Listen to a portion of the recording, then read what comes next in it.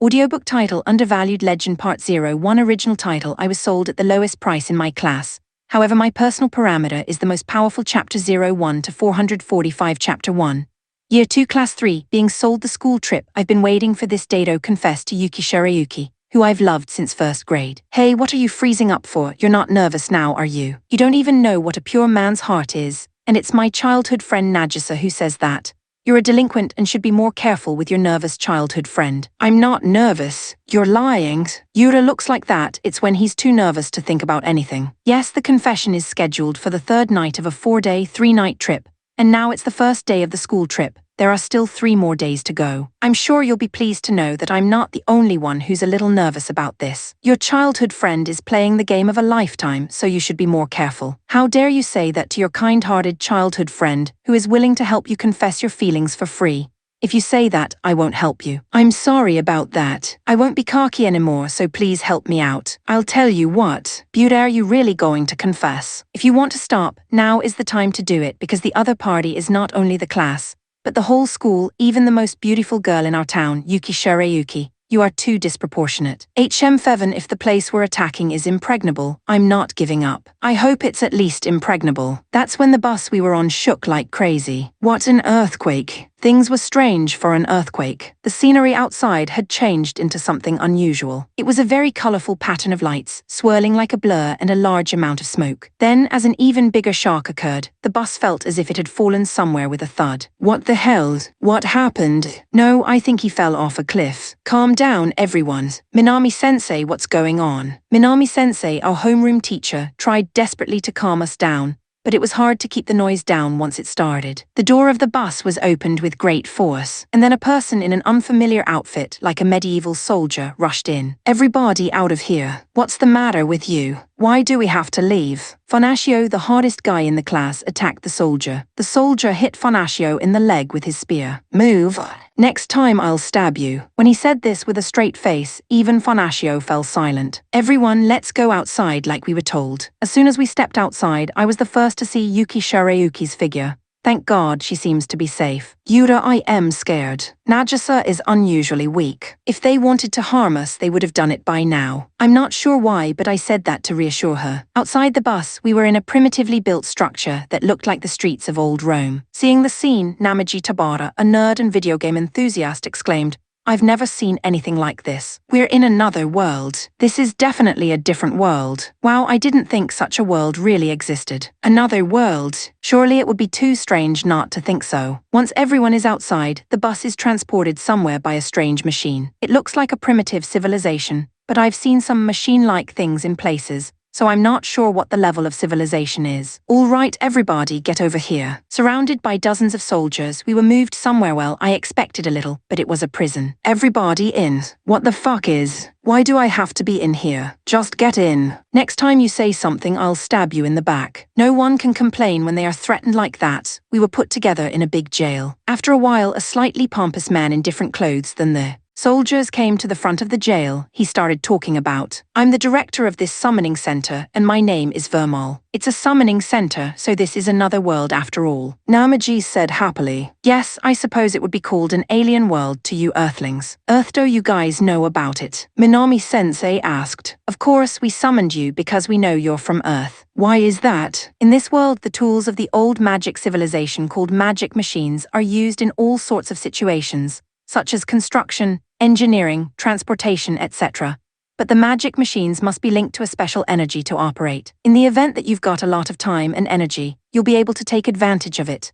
There are few people in this world, Falva, who have strong energy, and there's an absolute shortage of people who can pilot a magic machine. What do you mean by that? You earthlings, many of you, have high levels of that special energy called Ludia, which is why we spend a huge amount of money to regularly summon people from Earth in summoning rituals like this. Such selfish disregard for our wishes. Well, I feel bad about it, but the pilot of a magic machine in this world has a high status. I guess it's not a bad life. Apparently we don't have the right to refuse. Nagisa is holding my clothes with a worried look. Anyway, tomorrow you will be put up for sale. The higher the Ludia value, the better the place you'll be bought, so keep your fingers crossed that your Ludia value is high. With that, the director of the summoning center left. Chapter 2, Ludia value 2. In the meantime, they served us food that I didn't understand, and it wasn't very tasty, but it filled my stomach, so I decided to go to bed anyway. Women and men are in the same prison, but naturally the girls clustered together and the boys gathered nearby. Yura, I wonder what my Ludia value is. What the heck, Haranishi, you're quick to accept the situation. You know, the higher the value, the better the treatment. While I was having such a conversation with Yuji Haranishi, a relatively good friend of mine in class, the rich and slightly pretentious Mamoru Mikage unusually entered our conversation. Well, I'm pretty sure my numbers are high. Are you sure about that, Mikage? In the event you're not sure what your Ludia value is, you can't fool the intrinsic qualities of a person. In this class, I think it's me or the girl, Yuki Shirayuki. I don't know what the basis of Mikage's confidence is, but for some reason I agree with him that Yuki Shirayuki is expensive. And the next day we were made to stand in a line, one by one, on a strange round wooden machine. The first one is Ren Iwanami from the soccer team, who is very athletic. When Iwanami stood on the round board, the man who was checking something in front of the machine shouted, "I'm sorry, but I'm not sure what it is." 12,000, that's over 10,000 Highlanders. As he said this, the people around him began to rustle. If the first one is a Highlander, isn't this product of ridiculously high quality? Maybe we'll get a double Highlander for the first time in a while. The soldiers around us were having a conversation about it, and it seems that over 10,000 is a standard. Iwanami was moved to the next room and the next guy was put on the round board. The next one is Haruma Sakaki, who is dark and quiet and doesn't stand out in class. It's Sakaki. He's that dark-skinned. He's low anyway. I wouldn't be able to live with myself if I was lower than Sakaki. But Sakaki's numbers shut the mouths of those who were talking behind his back. And 29,000 is a double Highlander. Wow, and it's almost a triple. He wasn't happy about it at all, but the people around him were in an uproar. I guess that's how great it was, but it hadn't sunk into us yet. 2 Highlanders or better in a row. Looks like we've hit the jackpot this time. I had such high expectations, but after that the number didn't exceed 10,000 for a while. I'm a little disappointed. By the way, Kayama, who said earlier that he couldn't live if the number was lower than Sakaki's, was at 200. And the next big thing was her. There it is. Triple Highlander. 36,000 is the highest number in years. Yuki Shirayuki had a talent that was different from the norm. After all, is it really so great to be a triple Highlander? The excitement around us was extraordinary. It was like a festival. Now, the next one is my childhood friend Nagisa Kuriwell. She's not that big of a deal. I thought so, but she did surprisingly well. 6,500. Shirayuki's 36,000 is great, so it doesn't stand out, but so far, only 5 of the 25 have over 5,000, so it's pretty high up there. Well, that's what he's like. Okay, I guess it's my turn now. With that, Haranishi climbed onto the round board. 3,300. What? I'm sorry, am I doing something wrong? What the hell, you're 3,300. No, that's not possible. Can you measure me again? They measured again, and the number was still 3,300. That's ridiculous. Now something just go. They told him that, and he was forced to move to the next room. 11,000 Highlander. That's what Mikage told me. Unlike Haranishi, this one seems to have gotten a decently high number. The next one was Minami-sensei. From that side, it doesn't matter if you're a teacher or a student. Everyone is in line. Minami-sensei's number was 4,300, and you're lying about. 2 has needles pointing to 2. The person in charge of measurement is calling another person to check. Wait a minute, how is that number possible? It's not broken. Yeah, dude, just get off for a second. That's what he told me, and I got off the round board. Yeah, hi's working fine. Try it again. I did as I was told and got on there again. Oh, wait a minute, didn't the needle just go around? Oh, come on, Thigh's machine is the latest and greatest. It can measure up to 100,000. It's not going to go around. 100,000. That's impossible. If it's then his Ludia value is 2. It's been a long time since I've seen less than 100. Well, I guess even Earthlings have garbage like this once in a while. What? Garbage is a terrible thing to say. Chapter 3. The winning bid price is 2 fruits apparently. We're going to be auctioned off. One by one, we're made to stand on a stage in front of a venue with hundreds of people. Then a man who looks like a moderator begins to explain. The first rider is a Highlander with a Ludia value of 12,000.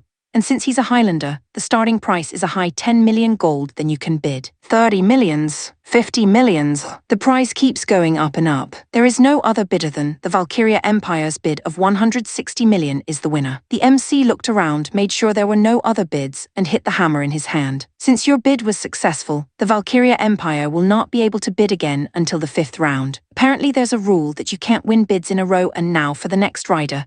This is a double Highlander with a Ludia value of 29,000. We'll start at a high price of 20 million, please bid accordingly. When they heard the figure of 29,000, the audience started to get excited. The face of the person in charge of the Valkyria Empire, who had just won the bid for Iwanami, turned pale. Even if they wanted to, the Valkyria Empire could not bid, so they could only watch with their fingers crossed. 300 millions, 400 millions, 700 millions. There are some outrageous prices popping up. 29,000 seems to be such a great number one. 2 billion, is there any other bidder? Then, the Kingdom of Ruble is the winner. How overpriced a Highlander is becomes apparent in the prices of the mediocre classmates that follow. I was surprised that there was so much difference between 300,000, 450,000, and a million at the most, and finally, it's her turn to be the highest price Snow White in the class, so here's today's best rider Ludia value 36,000 triple Highlander. With those words from the moderator, the room became the noisiest it had been all day then.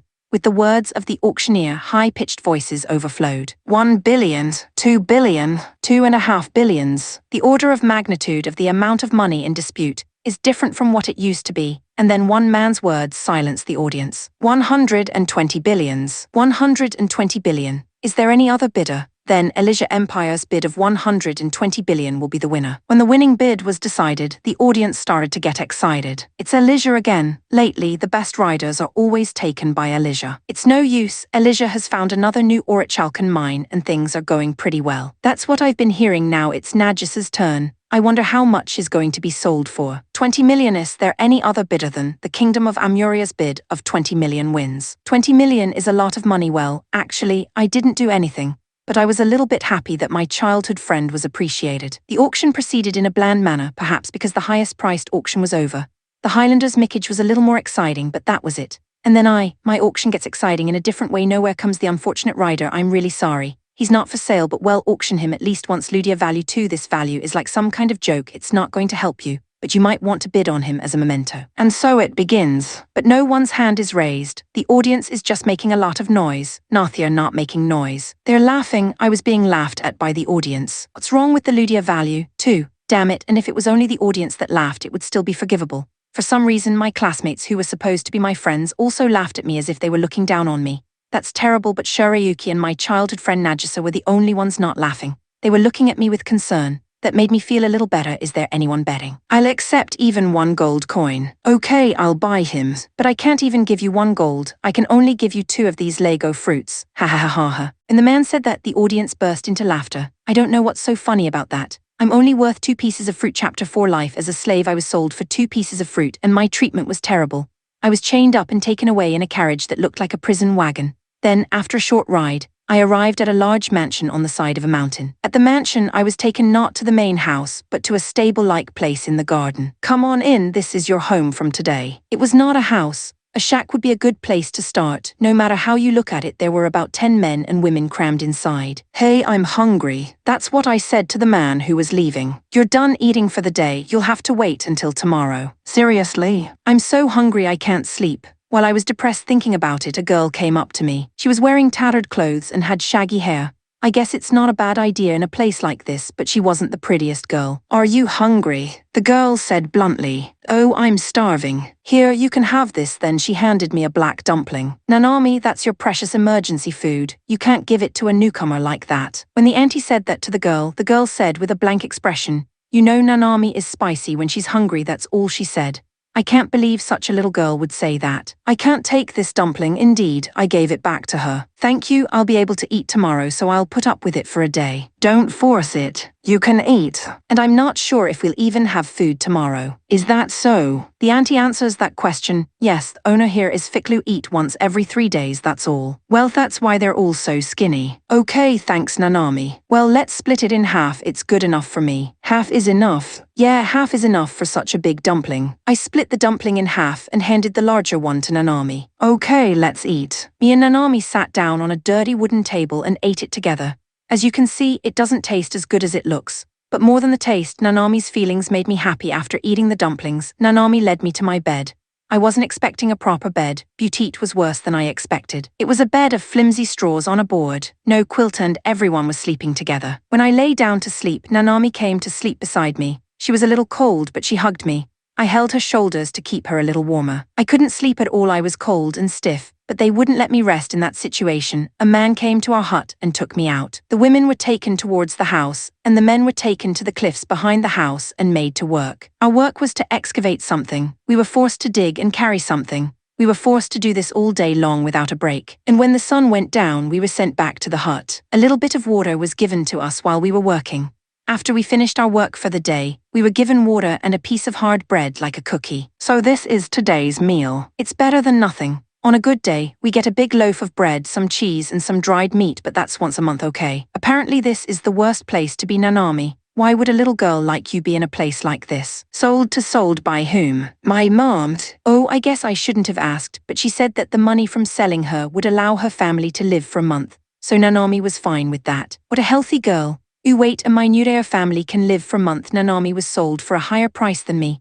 I felt a little upset for a while after that. I worked during the day and slept at night. Sometimes I would get a meal and eat it. The turning point came when I noticed the unusual behavior of the man who owned the hut. They don't lock the hut, do they? When I said that, the old lady told me the reason. That door has a Ludia control key. People with a Ludia value of 300 or less can't open it. There are only people in this hut with a value of 100 or less. It's sarcastic. I see my Ludia value is 2. Well, that means I can't open it. I thought that, but I casually put my hand on the door and opened it. Chapter 5. Slave to slave. Oh, it's open. Hey, did you open the door? Yeah, it opened with a little touch. What's your Ludia value? 2. If it's then the guy in charge forgot to close it. They forgot to close it, but the door was open. This is a great chance to escape. Looks like we're going to get away with this. There are no guards. I was chained up when I came here, but now I am free. They're not here, but there are guards at the entrance. Well, maybe we can escape through the mountains in the back. I don't know, the mountains are dangerous at night. Still, it's better than being here. I'm leaving. Okay. Strangely enough, no one but me tried to escape from there. They're used to living here. I felt that way. Beautifully, one person seemed to want to follow me. Nanami, are you coming? Yes, I'm following Yuta apparently. Nanami thinks of me as an older brother or something. For her sake, I have to get out of here. Somehow it's true that there were 2 guards at the entrance, but there were no guards at the back of the mountain, which might make the mountain that much more dangerous. I didn't hesitate to head towards the mountain. Once I entered the mountain from the mining site, I made my way through the steep bushes. I'm not good at studying, but I'm relatively good at exercising. Physically, I didn't seem to have a problem. I'm sure you'll be able to understand why I've been so impressed with my performance. All right, Nanami, I'll take you on my back. On your back? Like this? I said that and carried Nanami forcefully. Yura? Nanami squeezed me from behind. I guess she had no experience of being piggybacked because her family sold her. We spent the night crossing the mountain. They lied to us about the danger, probably to make us think that and to keep us from escaping. It was hard, but we managed to cross the mountain safely. And on the other side of the mountain was a large city. Maybe there's some work to be done here. Wait for me, Nanami. I'll earn some money and buy you something to eat. Nanami nodded. However, when I said that I wanted to work in a place where there was likely to be work, I was always asked this question: what's your Ludia value? If I answer 2, they won't take me seriously. Apparently in this world you can't even get a job unless you have a high Ludia value. But if you don't work, you can't buy food. I searched hard and finally found a place that would let me work regardless of my Ludia value. Okay, I'll let you work that girl too. Just me? Okay, well, the job is simple. It's to turn the motor of the ship. Motor? Power the ship. It's a simple job. Anyone can do it. Food twice a day. Pay is 3 gold a week. Is that okay? No problems. I didn't know if 3 gold was expensive or cheap, but I had no right to choose. It was a big ship that took me and Nanami. This is where you'll be working. Don't worry, you can sleep in here. Sleeping there means come on in. When he said that, I went inside and the door was shut with a slam. Nanami held my hand anxiously. As I walked to the back, I saw a bunch of people dressed in shabby outfits. You're new here. What's your name? It was an old man with white hair who approached me. I'm Yuton, this is Nanami. Okay, so what's your Ludia value? 2. When I said that, I could hear the breaths of disappointment around me. Well, it's better than nothing. I'll explain what we do here. Look at that. When I looked in the direction the old man was talking about, I saw a round gear that looked like a large windmill turned on its side. It's our job to move it. We all hold those handles and spin it around. The higher the Ludia value, the easier it is to spin. They're all below 100, so they're at the bottom of the ladder. They're heavy, be prepared. Yes, I understand. More importantly, I heard you can sleep in here. Where is the room? The roomies here sleep here, we eat here, we work here, that's our life. Can't you go outside? Of course not. What do you think you are, a slave driver? I've been duped apparently. This is where slaves work well. It's easier now that the ship isn't moving, so don't worry. It's not so bad once you get used to it. Slave to slave, what bad luck. Sorry, Chapter 6. Manpower, the ship didn't move for a while, but food was served twice a day, which is good because this treatment is better than the previous place. It looks like the ship is leaving. Things are getting hectic on board finally. The order to turn on the motor was given. Nanami was also forced to work as a turner. Damn, I can't protect a single girl. However, when I held the handle to turn the motor began to rotate at a frightening speed. The people in the room were startled and began to make a fuss. What the hell? The motor just started spinning on its own. Wow, this is easy. What's going on? Apparently, judging from everyone's reactions, the motor was running differently than usual. Indeed, the motor was running much easier than I heard, requiring very little effort. I don't know why, but the motor turns at an unbelievable speed and the ship moves along effortlessly. This put the ship's master in a good mood. Well, you did a great job today, and if you keep it up, we'll reach our destination in half the number of days we planned. If that happens, we'll offer you a reward. The captain of the ship said this before dinner and everyone cheered when they heard it. Anyway, I've prepared a more sumptuous meal than usual for today, so you can start working hard tomorrow. The food was certainly better than usual: hot stew, bread, and a stir-fry with meat in it. Cheese and wine were also served, and proper meat, not dried meat. No one could figure out why the motor was running so well, but they didn't care. They seemed to think that as long as they got a belly full of food, and a reward, that was all that mattered. What's the matter, Nanami? You don't eat bread? Yeah, I'm saving it for future. Okay, I'll save some for you. Yura worked hard, so eat up. I'll give you half of Nanami's food when we eat the preserved food. Don't worry, there's plenty of food today. I'm already full. The next day and the day after that, the motor ran smoothly and the ship arrived at its destination at an incredible speed. Hey, the captains rewarded us with a bounty and permission to go out. The fact that they arrived at their destination in a third of the time meant that they had made a huge profit. The captain, in a super good mood, gave us 10 gold coins each as a reward and permission to go out. That was an unusual treatment for a slave, and it meant that the profits were worth it. Doesn't everyone think that we're just going to go away? When I asked this question, one of the old guys on the boat said, I don't know. Ha ha ha, where do you think we're going? It doesn't matter where we go as long as we have a low Ludia value. We'd rather be on this ship where we can eat properly. That's how it is. Sure, it's easy to eat and have a good time, but I still want proper freedom. Nanamido, you want to stay here. Nanami wants to stay with Yura. Well, if you stay with me, you might not be able to eat again. I still want to be with Yura. When I heard those words, I took Nanami's hand and left the ship.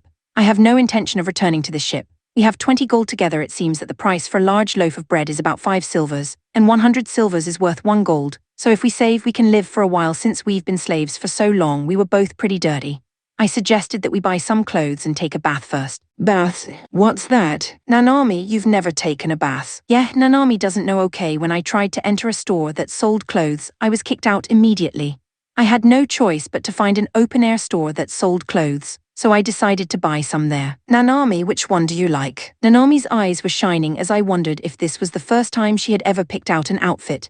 Then, after an hour of agonizing, she picked out a dress.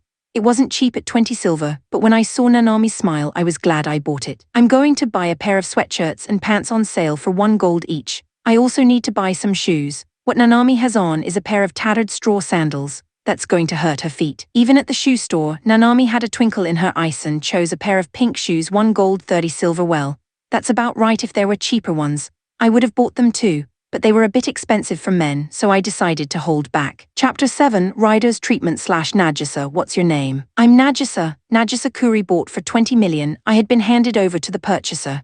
It seems that the purchaser was some royalty, but her appearance was not so extravagant. I'm Raynell, second princess of Amuria. It's nice to meet you. Yes. I know you're worried because you've been brought into a strange world and sold, but don't worry. I won't harm you, and I promise you the same treatment as royalty. I see. Yes, I think riders with high Ludia value are treated quite well in all countries, especially in my country, which is small enough that they are treated as equal to royalty. But if you have a low Ludia value, you will be treated badly. Your friends all have high Ludia values, except one of them. What's going to happen to him? I'm worried about that. It was probably a slaver who bought him. That's not Yura. Ugh. Are you in love with that person? Yeah, I've been in love with him for a long time. Bud's got someone else likes. Well, okay, I'll check it out. Maybe I can buy him back. Really? I know I'm from a small country, but I can buy 1 slave with my allowance. You stay safe. The kingdom of Amuria, where I will be staying, is small. As Raynell said, the population is about 500,000, and the size of the country is about the size of Tokyo metropolitan area, as it can go from one end to the other by carriage in half a day. The castle where Raynell lives is also a large mansion, and looks more like a noble residence than a royal palace. TL note: Tokyo metropolitan area size is 194 km. Oh, that must be the half-radar rider. Nice to meet you, I'm King Majni of Amuria. Hi, I'm Najisa. Father, you look nervous, smile more. Raynell warned her father, the king. Oh, sorry about that. The king drawls but smiles at me. I could see the goodness in their hearts just from this exchange. Apparently, I've been bought by a good country big sister. Introduce me too. Then a middle school girl came into the room. This is Himari, the third princess. She's a jerk and I can't handle her. That's terrible. She's been quiet lately. I hope so. And where's Yukiha, Himari? Yukiha is at her usual place. So shall we go for a walk then? I have something to show Najisa. Then they took me to a place that looked like a big warehouse.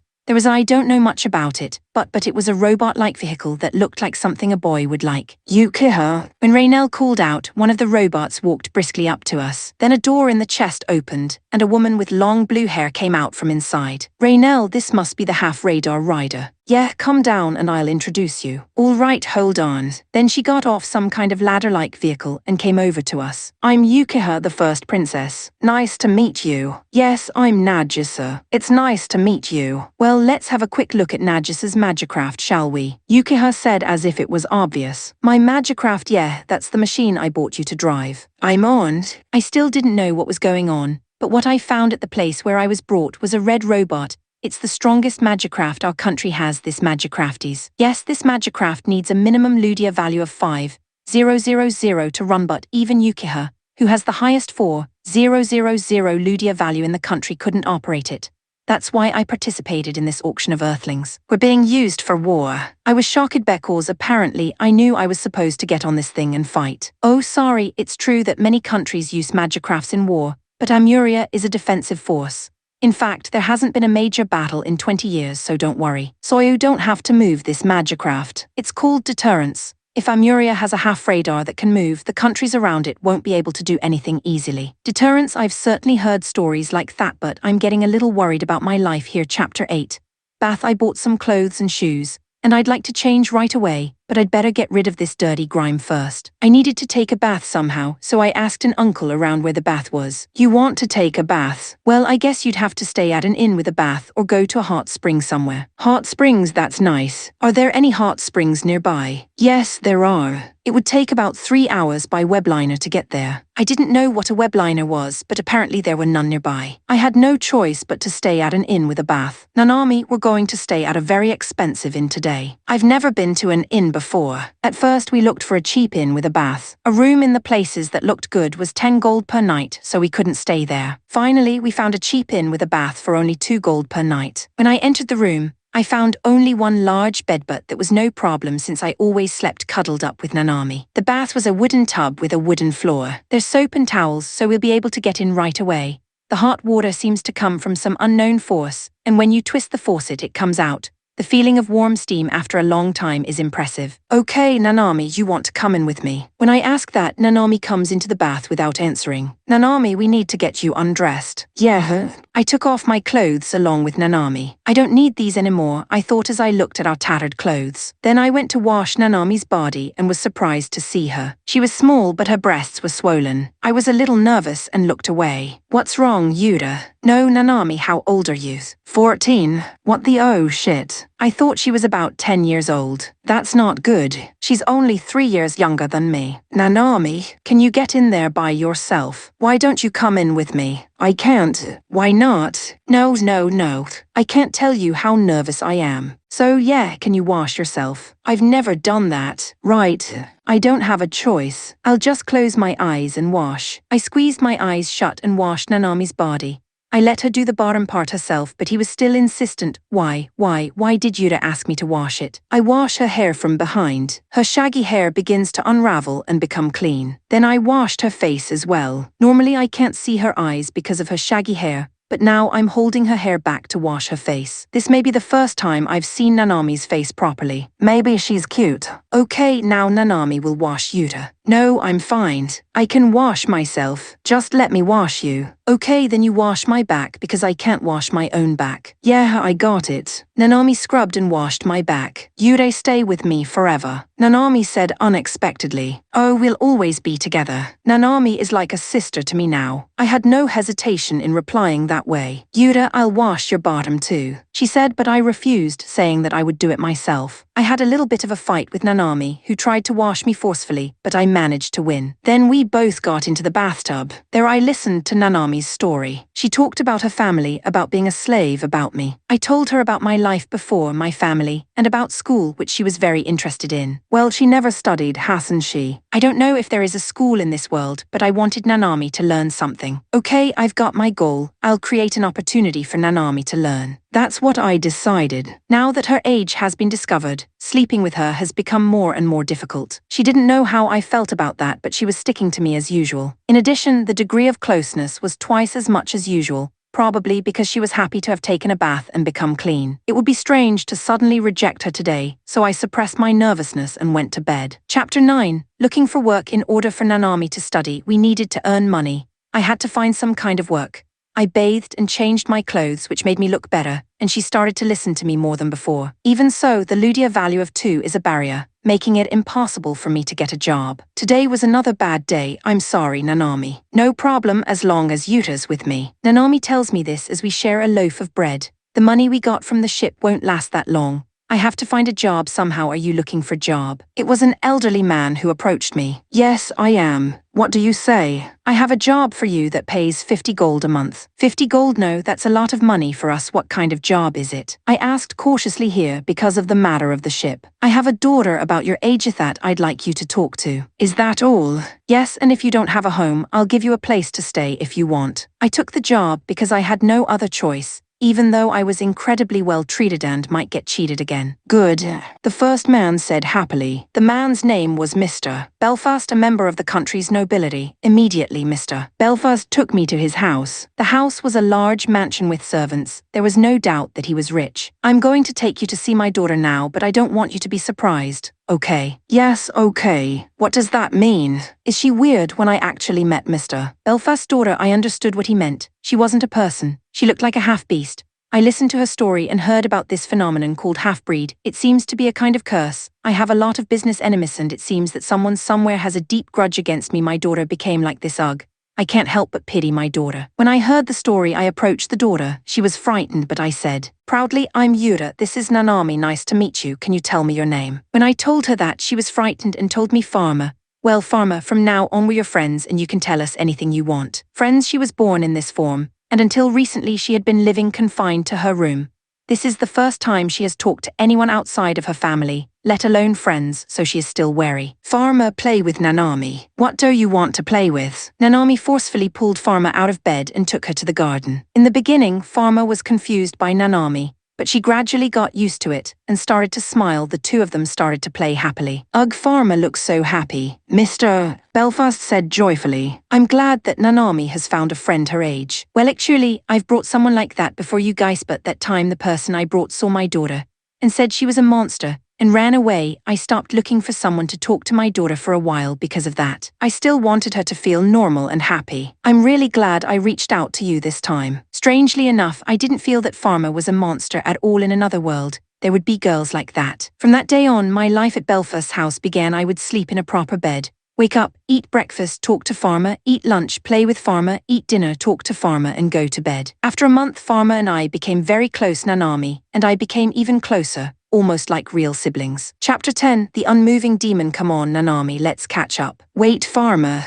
you're a little early. I sat in my chair and watched them chasing each other. It's like being a slave was my imagination. I wish I could just stay here. Come here, Yura. Farmer calls me. Okay, I'll be the demon, so you two better run. When I said that, Nanami and Farmer ran away, screaming. Wait, that's what I said as I chased after them. However, both of them were quite quick and I couldn't catch them at all. I was getting a little tired. You're pathetic, Yura. That's right. What are you going to do if you're so exhausted? No, I'm going to take a break. They had escaped to a warehouse in the mansion where I found a large white robot that was maybe 10 meters tall. As I looked up at it, They approached me. This is a Magicraft my dad bought a long time ago. He says it's broken. This is a Magicraft. Everyone has one of these. It's not working. Yeah, Dad said it can't be fixed because he doesn't know what's wrong with it. Oh yeah, are you sure it's broken? After the excavation, a triple Highlander got on board, but it didn't work. It seems that it's broken because there's no Magicraft that triple Highlanders can't move. Excavation errant Magicrafts constructed. It seems that the core cannot be recreated with today's magic technology, so it is common to dig up Magicrafts from old civilizations and use them by repairing everything but the core. You know a lot, farmer. Yeah, I like Magicrafts. They are very attractive. We can't make them from scratch with our current magic technology alone. I'm also attracted to their unknown power. Well, it doesn't matter to me if this thing works. After all, I have a Ludia value of 2. What, Yura, you have a Ludia value of 2? Yes, it's low. I've never heard a number that low before. What's farmer's Ludia value? 7,800. Oh my god, it's that high. Yeah, Beauty's not helping me. I can't appear in front of people. If your Ludia value it's so high, why don't you just take whatever Magicraft you want?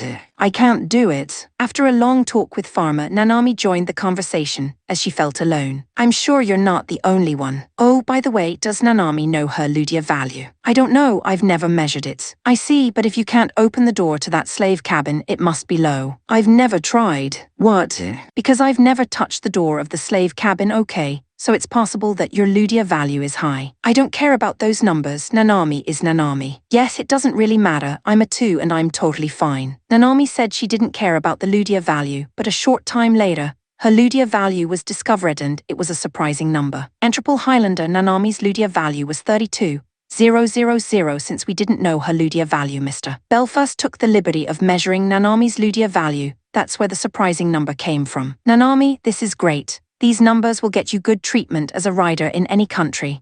I really hope you'll always be a friend of Farmer, but I can introduce you to this country royalty if you want. However, Nanami didn't seem to be interested in such things. I'm staying here with Yuta and Farmer. Hearing this, Mr. Belfast patted Nanami's head happily. Thank you so much for saying that. Farmer has good friends. Normally, Nanami would be more appreciated, have a better life, and be able to do whatever she wants, but she still wants to be with us. Honestly, I felt happy, but this will cause a big problem later that would change the fate of Farmer's family for the better. Chapter 11. The Continent's Strongest Rider. Strange World. Strange Auction. What will happen to me? Everyone in my class has been torn apart. I wonder if Sakura and Nanami will be RK and Yudivrion made fun of him like that. I don't know what to think. Dear Yuki, we have arrived. Watch your step. The man who said this to me was an uncle called Io, the Minister of War of the Elysian Empire. This is the man who bid for me in that strange auction. After the auction, I was brought to an amazing castle. I wonder how many Tokyo domes it would hold. My personal feeling is that it would easily hold 200 inside the huge castle. I was led to a gorgeous building further in. Salute Triple Highlander Yukisama. Many soldiers salute me. I'm not that great. I'm not worth that much. I knew that in my heart, in an even more luxurious room in a luxurious building, a person was waiting for me. Ho-ho. A young girl. I like the fact that she doesn't look like a triple Highlander. In the presence of His Majesty, the Emperor. Miss Yuki, please bow your head. I did as I was told and tried to bow. Good, good, don't bow, you're special. You're my country's 5th and most valuable triple Highlander. Instead of bowing, pledge your loyalty to me with your power. After he said that, I was told to back off and I was escorted out of the room. Miss Yuki, please come this way. Before I show you the room, I'd like to show you your Magicraft. Magicraft. He then led me to a huge warehouse-like area where large robots were crammed together. What you see here are the ordinary Magicrafts. The advanced models are in the hangar at the back. Then he led me further inside. This is Yuro-sama. Is that the new rider? Yes, this is Triple Rider Yukisama. When the person called Yuro heard this, he approached me and extended his hand. I'm Yuro. Nice to meet you, Yuki. Hi, I'm Yuki. I'm Japanese. If you have any questions, you can ask me. I can explain most things. Japanese, that's right. I was sold like you for about 5 years now. Oh, really? Master Yuro, we've finished the maintenance of Ajura. A voice called out from behind me. Well, I've been summoned, so I better get going. After saying that, Yuro walked away. Mr. Io explained about him after Yuro left. This is Yuro-sama, a quintuple Highlander, a rider with a Ludia value of 57,000, said to be the strongest on the continent. The most powerful rider on the continent is such a person, yes. Because of him, our Elysian Empire is considered the strongest on the continent. Sometimes he has more authority than the king, so there is no harm in getting to know him. I can imagine what you mean by saying that with a slightly unpleasant smile, but I didn't dare answer. What was shown to me was a jet black magicraft with a slender body and a dragon-like frame that I honestly thought was beautiful. This is my... It's a monstrous magicraft with an activation value of 30,000, a maximum output of 3 million, SS-ranked armor and SS-ranked mobility. That's how they explain it to me, but I don't understand it now. I'm not interested. You will be taught how to operate it by our trainers at a later date, so please get on board and help this country. Yes, well, could you do me one favor? What can I do for you? I think there was a boy who was sold at that auction for that fruit. Oh, the defective product with the Ludia value of 2. Defective is not like that. Oh, I'm sorry about this. What about him? I'm worried about what happened to him. Can't you check it out? Well, yes, please, I care about him. I can't refuse a request from a triple Highlander. Very well, I will instruct Elijah to buy the man back. Really? Yes, it's a small gift for Miss Yuki. Thank you very much. I've liked him since freshman year because of his honest and kind nature, but it's only recently that I've realized I like him. I was going to be brave enough to confess my love for him on the school trip, but then this happened. The room that was prepared for me was luxurious, about 50 tatami mats in size, with a bath and toilet and a human being. Nice to meet you, Miss Yuki. I'm Miss Yuki's personal maid. My name is Russia. My personal, yes, in this country, every rider above the rank of Highlander has a personal maid at their disposal. That being said, I'm hungry. I was telling that to Russia. Yes, I'll have your meal ready in a moment. In about an hour or so, a meal was prepared. It was a sumptuous meal in a quantity that I couldn't finish, and I was a bit confused. I can't eat this much. You can eat as much as you want, and if there's anything else you'd like to eat, we'll have it ready for you soon. I eat a small portion of the food that was served to me. All of it is delicious. I wonder what Yura is eating. Chapter 12. The Sorrow of Farmer. That day Mr. Belfast came back in a hurry from somewhere. Prepare to leave here immediately. That's what he told me. What's wrong? When I asked, Mr. Belfast gave me a very sorry look and began to talk. The people of this country found Nanami-chan's Ludia value. The technician who measured it must have leaked it. That's why they ordered me to recruit her into the army, but Nanami-chan's intentions were known to me. I refused. So are you sure you're okay doing that? I don't know. I already had information that the military was on the move, so I rushed back. What's going to happen to us? I'm sorry, you guys have to get out of here. If you don't, Nanami will be forced to join the army. Nanami in the army. I would never want that. I nodded to Mr. Belfast and agreed to him, but it was already too late. The door of the mansion is violently slammed. Boom, boom, boom. Viscount Belfast, open up. It's the Ludowan army. Give us the triple Highlanders, child. You can take Nanami-chan and run out the back. I nodded at that and headed upstairs to Farmer's room where Nanami was. Nanami, we need to get out of here now. When I said that, both Nanami and Farmer looked surprised. What's wrong, Yuda? I want to stay here. If we stay here, Mr. Belfast is going to be in trouble. When she said this, Nanami almost cried, but she shook Farmer's hand and said goodbye. Yuda, Nanami, Farmer, I am sorry. Just as I was about to leave the room, I heard a loud sound of something breaking. When I looked out from Farmer's room, I saw 3 magicrafts in the garden of the mansion. This is Zophus, magicrafts of the Ludowan army. Farmer tells us so. That sounded like. I had a bad feeling about this and immediately ran downstairs. My bad feeling was right. The front door had been broken by the big spear of the magicraft, and Mr. Belfast was lying in a pool of blood. Dad. Farmer, who came downstairs with me, saw this, screamed and immediately ran over. Farmer, I'm sorry, Dad is already dead. Dad. No. You can't take Farmer with you. I don't want her to be lonely anymore. Mr. Belfast, hurry up. They are already coming in. With a short moan, Mr. Belfast collapsed without strength. Dad. I could hear voices coming from the crumbling doorway. They were already coming inside. I'm not going to let this. Farmer, Nanami, we're going to get caught if we don't leave. Let's run, like Mr. Belfast said. With that, I forcefully took them around to the back of the mansion. Ugh, ugh. As she walked out the back door, crying, Farmer took a small box off the shelf. What's that? Ugh, the box Dad said to take in case of emergency. Oh yeah, maybe it'll be a memento of Mr. Belfast. However, there were also magicrafts placed in the backyard. There was no way to escape. That's right. Let's hide in that warehouse for a while. I ran to the warehouse where that motionless magicraft was and looked for someplace to hide. What's in there? What Nanami meant by that was the inside of the cockpit of that non-working magicraft. It's true that the 3 of us could barely fit in there. Once we were inside the magicraft, we manually closed the hatch. SHHH, quiet. I was sitting in the cockpit chair, with Nanami and Farmer snuggled up on both sides of me as if they were hugging me. Crack. I can hear the entrance to the warehouse being broken. Oh no, did they find? Quiet. Did you really see someone go in here? Definitely. They were sneaking in. I can hear voices. They're loudspeaker-like voices, so they might be the voices of the pilots of the Magicrafts. Hey, there's a Magicraft. Who thought some raggedy antique? But you know, it's a triple Highlander we're after. If it's in this thing, no matter how many triple Highlanders there are, they can't defeat us with an antique like this. The voice gets closer, and Closeran says something outrageous. You want me to smash it just in case. Yeho no, if we don't get out of this chapter 13. Activation of the Demon Guard. What should we do, Yura? If we don't do something, the Magicraft will be destroyed. Hey, can I borrow your spear? Looks like the enemy out there got a spear from one of his buddies. He's going to destroy this guy with a spear. No, if we don't, damn thighs guy really doesn't work. I said that and grabbed the levers of the spheres that were set up on either side of me. Boom woof beat crinkle, some strange sounds echoed around meth lights of the devices around me. Went on and the outside was projected. No way, it moved. There are voices from outside, he's moving. Just stab it with your spear. Yura, stand up. Pharma screams. How do I get up? The Magicraft can be controlled by consciousness. Just imagine moving it with your mind. Break it down, Antique. The enemy's Magicraft attacked me with a spear. I stood up and imagined avoiding it. I felt my body lift up from the ground, and the Magicraft stood up and quickly avoided the spear. What the hell? This guy is surprisingly quick. Don't let your guard down. It's going to take both of us to take him down. Two Magicrafts entered the warehouse zone with a large spear, the other with a sword, and I am unarmed. Can I win in a fight? The Magicraft with the spear attacked me. Its movement is not very fast, but it looks like slow motion.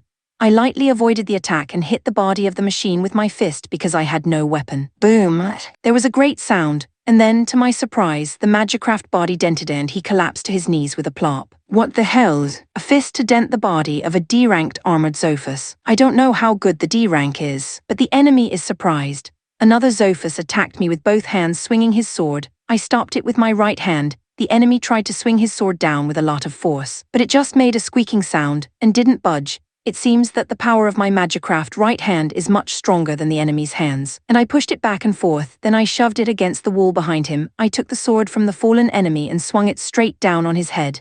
Bash, his head was crushed and he stopped moving. This Magicraft is strong. I can't believe that the Ludoan army's main Magicraft, the Zophus, is no match for it. All right, let's just ride this thing and get the hell out of here. When I said that, they nodded and agreed, but it wasn't that easy. When I came out of the warehouse, 3 Zophus Magicrafts were waiting for me. What the hell is this Magicraft? Stay alert. The triple Highlander we're chasing may be piloting it. Surround and seize it carefully. Understood. The 3 of them moved slowly around us. I was somewhat used to it from earlier, so I was calm. The right one was equipped with an axe-like weapon. The front one had a sword, and the left one had a spur. 3 of them moved at the same time. I grabbed the left one spear attack with my left hand. I grabbed the right one axe attack with my right hand. And for the sword in front of me, I pulled my right hand and forcefully used the Magicraft holding the axe as a shield to receive it. Og. The axe Magicraft is slashed in the back with a sword, and it released a puff of smoke. What power! I threw the Magicraft in my right hand in front of me and broke the spear. Then I kicked the Zophus, who was holding the spear. The machine that was kicked spit white smoke through the gaps in the armor and then collapsed. The Magicraft that had the sword tried to stab me, but I quickly avoided the sword and punched him in the shoulder with my right hand. The armor on his shoulder fell off as if it had exploded and he fell flat on his back. He made a pushy sound and tried to stand up, but it seems that something malfunctioned and he couldn't stand up properly. After putting all 3 out of action, we walked away from the compound on foot. The infantry was making a lot of noise, but it was easy to shake off the people chasing us on foot. We succeeded in running away in one piece. Chapter 14. Sail. The Ludoan army is after Nanami. It's not safe for her to stay in Ludoan, so we've decided to leave the country. If we go to the commercial nation of Arpeka, the Ludoan army may not be able to touch us. Pharma suggested, okay, let's head there then. When I said that, Nanami pointed out softly, this one stands out. Is that okay? Well, normally, Magicrafts travel in ride carriers or something like that. Ride carrier? It's a small land ship for transport. Well, there's no such thing as that. Let's just walk away. However, the suburbs are fine. But the city is a quagmire, moved as far as possible to avoid the human settlements. Pharmasaru made your father. I apologized for that in between walking around in my Magicraft. No, it's not Yuta or Nanami's fault, it's Ludoan fault. I'll never forgive them. I felt her strong anger. I also feel indebted to Mr. Belfast and I liked that man, so I felt indignant that he was killed. It is the same with Nanami, who agrees with Pharma's words. Let's avenge your dad's death. Let's take down Ludoan. Yeah, but we can't do that right now. We need to build up our strength. Let's get a powerful Magicraft. I think it's wrong that Yuta's Ludia value is too. The fact that he's operating this magicraft that even the triple Highlander couldn't start is proof of that. Maybe his value is greater than we think. I don't know about that, but I know from the battle at the compound that even I can fight. Nanami will fight too if it's to avenge my uncle. I'll ride a magicraft. Nanami, thank you. Let's get a magicraft that is worthy of you, a triple Highlander, so we can defeat Ludo and thank you. We now have a goal of avenging Mr. Belfast's death. The first step is to get power and the practical problem is to get money. Farmer, what was in that box? I remembered the box that Farmer brought with her when we escaped from the mansion and asked her. I'll open it up a bit. With that, she unlocked the box and opened it. Dad prepared something like this for me. When I looked inside the box, I saw that it was packed with jewels. I guess it was prepared for Farmer so that she wouldn't have to worry about money no matter what. Farmer said she would not hesitate to sell the jewels that Mr. Belfast had prepared for her and suggested that we should use the money to buy a magicraft. Calm down for now, Farmer, that's the most important thing your father left you. Yeah, it's but. I knew how she was feeling. We crossed the border from the suburbs and entered the commercial state of Arpeka. The commercial state of Arpeka is a country that revolves around economic activity, so it is easy to enter. They only react to large military operations. And in the event that you've got a lot of money to spend, you'll have many advantages here. Well, Farmeo are not going to change your mind, are you? Yes, sell jewelry. Okay, but why don't you keep one as a memento of your father? Don't worry, Dad's inside me. It's like she's in my mind. I nodded, understanding the feeling. Okay, but how do we sell the jewelry? I don't want to sell it poorly and get a cheap price. I decided to take just one piece of jewelry, ask around for the price to sell it, and find a merchant I could trust. Hohannes Jewelry, I'll pay 2 million for that. I'll buy it for 1 million. It looks good, but it's a bit old. That's a cheap fake. Well, it looks nice, so I'll buy it for 10,000. I asked 10 merchants and they all gave me different prices. I'm glad I checked, so I tried to ask the merchant who gave me the highest price to buy all my gems. Hey, are you trying to sell jewelry to that merchant? A pointy-headed man with red hair who looked suspicious approached me. Haha. I thought you might be, since you were going around asking about the price of a single gem, but not to that merchant. But he offered the highest price. That's because he figured out that you still have a lot of jewelry. He's going to take it all and buy it off you at a low price. No way, how could you possibly know that? You are really sweet. That's because I'm one of those evil merchants. I call myself vicious. That's more believable. No evil merchant would call himself evil. Sure, it's really simple. Well, okay, how about you hire me? What do you mean? I'll negotiate the sale of the jewels for you and in return, I'll get 10% of the sale. I don't trust you and I don't want to work with you. You don't trust me, then how about this? If I don't sell the jewels to that merchant for a bigger price than what he offers, I won't get paid. I see, that way we don't lose anything. I'm not good at negotiating. I'll just ask. If you sell them for more than 20% than the price he offered, I'll give you 10% of the reward. Is that okay? Okay, that's good enough for me. I'll take care of it. I'm Jean, nice to meet you, he said with a big smile on his face. Chapter 15, Negotiation with Jean in tow. I showed the jewels to the merchant I chose and asked him how much they cost. 10 millions, some of them are good, some of them crappy, so that's about it. At any rate, I told the merchant I'd think about it and declined. Jean took it from there to negotiate, and then I learned what he was capable of. Jean wandered around looking for merchants to negotiate with. Then he targeted one merchant, showed him the jewels, and began to negotiate 15 million for this gem.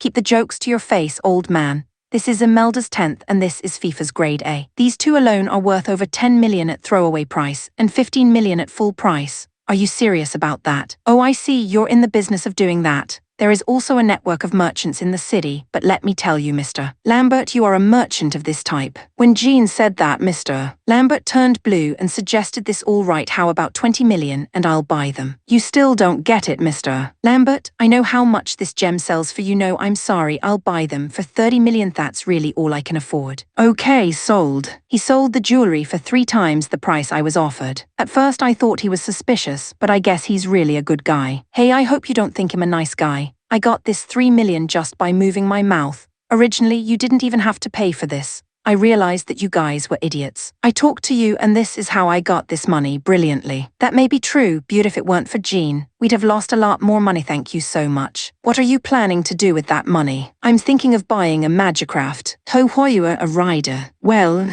HM at that rate you're going to get fooled. Agenake, I'm on board. How about you hire me again? What are you going to do? I'll negotiate the purchase of a magicraft for you. I'll get you a good, cheap one. What do you want? Well, this is a free service. I made a lot of money off of you earlier. This is a very helpful suggestion. but I was a little concerned about the fact that it would be free of charge. What Ludia activation value are you looking for? I'm looking for something over 10,000. No way are you a Highlander. No, not me.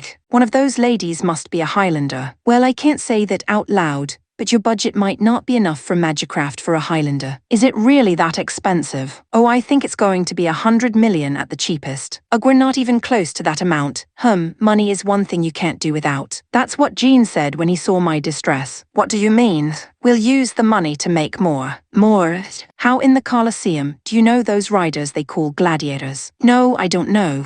Magicrafts fight each other for money. Highlanders are rare among gladiators, so I think we can make a lot of money. I see that's certainly a good idea. I have a track record of defeating Ludoan regular army. I'm starting to feel like I can win. How can I fight in the Colosseum? Well, you're on board, leave it to me, I'll make you a fortune. I had to fight in the Colosseum to buy a Magicraft. Chapter 16. Training. When I woke up in the morning, I found myself in a strange room. I thought about it for a while and remembered that it was my new room. I was washing my face in the bathroom and someone knocked on the door of my room. Yes. As I replied, I opened the door and Raynell walked in. Good morning, Nagisa. How did you sleep? I slept really well. That's good. I've had breakfast prepared for you. You can eat with me. Thank you. Raynell and I went to the dining room, where the king and two princesses were already eating. Good morning, Nagisa. Good morning, Nagisa. Good morning. Each of them calls out to me. They're so friendly, I can't believe they're royalty. The breakfast consisted of bread, eggs, soup, salad, and a variety of stews, fish, and meat dishes. It was a simple meal for royalty, but it looked luxurious enough to me. After finishing the meal, Raynell and Yukiha took me to the Magicraft warehouse. I was introduced to two people. Hi, I'm Jihad, an ace rider in the Amuria army. The person who introduced himself as Jihad is a blonde, fresh, sportsman-like man, and he's pretty cool. I'm Delphine, and it's nice to meet you. Delphine is a large, dark-skinned man who seems to be taciturn. I've heard half the stories about Jihad being an ace rider. What the hell, Raynell? Who else is an ace? You have me, Delphine. I'm 108-107 against you in mark battles. Don't lie. I'm 108-107. You're on a losing streak. All right, let's get this over with right away. Let's do it. As they were talking, Yukiha interrupted them. You can't do this today, both of you. Give priority to Nagisa's guidance. I guess we'll have to wait for the mark battle, Delphine. Okay. In the meantime, I got into the cockpit of the Magicraft. I thought there would be a lot of difficult equipment because of the robot appearance, but the inside was simpler than I expected, and I wondered if I could really operate it. I'm not sure if I'm going to be able to do that. It's a great way to get a feel for what it's like to be a part of a team. That's what Yukiha explains to me. You mean it works just by thinking about it? That's all you need to do for most movements. Well, it's better to get used to it than to argue about it. Let's try it. The cockpit hatch was opened and closed manually, so I clicked it shut from the inside. I placed my hand on the control sphere and imagined it starting up. I heard something move with a beep and a click. And then the lights came on to supply power to the surrounding equipment, and then the outside was projected onto the hatch. Awesome, I knew Nagisa was a half radar. It activated properly. Yukiha, what should I do? Just try to move whatever you can, and rest assured that Jihad and Delphine will support you. Well then, let's try walking for now. I sent the image of walking to the control sphere. Lasbella slowly moved her feet and began to move forward. All right, keep it up. I've tried jumping. I squatted down and jumped straight up. I felt a sense of floating. And the next moment, I landed on the spot with a thud. Apparently flying is not an option as soon as I got used to the basic movements. Yukiha instructed me to do this. I'll have Jihad and Delphine restrain Lasbella and you try to break free. The Magicraft Jihad rides is called Barbara. Its Ludia activation value it's 3000. Delphine's Magicraft is called Tarbella. Its Ludia activation value it's also 3000. These two Magicrafts will hold me from both sides. What's this for, Yukiha? It's combat training, of course. If you can't get out of that on your own, you'll die in combat. Didn't they already say something about deterrence or something? I mumbled and tried to get out of those restraints by moving my body in the beginning. They didn't falter, but I guess I got the hang of moving the Magicraft a little bit. I put my center of gravity in front of me and brought all my strength backwards at once, and swung my two arms through the air. My Lasbella seemed to have more power. Jihad and Delphine fell backwards onto their buttocks, as if they had lost their strength. Nagisa, you moved it so well. It looks like both Jihad and Delphine will lose their ace rider seats to you. Hey, Yukiha, cut me some slack. If I was serious, yes, it won't be long before you overtake Jihad. Delphine, if I get overtaken, it means you'll get overtaken too. I doubt it. You son of a bitch. All right, we'll settle this right here. Both of you, today is Nagisa's day. They both seem to be getting along well. I knew this country was at peace. Chapter 17. The Colosseum. The atmosphere near the Colosseum was completely different. I've never been there, but it seems closer to the image of slums, slightly chaotic streets, etc. Stay close to me because all these people here are money-grubbing assholes. Jane warns me. The Colosseum was a rather large dome-shaped building with seating, arranged in a circle, and a space in the middle about the size of a baseball stadium. Watch a gladiator fight once before you join, but don't use it as a reference, because gladiators have strong fighting habits and will respond very differently to different people. As Jean said, the gladiators' fight was an interesting one. When one of the opposing magicrafts came out, the audience was unusually excited. An announcement was made in the hall. In the first round of today's tournament, the most notable rider of recent times, who is currently on a 10 fights winning streak, is Shinsuke Yamakura. Against him is an old gladiator, Oldman, who has won a total of 300 games. Wait a minute, didn't he just say Shinsuke Yamakura? There's a guy in my class with the same Shinsuke Yamakura's magicraft was a tough, yellow, gorilla-like machine. His opponent was the exact opposite, a smaller, thinner magicraft, and from the looks of it, Shinsuke Yamakura seemed to be the stronger of the two. A large monitor, like an electronic bulletin board, displays the odds of the matchup. It seems that the onlooker's assessment is that the old gladiator has the edge. I'm going to make you regret that you didn't retire as soon as Yao could, you loser rider. The voice is also similar, but I wonder if that quiet Yamakura Shinsuke would say something like this. HMPH, young man. I'll show you that a gladiator's fight doesn't just depend on the Ludia value. As soon as the two sides finish their argument, the match begins. Yamakura seems to have made the first move. He lunges forward and approaches the enemy. The opposing magicraft was waiting for it. Yamakura attacked with a club-like weapon that he was holding. The opponent avoided it and attacked Yamakura's body with a short, knife-like weapon. However, it seems that he didn't do any damage, as he didn't had enough attack power. Yamakura realized that the enemy's attack was ineffective and approached the defenseless enemy.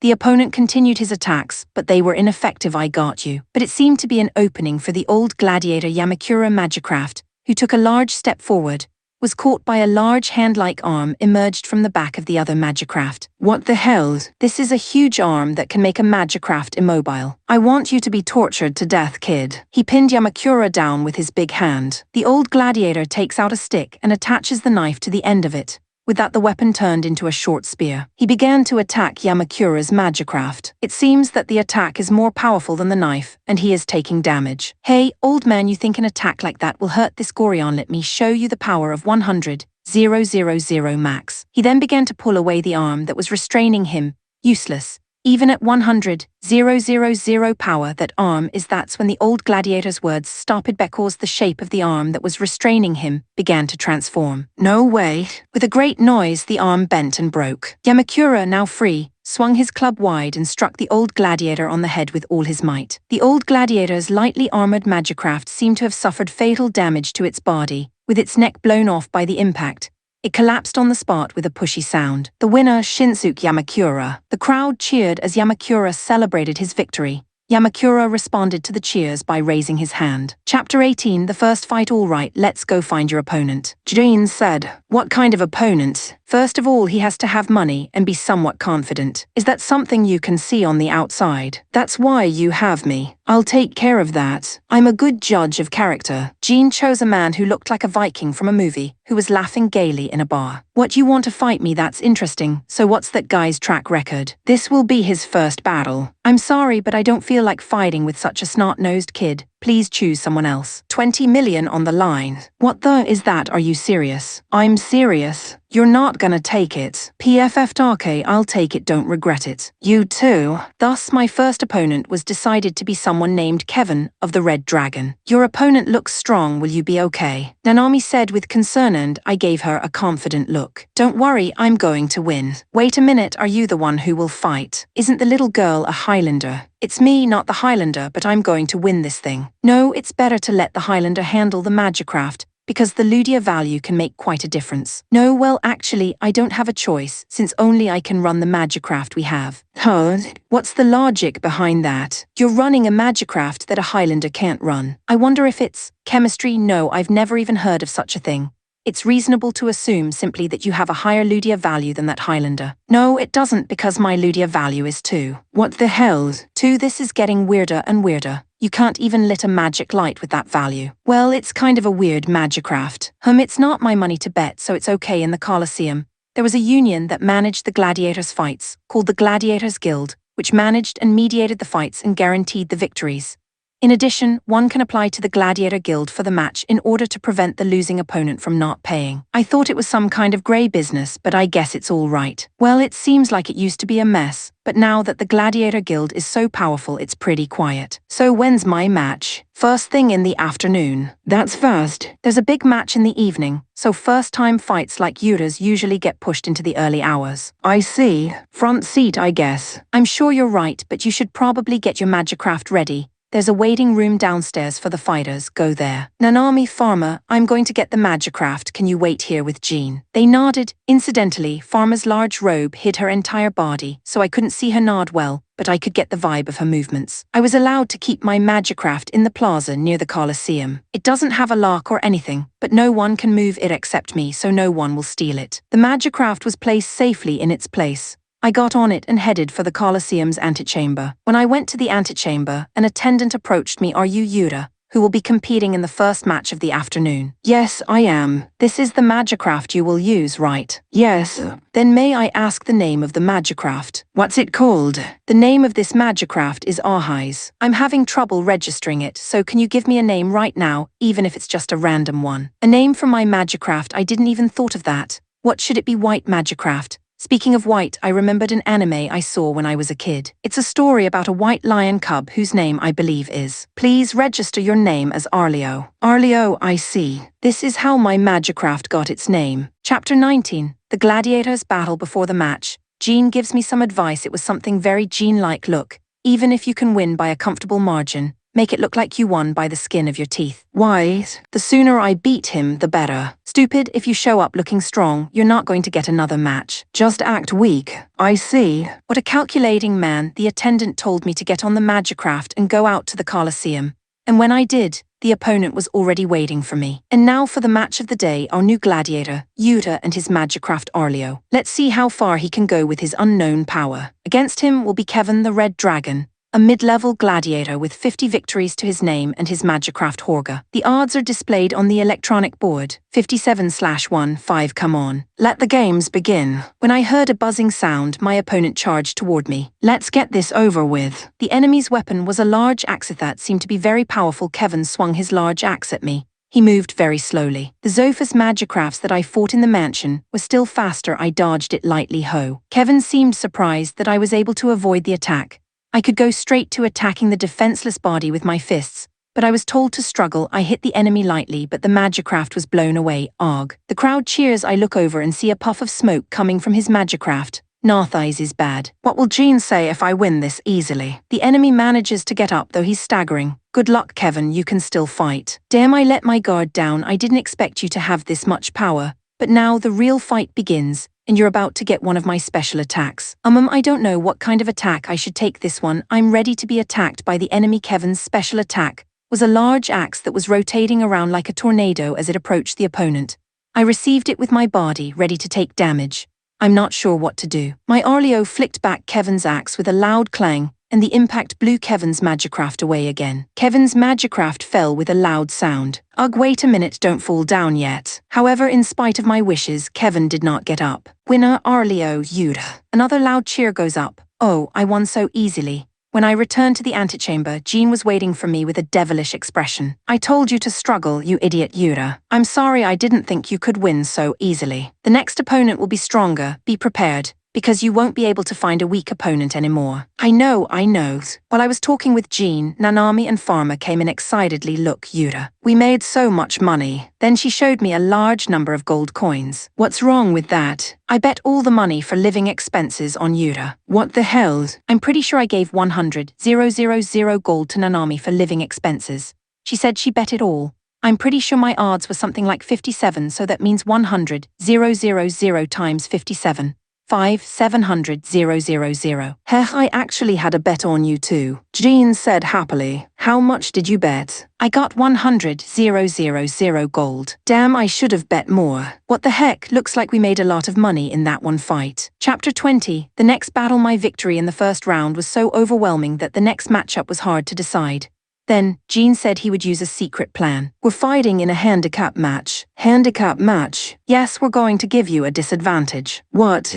Disadvantage? For example, a multiple opponent fight, like Yura alone against 3 opponents. Hey, that's not fair to Yura. Yeah, Yura, you don't have to fight like that. Nanami and Pharma say so, but I can't refuse. It's also my fault for not listening to Jean's advice to struggle in the first fight. Then the next match was decided. It's a big match. A 3-on-1 match with a stake of 40 million. Your opponents are 3 middle-ranked gladiators. All 3 are much better than your first opponent, so it's going to be a tough fight, but go all out. Are you sure you don't want me to hold back? Don't worry about anything else, just think about winning. HMMTO, be honest, I haven't really fought seriously, yet I don't even know how strong I actually am. Right, Yura, 3 against 1 with bare hands is tough. Let's go buy some weapons. Well, I could carry a weapon, couldn't I? What, you didn't prefer the bare-handed style? I just never thought of using a weapon. You're not very smart, are you? Shut up, you can't deny it. But anyway, I had to buy a weapon for Arleo. The weapon shop for Magicrafts had all kinds of weapons. I think I prefer the sword. Why? Because it's cool. I'll choose it for you. It's 100 times better. Yeah. I like the Tonfa. It's a good weapon for both offense and defense. No way is not cool. Don't choose a weapon based on its looks. In the end, I was forced to buy a Tonfa, and it was quite expensive. 2 million gold, and the match begins. Yura, look, that Tonfa is custom made out of magnanite. It's got a lot of offensive power, so go ahead and smash them as hard as you can with it. I nodded at Jean's words. Yura, do your best. Yura, don't get hurt. Nanami and Pharma are also cheering me on. They have some kind of paper in their hands, so I guess they bet on me again. In today's special match, a newcomer who showed overwhelming power in his debut match against 3 middle-ranked gladiators in a handicap match, will he be able to overturn the rumors that he is reckless and too ignorant? This is his second match, the new gladiator Yura and his Magicraft Arleo. Against him are 3 gladiators, Jimmy, Fowl, and Epolini, and their Magicrafts Rudra, Banksy, and Hydra. The odds appear on the electronic board 48/1. 7, of course. I'm 48 apparently. They thought the first match was a fluke. Come on, let the match begin. As the match begins, the 3 of them slowly approach to surround me. Hehehehiua and Idioru don't seem to understand how much of a disadvantage a 3-on-1 match is. HMMM like this, if you are attacked from 3 directions at onslaught you can't even dodge. Our attack can destroy your Magicraft with a single blow. You know what that means, don't you? The 3 of them explain to me how they have the advantage. I don't need to be told that they attacked at the same time. The enemy in front of me was a long spear, the one on the left was a large axe, and the one on the right was a 2-handed sword.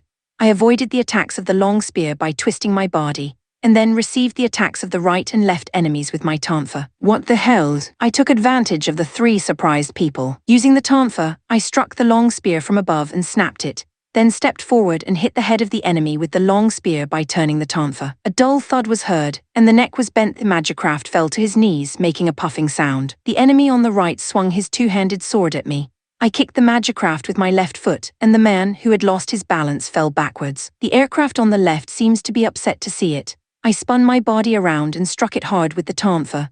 There was a mashing sound, and the body of the Magicraft was heavily dented. It let out a puff of smoke and slowly fell down. The right side Magicraft gets up, but when I look around, I realize that it's only me who can move. I poked him with the protruding part of the Tonfa, and a large hole appeared in its neck that stopped him from moving. He then dropped the 2-handed sword he was holding and collapsed. Winner Arleo. Yura. When the announcement was made, the crowd cheered loudly. Chapter 21. After the victory, this chapter was sponsored by R-Oxent3R. Thank you for your generosity. After winning the handicap match, I returned to the antechamber. Yura, Nanami and Pharma come up to me. I've made another fortune. I knew she was betting on me and she has a lot of money. How much did you bet this time? 1 million? Damn. I splashed the water I was drinking. Well, I think the multiplier was 48x, so that's 48 million. No way, you're making more money than the cost of the fight in the meantime. Let's go for a sumptuous meal. When I said that, Nanami and Pharma nodded with big smiles on their faces. You're going out to eat, take me with you, okay? Jean comes over with a beaming face and says so. That's the face of Jean who bet on me. It was a 3-to-1 handicap match, and most of the customers were betting against you, so I made a lot of money. How much did Jean bet? 1 million? No way. How much money are you going to make off of my match? Anyway, we came to an out-of-the-way restaurant to have a sumptuous meal. Excuse me, but this is a very expensive restaurant that, a customer of your statureno, it's not something you can afford. So why don't you go to that restaurant over there for the common people? I was rudely refused and was about to give up. thinking that a common restaurant would be fine. But Jean didn't like the waiter's attitude and argued against him. "What the hell are you saying? We don't have enough money to eat in this restaurant. I don't know how much food in this restaurant costs, but can you turn away a customer who has a pile of 100,000 gold coins?" As he said this, he displayed the 100,000 gold coin in a bag. "Sorry about this. We'll have a seat for you in a moment." After all, money is a powerful thing, and the clerk changed his attitude in a hurry. The interior of the restaurant has the atmosphere of an old medieval palace and is obviously very expensive. "I don't know if I can afford this kind of luxury, but today is special because it is also a victory celebration. Mom, may I take your robe?" Pharma is covering her face and body with a robe. The shopkeeper tries to know she's got a bad burn. "Just let her be, okay?" "Oh, I'm sorry about that," the clerk said and stepped aside. "It's delicious. I've never had anything like this before." Nanami is happy to hear that. Pharma seems to be happy too, so I'm really glad I came. "I'm sure you'll be glad you came. Jean, we'll split it. Don't be stingy. You made a lot of money. You made a lot of money too." "Heh, well, yeah, I did." "Ha ha ha, Jean is not really a bad person. Bad people can't smile and laugh like this. The four of us were having a nice dinner together, and Somyeon appeared to interfere with that. Gahaha, you've come a long way from being a slave." It was a familiar face, Yamakura Shiba Haranishi. To my surprise, 3 of my classmates were there. What kind of magic does a piece of trash with a Ludia value of 2 have to use a magicraft? It must be a very one. When Yamakura said that, Shiba continued to speak as well. "And I saw the match today. What a bogus match. It was nothing short of monkey business. How much money did you give those 3 gladiators?" Apparently he thinks today's match was rigged. I'm not playing any games. More importantly, I think you guys changed your personalities. Guys, changed personalities? I'm sure you're right, we're special. What happened, Ed? Apparently these guys thought they were special. How pathetic. Haranishi thinks so too. Haranishi, who was my closest friend in the class, I didn't want him to have changed. Huh? Who are you calling out to Yuta? You must call me Haranishi-sama. Don't you think you can talk to us as equals with your trash Ludia value? I'm not angry anymore, I'm just sad. Perhaps sensing my expression, Nanami and Pharma rebuffed Haranishi and the others. "You guys are fooling around with Yuta. Get out of here. Yuta is not trash. Yuta is a good guy. I'm glad you two think so." "Guys, what Yuta are you raising these kids to be tame?" "Well, I guess raising trash suits trash." "Hey, it's not polite to wear a robe like that here. I know you're trying to hide your ugly face, but just take it off." As he said this, Yamakura stripped off Pharma's robe. Pharma's beastly body was exposed. A small scream could be heard in the story and the crowd began to rustle. I quickly picked up the robe he had stripped off and put it on Pharma. Then I punched Yamakura. "Stay. What are you doing, you trash? Don't you dare touch my noble body." "What's noble about that, you idiots?" "Hey, the trash called us stupid. That's funny. Let's kill this guy." Then Jean, who had been quiet until now, entered the conversation. "Hey, I don't know what kind of relationship you guys have, but you're gladiators, right? Why don't you settle who's right in the Colosseum?" "Oh, this garbage and us in a match. What kind of match is that?" I was indeed pissed off and I shouted, "It's a 3-on-1 handicap match. The stakes are 100 million. Gahahai's going to be an easy win. I'll fight you, trash Yuta Tilda." Thus, the next match was decided to be against a classmate. Chapter 22, What is a Classmate? The match between the 3 up-and-coming gladiators and the mysterious newcomer me was attracting a lot of attention even before beginning due to the high stakes of 100 million. I'm sure you'll be disappointed to know that all 3 of these gladiators have won at least 10 straight games since their debut. Are you okay, Yuta? It seems that Jean has been looking up information on Haranishi and his team, and tells me so. 10 wins in a row without losing. That's what warped their character. It's okay, for some reason I never felt like I was going to lose. Wherever it comes from, I had no doubt at all that I would win. I don't think it comes from confidence in winning. I think it comes from the belief that I will win. The Colosseum was more exciting than I've ever felt before. The match time was also at night and treated as a main Yuta. Don't get hurt. That's right, you can lose, but don't do anything dangerous. When Nanami and Pharma told me that, I felt energized. I got into Arleo and walked to the entrance. The hardest match of the day. Shinsuke Yamakura, Yuji Haranishi and Yasuke Shiba, the up-and-coming gladiators from Team Dwarf, who haven't lost a single match since their debut and have double-digit victories. Their magicrafts are Lanza, Edel, and Miss He. Against them is Yuta, a rookie gladiator who has won the last 2 matches by a landslide. His magicraft is Arleo. The odds are displayed on the electronic bulletin board. 42/1. 6. They still think my wins were a fluke, or is that Haranishi and his team are highly regarded? Hey, Yuta, don't complain about dying. Hey, Yamakura, don't be so crazy about killing your former classmate. Such a reckless fight would be like suicide. Hahaha, you're right, this is Yuta's suicide. Killing him is not an option. HMMM people can change so much, I should be careful. The buzzer sounds to start the match. The fight is beginning. Yamakura wielded a club-like weapon, Shiba a long spear, and Haranishi a two-handed sword.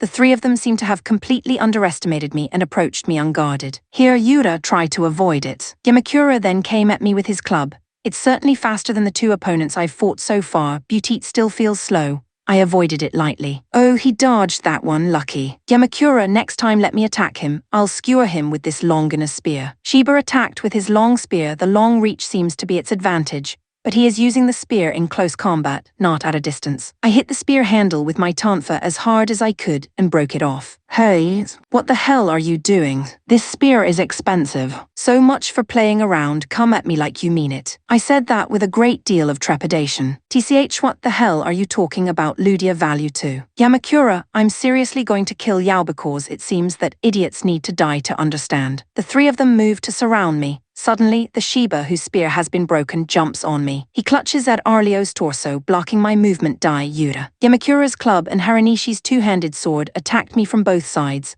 I caught both attacks with my hands. No way. You gotta be kidding me. After grabbing Yamakura's club and Haranishi's two-handed sword, I crushed them, crushing a tektite weapon with one hand. No way. I lifted Shiba, who was clinging to my body, and tossed him high in the air. He flew up quite high before falling. Boom. When he fell, smoke came out of his magicraft and stopped moving. Shiba, damn. Yamakura hit me with his body. I punched him in the torso with my tanfa. The torso deformed to the point where the original form could not be recognized. He fell backwards like he was blown away. The last remaining Haranishi was completely freaked out and backed away from me. It's a lie. There's no way Ludia value 2 can do this. What the hell is wrong with you? You lied to us. What are we going to do? If we lose this game, we're finished. It's all over. I don't know what you mean. You got what you deserved, damn it. Oh, he just said that and lunged at me. I smashed Haranishi's face with my tanfa as hard as I could. Its head was blown off with a beautiful sputtering sound. Haranishi's magicraft collapsed on the spot. Winner, Arlio, Yuta. I listened in silence to the loud cheers. I wondered if the rest of the class was like this. I was worried about that. Chapter 23, Natural Genius / Yuki 2 on the right and 3 on the left. I synchronized with Elvira and searched for signs of my surroundings. Suddenly, I felt a large presence behind me.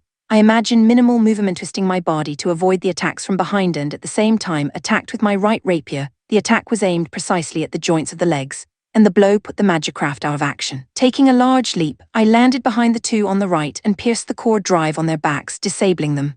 Then I ran to the remaining three. The three of them tried to fight back with swords. First, I quickly poked the one in front of me in the face and destroyed it.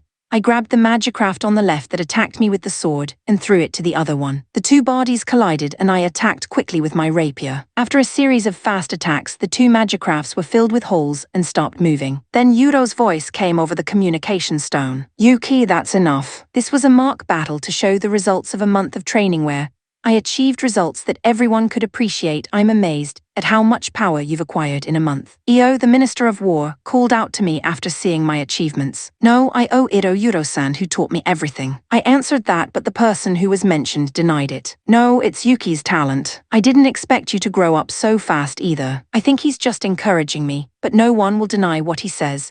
And even the military brass who were there praised me hands down. Then let me give you a chance to get some real combat experience. Yes, perhaps you'd like to join the Zimrian front. The conversation went on, and my first real fight was about to be decided. In the meantime, Mr. Io, what happened to the case I asked you about? It was about Yuda's rescue. I listened with high expectations, but the result disappointed me. We identified the slaver who bought him and negotiated to buy him back, but he seems to have escaped.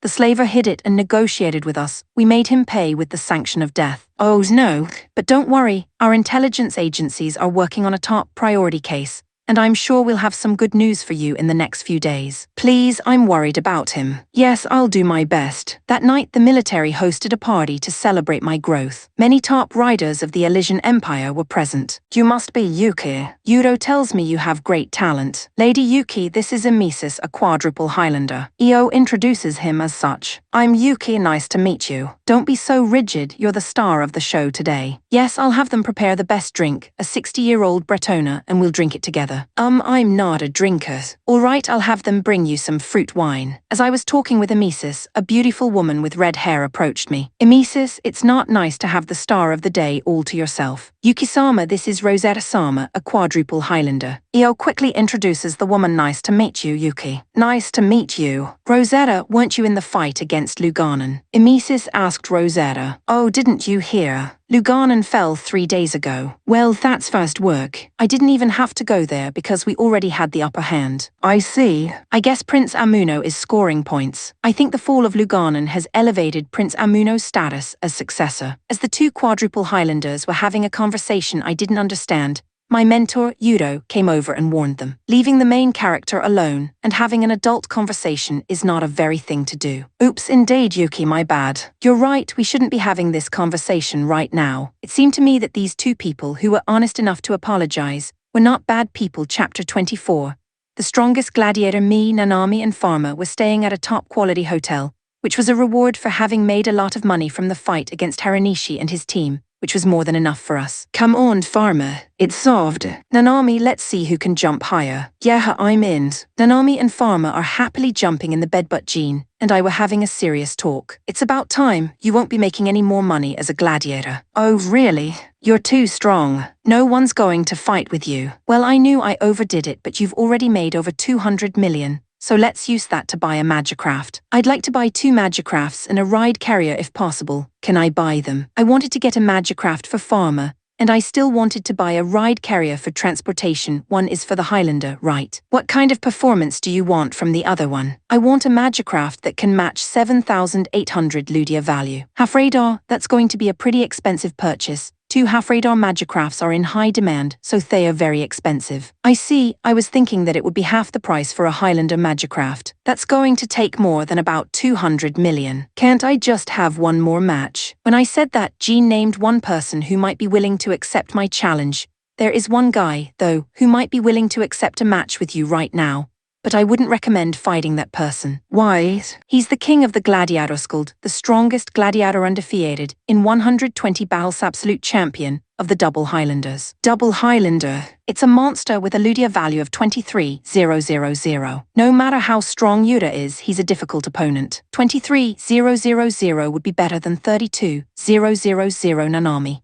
I think I can handle him. I will fight that champion and it will be my last match as a gladiator. You can't be serious. You're facing a double Highlander. I don't care, I'm going to win. I won't stop you if you do, but how much do you want to bet? I'm thinking 200 million. You're such an idiot. Thus, I had to negotiate a match with the strongest gladiator that day. Nanami, Pharma, and I slept side by side. In a large room with several beds, we lay close together in one bed. After we avenge Pharma's father, let's buy a house somewhere and live together. Nanami began to talk about the future. Yes, I want the 3 of us to live together too. Pharma agreed with that. Yes, that would be good. I was really hoping we would. Yuta, you're going to have another match, aren't you? Nanami said with a bit of sadness in her voice. Oh, my last match as a gladiator. Take it easy. I've never taken it easy. If Yuta gets hurt, there's no point. Pharma says so too. I wonder if they both have some kind of ominous premonition. Maybe they have a sense that my next opponent will be a very strong. The next day I went to ask the Gladiator King for a match. The opponent from my last match was in the VIP room of the Colosseum. Oh, I thought you were some reckless old man who wanted to challenge me to a match, but you're a pretty boy. The King of Gladiators, I imagined a stern uncle, but there was a beautiful woman with short red hair. So what are the terms of the match? How about 200 million? Jean offers. 200 million, I'm not interested in money. Well, how about 200 million plus? The loser of the match becomes the property of the winner. Hey, you're cute and I want you as a pet. Don't be silly, I can't accept such terms. Jane immediately refused. Oh well, then I'm not going to take this fight. When she said that, I didn't hesitate to speak up. I'll accept your terms. Let's have a match. Oh, you're cute and you've got guts. I seriously like you. Hey, if you lose, you'll be her property. Don't do it. The conditions are too bad. Don't worry, I'll win. Where's your confidence coming from? Boy, I'm Alanis. It's nice to meet you. I'm not a boy, I'm Yuta. HMMMSO Yuta, I can't wait to make you mine. I got chills down my back. What will she do to me if I lose? This was the first time I felt fear. Chapter 25. The last fight of the gladiators, the match against Alana, attracted an extraordinary amount of attention compared to previous matches. Hearing that the strongest gladiator was fighting, a large number of fans rushed to the Coliseum. "That's one hell of a crowd," Gene commented as he looked at the crowd overflowing outside the Coliseum instead of entering it. "I don't care how many people are watching. I'm going to fight as hard as I can. The odds on this fight are going to be crazy. 67/1 is unheard of. I don't think anybody's betting on me. No, there's one guy here. What are you betting on me again, Gene?" "Gene's not the only one. Pharma and I bet on Yuta too. I have to win in order to make the three of you money." I only spent 100,000 this time, so I won't be upset if I lose." "Go ahead and crush your balls as hard as you can. No, if I lose, I'll become Alana's property." "Oh, that's right. Well, if you're pretty, go ahead and win." "Good luck, Yuta. Be careful, Yuta." Most of the audience will probably be rooting for Alana, but I have some reassuring friends here. Well, I guess I'll go win and make some money. Since it was a high-profile match, the entrance was more flamboyant than usual. Fanfare and some kind of band playing in today, or rather the hardest match of the year. The strongest of the gladiators, Alana, has returned to this Coliseum. The Queen, who has been on the management side as a gladiator advisor for a long time, now faces a new challenger. Against her is Yuta, a rookie gladiator who's been on a roll, winning a series of handicap matches. There's a lot of talk about how long he can last against Alana. By the way, Alana's longest match so far is 2 minutes and 32 seconds. Can he beat that? Apparently, the topic of discussion is not about winning or losing, but about how long I can fight. The venue began to buzz with excitement, anticipating Alana's appearance with a fanfare that was even louder than my own. The bright red magicraft had a slim and lean foremand. Its weapons were small swords in both hands. I guess you could call them twin swords. I've ever felt it in my gut. She's definitely the strongest opponent I've ever fought. "Boy, are you ready for this?" "I'm not a boy. I'm Yuta." "That's right, Yuta." The buzzer sounds to start the fight. The match begins. The moment I heard the sound of the buzzer, a red magicraft was already approaching me. It's buzzed. Alana attacked me quickly with both swords. I hurriedly blocked them with my tanfa. The tanfa and swords clashed with and sparks flew. After 5 or so attacks. Alana moved to the right. I stepped back once I saw an opening. But when Alana saw this, she took a step forward and closed the distance between us again. She also attacked me with her sword just like before. I managed to block that attack with my tanfa. Damn, her attacks are so fast that I don't have time to counterattack. I wonder if I can do something. "What's the matter, Yuta? You're not attacking me." "I would if I could." But then I got an idea. Alana's magicraft seems to specialize in speed. Maybe it doesn't have much power if I could somehow bring it to a power comparison. Alana attacked with both swords in rapid succession as if she were dancing. Her quick and irregular movements made it impossible to find an opening. Maybe I should just take a few hits and go for it. With that in mind, I forcefully stepped forward and tried to hit her as hard as he could with my tanfa. Alana quickly avoided the attack and poked Arleo in the neck with her right sword. Click. The sound of metal striking metal echoes, and Alana's sword is bounced back. No way. Alana seemed to be surprised by this and stopped moving for a moment. I spun the tanfa in my left hand and smashed Alana's body. She twisted her body to avoid a direct hit, only to have the attack graze her body, making a strange crackling sound and shaving off part of the body. "You're doing it, Yuta. You're the first person to ever hurt my Bersia, not just hurt, ill defeat you. You're funetry it, and if you can do it, I'm yours." The audience cheered loudly. I looked at the electronic board and saw that the time had passed 3 minutes. Chapter 26. Outcome. The fact that I had bounced back Alana's sword had given me a sense of security. The enemy's attack would not work on my Arleo. That's what I thought. I attacked her with the tanfa and Alana dodged it lightly. It was a big swing and it left a big gap. In that gap, Alana went into an attacking stance. Instead, a strange sound was heard, a high-pitched sound, as if countless sharp winds were blowing, and then it turned into an explosion. Boom! The magicraft shook from the tremendous impact. I looked and saw that Arleo's shoulder parts were blown off. "What?" I was surprised to hear Alana say this. "What, you don't even know how to concentrate, Ludia? How can you fight me like that?" Concentrate, Ludia. Ludia value is constantly changing depending on your emotions and concentration. You have to focus your consciousness to control the Ludia value and bring it to the maximum value.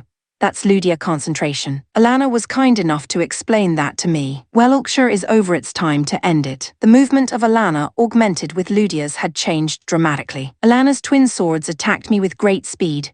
I tried to block them with my tanfa, but I couldn't, and Arleo was hit. Parts of his arms are blown off, his body is torn apart, and part of his face is blown off. No, I am going to lose. What should I do? Then it occurred to me that I should just concentrate my Ludia too, but I don't even know how to do that. Can I do that? No, I have to do it. I meditated and concentrated my consciousness a few times. I accompanied Nagisa to the temple to meditate the feeling of that time. Eventually, I saw a glowing white dot in the darkness. The The more I concentrated on it, the larger it became, and the dart of light was turning into a large circle of light. I imagined the circle to be even bigger.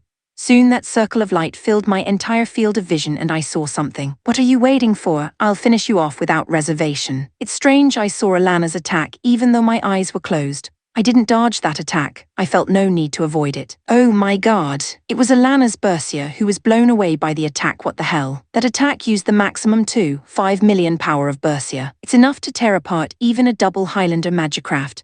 And that aura on Yuda's magicraft is my Arleo was surrounded by a pale aurond. There was some kind of sizzling sound. It was a strange feeling like I was assimilated into Arleo. I felt like I could move it like my own body now. Alana quickly stood up and attacked with her twin swords. I don't know what happened, but I'm the one who's going to win. Yura. Alana's attack appears to be slow. I lightly twist my body to avoid it and in a split second, I slam the tonfa into Bersia's body. There was a dull thud and Bersia's body dented. She fell to her knees and collapsed. Then she stopped moving while emitting a puff of smoke. Winner Arleo Yura. The venue was quiet for a moment. After a few seconds of silence, a loud cheer broke out. Whoa, whoa, whoa. I won just in time. I quickly approached the fallen Bersia. Alana, are you okay? The hatch of the Bersia is opened with a strange anointed Alana appears, safe and sound. Yura, open the hatch. She screamed, are you mad that I won? But if I ignore her, I'm afraid of what she'll do. Later, I opened the hatch as Alana said. Then she came up to the cockpit with a thump and hugged me. Yura Tilda, I'm seriously in love with you. I'm all yours now. You can do whatever you want. Yeah. Nah, that's it. Burevan, if we don't talk about you becoming my property, what are you talking about? Of course you can't do that. A bet is a bet. Just as it's wrong for the loser to say no to the condition, it's wrong for the winner to say no to the condition. What? I'm not sure that makes sense. No, what should I do? Chapter 27. The retirement of a gladiator after the battle with Alana. We had come to a restaurant to eat.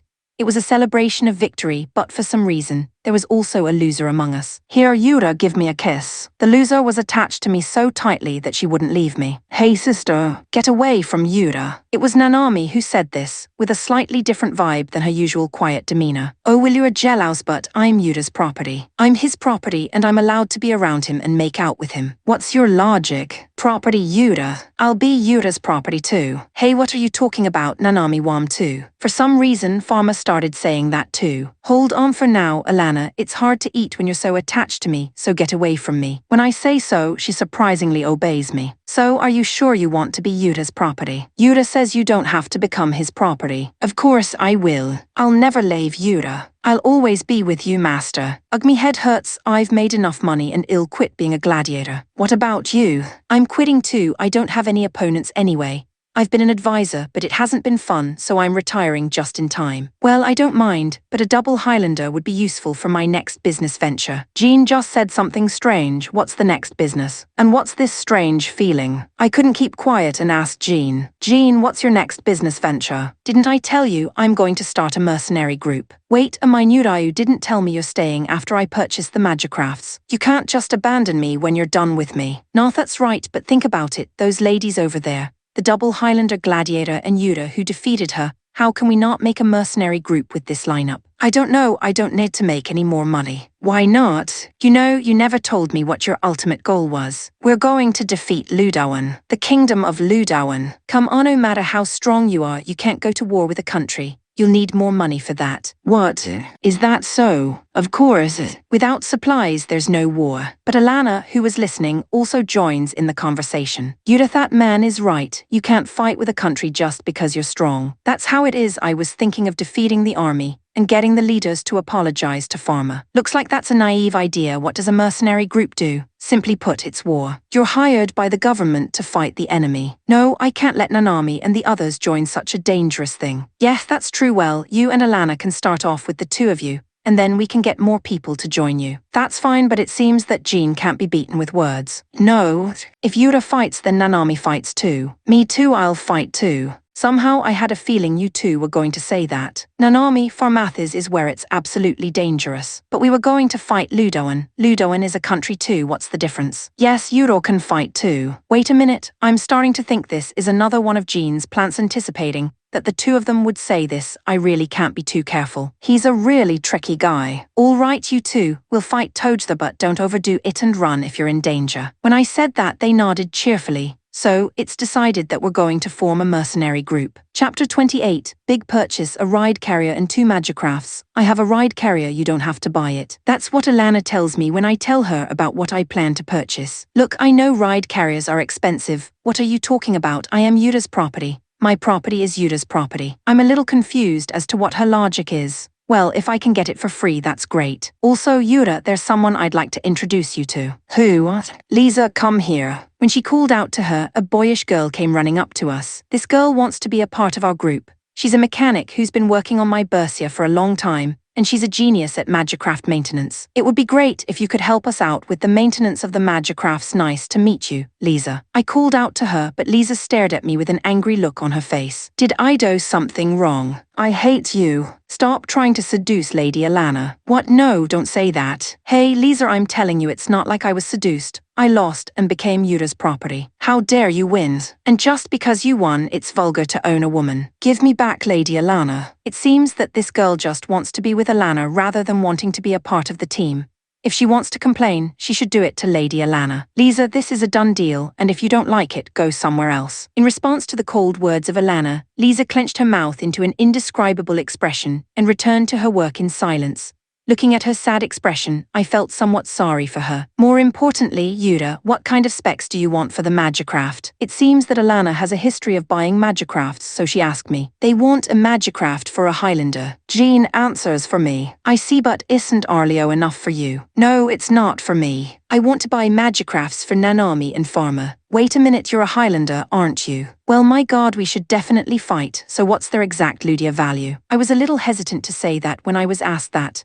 I heard that Nanami's Ludia value is at a level that could move a country, but Alana and Jean, I'm not sure what to think. Nanami's at 32,000, Pharma's at 7,800. What?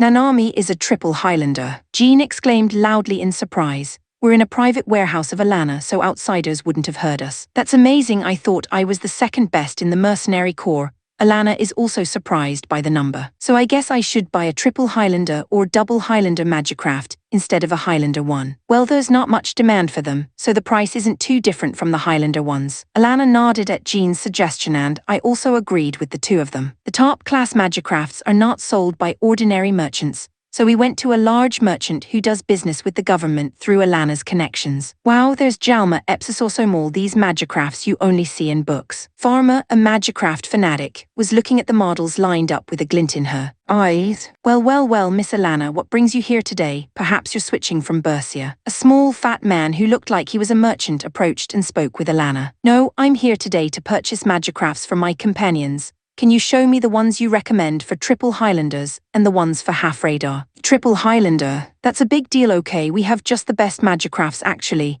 I was thinking of selling it to the Elysian Empire, but since it is none other than Alana. Then he took us to the back of the hall. There was a beautiful golden shining magicraft. The magicraft Vajra has a startup ludicrous value of 30,000, a maximum output of 2 million, SS rank for armor, and S rank for maneuverability, so its performance is unquestionable. That's true, so how much is it? I'd like to say 500 million, but since it's none other than Alana, I'll sell it to you for 400 million. What do you say, Yura? It's a nice magicraft, no doubt, but yeah, Nanamu like this guy. After all, it can't start unless the person riding it likes it. I thought I'd let Nanami make the decision. Beautiful figurine. Dad used to say that gold is the color of happiness. I like this one. Okay, I'll buy it then. Just as I was about to make that decision, Jean entered the conversation. Wait. You can buy it. It looks like a nice plane and Nanami likes it. That's fine. But don't just accept the first price the merchant offers. 400 million, don't be stupid, of course I'm going to bargain. Well, it's true that from Jean's point of view there is no such thing as shopping without bargaining.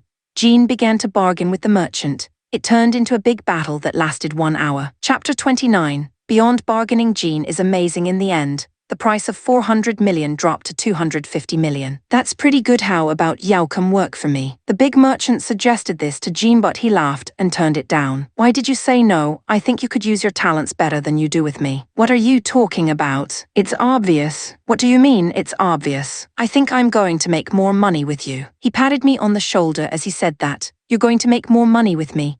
I couldn't quite figure out what he meant by that, but it seems that he has some kind of arrangement going on. How about this one for half radar? It's a special magicraft, but it's very strong if you know how to use it. He showed me a small blue magicraft. What kind of special is it? Garuda activation Ludia value 6200. Maximum power 100, 000, armor C rank, maneuverability A rank. It's an excellent half-radar magicraft, but its main selling point is that it can fly. It can fly? A magicraft that can fly seems to be rare, which surprises both Alana and Jean. Although it can fly, it only floats, but if you use it with weapons such as arrows, you can attack from the sky in a one-sided manner, which is very effective. Arrow is probably a bow and arrow, sure that sounds strong. So how much is? I hope I don't have to deal with you again, so I'll give you the bottom price. And if that doesn't satisfy you, you can give up. The price offered by the merchant was 100 million, which is not a problem, since Nanami's magicraft was bought at a discount and we'll see what Farmer thinks. It's amazing that can fly. I want to ride this baby. Apparently Farmer liked it, but Jean didn't give up on the bargaining. Mister, I'm sure you don't want to deal with me either, so I'll give you 100 million. But can you give me a freebie? A freebie? Yes, for example, as you said earlier, an arrow which suits this guy. I see, okay, then let's get the latest arrow. Both of them were tired, but unlike earlier, the negotiation was concluded quickly. How's the ride, you two? I call out to Nanami and Farmer as they get into the magicrafts they purchased. Both of them were somewhat awkward as it was their first time piloting a magicraft, but they managed to move. Wow, Yura.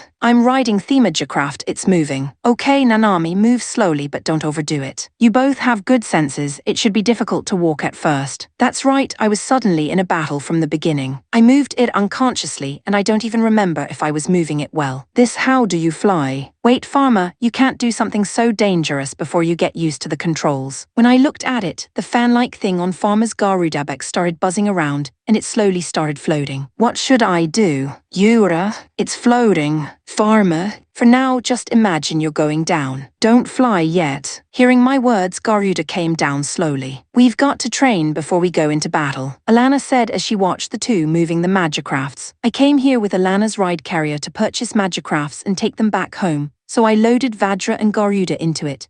Incidentally, Alana's ride carrier is large and can carry up to 6 magicrafts, so my Arleo and Alana's Bersia are already loaded. In addition, this ride carrier had an 11 square meters living space and a bath, so it looked like it would be fine to use this as a live-in base. Jean's Ludia value was surprisingly high. Even though it's high, it's only 1,500, nothing compared to the rest of us. In fact, it was Jean who was now piloting the ride carrier.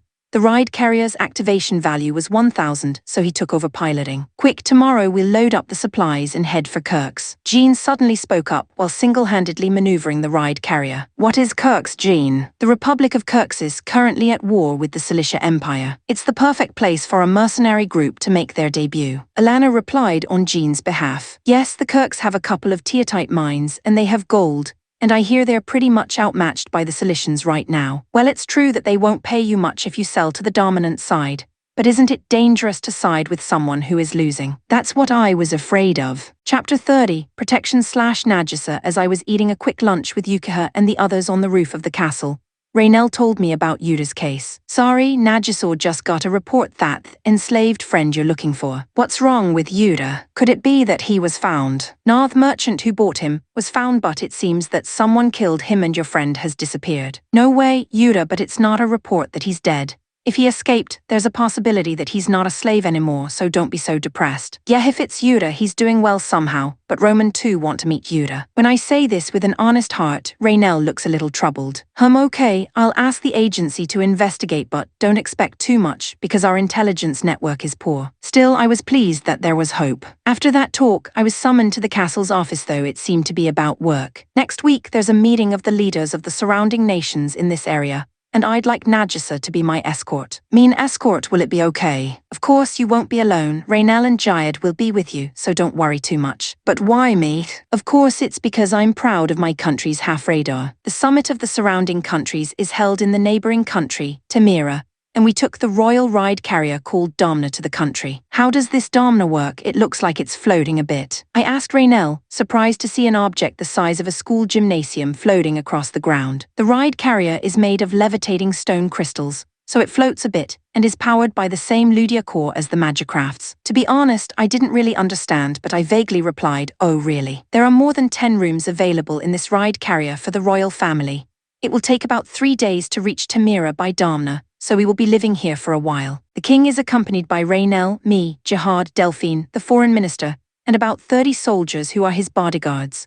The soldiers sleep in a capsule hotel-like place in the hangar where the Magicrafts are stored. I was given a proper room, but I was a little distressed. "Najisa, we have some time before we arrive at Tamira, so let's study." Raynell's escort didn't do anything, but she said that to me when she saw me looking bored. "Study what? You should know what's going on around here." Well yeah, I honestly didn't want to learn that, but I was bored and had nothing better to do, so I agreed. First of all, this summit is being attended by a group called the Eastern Alliance, a coalition of 12 small countries. Would we need such an organization? It's to conduct diplomacy on an equal footing with the larger nations around us. If we don't have the power to fight, we can't talk, and we'll end up being threatened or crushed. I see. The center of the Eastern Alliance is Tamira, a relatively large country within the small Eastern Alliance, about 3 times the size of Amuria. I listened to Raynell's story, but I was not interested in it at all, and it barely entered my mind. So the main topic of this meeting is the preparation for the Ruja Empire, a nearby country that has been acting suspiciously lately. What kind of suspicious activity? The most important thing is the expansion of the army. They're gathering a lot of Magicrafts and riders. Wait a minute, you mean there might be a war? This is a meeting to prevent that from happening. If the Ruja Empire and the Eastern Alliance go to war, other neighboring countries will start to move in and we'll be in trouble. The unfathomable horror of war had me feeling a tingling, uncomfortable sensation throughout my body. Chapter 31. The Iron Knights. After loading food and other supplies related to the Magicrafts into the ride carrier, we set off for Kirk's. A large living room of about 20 tatami mats was used as a meeting room. Everyone on board this ride carrier gathered and was discussing some of the first issues that needed to be decided. First things first, the name of the mercenary group. You certainly can't make a name for yourself without a name. I like flowers and birds. Rejected, it doesn't sound strong enough. Jean dismissed Nanami's idea without a second thought. Well, what do you propose, Jean? How about the Reaper Guards? Sounds strong. No, it's not cute. A mercenary group doesn't need a pretty name. You're right, but I'm not so sure about Jean's Reaper Corps either. I'd prefer a noble name like Elegant Hunters or That's My Girl Alana. That's great. Lisa praised Alana's idea without question. I have a feeling that no matter what Alana says, she's going to say the same line. How about the Dragon, Tiger and Phoenix Brigade? It was Farmer who suggested a stern name that didn't fit her character. It sounds a bit good, but when I think about it, it doesn't make sense. So, Yura, what do you have in mind? When Alana asked, I thought about it. I'm not one to have a naming sense, but I just said what came to my mind. What about the Iron Knights? Well, I was expecting it to be rejected. Everyone's reaction wasn't bad, except it's nice. It sounds strong. Yeah, it sounds like we've got class. It's not very pretty, but if Yura says so, it's very good. I agree with Yura's idea. No way, I think Master Alana's is the best. Only one person was against it, but a quick glance from Alana turned her in favor of it, and it was unanimously decided to be the Iron Knights. The next step is to choose a room, which is important because this ride carrier will be the center of our lives from now on. I already have a room of my own, so I'll take that one. Don't be so selfish. That's the biggest room in the back. I want to stay there. The ride carrier is mine. I have the right to choose my own room. That's right, you funny head, shut up. Lisa tangled with Jean to defend Alana. Who's a funny head? This is the new hairstyle in Calern in the north. We're in the west of the continent. We don't want any fads from the north. Shut up. I don't know if you're male or female. You must be blind if you can't tell the difference between men and women. Go to. Even Jean, unexpectedly, is a little overwhelmed by Lisa. Perhaps because he's not good at arguing with women. Well, it's not like we're going to get into a fight over this, so let's just have a fair random draw to decide. When I suggested this, everyone seemed to be confused and didn't seem to understand what I meant. Well, there is no such thing as lottery in this world. Anyway, as I explained, I wrote down the numbers on the paper. Wow, that's interesting. Earth culture has had a huge influence on Falva, but Thai's thing is going to be popular too. As Alana said, there are a few similar cultural aspects with Earth. For example, in the cuisine, there is a Japanese menu. On the paper I wrote, there were numbers from 1 to 6, and it was decided that the rooms would be decided in the order of these numbers. And the result of the lottery was Alana. Maid, Farmer, Nanami, Lisa, Jane. This means See, God is watching. Of course I'm going to choose that back room. Damn it. There's something wrong with this lottery. Don't complain, you're the last one, so be quiet. Come on, Yuta, pick one. Well, I don't care where I go, but I think I'd like the front room with the best view. Damn, I was aiming for that room too. If you don't care where, give it up, Yuta. No, Yuta, you can't do what Jean wants. It's true that if I give Jean the room, the lottery will be meaningless. Jean, I'm sorry, but this is non-negotiable. Screw you. Farmer's next. Where do you want to stay? In the room to the right of Yuta, she said modestly. Next, it's Nanami, right? Nanami is fine in the room with Yuta. When Alana heard this, she complained. You can't do that, Nanami. If that's the case, then I will too. Yeah, Tilda, I want to sleep with Yuta as usual, but then the room to the left of Yuta is fine. When she was told no, Nanami said she had no choice but to do so. Lisa chose the room next to Alana's, and Jean chose the largest room of the remaining rooms. This is the first time I've slept in my own room since I came to this world. It's not that I don't like sleeping with Nanami, but it's nice to be able to sleep alone. Chapter 32, Combat Training on the Way to Kirk's. It was decided that Nanami and Farmer would practice with their magicrafts and conduct combat training in a wilderness canyon. Lisa will fix any minor damage, so don't worry, just go for it. Nanami's Vajra and Farmer's Garuda grabbed towards Alana's Bersia. With a light step, Alana avoided their attack and lightly pushed the twos back. The two of them lost their balance and tumbled to the ground. You have to keep your balance. The most important thing in a fight is not to lose your center of gravity, so you will be able to respond to unexpected attacks. Alana is a good instructor, and as she teaches them, their movements become much better, especially Nanami's growth is very fast. It's obvious why. She's a triple Highlander, and it looks like Vajra's a real bargain. With the two of them fully capable of riding the magicrafts, Alana and I decided to do some serious combat training. Vajra equips one-handed sword and shield, Garuda equips arrows. I thought that Garuda's flying ability was dangerous when I actually fought her. It's not that she can fly fast, but if she floats up to about 50 meters in the air, I can't do anything without flight gear, and yet the other side is attacking with arrows. If a special metal is attached to the tip of the arrow, it will penetrate even S-rank armor, and its power should not be underestimated. There are many times when Nanami's Vajra ability is also astounding, and even though she's holding back because of practice, there are many times when Alana Bersia is overwhelmed. Nanami is still going to grow, she's scary. But what am I supposed to do against a flying opponent? Well, we'll just have to use our flight gear. As Alana said, I don't think I can do anything without flight gear. I can't say that flying enemies won't appear in the future, so I might want to think about how to deal with them. After the combat training, we decided to have a meeting. I want a flying magicraft too. I'd claim that in a heartbeat, a flying magicraft arrows or bowguns. And then there's the magic bullet. The arrow uses both hands, so if you equip it, you won't be able to equip melee weapons. Bowguns can be equipped in one hand, but they're not very powerful and you can only load a few arrows, so it's only a temporary relief. What kind of weapon is this magic bullet? The magic bullet is a magical weapon that uses the Ludia core. It is small enough to be worn on the arm, but its power depends on the Ludia value.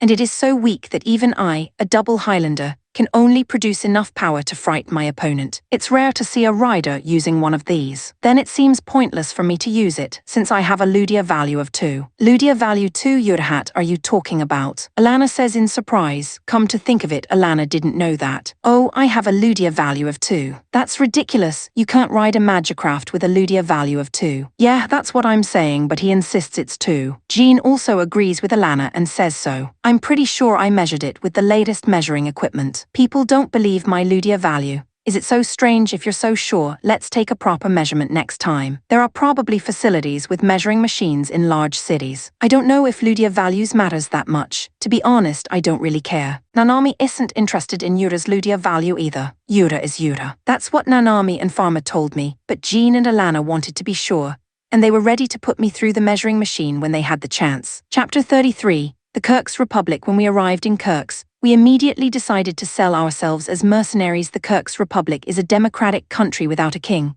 whose main source of revenue is the production of ore, which is used to make the outer shells of magicrafts. We visited a military facility in its capital. I've never heard of the Iron Knights. Sure, we're looking for mercenaries, but we can't afford to hire people who we don't know where they come from. Hey, the Iron Knights aren't horsebones. They're a mercenary group with 2 gladiators who were invincible in the Arpeca Colosseum. Just have someone at the top handle it. You need strength. Jean said it forcefully, but the officers of the Kirk's army are looking at us suspiciously and don't seem to believe Jean's story in the first place. All right, I'll talk to the higher-ups, but I think they're probably going to turn you down, since they've already got contracts with 3 mercenary groups. Apparently, they already have previous contracts. That afternoon, I was summoned by the Kirk's Armido talk about the mercenary contract, apparently. Anyway, me, Alana and Jean visited the place. There were about 10 other people in the room where we were called. First of all, I would like to thank you for coming to the aid of my country. I would like to accept all mercenary groups unconditionally, but we have a fixed budget and can't do that, so I'd like to make a suggestion. I'd like to make a contract with all the mercenary groups here, with compensation based entirely on performance. When the commander of the Kirk's army said this, the uncle, who looked exactly like a mercenary, gave his opinion. I don't mind that, but how much do I get paid? How about 5 millions for each enemy magicraft destroyed? Another 10 million as a bonus for every 10 magicrafts destroyed, plus the ability to receive supplies at Kirk's base. 60 million for 10 magicrafts. I'm not sure if that's a lot or a little, but the guys here seem to agree. Plus, I'd expect some kind of bonus for the most successful mercenary group. Jean suggested this in a loud voice. Hearing this, the commander thought for a moment and replied, "Very well then, let's give out 100 million as a bonus to the mercenary group with the best results. This will motivate everyone." In this way, we have signed a mercenary contract with. However, it is a good idea, because this means that if you are not useful, you will not be paid.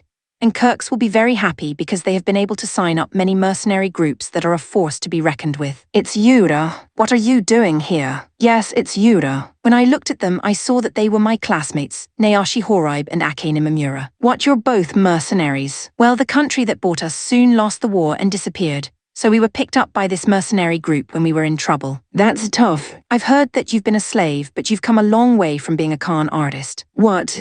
Who's a scammer?" "Because, you know, Ludia Value 2, there's no way you can ride a magicraft. You were trying to trick Kirks into signing up as a mercenary group and make money. But too bad you can't cheat them out of a reward with a performance-based system. Who would do such a thing? How are you going to get results if you can't even ride a magicraft? You can't defeat a magicraft with your bare hands. It's really funny. I'm ashamed of myself for thinking you were kind of good before I came into this world." "What, Akane, did you have feelings for Yuda?" "Don't say it, it's embarrassing. It's like saying you had a crush on someone with a Ludia value of 2. "That's right." Just as I was about to say something back, Alana stepped in front of them and said, "I'm in love with Yuda. Do you have a problem with that?" Alana has a high level of beauty that can be described as an exquisite beauty. When she said that, the two of them were unable to say anything back and fell silent. The only thing you've improved on is your ability to trick people. It doesn't matter, because our Beast King mercenary group is definitely the most successful after all. There are 2 half-radars in the Beast King mercenary group. There's no way we can lose. We have a triple Highlander and a double Highlander.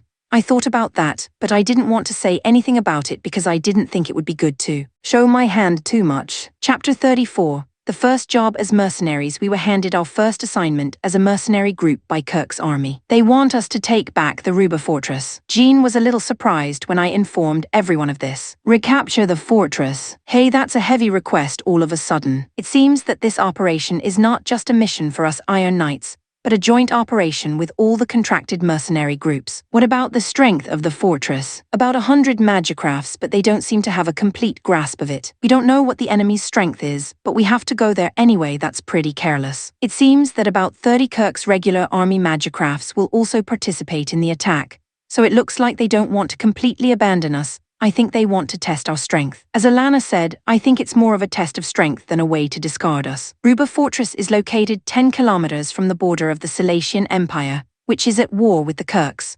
We headed there with other mercenary groups and the regular Kirk's army. Our strength is 30 Kirk's regulars, 12 Wolf Hunters, 23 Beast King mercenaries, 14 Crash Bunkers, and 4 Iron Knights with a total 83 magicrafts, which is not really powerful, but the Kirk's infantry force is estimated at 5000, and the enemy is estimated at 100 magicrafts and 150 ballistae. It's going to be a bit of a lopsided battle. What's a ballista? A ballista is a weapon used by infantry. Think of it as a stationary arrow. Arrows? 150 of them. I don't think it's as powerful as the arrows that Farmer's Garuda shoots, but it does enough damage to magic machines that we can't be too careless. We're outnumbered by magicrafts, and then there's the ballistas. As we neared Fort Ruba, a final strategy meeting was held on a Kirk's military ride carrier. We'll attack from the west, south, and east of the fortress at once. Shouldn't we be attacking from the north? One of the mercenaries from some mercenary group asks at the words of the commander of the Kirk's army. We don't have the strength to attack from 4 directions, and the north has hard defenses and a large number of ballistae. There's little advantage to attacking here, so it's better to abandon that side. I see, so how will the forces be distributed? We'll go with the regular Kirks from the south, Crash Bunkers and the Wolf Hunters from the east, and the Beast King mercenaries and the Iron Knights from the west. When the commander of the Kirkus army said that, the leader of the Beast King mercenary group objected. Wait, we refuse to fight alongside the Iron Knights. Why? I can't trust my back to these stinkers. My friends tell me they are a bunch of crooks. So well, are there any other mercenary groups that would be willing to attack the west with the Iron Knights? However, no mercenary group responded to the commander's words. Then it can't be helped. I'll only ask the Iron Knights to attack from the west. The Beast King mercenaries will join the attack from the south with the regular Kirk's army. Wait a minute. You want us to attack the west by ourselves? Jean protested involuntarily. Yes, we can't blame them. They don't want to fight with you. Is that the same with the Kirk's regular army? I'm responsible for the lives of my men. I won't take any unnecessary risks. You don't care about our lives. I was about to retort strongly when Alana declared. Okay, the Iron Knights will attack the fortress from the west alone. Are you sure, Alana? I couldn't help but ask. Of course I wouldn't trust my back to these people. But remember, if you're struggling and in trouble, we're not going to help you. Ha ha ha ha Tilda, it's only a matter of time before we're defeated, if we're saved by 4 magicrafts. The leader of the Beast King mercenary group said that with a hearty laugh. Here's a reminder that even though it's a joint operation, the other mercenary groups are not on our side. Chapter 35. The battle for Ruba Fortress. We went around to the west side of Ruba's fortress and prepared to attack. Hello, can you all hear me?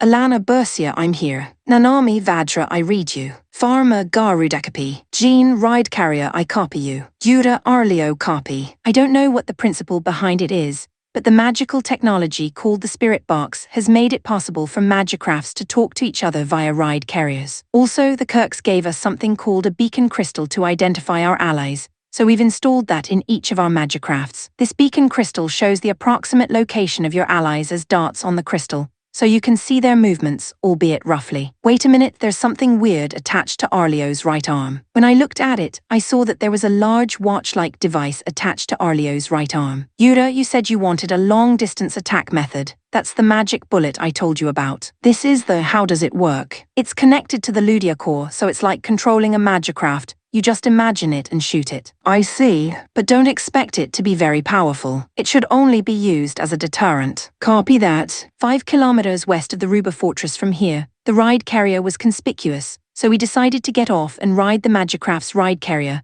drop us off and stay in the back. All right, you 4, take it easy. When I looked at the beacon crystal, I saw 3 dots moving together around my point. When you touch the beacon crystal, it seems you can zoom in and out, and a number of dots appear based on the number and location.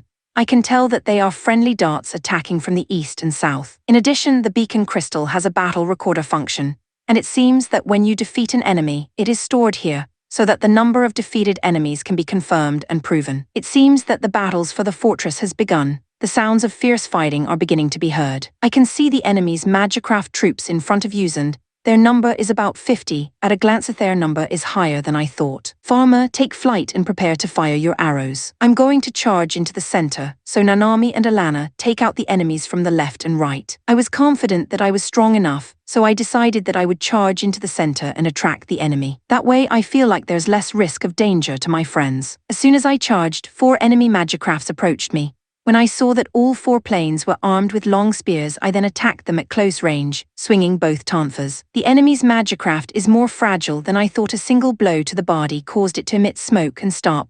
1 magicraft first. I turned my body and hit the left and right side magicrafts with the tonfa as well. Like the first one, the 2 magicrafts on either side made a swooshing sound and fell to their knees, motionless. When I hit the head of the remaining one, the head is blown off with a swoosh. It falls over backwards, and it too stops moving. After defeating 4 enemy magicrafts, I looked around, and saw that Nanami and Alana had also defeated several enemies. In addition, a second group of enemies was approaching. There were about 20 of them. Farmer attack with arrows. Farmer began to shoot arrows at the approaching enemy magicrafts. The accuracy of Farmer's Garuda arrows is high. Every arrow that shoots hits. The arrows also seem to be very powerful since the pierced enemy magicrafts stopped moving. Seeing that the enemy was scared, Alana shouted, "The enemy is scared. Let's finish them." Alana's Bersia said, accelerating to charge into the enemy magicrafts Nanami, and I followed suit. After all, Alana's combat power is tremendous. In an instant, 3 magic machines are disassembled by Bersia's twin swords. In addition, Nanami's growth is remarkable. Nanami's Vajra is equipped with a one-handed sword in her right hand and a shield in her left, a good balance of offense and defense, with the shield preventing attacks and the sword cutting down enemies. Her movements were so seamless that I even thought that if I fought her for real, I would lose. I can't afford to lose too. I kicked the enemies away with the tonfa while rotating my body. I'm getting used to handling the tonfa, and I'm finally starting to understand the strength of this weapon. Power, speed, and versatility that allows the user to demonstrate its power in both offense and defense. I don't think I can lose in close combat. We were so focused on fighting that we didn't realize it, but the total score of the 4 of us was already over 50. A third of 100 enemies is about 33, but something doesn't seem right. Chapter 36, more than expected, something's wrong. There are too many enemies. Alana says this after decapitating the last enemy magicraft nearby. I'm sure you're right. I think we've already beaten a lot of them on our own. Maybe 100 enemy magicrafts of the enemy is a very wrong estimate. See, as if to prove it, the friendly forces in the east and south seem to be struggling a lot. When Alana said that, I checked the beacon crystal and found that the points that identify allies were disappearing at an alarming rate. Yura, let's get this over with quickly. If we don't, everyone but us is going to be wiped out. I thought you said you wouldn't help them. I'd like to, but it wouldn't be cool if the Iron Knight's first mission failed. That's true. Then let's get on with it. The only enemies in the west were the magicrafts near the fortress, and the ballistae installed in the fortress. The fortress ballista looks nasty. Farmer, can't you get up and target them? I'll try. Farmer's Garuda rose steadily, rising higher than the walls of the fortress. The people who designed the fortress probably didn't expect that the walls would be attacked from above. The installed ballista seemed to be in plain sight from Farmer's position. Farmer slowly flicked her bow and then fired it at one of the ballistae. The arrow drew a straight parabola, breaking the targeted ballista into pieces. Great job, Farmer. You got it in one shot. Perhaps pleased by my praise, Farmer went on to shoot ballista after ballista. The ballista in the fortress also tried to fire back, but it seemed we were out of range and the arrows fell in front of us in vain. Oh yeah, I had a long-range weapon too. I'll give it a try. I held up the magic bullet and sent an image to the control sphere of aiming at one of the ballistae and shooting it out. I didn't know the range and I didn't think it would hit, but a sound and light more intense than I imagined was emitted from the tip of the magic bullet. It became a large band of light, a straight line of light like a laser beam, and extended to the targeted ballista. Boom. The ballista shattered into pieces with a tremendous explosion sound. Yura, what was that? Alana exclaimed in surprise. I tried to shoot a magic bullet. While we were talking about this, the enemy's magicrafts that were near the fortress came towards us, perhaps surprised or angered by my attack. Well, I guess they couldn't ignore the fact that Farmer's arrows were destroying the ballistas. Yura, Alana, we've got company. Nanami warned us. Okay, one more shot at. I tried to shoot a magic bullet at the approaching enemies, but no light bullets came out like before. Hey, it's not coming out. With that much energy in the attack, maybe the Ludia core is about to burst. Burst? It's in a temporary state of restricted power. It should recover in a little while. I see, so that means I can't fire magic bullets in rapid succession. Enemies are here. Oh, that's right, Nanami called out to me again, and I turned to face the approaching enemies. Lana chopped up 2 enemies approaching from the right with her twin swords. Even though she was talking to me, her consciousness seemed to be watching the enemies properly. Nanami also used her shield to block the enemy attack with her sword, and then skewered them with her sword. I used the tonfa to blow off the heads of the approaching enemies, and then leapt to land in the middle of the group. The startled enemies froze when they saw me. I swung the tonfa at the group of enemies, which was full of gaps, and destroyed them one after another as I spun around. Everything all right? Yeah, there doesn't seem to be any more enemy magicrafts nearby. In the meantime, all the ballistae in the castle seemed to have been destroyed by Farmer, and the west side of the fortress was completely silenced. Chapter 37, Unsolicited Help. After silencing the west side of the fortress, we headed to the south side to help. Looking at the beacon crystal, the number of friendly troops on the south side had already been reduced to about half. As we approached the battlefield on the south side, We could hear the conversations of our allies on the Kirk's military channel set up in the spirit box. Stick Tohat, the hell is this? There are over 100 magicrafts on the south side alone. Let's retreat, Commander. No, we're already surrounded. There's no way to escape. Let's ask Owaries for help. Where can we find allies with that much power? The rest of the troops are in a similar situation. Nayashi, Arcanes, do something about it, you're half radar. There's one enemy who's incredibly strong. Me and Arcane can stop him for now, but we need help. Shit, Kirk's army is quickly dying, it's not worth it. It seems that the ones surviving on the south side are the Beast King mercenaries, to tell the truth.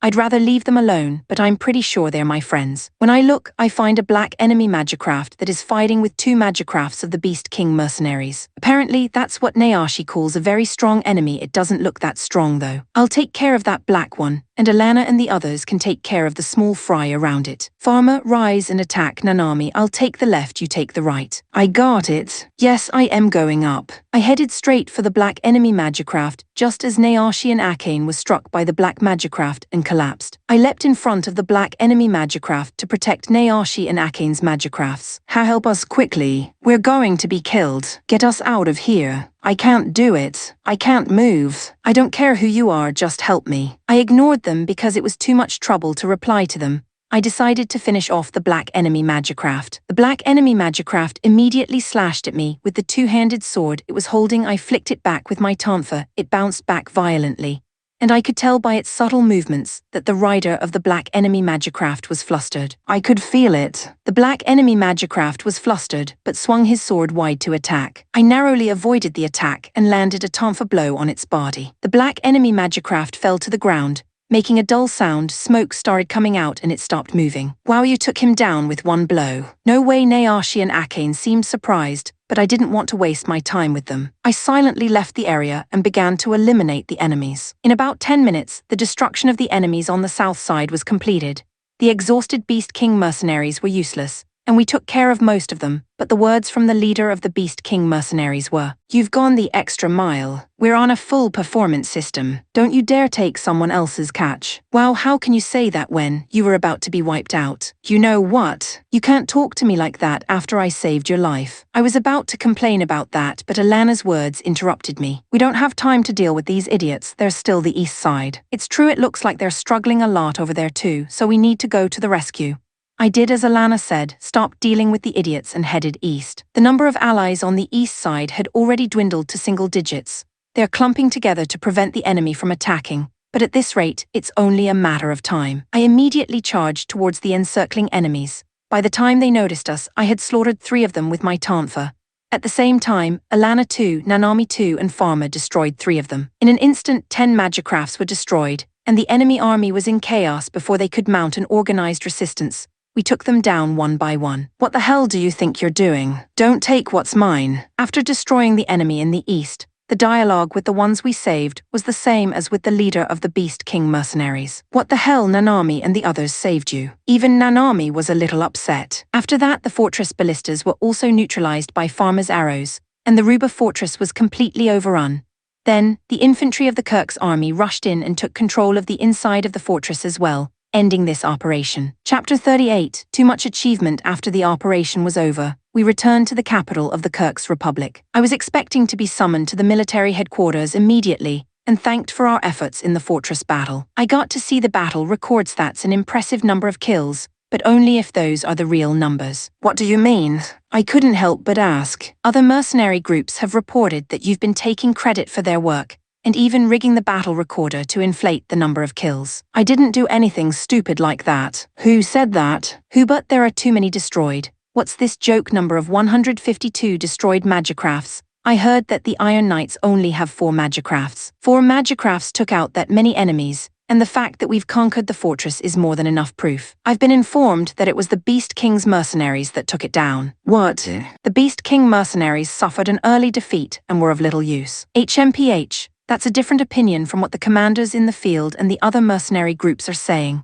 Oh well. Either way, I can't trust your defeat numbers at this point. Wait a minute, so you're saying we won't get paid for our work? Jean, who is sensitive when it comes to money, asked in a desperate manner. We can't pay you as it is, but I have a suggestion. What do you mean? I want to give you an independent mission, and if you can complete it, I'll believe in the number of magicrafts you've destroyed and pay you for it. And of course, I'll pay you for the new mission. Don't be ridiculous, you're using this to your advantage. Pay me for my work. If you don't do it, then I'm breaking my contract with you, and I won't pay you anything. That's outrageous. Jean's anger was understandable, but it was a bit much. What should we do, Yura? When Alana asked me that, I thought about it. I guess I'll just have to take that new mission. If I'm alone, the other mercenaries won't be able to lie. I'll take that new mission. Seriously? It's okay, it's hard to get results like this, and I was going to take the new mission anyway. And so I was given a new mission: take back the border town. Jean reacts to my muttered words. This country's been robbed, huh? And they say there are at least 100 of them. Oh, come on, we're gonna take them out by ourselves. It'll be easy for you guys. You've destroyed 152. Fuck.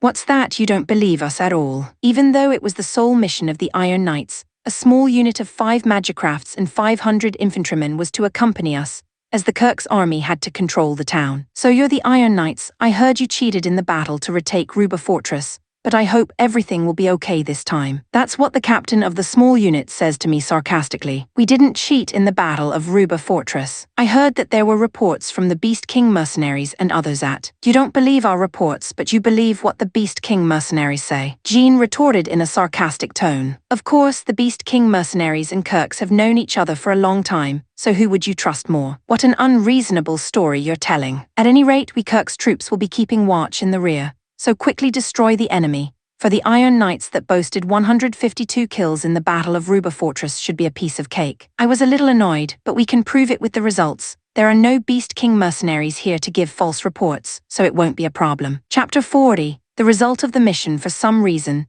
the operation to retake the border town that was supposed to have been completed by us Iron Knights was supposed to have been retaken by the Beast King mercenaries. What do you mean? We're the ones killing most of the enemies. Just check the battle recorder and you'll see. Jean's angry protest was directed at the commander of the Kirk's army. Huh, you guys seem to have the technology to tamper with the battle recorder's numbers, so I wouldn't trust you with that. How can you tamper with a battle recorder? I've never even heard of such a thing. We're not interested in such methods either, but the number of planes destroyed this time was 221, which is an unrealistic number, and it's inconsistent with the fact that the NCOs in the field told us that the total number of enemies was about 100. If you were going to falsify the data, you should have used more realistic numbers. Why did the Beast King mercenaries come to reinforce me when I was on a solo mission in the first place? Isn't that strange? That's because the junior officers in the field thought it would be too pitiful for you guys to do it alone. Who told you to do all that extra work? What about the reward? I'll hold off on saying that the Beast King mercenaries did a good job this time.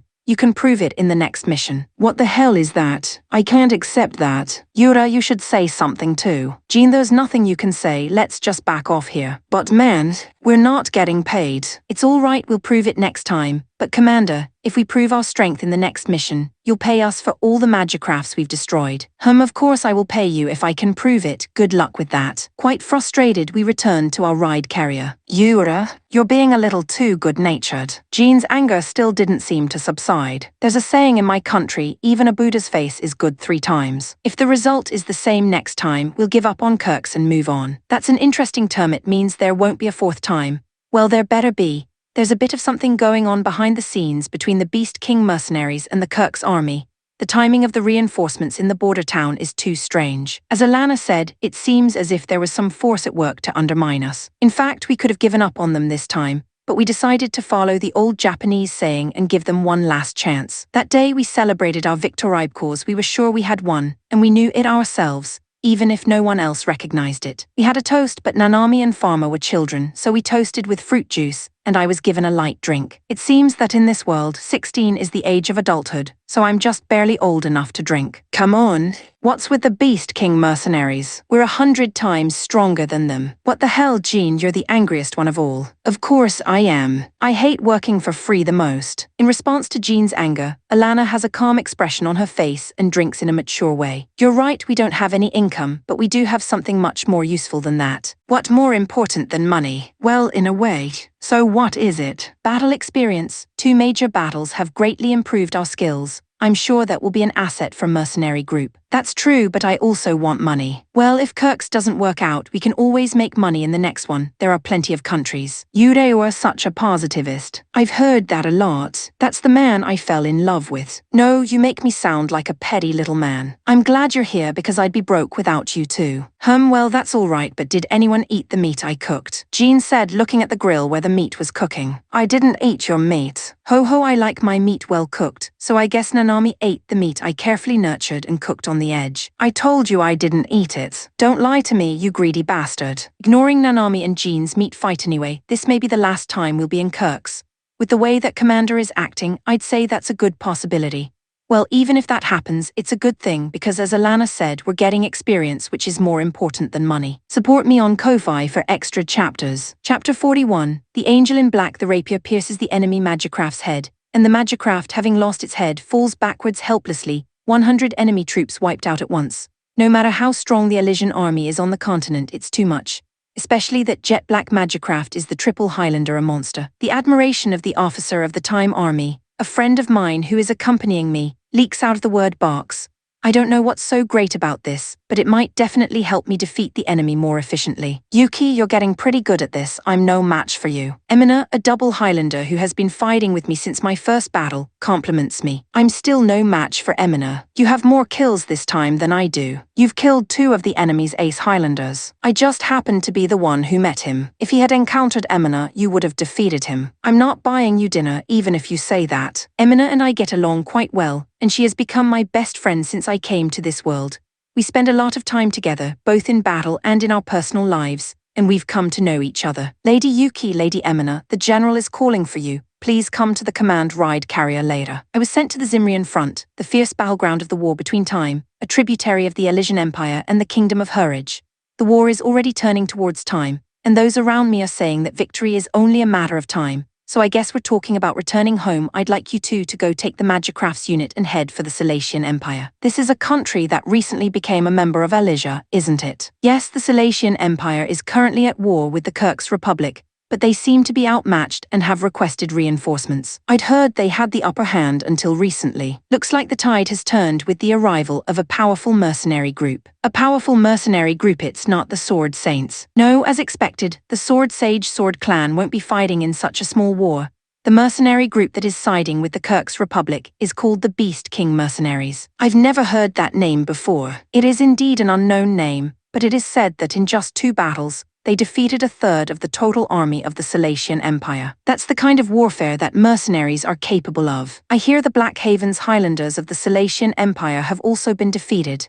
I think Yuki and Emina will be fine, but be on your guard. Emina and I led 50 Magicrafts to the Silesian Empire. The 50 Magicrafts were the Elysian Empire's mid-range general-purpose Magicrafts, all of which had an activation Ludia value of 3,000, an elite force with high performance for a mass-produced machine. Thank you, Elysian Army, for coming all the way here to reinforce us. The commander of the Silesian Army politely bows down to me. Since it is a vassal state of Elysia, I am treated quite politely. So what enemy do we have to defeat? Emina asked, to which the commander replied with trepidation. Can you first deal with the frontline troops of the Kirk's army that have crossed the border and invaded? All right, let's head there as soon as possible. Then let 100 magic machines from the Silesian army accompany you. The offer was made immediately, but Emina replied with a calm expression. No, I don't need you to accompany me, as it would be too difficult to fight. What? But the Kirks have a huge army of over 200 Magicrafts, no problem. The commander couldn't say anything more to Emina, who said so. Indeed, to be honest, I feel that the rest of the army is just a hindrance when it comes to coordination and such. We received information that the Kirk's army had invaded as far as a region called Kairuni, so we headed there immediately. You are free to annihilate the rest. That was all Emina instructed her subordinate riders before the battle. What about me? You'll be free to move around, and there's no danger of you wandering off on your own. Can I take that as a sign of trust? I feel like you're just abandoning me. I think you'll get more results if you move freely. You just put a lot of pressure on me. That's how you know you can do it. Apparently she's being misled, but I'm pretty sure she trusts me. We deployed in squadrons of 5 Magicrafts, spread out around the perimeter, and attacked a large force of over 200 Magicrafts. I move alone, destroying any enemy I see. Enemy movement seems slow, as if they are moving in slow motion. First of all, enemy attacks don't hit me, and my rapier thrusts put enemy magicrafts out of action with a single blow. Emina also moves alone and destroys the enemy magicrafts at a great speed. The riders under her command are also elite, and they are overwhelming the enemy's forces. Bang! The sound of enemies being destroyed flooded the surroundings. 200 magicrafts were turned into scrap in a matter of minutes, and our damage was 0. Is there any enemy that can fight on equal terms with Elijah? I had even started to think about such questions. Support me on Ko-fi for extra chapters. Chapter 42. Massive Eradication Operation. It seemed that there had been a major change in the battle situation, and the Kirk's army was in a panic, telling us to come to the command center. He didn't hesitate to call after treating us so badly. Maybe he doesn't think it's a bad treatment. Yura's right, he's probably so empty inside his head that he doesn't even feel bad. When I came to the command center with Jean and Alana complaining about this, I found many people gathered there, including the various mercenary groups and the regular army. We received a report that the frontline army invading Silesia was wiped out. It was a large army of 200 magicrafts, but they were wiped out in a matter of minutes. That's what the commander reported to everyone. Well, so what, I thought, realizing that I did not have good feelings about the Kirk's army. It is uncertain, but it seems that Silesia has called in powerful reinforcements. If we leave such a powerful force unattended, we will be in a dangerous situation in the future. Therefore, we have decided to crush that enemy reinforcement force with all our might, and we will carry out a large-scale eradication operation with all mercenary groups and the regular army here. How many enemies are there? The leader of the Beast King mercenary group asked. I heard that the reinforcement force is about 50 magicrafts, but about 100 of the Silesian army are accompanying them. What's our strength against that? 90 mercenaries and 150 regulars. That's a piece of cake. This is a chance to make some money. That's what the leader of the Beast King mercenary group says when he sees the difference in numbers. Are you forgetting the information that the enemy reinforcements wiped out 200 magicrafts without difficulty? Hey Yuta, you're still alive. You really do seem to have a lot of luck. When Nayashi and Akane found me, they called out to me. Well, you know, my luck has always been good. Looks like you guys are as lucky as I am. Luck? We're half radar, we survived on our own merits. Is that so? I heard a pathetic voice that didn't sound like a competent person saying, anybody can help me. And I wondered if he was surviving on luck alone. Which we would know we wouldn't say that. You must have mistaken it for someone else's voice. Well, okay, but more importantly, this time the enemy might be pretty strong. Tell your commander that it's not safe to keep dragging people down too much. At any rate, I only warned him because we were old classmates. The large-scale eradication operation was immediately put into effect, and we headed for the bordering Kairuni region, which was to become our battleground. It's best to stay away from the Beast King mercenaries as much as possible. Alana suggested this to me as we were discussing the mission. Yeah, I don't trust those guys, and I don't trust Kirk's regular army either, so it's probably better to work alone. I think so too. The only people I'll be fighting with are the Steel Warriors. Nanami will feel safer if she's with everyone else. I don't like it when other people make fun of Nanami and her friends. I'm fine with that as long as I'm with everyone else. They all unanimously decided that the Steel Warriors will act alone in this operation. If true, it would be more dangerous for them to act alone, but it is also strange that they feel more secure in their current situation. Yura, I think you should save the magic bullet this time for emergencies. That's what Alana advises me as I prepare to go out. Yeah, I'd be in trouble if I couldn't shoot when I wanted to. It's true that the magic bullets can't be fired continuously, so it's better not to use them in case something goes wrong. I agreed with the advice. The battlefield was going to be a large area of the Kairuni region.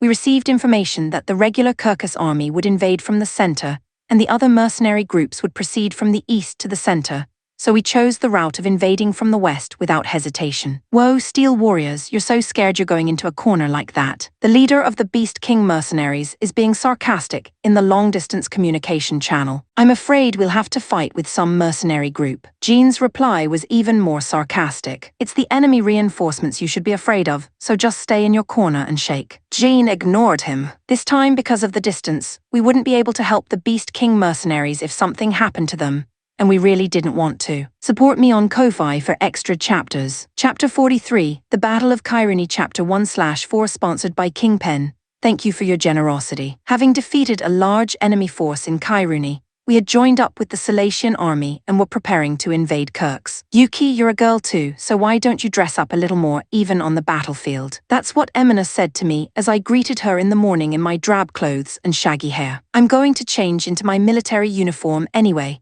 and I want to look comfortable in my ride carrier. We, the senior riders, were not told anything in particular about our attire, but both Emina and I usually changed into our military uniforms because we said it would not be a good example to our subordinates. I've got men coming in and out of here. I already know. Yuki doesn't have any clothes at all, does she? Well, it hasn't been long since I came to this world. I see. Well, there's a nice store in Teido. Shall we go there together when we get back? Oh yeah, that's great. I've always wanted some clothes. Then we'll just have to kill the enemy and go home. While we were talking about this, I received an urgent call from the Silesian army. I'm told there's a large enemy force heading this way. Does the large army include the Beast King mercenaries? Emina asked, and the commander of the Silesian army answered after seeing the information from his subordinates. Yes, the Beast King mercenaries are included in that army. That's very convenient, Yuki. Get ready for battle right away. Let's clear out the Beast King mercenary group and return to the imperial capital. She had a big smile on her face as she said this. We took up position at Kairuni, ready to intercept the enemy forces. It seems that the enemy forces are coming towards us from 3 directions. The movement of the enemy army was transmitted from the Silesian army. 3 ways do you know where the Beast King mercenaries are coming from? Our spies tell us that the Beast King mercenaries will invade from the east. How many enemies are coming from the other directions? From the center, the main army of the Kirks is over 100 magicrafts, and from the westies this some kind of error or something. It seems that a mercenary group called the Iron Knights is invading alone. I'm getting reports of 4 magicrafts. South Silesian army should intercept the main army of Kirks in the center. We will divide the troops into 2 and deal with the enemies in the west and east. When Emina informed the commander of the Silesian army, he instructed his men and me as follows. I, Yuki, and 2 squads will crush the Beast King mercenaries in the east, and the rest of you will defeat the enemies in the west, and then reinforce the center. Emina seems to think that the only strong enemy is the Beast King mercenaries. I think so too. When I moved to the east side and waited for the enemy, I saw about 100 magicrafts. That's the Beast King mercenary group. I heard from information that they are quite strong enemies. I have to be on guard. Yuki, take your squad and go around to the right. I'll take the left. Roger that. Be careful, Emina. You too. I accelerated at once and plunged into the enemy army. As I intended, the enemy concentrated on me. Then a squad of my men attacked. A squad of 5 magicrafts attacked and suddenly crushed a double-digit number of enemy planes. I was also the target of attacks, but I destroyed the enemy with my rapier. It's fragile. This is the Beast King mercenary group. No way is this the best they can do. I and a squad of my men had just taken out half of the enemy, and Emina would be communicating with us. Yuki, you're acting a little strange. The Beast King mercenaries can't be this weak. Maybe there's an error in Silesia information. I thought the same thing. The information was wrong. If that's the case, where is the real Beast King mercenary group? That question was answered by a transmission from a subordinate who was sent in the west side. Is a monster. What is this strength? Zuzu and the west squad was wiped out. To help me. Zaza Zuzu, and with that the communication was cut off. No way. I should have known sooner. I thought there were too few enemies attacking from the west, but there's no way there are only 4 magicrafts. I'm sure the Beast King mercenaries are in the west. What do you say, Emina? We head west right away. Emina, what should we do? Emina, do you want to head west right now? No, we can't go help the west squad right now. We began to decimate the enemy forces to the east, but some of them, seeing that they were outnumbered, began to flee. You got away? Well, okay, let's leave the little fishes alone and head west right away. I agreed with Emina's decision. Support me on Ko-Fi for extra chapters. Chapter 44 Strong Enemies Chapter 2/4 sponsored by Kingpen. The other 2 will be released Sunday. Yes, that's the 10th one. I decided to use the double spear as my weapon for this fight as well. I prioritized annihilation because I often avoided enemy attacks and didn't have much of a chance to prevent them,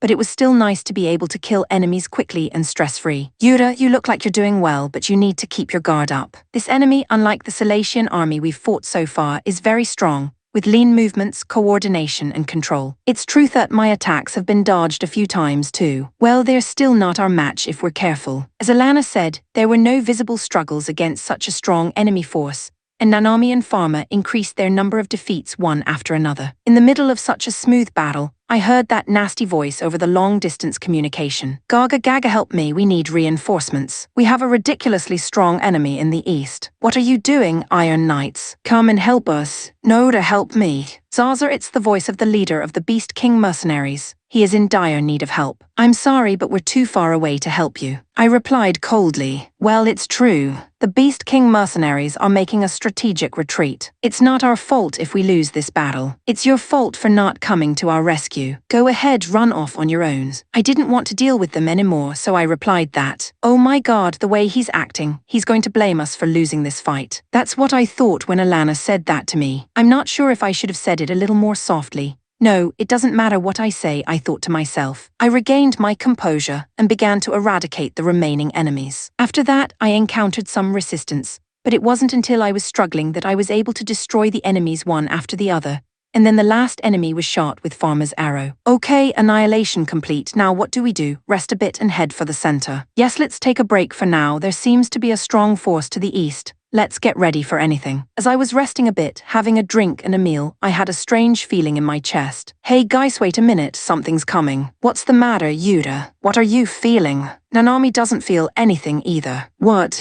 I don't understand either. At the moment when Farmer finally said that, about 10 magicrafts flew out of the forest. It's here. They are early. The enemy's movement was quite fast, especially the jet black magicraft approaching us at a speed I've never seen before. The jet black enemy craft swooped down on Nanami's Vajra and began attacking with its slender weapons. Vajra is also attacked from behind by a purple magicraft, not as fast as the jet black one but quite fast, and Nanami is in trouble. I tried to move quickly to help, but 5 enemies blocked my way. Alana, like me, was tangled up in 5 enemy magicrafts and was unable to help. Farmer, rise and cover Nanami with arrows. Nanami, hold them off until we're clear. Ugh, yeah. Against 2 strong opponents, Nanami was fighting an even battle. On the contrary, an enemy that can fight evenly against the triple Highlander Nanami is we need to get this over with. I pierce a nearby enemy plane with my double spear, easily skewering it due to the fact that it was caught off guard. Alana also sensed the danger of this group and hurriedly began to clear away the enemies around us. But just like before, these guys are no ordinary enemies, and they are not going to be easy to defeat. When I slashed at it with the double spear, it sacrificed its right hand to catch it, and one of the enemy planes hit me with its body while I was out of balance. Then 2 enemies attacked me with swords and spears. I managed to eliminate them. One of the enemy magicrafts moved back a little, probably upset that his comrades had been torn apart, so I closed the gap between us and pierced it with the double spear. Only one left in order to clear the last one. I accelerated and approached it. It didn't run away or avoid me, but came at me with a body blow. I was momentarily shaken by the unexpected action. My movement slowed down and I was hit. Damn, you're stubborn. The enemy magicraft clings to me, but I pull it off and slam it into the ground. Kaya? I'm horrified to hear Nanami's screams. Nanami, you okay? Amiya just grazed me a little, but this enemy is strong. Even though she was covered by Farmer's arrows, Nanami was still vulnerable to the attacks of the 2 enemies. I immediately tried to rush to her rescue. The next thing I saw, however, was a defenseless Vajra, its movements blocked by a purple magicraft, about to be pierced by the slender sword of the jet black magicraft. Nanami! I quickly readied my magic bullet and sent the image of shooting through the jet black fuselage to the control sphere in order to avoid hitting Vajra. So, if anyone knows a better sound effect, leave a comment. A line of light extends, piercing the shoulder of the jet black magicraft in attack position, and blowing off its right arm. The purple magicraft also leaves the Vajra in response. Nanami didn't miss that moment, and with minimal movement, she swung the sword in her right hand and pierced the body of the purple magicraft. At that moment, I thought I heard some kind of scream. It was a loud voice full of sadness and anger. Support me on Ko-Fi for extra chapters. Chapter 45, Disappearing Yuki. After wiping out the enemies to the east, we headed west in the fast ride carrier we had waiting in the rear. It looks like we're outnumbered in the center. We'll be wiped out if we don't quickly clear out the Beast King mercenaries in the west and head for the rescue, Emina said as she looked at the beacon crystal display. While the ride carrier is moving, we need to rehydrate and prepare for battle. The opponent is a strong enemy that decimated our elite troops. We need to be well prepared. When we arrived at the area where our squad had been annihilated, we boarded the magicrafts and searched for the enemy army. I found them, but there are only 4 of them. They don't seem to have noticed. Do you want to wait and see? No, let's attack. First squad will deal with the red one, second squad with the white one. Yuki and I will deal with the gold one and the blue one. Under Emina's direction, her subordinates immediately began to move. I also went with Emina to the golden magicraft. As I accelerated and approached, the other side seemed to have noticed me and immediately counterattacked. Here I felt a strange sense of discomfort, a bad feeling, or a strange sensation. Well, it must be my imagination, Now I have to concentrate on the enemy. I tried to pierce the golden enemy magicraft with my rapier, but the attack was blocked by its shield. I was surprised because it was the first time I had ever been blocked. In the gap between my attacks, Emina's magicraft Shryapur got behind the golden enemy magicraft. Emina attacks the golden enemy with her sword, but her attack is also blocked. This enemy's strong Emina unleashed a series of sword attacks, and I matched them with a fierce rapier attack. However, the golden enemy magicraft continued to block mine and Emina's attacks with its shield and sword. This enemy is definitely the Beast King mercenaries. What strength! Emina was also in awe. You can't avoid it. In response to the voice, I barely reacted to the arrow fired from above. The arrow grazed Elvira's shoulder and stabbed into the ground behind her. Wait a minute, that blue enemy plane's flying in the sky. It's the first time I've ever seen a flying magicraft. Yuki, watch out for the arrows. Yeah, I got it. However, it was extremely difficult to fight the golden enemy magicraft while keeping an eye on the arrows, and the number of attacks made by Emina and I would be drastically reduced. Yuki, I'll stop the gold, you take it down while I do. Got it. Emina slashes at the golden enemy with her sword, and when she gets into a low posture, as if she was aiming for the moment when the shield blocked her, she moves around to the side and at once, she clung to the golden enemy magicraft. Now, I readied my rapier and was about to pierce the enemy's torso and knock him down. But at that moment, my Elvira was hit by a powerful impact. What? I can see Elvira's right arm is blown off, but I didn't know what the attack was. I regained my bearings and looked around. Then I saw Shryapur being pierced by the golden enemy magicraft sword. No. Emina. The enemy's sword pierced the cockpit. I felt a chill and called out to Emina. Emina, come in. But there was no response from Shryapur. The blood drained from my veins. Despair and sadness flooded me, and I couldn't think of anything else. The golden enemy that had defeated Emina was coming towards me. Stunned by the loss of my right hand and the loss of Emina, I was unable to move. Lady Yuki. While shouting, the high-speed ride carrier that was waiting behind me charged the golden enemy. The gold-colored magicraft took the hit and was blown backwards. Lady Yuki, please hurry up and board. I couldn't think of anything else, so I did as I was told and climbed into the high-speed ride carrier. The ride carrier let out a loud boom, and we were off. As it was, I retreated to the imperial capital of Cilicia. I was told there that the Battle of Kyrene ended with the complete defeat of Cilicia. Then the news of Emina's death and the annihilation of her troops reached Elysia. Elysia is a nation that values its senior riders, and the death of only a double Highlander and her elite was reason enough to anger the Emperor. An army of Avengers was immediately sent from Elysia's to avenge them. Mr. Yudo, the army of 500 magicrafts, was led by the strongest rider on the continent. Yuki, are you okay? Emina in front of my eyes. Don't worry, now that I'm Hereth Beast King mercenaries and the Kirk's Republic will be annihilated.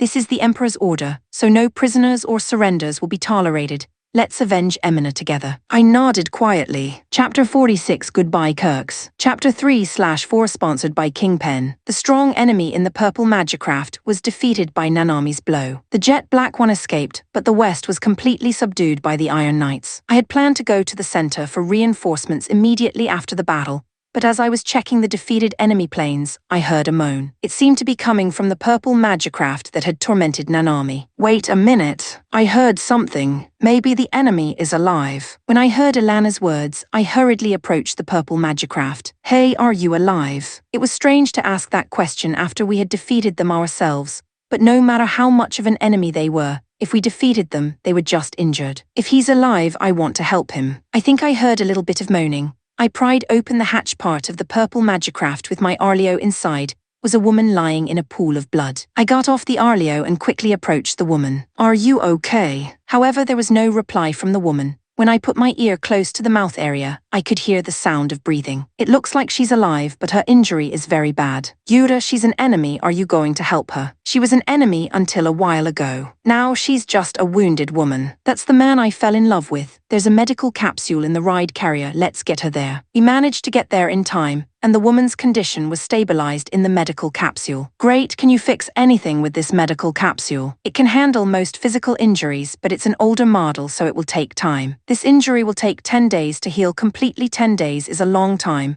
but I'm glad I could help. Then we tried to head for the center, but before we could get there, the Kirks defeated the Silatians in the center, and the Battle of Kyrene ended with Kirk's victory. Those jet black and purple magicrafts you fought at the end looked pretty strong, but you held your own well, Nanami. When I praised her, Nanami shook her head and said, I was just fighting really hard. I don't remember how I was able to defend myself. I think Nanami would have been killed if Yuta hadn't saved her. I'm really glad I was able to save Nanami. So who are these reinforcements after all? When Jean casually asked this, Farmer replied, "It's hard to tell because the enemy's magicraft had their national mark hidden, and its color changed.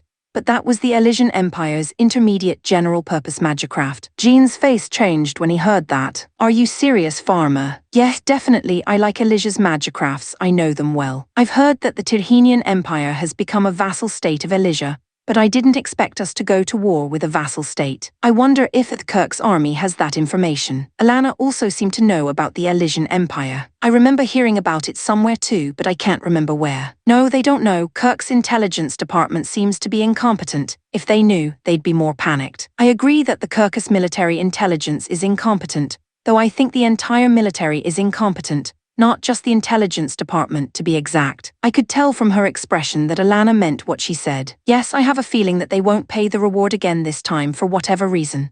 I think the Beast King mercenary group is manipulating them.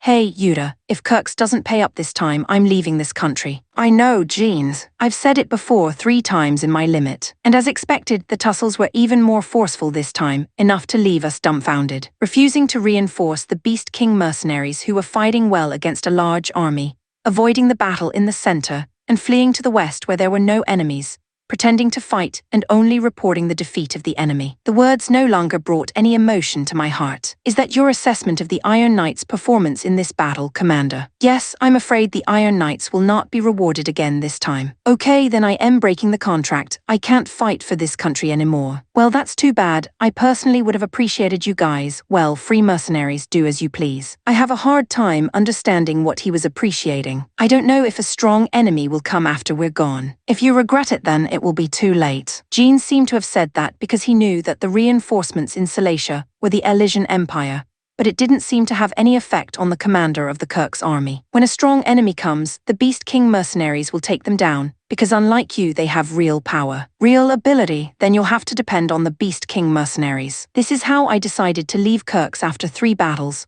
I don't have very good memories, but it might have been a good experience. Also, that enemy woman is still in our ride carrier, not handed over to Kirk's, as it would be dangerous to take her out of the medical capsule now. After all, we're just working for free, and with the ally riders as baggage. It is true that there was no reward, but we were able to receive supplies, so it wasn't too much of a loss. "Oh, that's right, the enemy is a senior rider of the Elysian Empire. Can't we get a ransom or something?" "I don't like the idea of a ransom, cause it makes me feel like a criminal." "You're such a good boy, Yuta. You should learn a little from him." "Oh, now where do you want to go next?" When Alana asked that, Jean quickly replied I wasn't expecting to leave Kirk so soon, so I haven't thought about it yet. "Well, how about a small group of countries in the south? There's a lot of skirmishes there." "Well, yes, there's not a lot of money to be made, but there's also not a lot of bad countries like Kirk's. So that could be a possibility." Alana and Jean are discussing, but I'm not familiar with geography or the state of affairs in this world, so I can't offer any opinions. Alana and Jean decided that we should head south in search of our next employer. It was 5 days later, when we heard the news that the Kirk's Republic had fallen. Chapter 47, Where is My Revenge? Chapter 4/4 sponsored by Kingpen. Once again, thank you for your generosity. My Elvira, which had lost its right arm, was repaired by a mechanic from Elysia's. The mechanic looked at the broken parts and said with a dubious expression, "What kind of weapon could break the SS armor of Elvira like this?" I couldn't see the enemy's weapon either. "What the hell was that? How's it going, Yuki?" As I was checking the repaired Elvira, Yuro-san spoke to me. "Yes, no problem. Well, that's good to know. I'm leaving now. Can you come with me?" "Of course I'm coming. To avenge Emina's death." Yuro nodded when I said that. The attack on the Kirk's Republic and the Beast King mercenaries was a complete siege and annihilation operation. "I'm not going to let any of you go, and I'm not going to accept any surrenders. This is total annihilation. Surrounding the Kirk's Republic and attacking it from 8 directions to destroy the enemy. It was a simple but impossible mission without absolute strength, but Yudo's army had the power to carry it out. And the ability of the continent's strongest riders was real. We overwhelmingly overran the Kirk's Republic and destroyed the enemy's magicrafts. The Kirk's Republic only resisted at the beginning, but when they were driven to the capital, they waved the white flag and desperately wanted to surrender. Of course, it was pointless to surrender in this situation, where the Emperor had ordered complete annihilation. The capital city has fallen, and the Kirk's Republic has been conquered. Most of the enemy's magicrafts have been eradicated, and the leaders of the Kirk's Republic have been captured. However, there was one thing that remained on my mind, that Golden Magicraft and its companions were nowhere to be found in the enemy army. Where did the Beast King mercenary group go? Then I received word that the leader of the Beast King mercenary group had been captured. Where is the leader of the Beast King mercenaries now? He's in the central square of the capital. It looks like he's about to be executed. I hurriedly headed there to check and see if I could get to the end of my revenge. 2 men were tied up in the central square. Which one of them is the leader of the Beast King mercenaries? I asked the officer on guard. This is the commander of the Kirk's army, and the leader of the Beast King mercenaries is the man tied up over there. I spoke to the leader of the Beast King mercenary group. Do you know who I am? Huh? I don't know. I am the rider of the jet black magicraft that fought you in Kairuni. Jet black, could it be that you've been hurting us so much? Were you the rider? Damn it. What are you talking about? We've been defeated by you. Huh? What are you talking about? We, the Beast King mercenaries, were beaten to a pulp by you guys and ran away. I don't understand what he's talking about. Are there no golden magicrafts in your group? When I said that, the leader of the Beast King mercenary group started laughing vigorously, as if something had hit him. I'm not sure if it was the 4 magicrafts, gold, white, red and blue, that beat you up so badly. That's right. That's the Beast King mercenaries, right? That's funny. This is exactly what digging a grave is. Listen, I'll tell you, they're not the Beast King mercenaries. They're a mercenary group called the Iron Knights. Iron Knights, they're ridiculously strong. We knew we couldn't win if we tried to compete with them, so we bribed Kirk's military intelligence, other mercenary groups, and regular soldiers in the field to take credit for their work behind their backs. I didn't think the enemy knew about it. This is a masterpiece. The man next to me, the commander of the Kirk's army, I believe, shouted loudly when he heard what was said. Wait a minute, you. What are you talking about? Tell me what this is all about. I told you. I saw it at the Battle of Ruba Fortress. The Iron Knights are the strongest mercenary group full of monsters. We can't compete with them head-on, so we've been sneaking around behind their backs. Commander, you're a fool. If you hadn't kicked them out, you wouldn't be in this mess. You? Oh, you fooled me too. It's too late. They're already gone. Let's both be executed in peace. Fuck you. Because of you, I have a wife and kids. That's too bad. You should be ashamed of yourself for being so blind. Damn, that joke of Iron Warriors defeats count was real. Oh my god, I'm going Tarthos monstrously strong guys. It's time for your execution. The officer in charge of the execution said coldly and nonchalantly, "The method of execution is burning at the stake." I didn't want to see that, so I left the place. Chapter 48, a disturbing atmosphere /Nagisa. When we arrived in Temira, we immediately entered the castle where the conference was held. The meeting will be attended by myself, Raynell, and Nagisami. Yes, I want to show you off. This king thought so, but I don't hate such peaceful thinking. The meeting was held at a large round table with 12 seats. The king sat at one of the seats, and Raynell and I stood behind him waiting. It's fun-eyed meetings already started, and only about half the people are here. It's true, as Raynell said, there are a lot of empty seats. I'm sorry I'm late. Then one of them came into the conference room, but no one else came after that. What do you mean 4 countries are absent? 8 countries participated in the summit, which was scheduled to include 12 countries,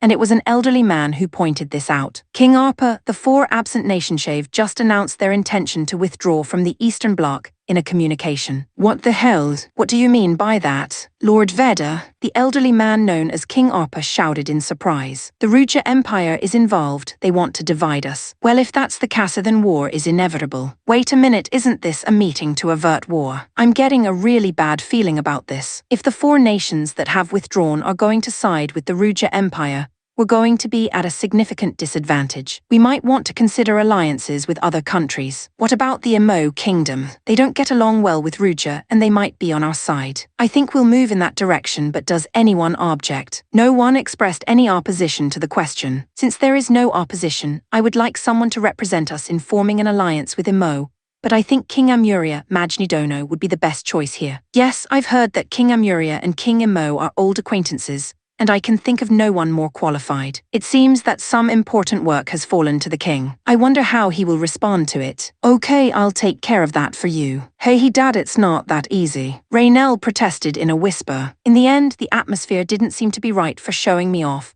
and the meeting ended with a discussion of alliances and military cooperation for defense. Back at the ride carrier, the daughter struck the father king. Dad, why are you accepting such an important role so easily? It's inevitable. How could I refuse in that atmosphere? And when they said you and King Emo are old friends, it only meant you know each other in a bad way. Mom told me you two didn't get along. Gosh, well that's true, Beth and I are both grown up, so let bygones be bygones. That's just your opinion, you don't know what he thinks. Ugh, apparently Raynell had the advantage in the argument, and the king was tense. Still, Raynell was desperately trying to figure out how to persuade King Emo in the end. She is a good daughter after all. He loves fruits, so let's bring him some rare ones as gifts. What's the point of trusting the fate of the country to some fruits? It has to be a big gift, like a monopoly on the metal trade. Well, how about the mining rights of Mir? If you give that away, our income will plummet. Yeah, that's right. For now, it looks like Raynell can handle it. Since it was closer to go from Temira to Emo than back to Amuria,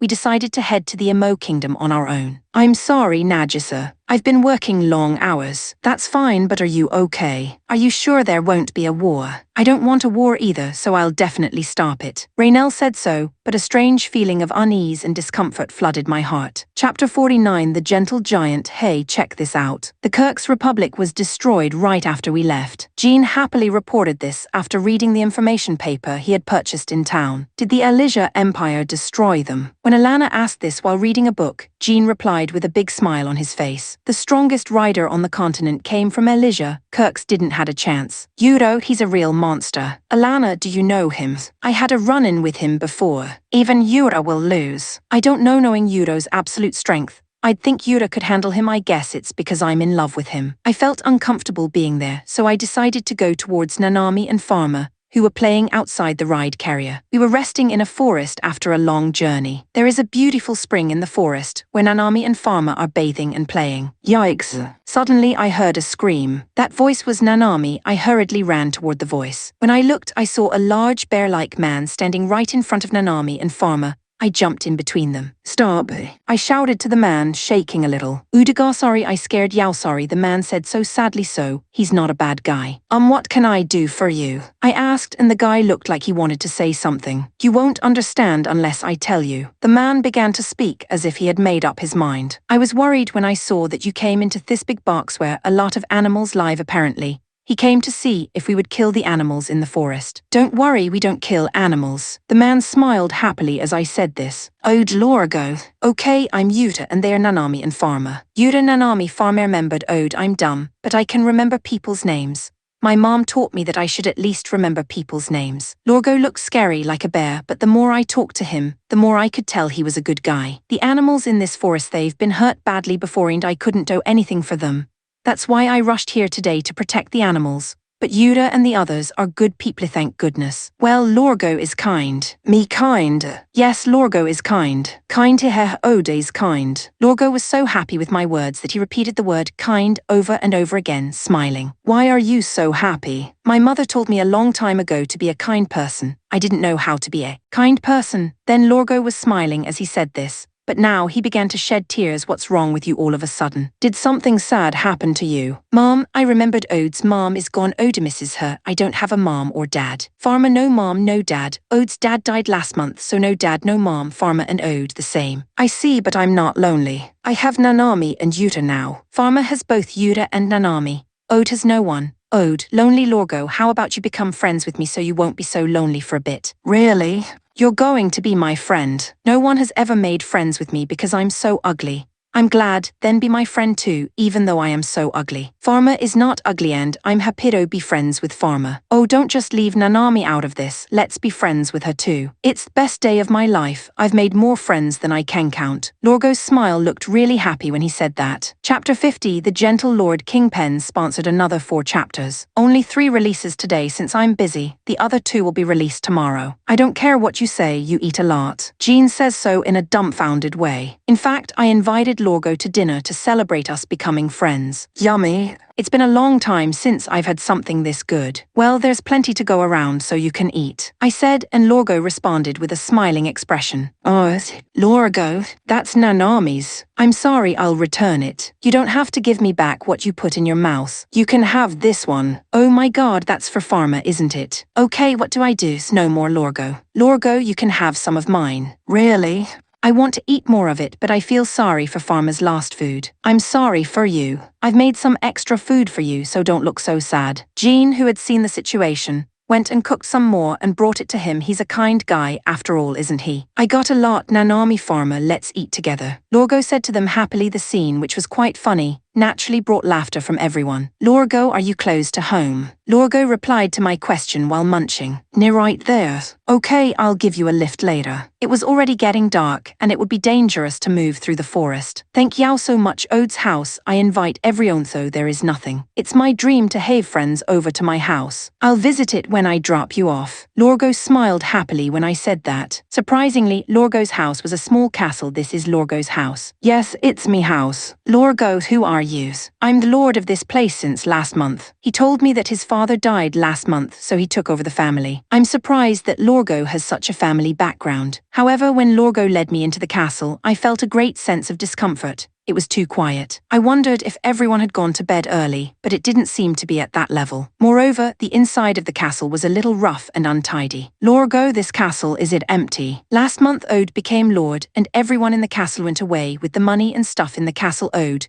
Now I live here all by myself. The people at the castle fled with the castle's valuables when Lorgo became lord. They're terrible people. You didn't get mad at those guys. I'm not smart, I'm not good at work, I can't do anything. So everyone got angry and left. I'm not angry at anyone. Ode is just sad. What a sad story. I feel a little bad because I just found out that Lorgo is a good guy. As Lorgo said, there was nothing in the castle. That's how much household goods and things were taken.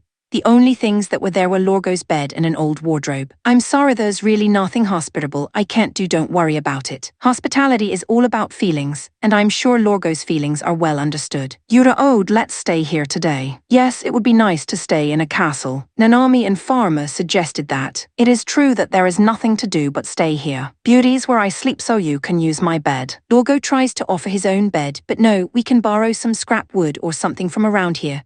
And I'll have a bed ready for us in no time. Nanami Farmer, get some sheets and blankets from the ride carrier. As Jean said this, Nanami and Farmer ran to the ride carrier. Jean is surprisingly handy. He made good use of scrap wood and prepared an improvised bed. Come on, Lorgo, we can all stay here. When Jean said that, Lorgo smiled happily. I wish Lisa would come over here. As Nanami says, Lisa is the only one left on the ride carrier. She usually doesn't get involved with us unless she has to. So I'm a little worried. That girl likes to be alone. A little more camaraderie would be nice. Alana also seems to be worried for her. Then we all lay down on the bed and listened to Lorgo's story. He didn't have much to say about his experiences, but he seemed happy to be talking to us. Chapter 51, The Work of a Lord. When I woke up from my unusual and not very comfortable bed, Nanami and Pharma were already up and making breakfast for everyone. That's unusual, you two cooking together. Jean usually cooks our meals, and I couldn't help but tell them, just get the plates ready, Yura, because I made the most delicious food. It seems that Nanami has confidence in her cooking, and she says so happily. However, when I ate, I found that hot. Wait a minute, Nanami. What the hell did you put in this? Nanami food was ridiculously spicy. Even Alana, who loves spicy food, frowned,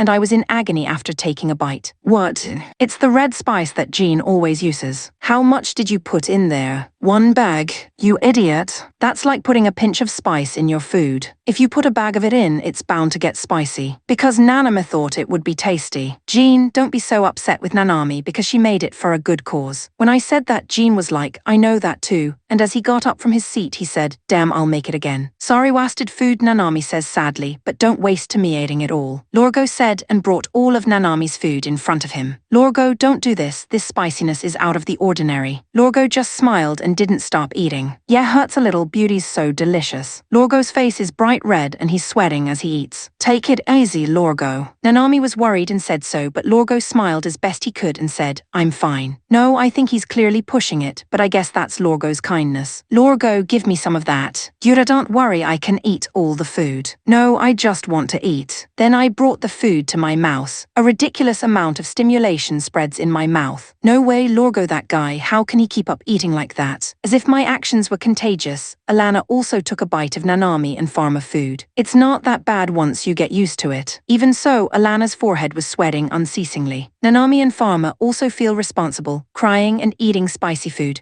They don't seem to like spicy food and stopped after 1 bite. I'm hungry, do you have anything to eat? It was Lisa who was alone in the ride carrier. There you are, that looks good, I'll take some. Oh, Lisa, it's Before I could stop her, Lisa brought Nanami's very spicy dish to her mouth. Delicious. That tastes amazing. Can I have some more? We watched in dismay as Lisa ate Nanami's extremely spicy food without a care in the world. I had just finished breakfast and was thinking of going for a walk when the gates of the castle were violently banged. My lord, come on out. Lorgo answered the call and went outside. We were curious about what had happened because the people were so swarthy, so we went along with him. Oh, came out, what's wrong? What's going on? I told you about the canal in the rice field and the well in the village. What do you mean you haven't done anything yet? I don't know how to do. You don't know how to do it. If you're a lord, do your job like a lord. We're in trouble. Ode Lorgo wants to meet the needs of his lordship, but he really doesn't know what to do. Hey guys, that's enough. Jean said to them, as if he couldn't keep quiet about the people blaming Lorgo. What the hell, you stranger, shut up. Just tell us what it is you want him to do, and we'll do it for you. You guys. The canal in the rice field collapsed during the last heavy rains, and the well in the village also collapsed, so there is no drinking water. When Jean heard this, he turned to us and said,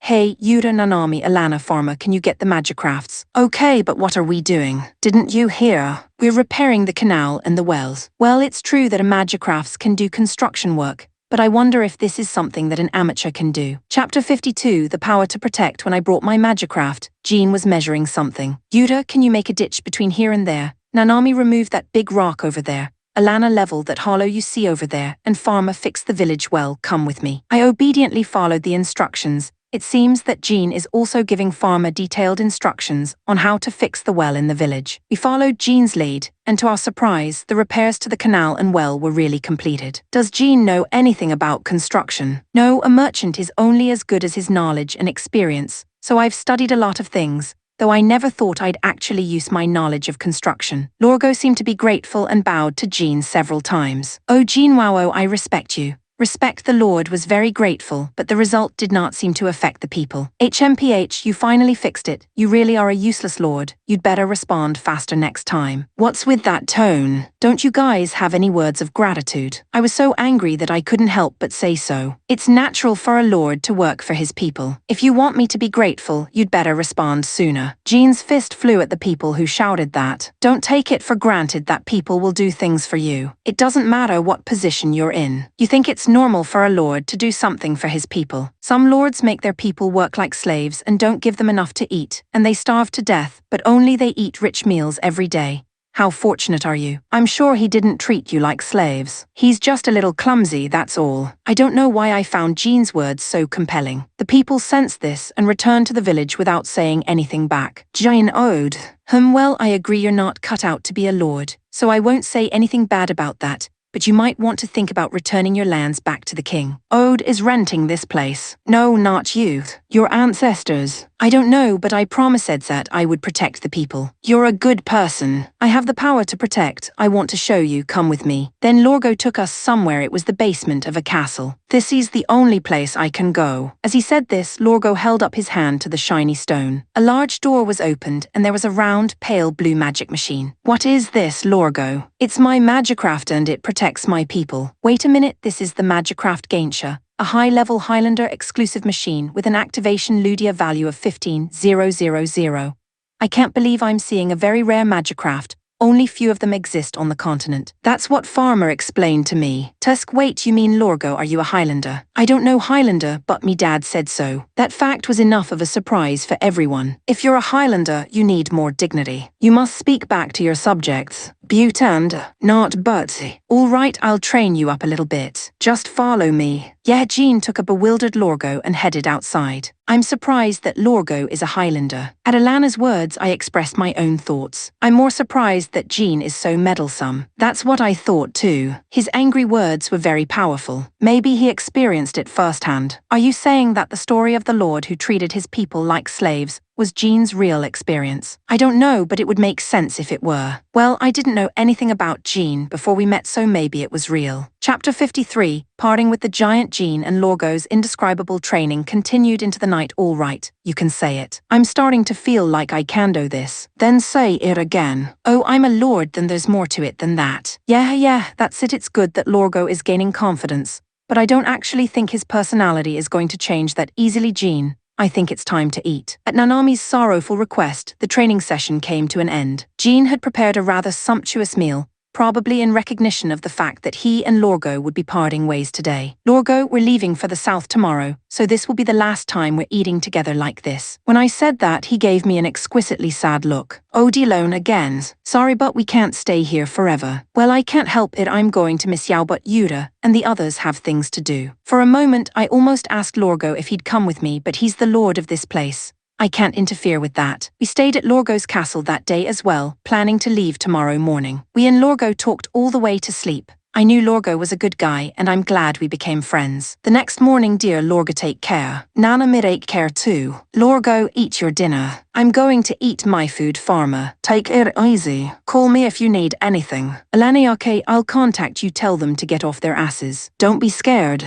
Yeah, I'll try my best, Jean. Well, I wish I could have talked to Liza more. Lorgo, wherever you are, we'll be friends. Yeah, Yuta and I are friends. We got into the ride carrier and left Lorgo's castle. Lorgo kept waving his hand all the way until we were out of sight. That was a funny guy. Jean says wistfully, and Nanami tells me, you should have invited Lorgo to join the warriors. Yeah, he's a Highlander, he'd be a great asset. Jean agreed with her before I could answer. I thought about that, but Lorgo's the lord of that place, and he's got his own agenda. It's just a role, maybe he's not ready to be a lord, I agree. But I can't ask him to leave everything and come with me. Well, yeah, I wonder what that guy would have thought if we told him to follow us. I'm not sure, but I think Lorgo would have been happy. When I think about it, I still regret that I didn't invite him. With such a feeling of bewilderment still lingering, we headed south. We stopped at a bar on the way to have a light lunch out, as the atmosphere was getting a bit strange. The taste wasn't great, and as I was eating, I thought that I would have been better off making something to eat in the ride carrier. At the same time, I heard loud talking from a seat a little farther away. Didn't you guys take part in that looting job in the neighboring territory that Gabaro invited you to? I wanted to, but my magicraft broke down. It's a shame because it's good work. It's really good work, isn't it, when the Lord is a fool,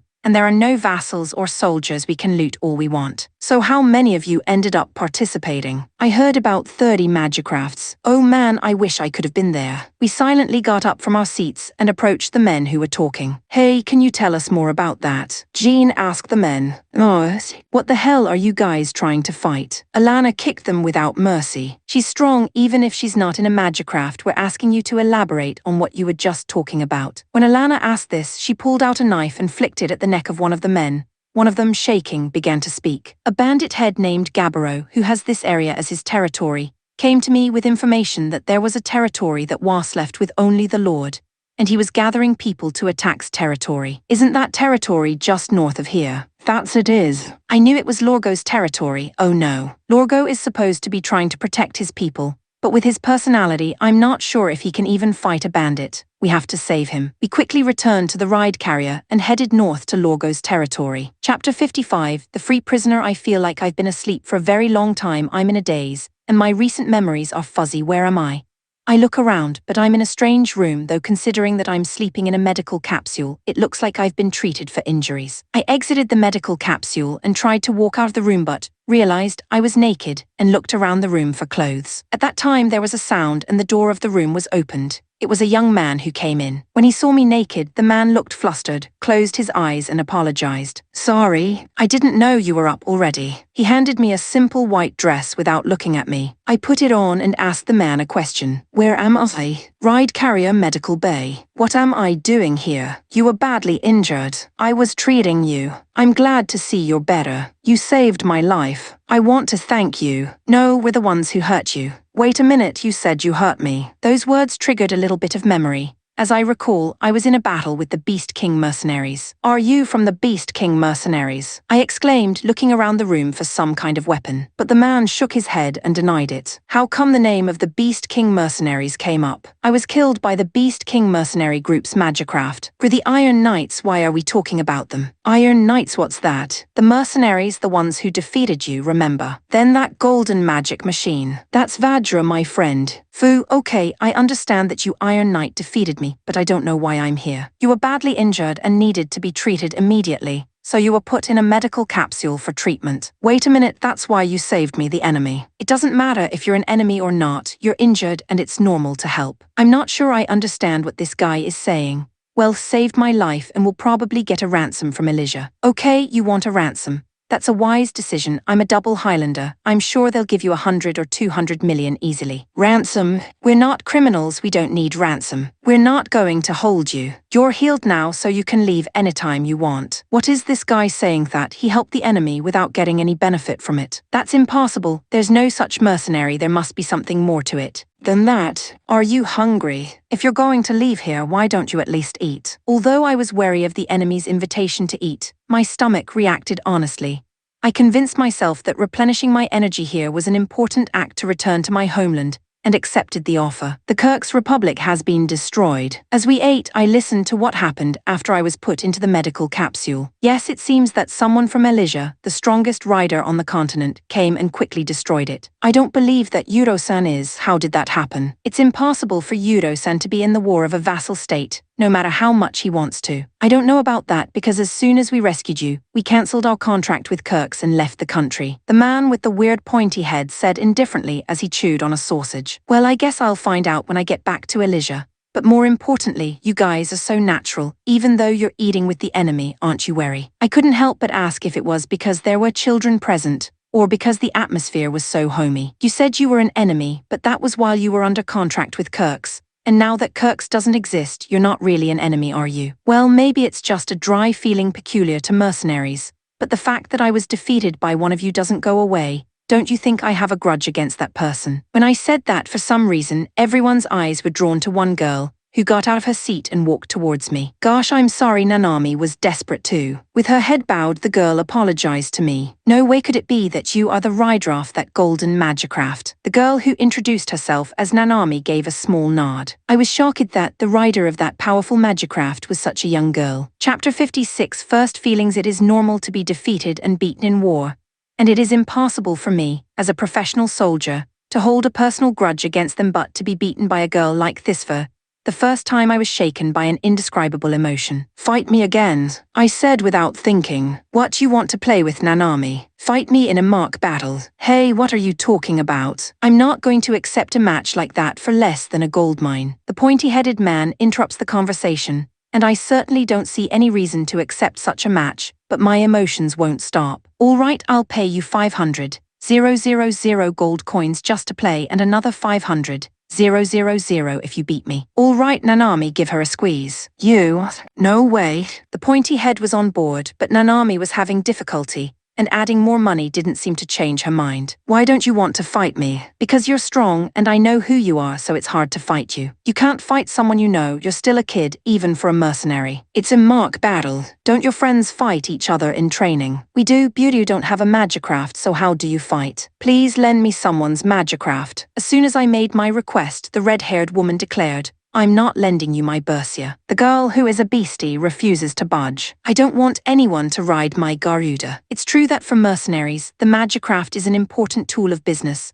and I'm well aware that they don't borrow it. If it's my Arleo, I can lend it to you, but I don't know if you can ride it. Can I borrow it? Yeah, but you probably won't be able to ride it. I'm a double Highlander. I can fly most magicrafts, so I'll be fine. But you know my Arleo is. Okay. If you want to use it, you can borrow it, but whether you can ride it or not, you'll have to pay 500,000 gold coins for the loan. Fine, I'll pay you 500,000 gold coins. If you can't ride it, you lose. Is that okay with you? Of course. In that case, I'll take my loss. No, that's why Arleo is. Yura still wanted to say something, but the pointy-headed man went on and on. All right, let's get to the hangar. Nanami, you get ready. No way. The magicraft that was loaned to me was the white one that I saw in Kairuni. I remember it was moving well. I can fight with this. I opened the hatch and got inside. Then I immediately placed my hand on the control ball and tried to activate the magicraft. No way. The magicraft does not respond at all. Hey, what's going on? Hurry up and start it up. I can hear the pointy-headed voice from outside. Why isn't it working? Don't tell me this is a dedicated triple Highlander plane. I've been had. The pointy head knew I couldn't ride it, so he gave me those conditions. Hey, you set me up. I yelled that at him as I opened the hatch. Set you up? What are you talking about? This is a triple Highlander magicraft. You knew that, and that's why you made the conditions you did. Come on, Arleo's rider, Yura, is not a triple Highlander. What? No way. Well, why don't you ask him what what his Ludia value is. When I asked him, Yuta replied in a matter-of-fact manner, "My Ludia value is 2. Are you kidding me? No one believes me, but it's true. It's hard to believe that people with a single-digit Ludia value even exist. But what does it mean that I can't even start up a magicraft that a single-digit person can use?" Well, the match is over. 500,000 gold coins for the match, 500,000 for the victory reward, and 500,000 for the Arleo lending fee, making a total of 1.5 million gold coins. The pointy head said this with a smirk and a disgusting smile on his face. "I'll go to the nearest town and withdraw the money from the ladle bank." He was quick to act when it came to paying the bill, quickly drove us to a nearby town and dropped us off in front of a branch of a ladle bank. When I entered the ladle bank, I handed my card to the receptionist to make a withdrawal. I decided to withdraw the money for the trip to Elysia as well, and told the receptionist that I wanted to withdraw 2 million gold coins. "I'm sorry, but your card is no longer valid." "What? Why is invalid?" "Your account has been frozen due to your death." "Where did you get this card?" The receptionist looked at me suspiciously. She said I passed away. "Oh dear, apparently you're supposed to be dead back home." That's what the pointy-headed man said. Maybe he was right. What should I do? There are no facilities in Elysia this far south on the continent. It has become difficult to return to Elysia, let alone pay the 1.5 million gold. Chapter 57. Paying with her body in the living room of the ride carrier. One depressed woman, Elysia's senior rider who was badly injured by Nanami, was in trouble because of Jean's unreasonable debt. In addition, her account has been frozen due to the death of the owner, and it seems that she is penniless and cannot even return to her country. "What are you going to do, sister? You have to pay what you owe," Jean told her with a businessman's face. "I know I'll pay you properly, but I can't pay you right now because I don't have any money. How about if you drive me to Elysia? I'll pay you 1.5 million plus." No, we're going south now, the other way." "So how do I get to?" "Well, if you don't have the money, maybe you can pay with your body." "What are you doing?" "Yao can't be that obscene to me. I thought that was a terrible idea, so I complained to Jean." "Jean, that's a bit harsh. You should think of a different solution." "What's wrong with you guys? I'm asking her to work and pay us back." "Oh, what's that supposed to mean? Do you want me to help you with your mercenary work?" "That's right, you can't do anything but ride magicrafts." She didn't argue with him as he seemed to have a point. "Okay, I'll take you up on that offer." "Okay, here's the deal. 10,000 gold a day plus food, room and board. I'll prepare a magicraft for you, and you can use the amount minus the rental cost to repay the debt. And when the debt is gone, the contract is over. Isn't 10,000 gold a day cheap? Hey, don't you know the daily wage of a commoner? Even a very well-paid, high Ludia value person can earn 1,000 gold in a day. I certainly don't know the salaries of the common people, but by the way, how much did you get from Elysia?" "I get 3 million gold a month as a base salary, and then bonuses for wars and other practical work. 100,000 a day, that's amazing, but this is not Elysia. And if you think about your position, you will understand that the conditions I mentioned are not bad." Jean's powerful words seemed to convince her, and she accepted the terms. However, Jean's trap was also laid in this proposal. The most she can pay back in one day is practically 500 gold. Jean tells me this just as she is returning to her room. "Yes, the magicrafts for the double Highlanders are expensive, so even if we buy and sell them when we no longer use them, we should get 9,000 gold for day's rental, plus 500 gold for food and room, so 9,500 gold. Wow, 500 gold a day to pay back 1.5 million, it'll take 3,000 days. No, I think that's a bit excessive, you idiot. She's a double Highlander. You can't get that kind of talent very often. Let's have her work for the Iron Knights for a long time." "That's true, but I don't think you're a good person." Well, whatever the case, we were going to welcome a new member to the Iron Knights. On that day, we decided to hold a welcome party for her, and a slightly more luxurious meal than usual was prepared. "I'm Emina, I'm going to work here for a while, please take care of me." She doesn't know yet that it's going to be quite a while. "I'm Yura, nice to meet you." When I introduced myself, everyone followed suit. "I'm Jean. I'm going to use you, so be prepared." "I'm Lorgo and I'm glad you're here." "I'm Nanami." Emina is very strong and reassuring. "I'm Pharma, nice to meet you." "I'm Alana. Whatever you do, don't mess with Yura." "Hi, I'm Lisa. Nice to meet you." After the introductions were complete, Emina asked me this. "I'm not familiar with the relationship between men and women, so I just want to make sure." "That's correct. Yura and I have such a deep relationship, you shouldn't interfere." "No, Alana is just Yura's property. property. The relationship between owner and property is a very deep relationship. The relationship between Nanami and Yura is much deeper. What kind of relationship? We've taken a bath together. What? What do you mean by that? Nanami? Explain it to me. Emina, who had been listening to this exchange between Alana and Nanami, said to me with a straight face, "I'm sorry. Are you the kind of person who would take possession of a woman and even bathe with a girl?" No is not a mistake, but it will keep my distance from you. While I'm not sure if I've been despised even more. Chapter 58, Shopping Time. We came to a large city to purchase a magicraft for Emina, who joined the Iron Knights. A city this big probably has some double Highlander magicrafts for sale. I don't know, I suppose there are Highlander magicrafts, but there's no general demand for double Highlander ones. Merchants sell them because there are some rich collectors. I'm sure you're right, we do have a potential collector in the family. Certainly, Pharma seems to have that quality in spades. After going to several merchants, we finally found someone who dealt with double Highlander magicrafts. We do have double Highlanders magicrafts, go check it out. I went to the back and found about 5 magicrafts stored there. That one and the one in the back are double Highlander-only magicrafts, both of which are top quality products, so I recommend them, though they're pricey. Okay, Emina, since you're using it, you get to choose. What?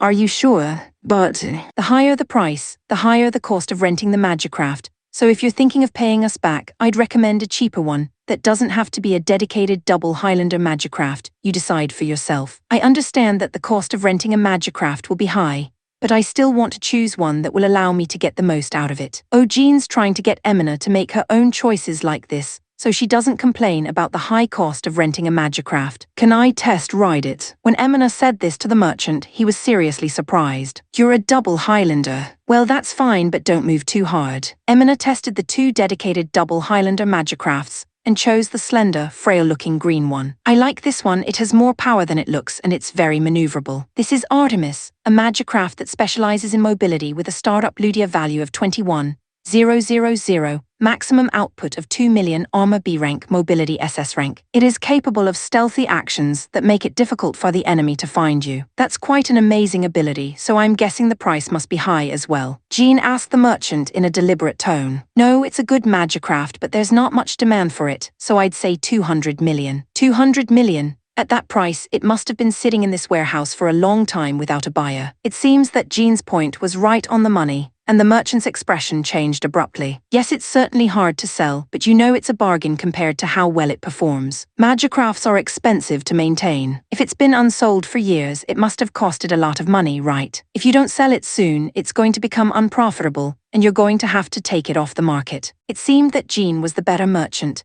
and the negotiations were led by him from start to finish, resulting in the price of 200 million dropping by half to 100 million. Okay, I got it. Emina, can you get in and carry me to the ride carrier? Thus, we were able to purchase a dedicated double Highlander magicraft for an unbelievable price of 100 million. We finished our shopping, but Lisa wanted to buy some parts for her magicraft, so we went to the magicraft market. 10 blocks of magnetite, 15 blocks of tektite, and 3 dozen nanotubes and elemental rope. That'll be 32 million gold. Jean, pay him. Oh, come on, Lisa, do you really need these? I bought them because I needed them. Now pay up. Here's 32 million. When I asked her about it, she replied you can't bargain for materials because the market is fixed. Well, that's how it works, isn't that the latest bow gun launcher? Emina said excitedly to Lisa in front of one of the weapon shops. Yes, I'm pretty sure it's a high-powered, rapid-fire automatic loading system, but I hear it's as powerful as the arrow at that size. I want to equip my Artemis with it. I don't mind, but Jean, what are you going to do? It's going to cost 50 million. 50 million for a weapon is fine, but the rental fee will be high, so be prepared. This is a good thing for Jean, who wants to put Emina in debt.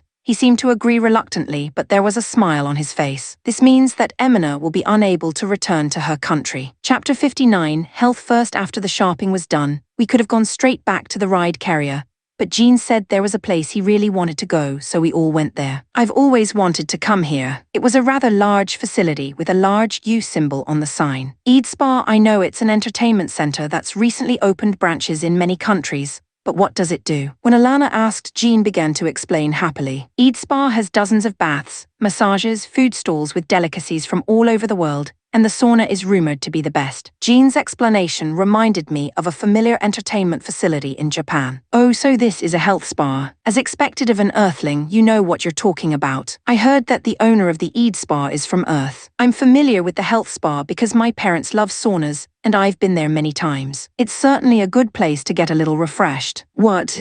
This place is mixed bathing. I walked into the Eid Spa and was surprised to hear that men and women take baths together.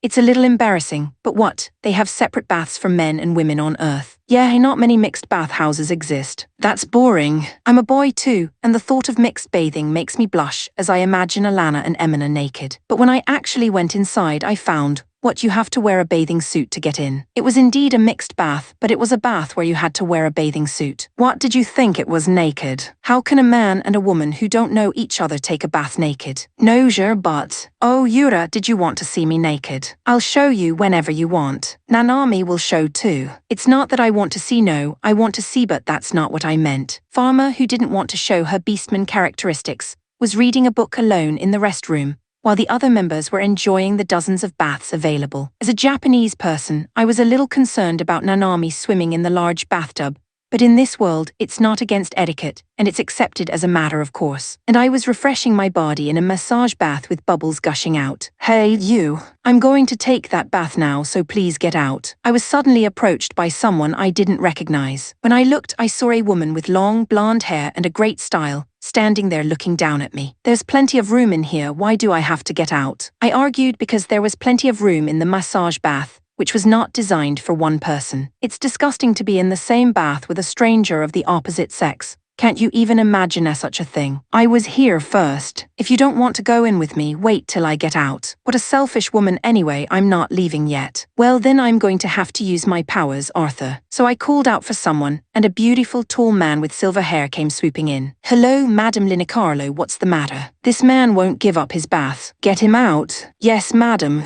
As he said this, the beautiful man grabbed me and tried to pull me out of the bath with all his might. Hey, stop it. Hearing my voice, Alana came running over. What are you doing to my Yura? With that, she gave the beautiful man a merciless kick in the face. Ugh.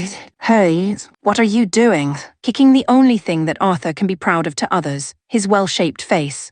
If this face is distorted, there will really be nothing good about Arthur. What are you going to do when that happens? I don't care, it's bad enough you misbehave with my Yura. I don't know whose Yura he is, but I've lost my patience. Let's duel it out. Fight with us. A duel, okay, but what's your weapon of choice? I don't use barbaric weapons. The only thing to compare is your spirit and endurance. Wow, interesting. What exactly is your method of dueling? That's it. That said, Linicarlo pointed to the sauna room. Chapter 60, Fierce Battle in the Sauna. Alana, this is your first time in a sauna, right? It's my first time, but it's only hot, right? I don't mind the heat. I can handle it in the summer. No, it's not the same as summer heat. You have to be prepared for it. Well, even so, I think I can beat that gutless young lady. The rules are simple. 2-on-2 deathmatch. We enter the sauna at the same time and the last team standing wins. The loser does whatever the winner says. If you lose, I'll make you dance naked. That's my line. If you lose, you'll have to get down on your knees. I couldn't imagine what it would be like to be on my knees, but I braced myself to not lose. Me, Alana, Linicarlo and Arthur entered the sauna at the same time as the start signal. The moment we entered, an intense heat enveloped our bodies. Alana, it's cooler down there, so let's go to the bottom. Okay. We whispered to each other and sat down in the lowest seats. Linicarlo and Arthur didn't know it and moved to the top seats.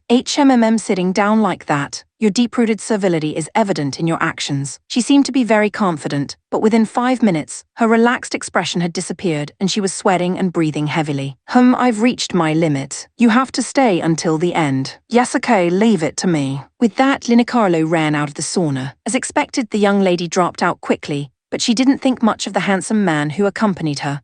Arthur, who is enduring the heat with a great deal of huffing and puffing, is ruined. What's the matter, Arthur? Have you reached your limit? Don't call me Arthur, you lowlife. What do you want me to call you? Mr. Arthur. Well, Arthur. Arthur, why do you have to say it twice? I'm sure you'll be fine. You're so red you look like you're about to pass out. Are you okay, Arthur? I'd be lying if I said I was fine. If I said I was at my limit, it would be taken as weakness. But I'm not going to get out of here before you do, for Linicarlo's sake. The moment he shouted that, Arthur collapsed and fainted on the spot. Of course, Arthur was taken out of the sauna by the doctor, and we won the sauna endurance battle. You better not think you've won. No, in reality we won. It's a 3-round game. We only lost the first round. So what's the second round? It's a breath hold contest. You dive into the bath and whoever can stay in there the longest wins. It was already a hassle, so I accepted the challenge. Yuta, holding his breath, is good at I'm not particularly good at it, so I let Lorgo play the game for me. As a result, Linicarlo gave up after about 20 seconds, and Arthur tried his best for 2 minutes, but he fainted and came back to the surface. He was taken away by the doctor again. It's not over yet. Let's do the third round. There's no need for a third round. In the third round, the points are tripled. So whoever wins this one wins. What do you mean, points? Just do it, it's the third round. It's a real pain in Thais, and it doesn't seem to matter what I say, I'm going to accept the third round. You know, you've been a complete mess for a while now, maybe you should start playing to your strengths. I kindly told her so, because if she loses at something she's good at, even this arrogant young lady will have to admit defeat. The thing I'm best at, are you suggesting that I compete in the thing I'm best at? Yes, it would be quicker. You're going to regret those words. Because in the thing I'm best at, I don't need to compete, the outcome is already decided. Just say it and I'll accept whatever you want. I said that because I felt like I could beat the naive young lady at anything. But what Linicarlo was good at was something I hadn't expected. I'm best at magicrafts, the third round will be a magicrafts match. Chapter 61 Thunder Emperor. It was good that Linicarlo and I decided to have a magicraft match. But everyone else didn't want to leave yet because they hadn't enjoyed the Eid Spa. Well, I still wanted to stay here too. So I told the lady that the magicraft match would have to wait until tomorrow. Okay, but we're going to have to stay with you to make sure you don't run away. So we decided to have a drink after the bath. And for some reason we ended up at a food stall area where you can enjoy food and drinks from all over the world. Who are these people who are gobbling up the food I ordered as if it's theirs? Jean looks at Linicarlo and Arthur and asks, they're going to have a magicraft contest with us tomorrow, so they're accompanying us until then to make sure we don't run away. A magicraft game? What the hell are you doing playing a game that's not even worth 1 gold? Jean lamented in exasperation. What are the rules for tomorrow's magicraft game? We don't really care what the rules are. But when Alana spoke to her, Linicarlo replied as she gobbled down her meal with a vigor that you wouldn't expect from a young lady. Oh, you're so confident, you think you can win under any rules. I'm confident I can beat you no matter what the rules are, so I'll take you on in whatever you are good at. Are you all riders? If that's the case, I'd be happy to take on all of you by myself. Well, that's interesting, but I'm not into a lot of people messing with one person.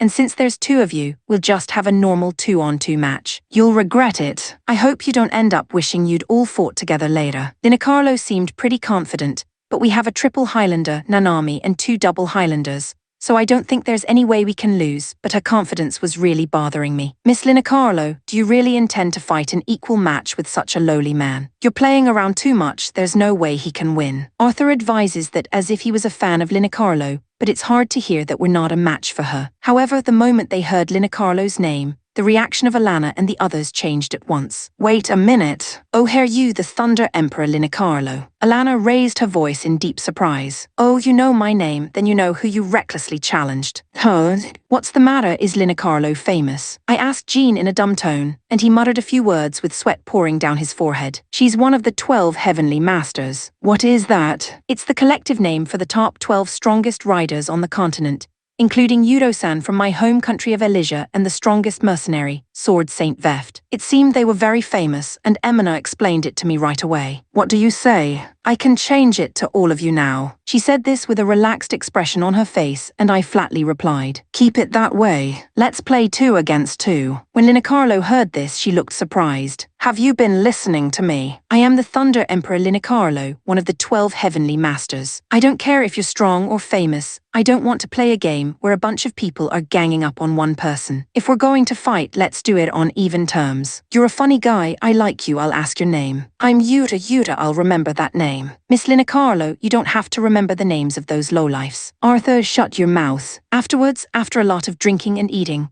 Linicarlo and Arthur said they were going back to their own ride carriers and left. Oh, they made us pay for the food here. I'll be waiting for her tomorrow. I didn't notice that she left so brazenly. Well, I'll meet her tomorrow, so why don't you bill her then? If we lose the fight, they're going to bury the hatchet. Yuta, you better win tomorrow. What? I'm supposed to fight. Unfortunately, the only one who has a chance against Linicarlo is Yuta. so I think Yuta should fight her too. Emina, who was listening to the conversation, asked in surprise. Wait a minute, isn't Nanami the strongest member of the Iron Knights? Yuta is stronger than Nanami, he even beat Nanami, he's probably the strongest of the bunch. Sure, I've beaten Nanami in mock battles, but I don't know what would happen if we fought for real. Ludia Value 2 Yuta is the strongest. This is getting more and more confusing. You're an idiot, no one believes Yuta's Ludia value is 2. Yes, I too believe that it definitely has at least as much Ludia value as a triple Highlander. Jean and Alana still seem to be suspicious of my Ludia value. I was actually planning on going to measure Yuta's Ludia value tomorrow, but you accepted a strange match. Apparently, according to Jean's schedule, tomorrow was the day to measure my Ludia value. Well, I'm not interested, so I don't really care. Chapter 62, Duel in the Canyon. Kingpen is back with another 4 sponsored chapters. Thank you for the support. The location of the fight with Linacarlo was in a canyon some distance from the city. Even if we fought a little harder here, it would not be a nuisance. Oh, I'm impressed you didn't just run away. Of course.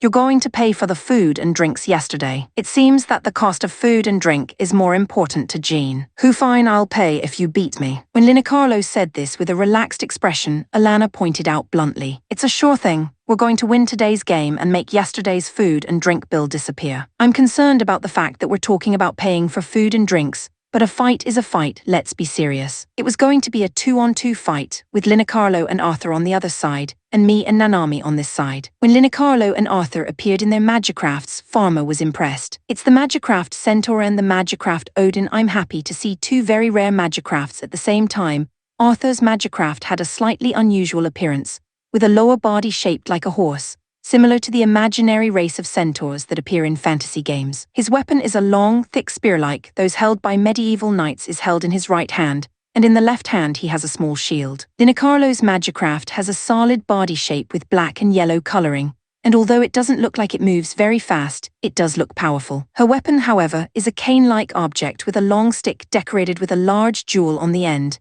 and I can't imagine how it would be used. What do you want, 2 against 2 at the same time, or 1 against 1 in order? I don't want to make a mess, so let's fight 1-on-1 in order. Okay, then Arthur will be the first one to go. Nanami, you want to go first? Yeah, Nanami's got it. So the first battle was a 1-on-1 between Nanami and Arthur. All right then, I'll be the referee, and when I give the signal the battle will begin. Jean calls out over the ride carrier's external output sound device. After some distance, Nanami's Vajra and Arthur's Centaur stared at each other in silence, and then Jean's call to begin sounded. Start. The first to move was Arthur's Centaur, who rushed towards Nanami's Vajra. What was surprising was his speed. His horse-like appearance was no mean feat, and he approached Nanami at once. His speed was than she had imagined, and Nanami had to use her shield to block him. Centaur's spear and Nanami's shield collided violently, and Nanami's Vajra was blown backwards by the tremendous power of the spear with the added force of the charge. Yikes. Nanami, be careful. Centaur ramming force is powerful enough to deal a fatal blow to a triple Highlander. Pharma tells her in a loud voice. Well, you did a better job than I expected of blocking Arthur's Centaur's thrust. I wonder if you're as powerful as a triple Highlander. Linacarlo spoke over the external output sound of her magicraft. Before Vajra could stand up, Centaur spun around to get some distance again, and when he was within a certain distance, he accelerated and executed a second lunge towards Vajra. However, perhaps it was her innate sense, but the same attack did not work on Nanami twice. She dodged the charge by the slimmest of margins, and spun around to cut off one of Centaur's legs with her sword. What? After one of his front legs was cut off, Centaur lost his balance and slumped forward. How did you know that Centaur's weakness was his legs? With the loss of one of his legs, Centaur can no longer charge. Centaur managed to get up, but he could barely keep his balance. Vajra approached Centaur and cut off his remaining front leg. Centaur lost both his legs and was unable to stand up, so the fight ended there. Nanami wins, Jean declared, and the first round ended. How dare you, Arthur, think that you can be my knight in shining armor. I'm sorry, Miss Linacarlo. Well, that's okay. I was planning on fighting alone from the start, so no problem. Looking at the current battle, Linacarlo's voice didn't sound anxious or upset. The fact that she didn't even waver against the triple Highlander Nanami was eerie. Chapter 63, Lightning Strike. Arthur and Nanami's fight was over, so Nanami continued to fight with Linacarlo. I'll have it done in no time. Let's get started. She said she'd get it done in no time. Nanami, be careful, she's strong. I know you're strong enough to deserve respect, but I'm going to show you that there are some things in this world that can't be overcome with a little strength. As in the earlier battle, Nanami and Linacarlo glanced at each other a little, and Then Jean called out for the battle to begin. Start. Unlike earlier, Nanami moved forward with her shield in front of her, ready for Linacarlo's attack, which began at the same time as the start signal. Nanami, be careful. There's a rumor that Linacarlo's Odin has an unidentified long-range attack. Alana advises her. What does unidentified mean? I thought so, but I soon saw it just as I thought. Odin had pointed his staff at Nanami's Vajra. There was a powerful flash of light, and Nanami's shield was blown away. The arm that held the shield was also torn to shreds, and Vajra had been severely damaged by the blow. I couldn't see anything. Nanami was puzzled but did not give up on the game. She lowered her stance and approached Linacarlo's Odin. A flash of something struck Nanami, but she avoided it by a paper-thin margin. Then Odin was within Vajra's attack range, and Nanami tried to pierce its head with her sword. Odin grabbed Vajra's right arm, which was holding the sword. It's been a long time since anyone got this close to me. You're strong enough, you should be proud of yourself. The moment Linacarlo said this, a dazzling flash of light shone, and Vajra's head had been blown off. As it was, Vajra slowly collapsed to his knees. The winner is Linacarlo. What a way to break it. It's going to be hard to fix. Lisa blurted out, but I'm more surprised by the outcome of the match. Triple Highlander Nanami lost so one-sidedly. Well, now it's your turn, Yuta. Since you've made me learn your name, let me have a little fun with you. Okay, let's do it. I don't know how far I can go, but I'll give it my all. Yuta, how are you going to prevent Odin from attacking like that? Alana asked me, but I didn't know what to do either. Then I looked over and saw the shield that Nanami's Vajra was equipped with. The shield was blown off, but looking at it, the shield itself was not damaged. If I hold the shield tightly, I can block that attack. Nanami, may I borrow Vajra's shield and sword? Yeah, sure, take care of Nanami's enemies. I'm on it. I replied lightly to Nanami and equipped myself with Vajra's shield and sword. How long do you think that'll hold? No, I'm going to win. If you beat me, you're strong enough to be one of the 12 heavenly masters. I don't know how great that is. I just heard the term 12 heavenly masters yesterday. Your ignorance is nothing to brag about. Then you can taste the power of the 12 heavenly masters for yourself now. As she said this, Linacarlo naturally kept her distance. I guess she's not so good at close combat. Okay, so it's the final round, and whoever wins this one wins the game, so don't complain. Jean reminded her. Start. As soon as the signal was given, I quickly set up my shield in preparation for Odin's long-range attack. For a moment, I saw Linacarlo's face, which I shouldn't have been able to see. She was smiling weirdly. Chapter 64 Full Force Mode. I waited for Linacarlo to make her move. Odin's staff was pointed at me, and I strengthened my grip on the shield. I thought during the battle with Nanami, Odin's attacks seemed to have a slight time lag between them, so once I've blocked the first attack, I can approach her and set the pace of the fight. Zoom! The mysterious sound that I heard in the battle with Nanami rang out instantly. I felt a strong impact on the hand holding the shield. Damn it! It was quite a shock, but I think I managed to block it. I was about to sprint towards her before the next blow came. Oh dear, I'm sorry you thought I couldn't attack you in rapid succession. Reacting to Linacarlo's words, I quickly readied my shield again. Instantly, an incomparably strong impact struck Arleo. Ugh. Incredibly, the shield I was holding was blown to pieces when I looked at Odin. The staff in his hand was still pointing in my direction. I felt that I was in trouble, and immediately took evasive action by rolling forward to the right. Thud. There was a cracking sound like a thunderbolt, and the ground in my location was gouged out. It was a very powerful attack, and I couldn't predict what would happen to even the sturdy Arleo if he took a direct hit. There was no shield to block the attack, so I had to avoid the attack by looking in the direction of Odin's staff and anticipating the attack. I looked at it, and for some reason the cane was pointing down. I think I can get close to her now. I took my chance and started running. However, it seems that it was a trap. Suddenly, a buzzing sound like static electricity began to rumble around him, and then there was a crunching sound like a thunderbolt which impacted Arleo.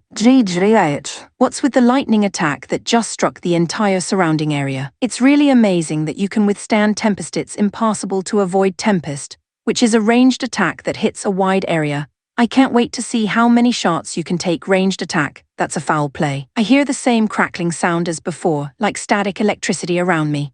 It seems that it's not a lie that it's a ranged attack, and if I look closely I can see small lightning bolts all around me. Then there was a crunching sound like a thunderbolt, and I was shocked. Damn no, I'm gonna get hit if I don't. What am I supposed to do, Yura? You forgot to concentrate your Ludia. I huffed at the sound of Alana's voice. That's right, I hadn't had a chance to fight any strong enemies lately, so I forgot. Wait, you're lying. You endured Tempest without even concentrating your Ludia. Linacarlo was more than a little surprised by Alana's words. I won't let you concentrate your Ludia now. I can't even avoid her attack. This is why I put my left hand out in front of me and caught Linacarlo's attack with my hand, A strong discharge of electricity overlapped, and Arlio's left hand was blown off. Yura, I've lost my left hand and I'm in a desperate situation, but with this blow, something has changed in me.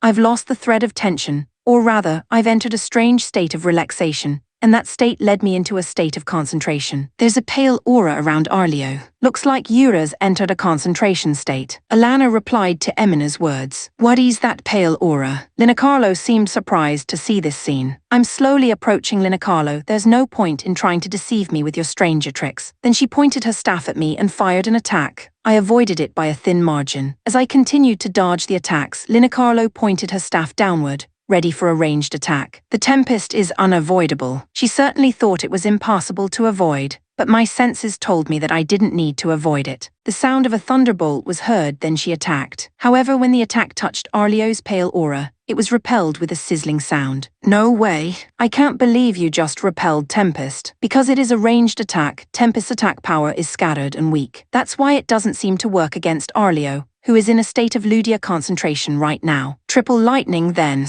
Then Linacarlo pointed her staff at me. I held up my magic bullet and released it just as Linacarlo released her lightning bolt. The magic bullet scattered the oncoming thunderbolts and blew away Odin's right shoulder. I approached Odin, who had lost his balance, and swung my sword at him, sending his head flying. It's over. Yura wins, Jean declared as he saw that Odin was out of action. Chapter 65, New Client. Please don't add more work by destroying not only Vajra, but also Arlio like that. Lisa tells me in a sincerely disgusted tone. That's the man I'm in love with. He really defeated the Thunder Emperor. Alana praised me. Hey, who are you really? You're dealing with one of the 12 heavenly masters. What's with that last attack? It doesn't make any sense. Emina asks me this as she shakes me, but I don't know how to explain it, so I just have to keep quiet and let her shake me. Linacarlo got off the Magicraft and approached us. I thought she would be depressed because she lost, but it's quite a feat to draw against me. What? I won the fight. What are you talking about? I was still able to fight, but your buddy just stopped the fight on his own. That's invalid. So this fight is a draw. Yes, it's funny that the judge is one of the parties in the first place, you lowlifes. Arthur agrees with Linacarlo. You should have told me that first. But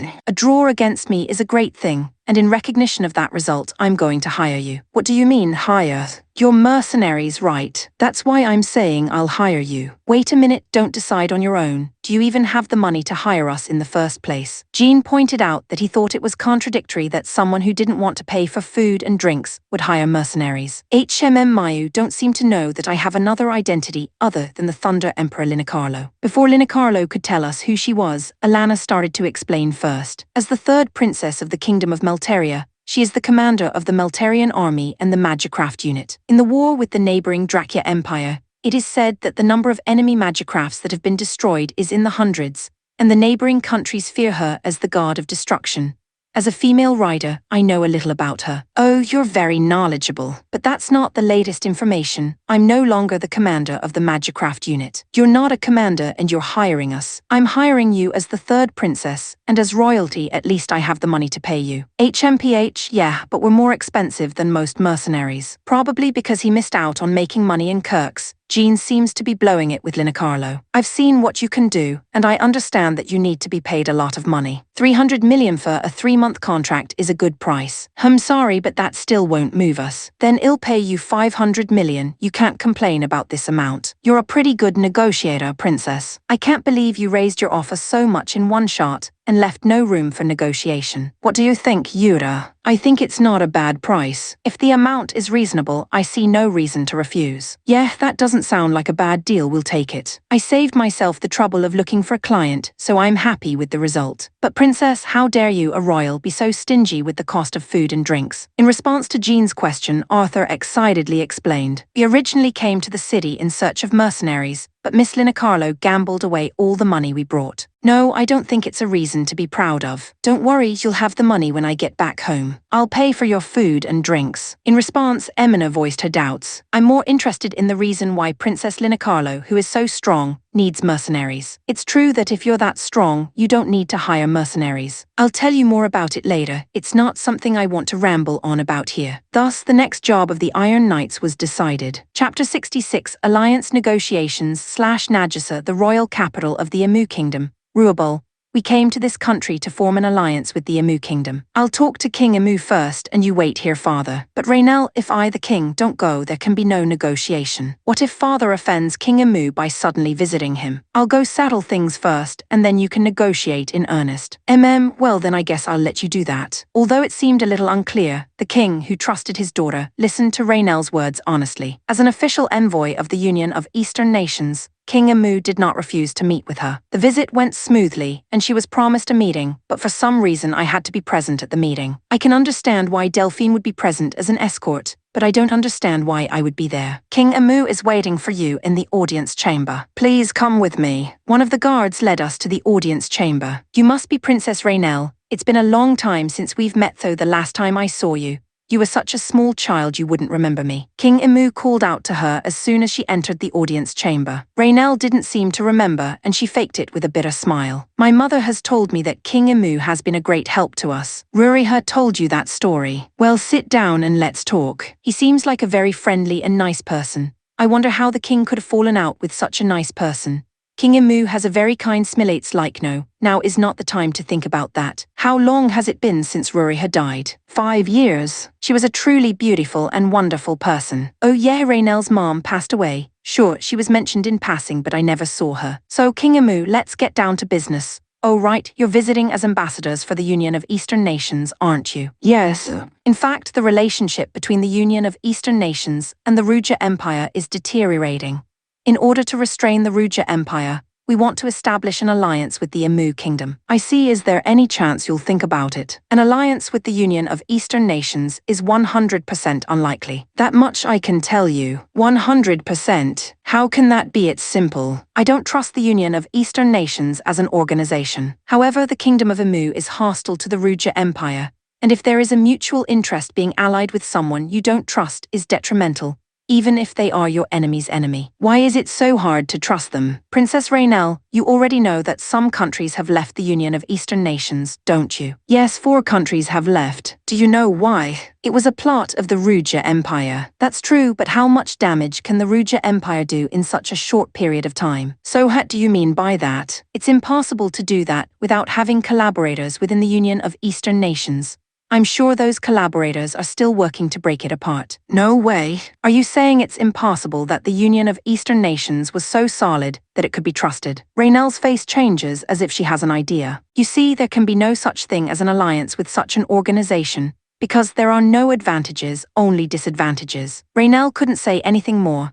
I'm sure it's a very good motive, but I don't like the look on King Emu's face when he talked about the Union of Eastern Nations. He had such a kind smile on his face, I couldn't help but feel a little nervous. Then why not form an alliance with the Kingdom of Amuria? You're suddenly saying that Emu and Amuria should form an alliance. I'm sorry, but that's not possible. The countries are too different in size. But Amuria is a trustworthy country, and you know that better than anyone. Hey, Najisa. What are you talking about? Raynell stilled at me, but I didn't stop speaking. Raynell's mother, no, King Emu had a very kind expression on his face when he was talking about Ruriha. That's the kind look you get when you're thinking of someone you love. How can you not trust a country that had a loved one and a daughter of a loved one? Najisa, you're being rude to King Emu. Apologize. Ignoring Raynell's words, I continued to say more, but why am I so angry? What about you, King Emu? Is what I'm saying wrong? I wonder why women are so good at seeing through the essence of things. Indeed, I loved Ruriha. She is still the most important woman in my life. Ruriha's daughter in Ruriha's country. Surely I can trust her. Fine, I'll make an alliance with Amuria. That idiot Majni is here with you, right? You can call him here so we can formalize our alliance. Raynell was surprised when she heard those words.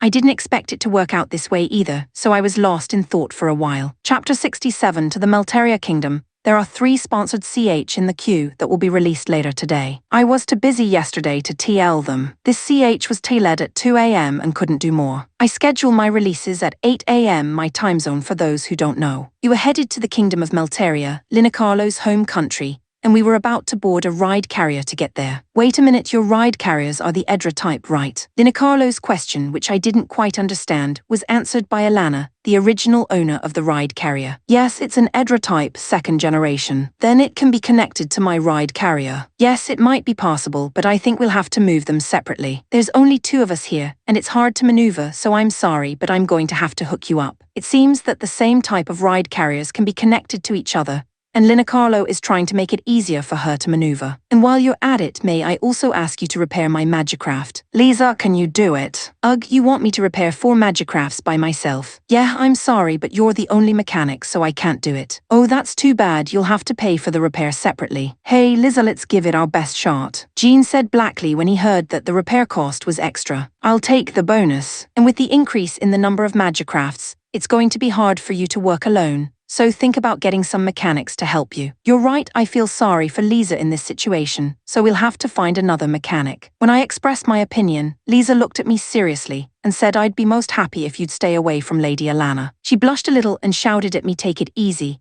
I was so careful. What's wrong with you then? Without question, Linacarlo connected the ride carriers and started relaxing in our ride carrier as if it were her home. Why are you lounging around here, you stupid princess? The relentless Jean complained straightforwardly, even to the princess. It's boring because there's nothing over there. Lowlife, you should be grateful that the beautiful Lady Linacarlo is relaxing with you. I could eat 3 bowls of rice with the sight of Lady Linacarlo relaxing. Hey Arthur, don't say that because it's perverted. Arthur was a little depressed when Linacarlo warned him with a serious face. I'm guessing by any chance you're not trying to steal my food, right? Oh, I'm not that shallow. Well, you can invite me to dinner if you insist. You're a client, so I'll at least feed you, but it wouldn't hurt to show a little gratitude or something. For what it's worth, Jean is kind, and he's going to make sure she eats dinner. I'm sure you'll be grateful, though you won't say it. I don't know what you mean. I imagine that Linacarlo has been gambling all her money away and hasn't been eating properly, but her appetite is really good. She gobbled up Jean's food with relish. Here's another one for you, sister. Oh, thank you, I'll take it. Nanami was so concerned that she shared her portion with Linacarlo. I was wondering if you could tell me a little bit about the job, Linacarlo, since the last job wasn't a very good one. I naturally asked this in the course of our dinner conversation. Yes, that's fine, but if you ask me, it's still no deal breaker. You're worried about that? We'll honor the contract once it's made. Jean replied without a pause. Then I will tell you, I am ashamed to say that the situation in the kingdom of Malteria is currently unstable. What, is there a civil war going on? No, the king is in a critical condition. He doesn't have much time left. The king is Linacarlo's father, right? Yes, father is dying, so there's a lot of confusion about the succession. Linacarlo looked very sad. I knew it was hard to see her father in such a state. Wait a minute, you didn't hire us to fight your own war for power, did you? Elena asked back in surprise. No, I'm the 3rd princess, 9th in line to the throne in the male-dominated Malteria, and I'm not aiming for the throne despite my status. Why don't you? If this continues, the first Prince Musham will become king. Why shouldn't the first prince be king? I don't mean to speak ill of my brother, Bud's a scum. No, he's an outcast with no humanity. If he becomes king, Malteria will be ruined. I think Linacarlo is mostly right,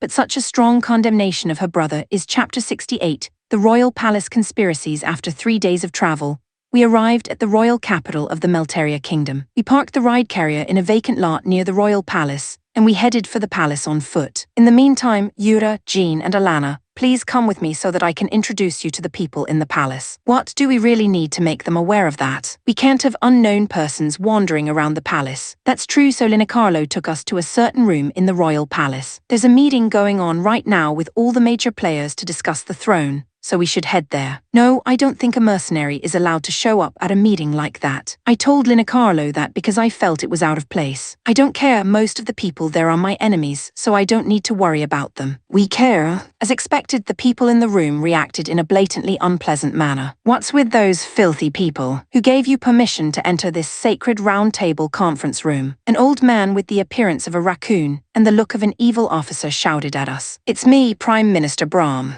Princess Linacarlo, I'm troubled that you would bring such lowly people to this place. Who are they? I've hired these mercenaries and they're important guests, so please don't be rude. Linacarlo's words were not responded to by the person called Prime Minister Brahm, but by a young man nearby. Mercenaries bullshit, Linacarlo. Are you going to ignore the previous rule that forbids the heirs to the throne from seizing control of the army to prevent civil war? Oh, Brother Bildello, they are indeed mercenaries, but I only hired them to talk to me, and the proof is that there are less than 10 of them. Or are you so weak-minded as to fear that a single-digit mercenary is an army? Less than 10, even if it is. Bildello's words were interrupted by the figure behind him. Why not, Bildello? It's just a joke from my little sister, let's cut her some slack. But Brother Musham, oh, so this is the first Prince of Musham that Linacarlo was talking crap about. I'm not sure what a mercenary group of less than a dozen people can do. Scum is scum after all. We have an army of 2,000 magicrafts. Oh, Brother Bildello, I thought it was forbidden for the heir to the throne to seize control of the army. What do you mean by an army of 2,000 magicrafts? Nah, it's nothing. I just misspoke. Oh, really? It's a good thing then that the current commander of the magic machine unit, Cruz, is not someone under Brother Musham, and he controls of the magicraft unit behind the scenes, is it? I see. It seems that the reason why Linicarlo was forced to resign as the commander of the magic machine unit has something to do with this area of the story. Well, Linicarlo, if you're going to go that far, you must at least have some proof. Linicarlo, the other party is trembling with anger and is about to grab Linicarlo, so I unconsciously went in front of her to protect her. Get out of my way, mercenary, or I'll kill you. I'm not interested in sibling rivalry, but I don't want to see a man assault a woman. Ho-ho, don't think a mercenary like you can be a shield. When Musham and Bildello grabbed their swords and looked like they were about to pull them out, a young man sitting at a table in the back of the room stopped them with a loud voice. Please stop that, this is the sacred round table. The two princes seem unable to ignore the man's words, and their movements come to a halt. HMPH, we certainly can't have the blood of the lowly staining this place. With that, the two men put their swords away. Linicarlo did not swear at the young man, but obeyed him and took a seat at the round table in a quiet manner. Who is this person that the two princes and princesses can't ignore his words? I know he's one of Linicarlo's relatives, but who is he? Chapter 69, The Crown Prince Today sponsors are Squish with 3 chapters,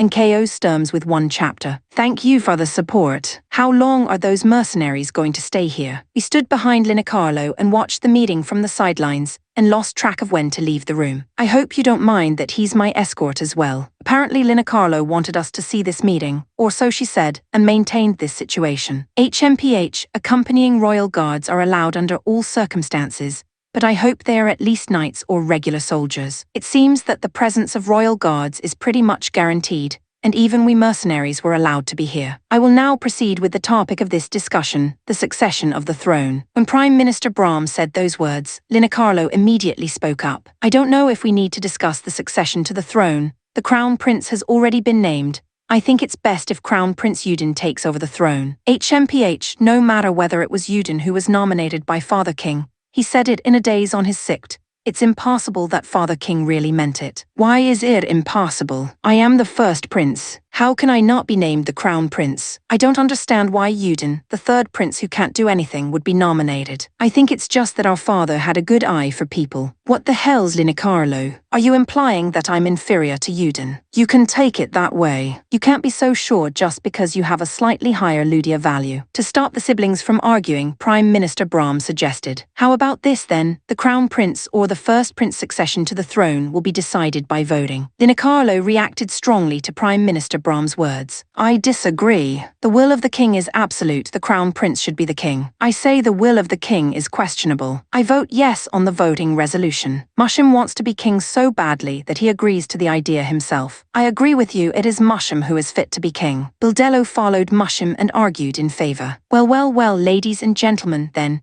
let those of us gathered here vote on the pros and cons of the resolution to vote for the throne. When Prime Minister Brahm said this, most of the people present raised their hands. It has been decided that the succession to the throne will be decided by vote. Linicarlo looked very grim but said nothing more. It was decided that the voting resolution would take place in 10 days, and that the voting would be carried out by the 5 dukes and the 4 adult members of the royal family, excluding the parties concerned. It's all going as I expected. If this continues, Musham will become king. But according to what you just said, it will be decided by a vote. I don't think it means that Musham will definitely be the king. You're an idiot, Yura. Votes for the country's top officials are usually decided before they are even held, because there's already some sort of faction. Jean is right. Of the 4 royals who are entitled to vote, the second Prince Bildello and the second Princess Linda will definitely vote for Musham, since they are at Musham's beck and call. And of the 5 Dukes Brahm, the Vizier and Duke Karen, Musham's father-in-law will vote for him as well. The Duke of Harlomel, who has business interests with Musham, is also expected to vote for Musham. That's 5 votes. I guess he already won. I think the other side knew that, so they made sure it would be that kind of vote. Jean's words seemed to be what Linicarlo and Alana were thinking as well,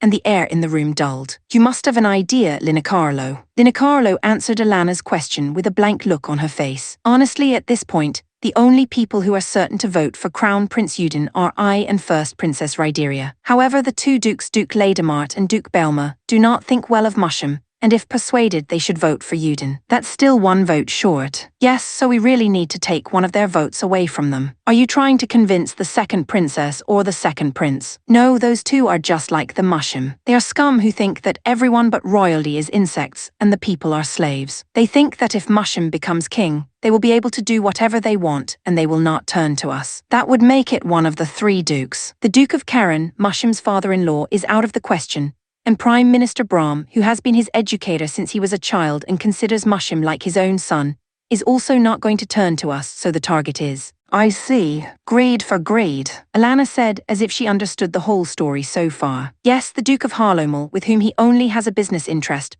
would turn to us if we offered him more beneficial terms. I know what you're talking about, but what exactly are we, the Iron Knights, going to do? I'm starting to get worried because I feel like I'm getting caught in the royal family turmoil. Chapter 70, Royal Duties. In the meantime, I'll give you 100 million in advance for the commission, plus the unpaid food and beverage bills, and the cost of repairing the magicraft. Linacarlo handed Jean a large bag of money as she said this. Oh, it's very good of you to pay up, Linacarlo. Of course I do. I'm a woman of my word. Sister, can you introduce me to them? The young man who brought the money Linacarlo gave Jean asked, tugging on Linacarlo's clothes. As I recall, he was the one who stopped the two princes at the meeting. Ah yes, these are the Iron Knights mercenaries Yura, Jean and Alana. And this is my lovely brother, the Crown Prince Yudin. Stop talking like that, sister. It's embarrassing. Why are you embarrassed? It's the truth. I was just wondering, this money that Yudin brought, could it be Linacarlo's money? Yes, my sister told me to prepare that for you. Hey Linacarlo, you don't have any money, do you? No, it's just that I didn't happen to have any, so I had Yudin pay for me. You can't just come home and not have any money. Tell me the truth, you don't have any money. It's true I don't have any right now, but don't worry. I'll have my royal allowance for the next term soon. I hope our fee is safe. It's not like you can't pay us because Mushroom becomes king. Gentlemen, let me talk to you about it. Actually, there is a reason why my sister doesn't have any money. My sister personally pays the bereaved families of the soldiers who died in the war every year,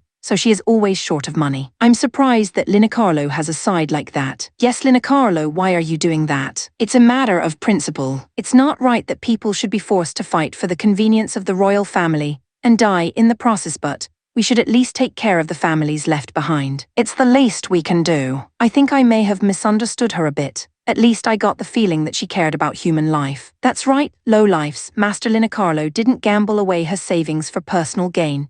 She only took a chance because she was in need of money to hire mercenaries and support the bereaved families. I don't know why it annoys me when Arthur says it like that. I'll believe it when I see it. But whatever you do, make sure you pay us. Well, leaving the money aside, we need to figure out a strategy for the future. Alana put the derailed conversation back on the right track. Well, if we're going to bring the Duke of Harlomel on our side, what exactly are we going to do? I have an idea. I hear that the Duke Harlomel's territory is currently experiencing massive economic losses due to a large number of brigands running amok. The amount is 30 billion gold, so how about getting his vote in exchange for solving the problem? I see we don't have the money to buy him off, but we can do something about that. Yes, so I'll leave it to the Iron Knights to take down the thieves. What? We're going to defeat the thieves on our own. Yes, I have to persuade the two dukes at the royal palace, and if I go to Duke Hormel's territory at this time, they might be suspicious. I'm sure you're right, but how powerful are the thieves? It seems that the thieves are mainly the remnants of Starga, which was destroyed by the Melteria in recent years, so they are quite tough. It seems that Duke Harlomel's private army is no match for them, so you must be on your guard. HMPH, work for what you're paid, you lowlifes. Go beat the bastards. What are you talking about, Arthur? You're going to... No, I don't understand. I don't think it's fair for them to be on their own in a strange land, so you're going to help them. That's...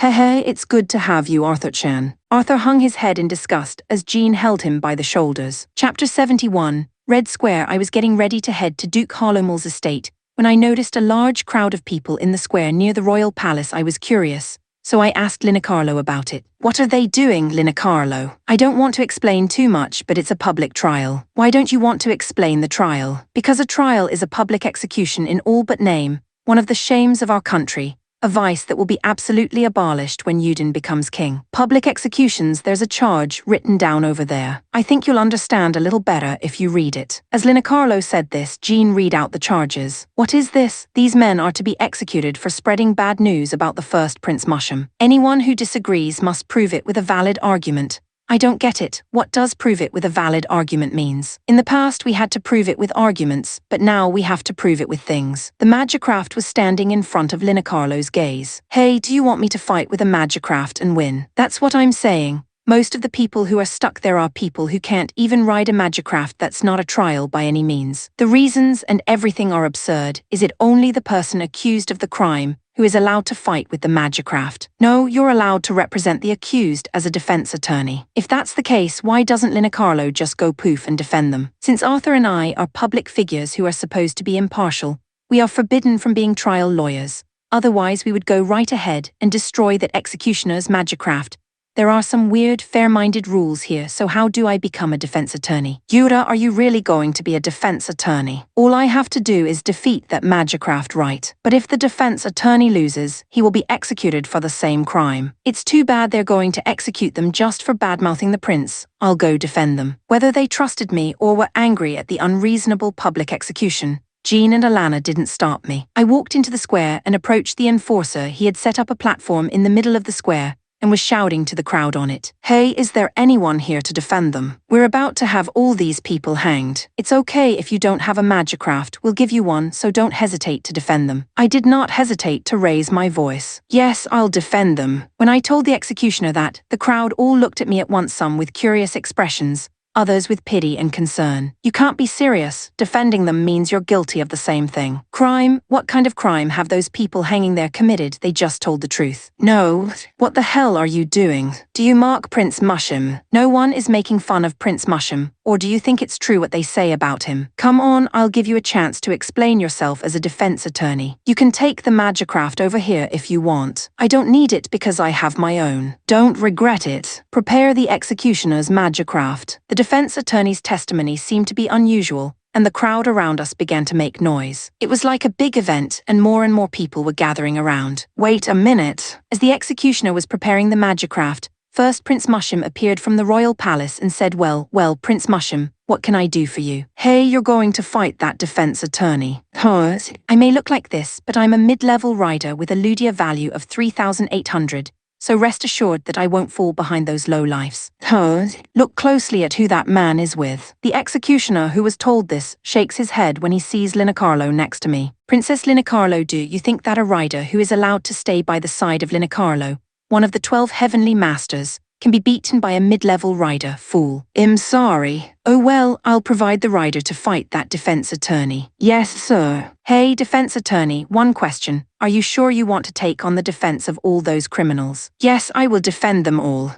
Good, then I'll get you the best executioner I can. As he said this, he rattled off instructions to the person at his side, which seemed to be preparing something for him. Chapter 72, Objection. I went back to the ride carrier to get Arleo, and when Nanami saw me getting in, she called out to me. Yuta, where are you going with Arleo? I'm going to defend someone. Defend? Yes, innocent people are about to be killed, and we're going to help them. Nanami's coming with you. But it's a proper official fight, so you'll just have to watch. I want to help innocent people too. In the end, Nanami invited Pharma to come and observe my defense. Neither of them seemed to have the slightest thought that I was going to lose, and they happily mingled with the crowd and looked at me. The defense was to take place in a large open space near the square, and as I waited there, the Magicraft of the executioner who was to be my opponent arrived with Mushroom and his group. Wait a minute. Why are there 12 of them? The executioner's Magicrafts are lined up in front of me. In front of the Magicrafts, the riders who piloted them were also neatly lined up, an intimidating sight,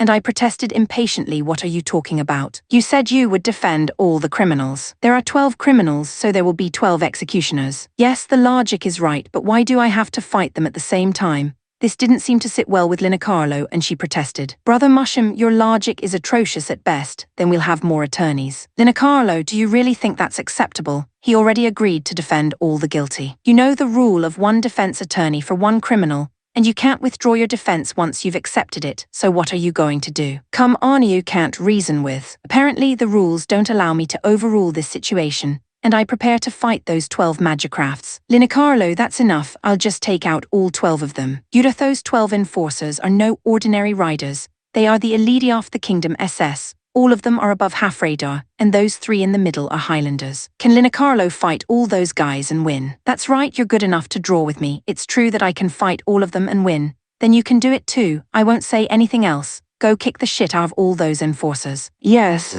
let's do it then. As I was about to get motivated and board the Arleo, I was approached by the executioner in the center. Yurkan, aren't you Yurkan? Mikij Mamoru. It's been a while since I've seen you. I was worried about you because you were bought by some unknown merchant. I didn't recognize him right away because his hair had gotten longer, and he seemed very different from his old self. But it was my classmate Mikij Mamoru.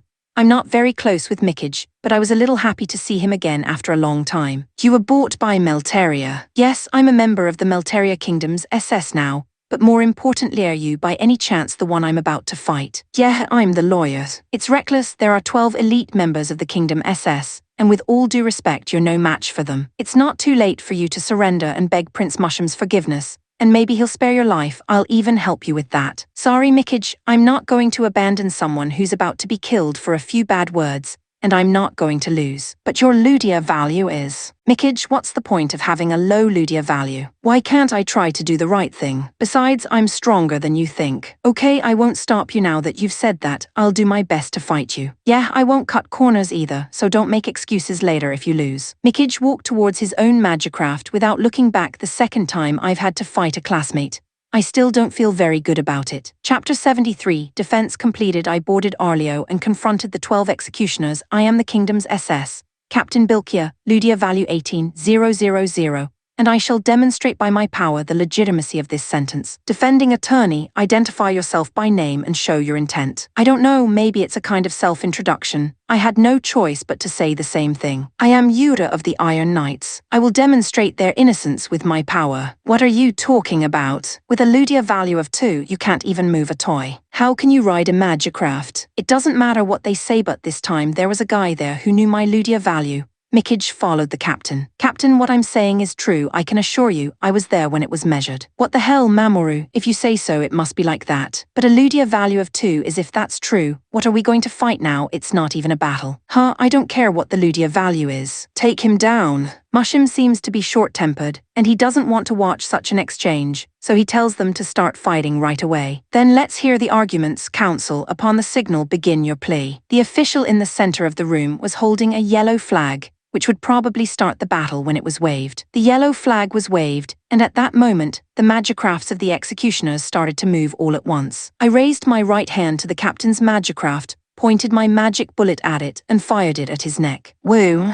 The captain's magicraft neck was blown off, he fell to his knees and collapsed on the spot. The other enforcers stopped moving, staring at the captain's broken magicraft, as if they couldn't understand what had happened, and I took advantage of the opportunity to accelerate and close the distance to Mikij's magicraft. Mikij was also shocked that the captain's magicraft was disabled by a single magic bullet, and he couldn't react quickly enough when I approached. I hit the defenseless Mikij with the tonfa, and the body of the magicraft dented. He collapsed backwards with a thud. After the Mikij was defeated, the other enforcers finally cooled down and attacked. First, I destroyed the head of the magicraft that attacked me with the sword by poking it with the tonfa. Then I avoided the attack of the enemy, who attacked me from behind with a large axe and blew its head off by hitting it while spinning. I hit the leg of an enemy magicraft approaching from the right to stop it from moving, and then I crushed the head of the enemy plane with a knee kick as it gets into a low stance. After twisting my body to avoid the simultaneous attacks of the two magicrafts, I blow off the head of one with my right tonfa as I thrust it up from below like a boxing uppercut, and rotate the tonfa in my left hand to deliver a powerful blow to the body of the other. Having defeated the Highlander, which was the main force at first, the remaining enforcers were slowed down by fear and agitation. Normally, they would be able to fight a little more, but they feared the enemy and were rushing in without coordination. While moving, I rotate my body and swing my tonfa to destroy more and more enemy magicrafts that come near me. The next thing I knew, there was only one enemy left. The last one has already lost its will to fight and is only slowly falling back, not willing to attack. I think the battle has already been decided, but I thought it would never end if I didn't defeat it, so I gave the neck of the magic machine, which was too scared to do anything,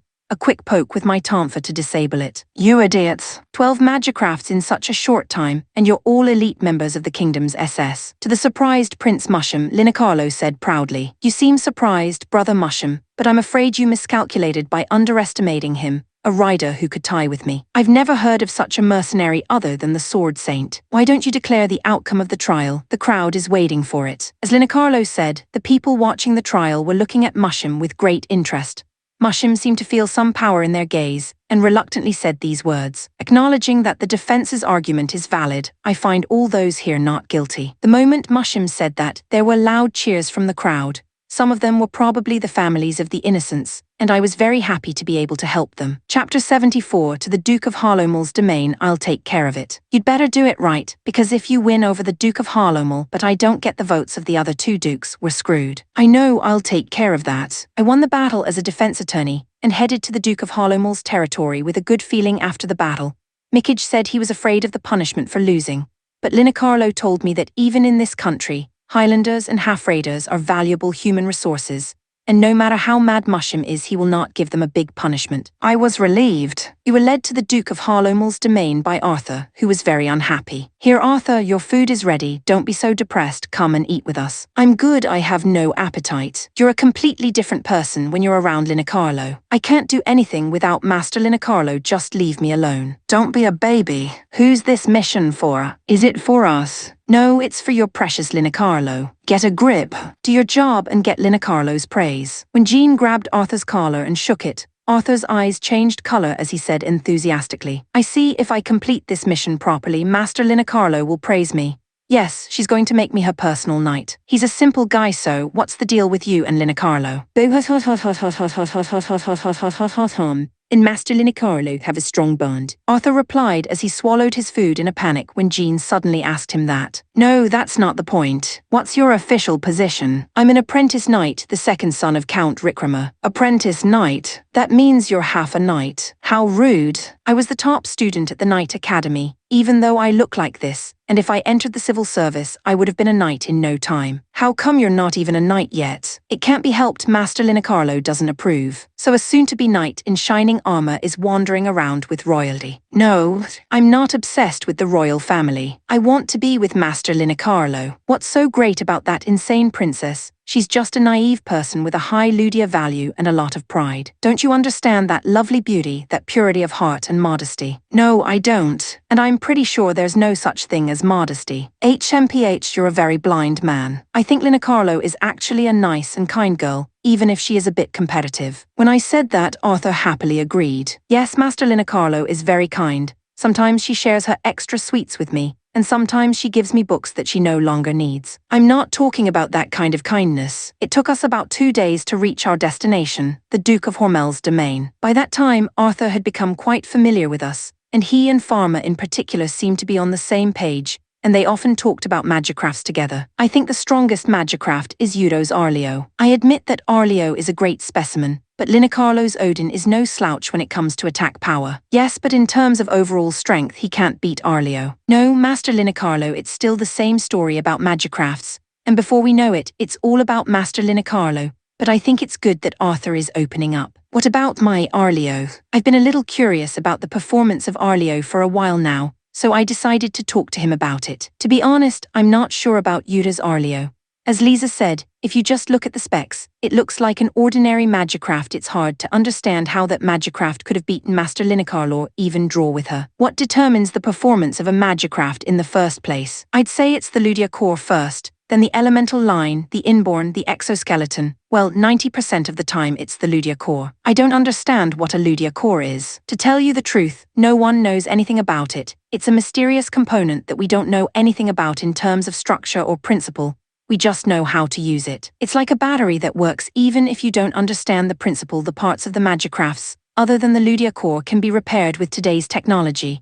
But once the Ludia core is destroyed, it can never be put back together again. So if the Ludia core is destroyed, it means the death of the magicraft. Well, in most cases, the magicraft itself will be disabled before the Ludia core is destroyed. It is true that magicrafts seem to be surprisingly fragile, because just blowing off their heads will cause them to stop working. Chapter 75. In the midst of disappointment/Yuki, this CH was sponsored by Squish and an anonymous supporter. Thank you both for your generosity. I still couldn't accept the fact that Emina was dead. Back in the Imperial capital, I spent many days locked in my room doing nothing. Iron Knights, I mentioned the name of the mercenary group that I heard from the head of the Beast King mercenary group. I made a report to the army, and there was no information at all, as if they were an unknown mercenary group. It seems that the army, which believes that they have already avenged Emina by destroying the Beast King mercenary group, Will not move, but I will never forget. I had made up my mind that I would definitely hunt down the Iron Knights, even if I have to do it alone. Mr. Io came to see me one day and said, Mr. Yuki, His Majesty the Emperor wants to see you. I wondered if he would be angry with me for staying in my room forever.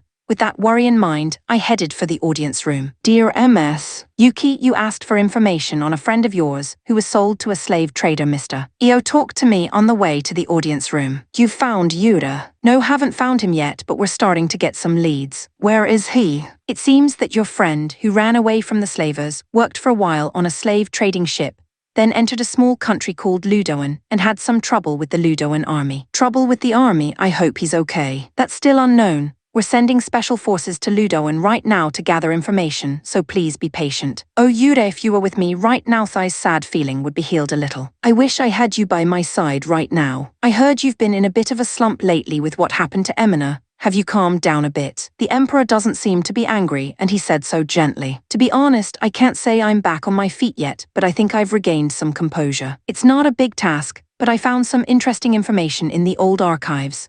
It says that there is a shrine of the legendary Great Sage deep in the forest of Diable. I'm thinking of sending a survey team to find out the truth behind it. The legendary Great Sage, yes, the Great Sage Rafishal, who, truth be told, was the first person to build a magicraft. I'm sure you're having bad thoughts when you're stuck in your room. Can you join the survey team? Yes, that would be a good idea. I'll leave the arrangements to Io and he'll tell you the rest. Thank you for your kindness. With that, I left the audience chamber. Thank you for participating in the search for the Great Sage Shrine, Miss Yuki. No, it's just a change of pace. Anyway, have you decided on the members of the survey team yet? Yes, we have 3 scholars, 12 riders, 20 mechanics, and about 50 guards already in place. It's bigger than I expected. Diable is a scary place with a lot of scary legends, so a small survey team would be too scared to go there. What scary legends? It is said that in the past, it was a place where giant beasts lived, and they ran rampant in herds of thousands or tens of thousands. Giant beasts are said to be extinct now, so I don't think there are any that survived. I couldn't imagine what a giant beast would be like, but I figured that with my magicraft, I wouldn't have to fear any enemy. The riders of the survey team consisted of 10 Highlanders, 2 double Highlanders, and an elite group. Including me, the force was more than 13 Highlanders, enough to subdue any small country, according to Io. Yuki the triple Highlander, I'm Mary, my home country is the United States, and you're from Japan like Yudo. Oh yes, well, not just the Japanese people transported in this world. Hey, don't just get along with other Earthlings. I'm Enrique, nice to meet you, Yuki. Nice to meet you too. At the meeting of the survey team, the 2 double Highlanders spoke to me in a friendly manner, but the 10 Highlander riders only greeted me stiffly and did not seem to open up to me. There seems to be a huge difference in status between Highlanders and double Highlanders in Elysia. I've heard that there are hundreds of Highlanders compared to only a few dozen double Highlanders, and I wonder if that difference in numbers is what is making them so different. Chapter 76, The Person I Love, Chapter 1/4, sponsored by Kingpen. Thank you for the support. Today, only 2/4 chapters will be released. The other 2 will be released tomorrow. The Duke of Harlowmal's residence was a gorgeous, opulent mansion, so Princess Linacarlo sent you. What can I do for you? The Duke of Harlowmal had the appearance of a great nobleman. He had a round, fat body, a long beard, and narrow, sharp eyes. He didn't look very friendly even though he was smiling. I have a secret letter from Princess Linacarlo. Please take a look at it. Arthur handed over the letter he had received from Linacarlo. I've heard about the vote on the succession to the throne, but I've never heard of me voting for Yuden. In exchange, you'll have to defeat the brigands that are running rampant in my territory. Ha ha ha ha ha. Funny, really funny proposal. The best deal a poor princess with no money could come up with. Arthur looks disgusted by those words. He was about to grab the Duke, but Alana caught him by the scruff of the neck and restrained him. Fine, sure, if one vote can wipe out those bastards, it's a win-win, I'll take the offer. As planned, the Duke of Harlowmal came on board with Linacarlo's proposal, and now all that was left to do was to defeat the bandits. All right, the fish is on the hook, we just need to pull it out. So let's split up and find out more about the thieves. Me and Yuta, Jean and Emina, Arthur and Pharma, Lorgo and Nanami. Hey, why is it Alana and Yuta? Can't it be Nanami and Yuta? Yes, Alana, that combination is unbalanced. What kind of informations are Lorgo and Nanami going to obtain? Hey Jean, you sound like you don't think Nanami and Lorgo can do anything. No, I meant gathering information. I didn't say they couldn't do anything. Nanami wasn't the only one who wasn't satisfied with the combination that Alana had come up with, so we decided to be fair and use the lottery to decide. In order to avoid any danger in a strange place, it was decided that Alana, Emina and Arthur, who had self-defense skills, and Jean, who could avoid danger with his mouth, would be split up and the pair would be decided by lottery. And so it was decided Alana and Nanami, Emina and me, Arthur and Pharma, Jean and Lorgo. Then we'll meet at this square in the evening. I nodded at Alana's words and we headed off in different directions to gather information. Emina, how are you getting used to being in the Iron Knights? Well, I guess I've gotten used to it. Speaking of which, do you have any hobbies, Emina? Hobbies? You're not interested in my hobbies. You don't have to force me to talk about them. No, it's not that I'm forcing you, but we're friends, and we should get to know each other a little better. Yeah, well, you're the leader of the Iron Knights, so it's not surprising that you'd think that. My hobby is shopping. I like to look around for clothes and accessories. Oh, really? Well, let's do a little shopping now, shall we? What are you talking about? We have to gather information about the thieves. Yes, but we can gather information while we shop. Yes, but I owe you guys a lot of money. Oh, right, well, if it's not too expensive, I'll buy it for you. Wait, are you trying to get a piece of me or something? You know, well, I think Emina is beautiful, but I have a girl I love. Who is it? Maybe Alana, or no, I like Alana, but that's not the point. Then who is it? Maybe Nanami. I don't think that's a good idea. No, we're separated now. I don't even know where she is. I haven't told her I love her properly, so I don't think she thinks about me. That's right, I'm just a classmate to Yuki Shirayuki. I wonder what would have happened if I had confessed to her on the last day of the school trip. I'm sure you'll be able to find her someday, and then you can confess your feelings to her then. Emina said softly, probably worried that I looked a little sad. Then feel free to let me shop with your money. Come on, let's go. Emina's expression brightened, but I was a little worried about the contents of my wallet. Chapter 77, A Popular Person. Hey, I'd like to ask you about the bandits that have been tearing up the area lately. I spoke to the wives who were whispering in small voices around the living well water, but for some reason they didn't answer me and went away in disarray. By the time I got here, I had encountered similar scenes many times and had yet to get any information. It's funny, we're supposed to be having trouble with the bandits, but all the citizens are uncooperative. That reaction makes me think they know something but don't want to talk about it. I guess, as Emina said, they don't want us to find the bandits. On the contrary, I get the vibe that they don't think well of us. Hey, you want to hear about the bandits? The ones who called out to me were a group of 3 people who looked like they belonged in a bad neighborhood. Yes, but do you have any information? Oh, I'll tell you a good story, I just can't talk about it here, so come with me to that back alley. Yura, don't you think these guys are a little suspicious? Emina warned in a small voice. Sure, they are suspicious, but if we keep going like this, we're not going to get any information. All right, well, listen to me, but be on your guard. I told Emina that I understood and headed into the back alley with the 3 of them. When they came to the alleyway, the attitude of the 3 men suddenly changed. Hey, it looks like you're doing some research on the bandits. Don't do anything unnecessary. All 3 of them have knives. Does that mean you're acquainted with the bandits or something? Emina, who had quickly stepped in front of me, put her hand on the hilt of the sword at her waist and asked, That doesn't matter. If you don't do what I say, I'll hurt you. The moment the man said that, Emina pulled out her sword, and in a split second, she had flicked the 3 knives away as expected of an ex-soldier. Damn, how dare you?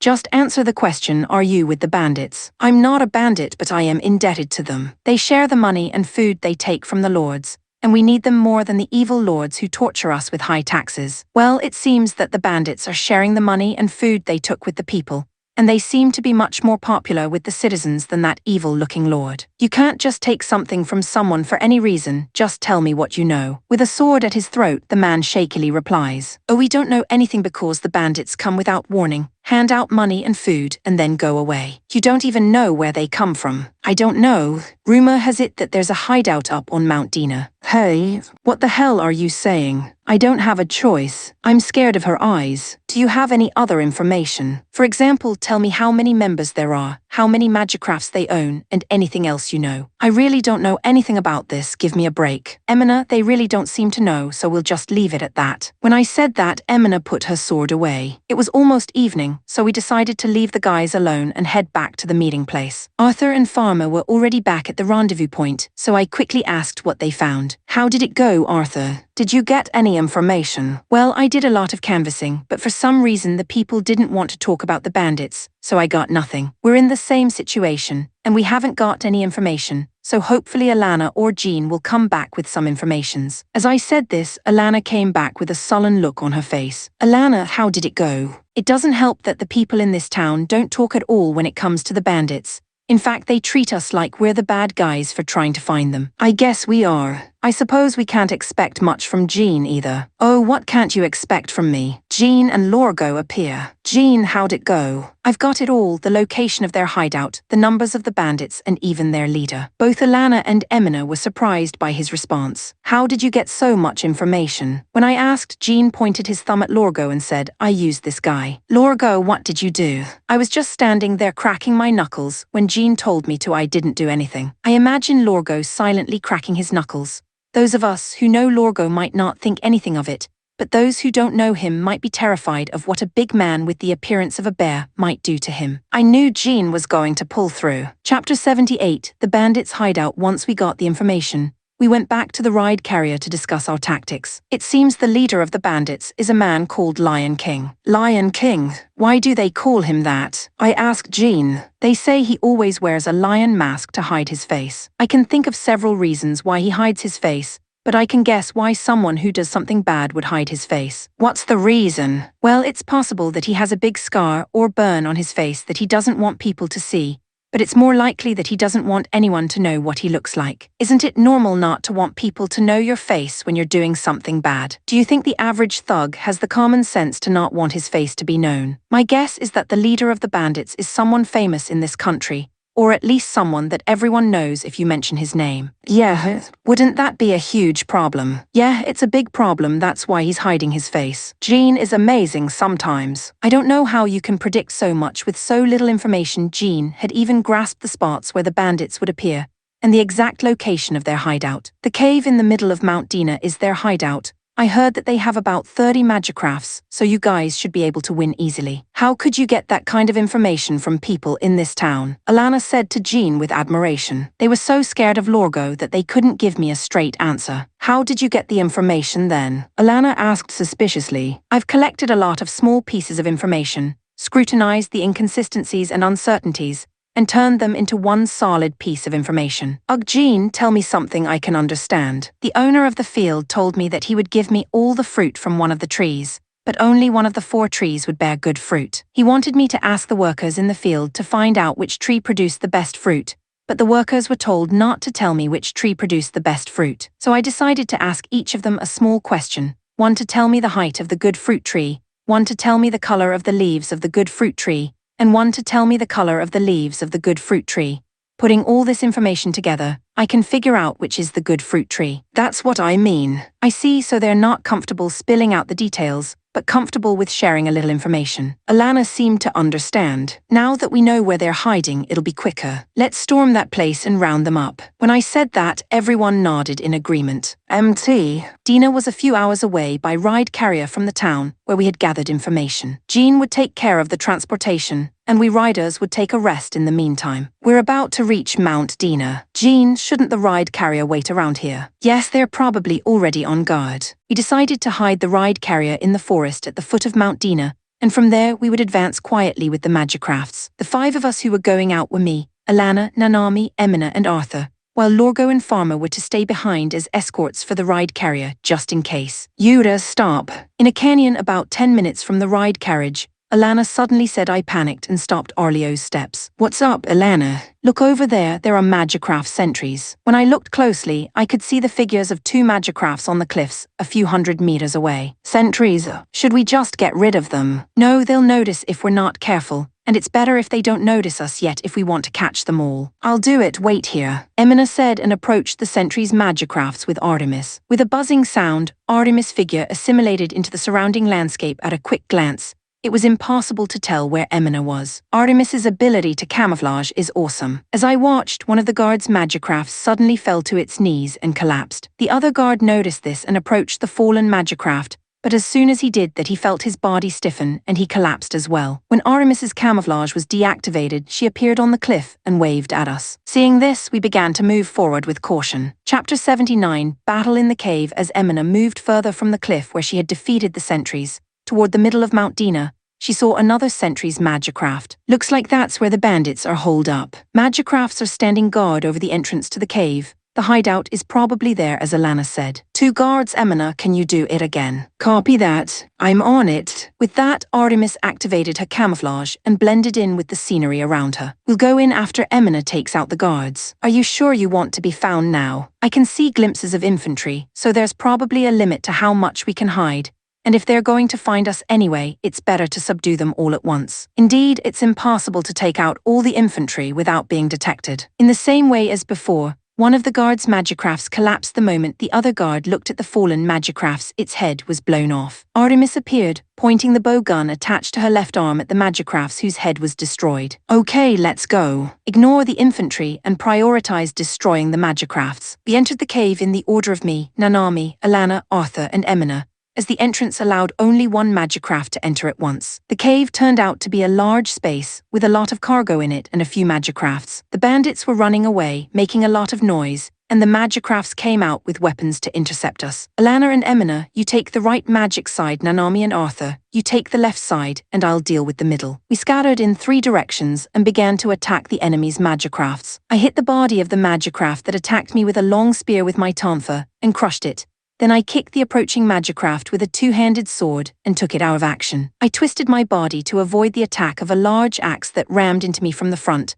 Then I crushed his legs and head, rendering him unable to move. Enemy magicrafts attacked from both sides at the same time, turning my body and swinging the tonfas. I destroyed their heads almost simultaneously. I took out all the nearby enemies and looked around. It seems that Alana and the others have already taken out their opponents. It would have been impossible to escape from the cave, which had been conquered within minutes. Who are you? The Duke of Homel's private army. While shouting this through the external speaker, a lion-like creature appeared. It was a white magicraft with a head that looked like no were mercenaries. I replied, so you've been hired by the Duke of Holmel. Not exactly hired. We came to take you down in an exchange. In exchange, if you weren't hired, that means there's still room for negotiation. How about we just talk, no loss to you? I'm not going to negotiate with a bandit, you should just surrender. Alana retorted to the bandit's suggestion immediately. Sorry, but I can't let you catch me, so if you're not willing to negotiate, I'll fight you to the death. As he said this, the lion's magicraft held its sword and adopted a fighting stance. Alana, wait a minute, let's just talk to him, we can catch him afterwards. I was curious about what he had to say, because I had a feeling that he wasn't a normal bandit from what I heard about his reputation in town. When I said that, the lion's magic machine relaxed its fighting stance. It's not the kind of thing you want to talk about in a magicraft, so if you don't mind,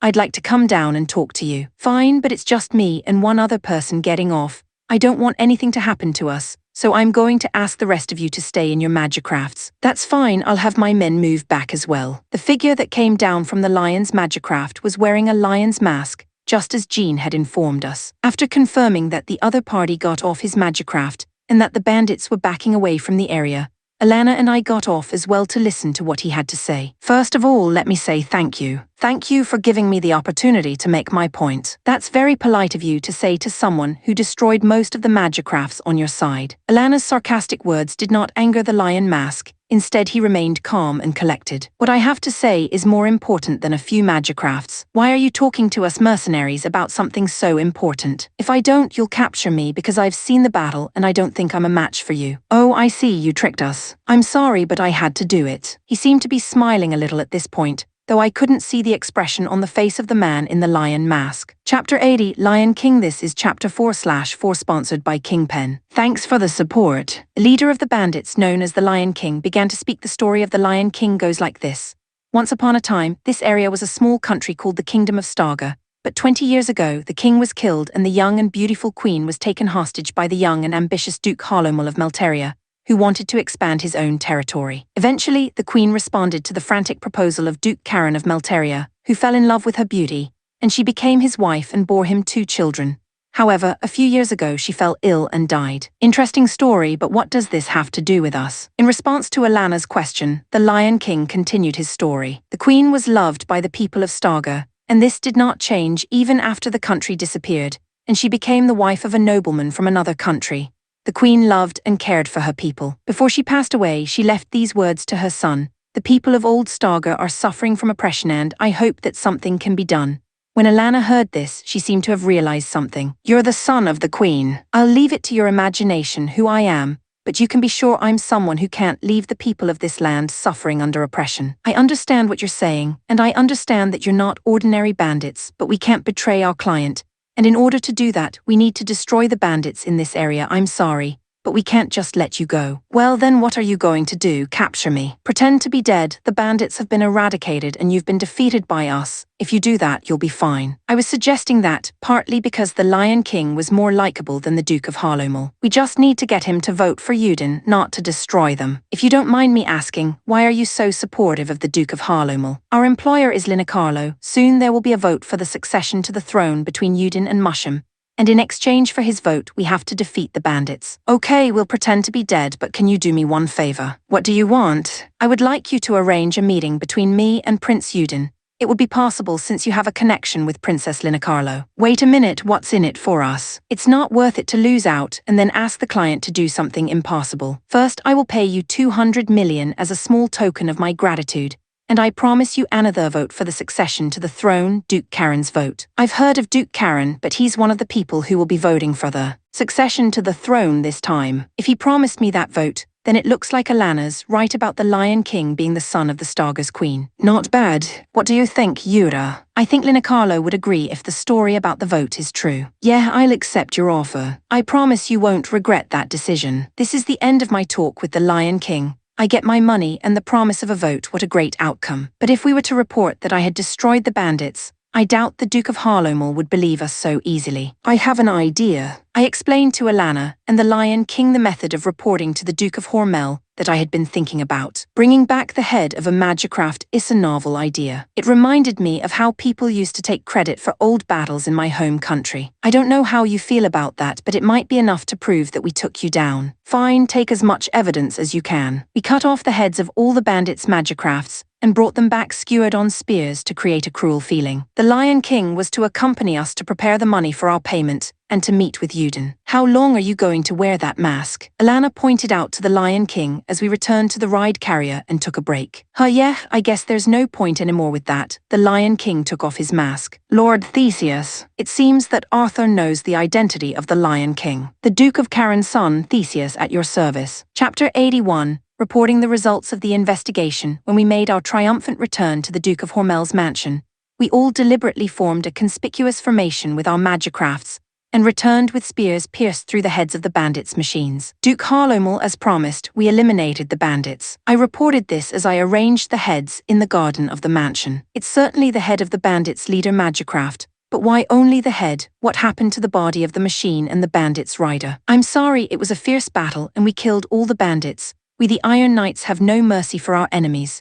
We couldn't carry all of the enemy's bodies in our ride carrier, so we only brought back the heads. Well, you have done a great service, and now this territory will be at peace. Please do not forget your promise. I know, and I promise to vote for Yuden when the time comes. Now that the mission was complete, Duke Hormel invited me to a victory party, but I politely declined, feeling guilty that I hadn't really eradicated the bandits, and also because I had Lord Theseus waiting on my ride carrier. That went well, now let's head back to the capital. I'm sorry, but before you go back to the capital, can you please go to my parents' residence so that I can get you the money? It's a bit of a detour, but it won't be too much trouble. At the request of Lord Theseus, Jean, who was piloting the ride carrier, smiled and said, Heh, I'll take all the detours I need for the money. The Duchy of Karen, where the family home of Lord Theseus is located, is only a few hours detour away. When Theseus arrived at the Duke of Karen's mansion, he asked us to wait for a while, but Jean was worried that he would run away. Yura and I will follow you. Theseus agreed without showing any signs of displeasure at his words. Theseus, I haven't seen you for a while. Where have you been? A middle-aged gentleman with grey hair and a dignified, aristocratic appearance approached us in the house. Father, I've been touring the country for a bit of social study. Well, I'm sure that's what you did. Who are those men there? These are some of my recent friends, and they are very skilled riders. So you're a skilled rider. If you're that good, I'd like to have you in the service of the Karen family. Father, please don't take my friends. Ha, I'm just kidding. Go ahead and take your time. After saying that, the middle-aged gentleman walked to the back of the mansion. That's the Duke Karen, who seems to be a very pleasant person. It's a small token of my promise, take it. Theseus went into his room and brought out a large bag, which he handed to Jean. I like a generous man. In the meantime, please take care of my meeting with Prince Yuden. I was just wondering, isn't it possible for a man of Theseus Theseus rank to visit Yudin on his own? When I expressed my honest question, Theseus replied with a subtle expression. I've been having a lot of problems getting close to Yudin. What problems? Prince Mushim is my brother-in-law. You know the rest. I see. It's a complicated relationship. Can we stop by the backyard before we head back to the ride carrier? What are you doing? It's been a while since I've been home, so I thought I'd stop by and say hello. In a corner of the backyard, there was a magnificent stone monument. Theseus stood in front of it and closed his eyes quietly. Mother, please wait a little longer. I will surely save the people of Starga. It appears to be the grave of Theseus' mother. His face was full of sadness and determination. Chapter 82, The Crown Prince and the Lord. We went back to the palace and visited Linicarlo right away. That was quick. So how did it go? No problem, I made Duke Hormel promise to vote for Yudin. Well, thank you for your efforts. We have been successful in persuading the two dukes. We just have to wait for the voting day. So, Linicarlo, I need a favor. You want me to do something for you? Okay, go ahead, say it. There's someone who wants to talk to Yudin. Can you do that for me? Who is it? I can't let strange people get too close to the Crown Prince. No, the person I'm talking to is probably someone Linicarlo knows. I don't think he's a bad guy, and it's something that could benefit our interests. If you insist, I'll at least give him a chance to talk, but who is he? I can't tell you that because he asked me to keep quiet until he can meet Yudin. All right, I'll trust you guys. So where should I bring Yudin? He's waiting at our ride carrier, so bring Yudin there, but he wants us to be very discreet. All right then, I will visit the ride carrier with Yudin this evening. Now it looks like we can fulfill our promise to Theseus. I don't know what they'll say to each other, but it will happen. That evening, as promised, Linicarlo and Yudin came to visit the ride carrier. Arthur was asked to stay at the ride carrier with Theseus until then,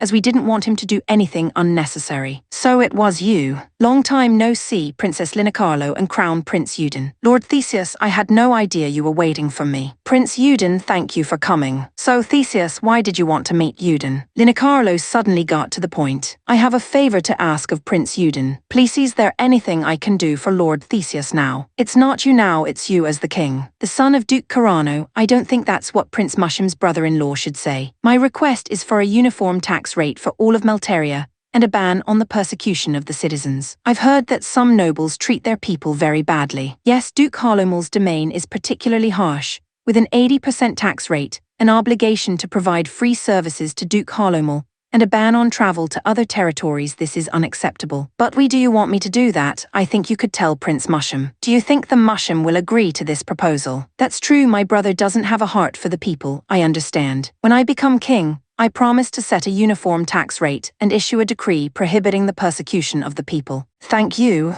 Now I can comfortably persuade my father. What do you mean by persuade? I will persuade my father that his vote should go to Prince Yudin. That's what I'm hoping for, but is Idake? Yes. Don't worry, I'd like you to be my king. The secret meeting between the Crown Prince and Lord Theseus seemed to end on a mutually satisfactory note. Lord Theseus had to go back home again to persuade his father, Duke Karen. You've done well to get not only Duke Halomel's vote, but also Duke Karen's vote. Haha, I appreciate the compliment. Arthur, I'm not talking to you, you don't know the Iron Knights. You've done well. Don't you get a bonus or something? I'd be happier with that than with words. Jean replied to Linicarlo. I'll think about it once Yudin is safely on the throne. Thus, Yudin was one step ahead in the voting for the throne, and all that was left was to wait for the results on the day of the vote. I hope everything will go well. Chapter 83, Enemy Attack / Najasa. During the signing of the alliance, King Amu and King Majni argued quite fiercely, but Raynell's words, "Good adults don't fight like children," calmed them down, and the agreement was successfully signed. I didn't expect that bigot to agree to an alliance with Amuria. It's all thanks to Najasa. You should thank her father. Thank you, Najasa. No, I didn't. I think the Eastern Alliance will be safe now. But King Amu said that there are countries within the Eastern Alliance that are betraying it, so I don't think we can rest easy. The countries that are betraying us, what's in it for them? I'll talk to Lord Bidao when I get back. You were returning home to Amuria, and on the way, deep in the mountains, it happened. Enemy attack. Unidentified magicrafts are approaching. A soldier on guard duty warned loudly. The enemy attacked. This is the Eastern Alliance's sphere of influence. What country are the magicrafts from? There are no national markings, so we don't know their affiliation. The enemy number is around 20. There's nothing we can do about it. We'll intercept them. Najasa, I'm sorry, but this is going to be your first mission. No way.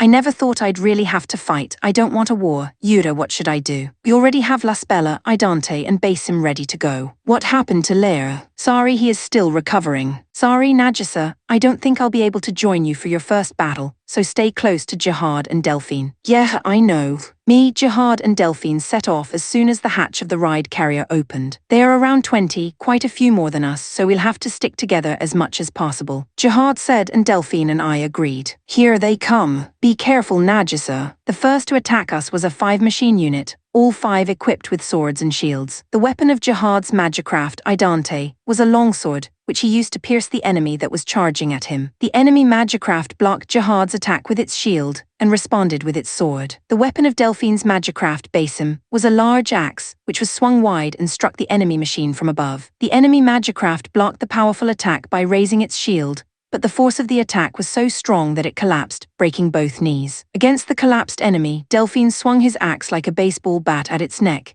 The enemy collapsed on the spot. 2 enemy magicrafts were coming at me, Eyelet. Jihad and Delphine warned me to be careful, but they were stuck fighting the enemy. I guess I'll have to fight now. I remembered the training at the dojo, the Aikido that my father had taught me since I was a child. He was a dedicated instructor, and was relentless with his daughter. And thanks to him, I have grown to the level of 5th Dan at this age. They are slow compared to my father's movements in practice. They are as different as a turtle and a swallow. I can avoid their attacks if I concentrate. I twisted my body to avoid the enemy that attacked me with a sword, and using the momentum of the opponent, I put my hand on his neck and slammed him straight into the ground. In Aikido practice, you take down the opponent in a way that makes it easy for you to catch him so that he doesn't get hurt. But since I struck him at a time when the fall will deal damage, the enemy plane stopped moving, spewing smoke from its body. With a fluid motion, I avoided the other enemy's attack, took its arm, spun it around, and used the momentum to strike it in the head with my elbow. With the added force of the rotation, the enemy magicraft head was blown off in a cruel manner. Amazing, Nagisa. Jihad marvels at the way I fight. Jihad, the next enemy is coming. Delphine warned Jihad, who was in a daze. It seems that the enemy's main force is next, and there are more than 10 magicrafts. I pull out the sword on my waist and hold my body still in a medium stance. Jihad, Delphine, stand back. Thinking it would be difficult to move with my allies, I ordered them to move back. The enemy attacked my Lasbella. Aikido is not widely known, but there are a number of techniques that use weapons, and I am particularly good at taijutsu. And even my father, who is very strict with me, has agreed that I'm stronger than him when it comes to taijutsu alone. I close my eyes and calm my mind. I sharpen my awareness and focus on the enemy attacks.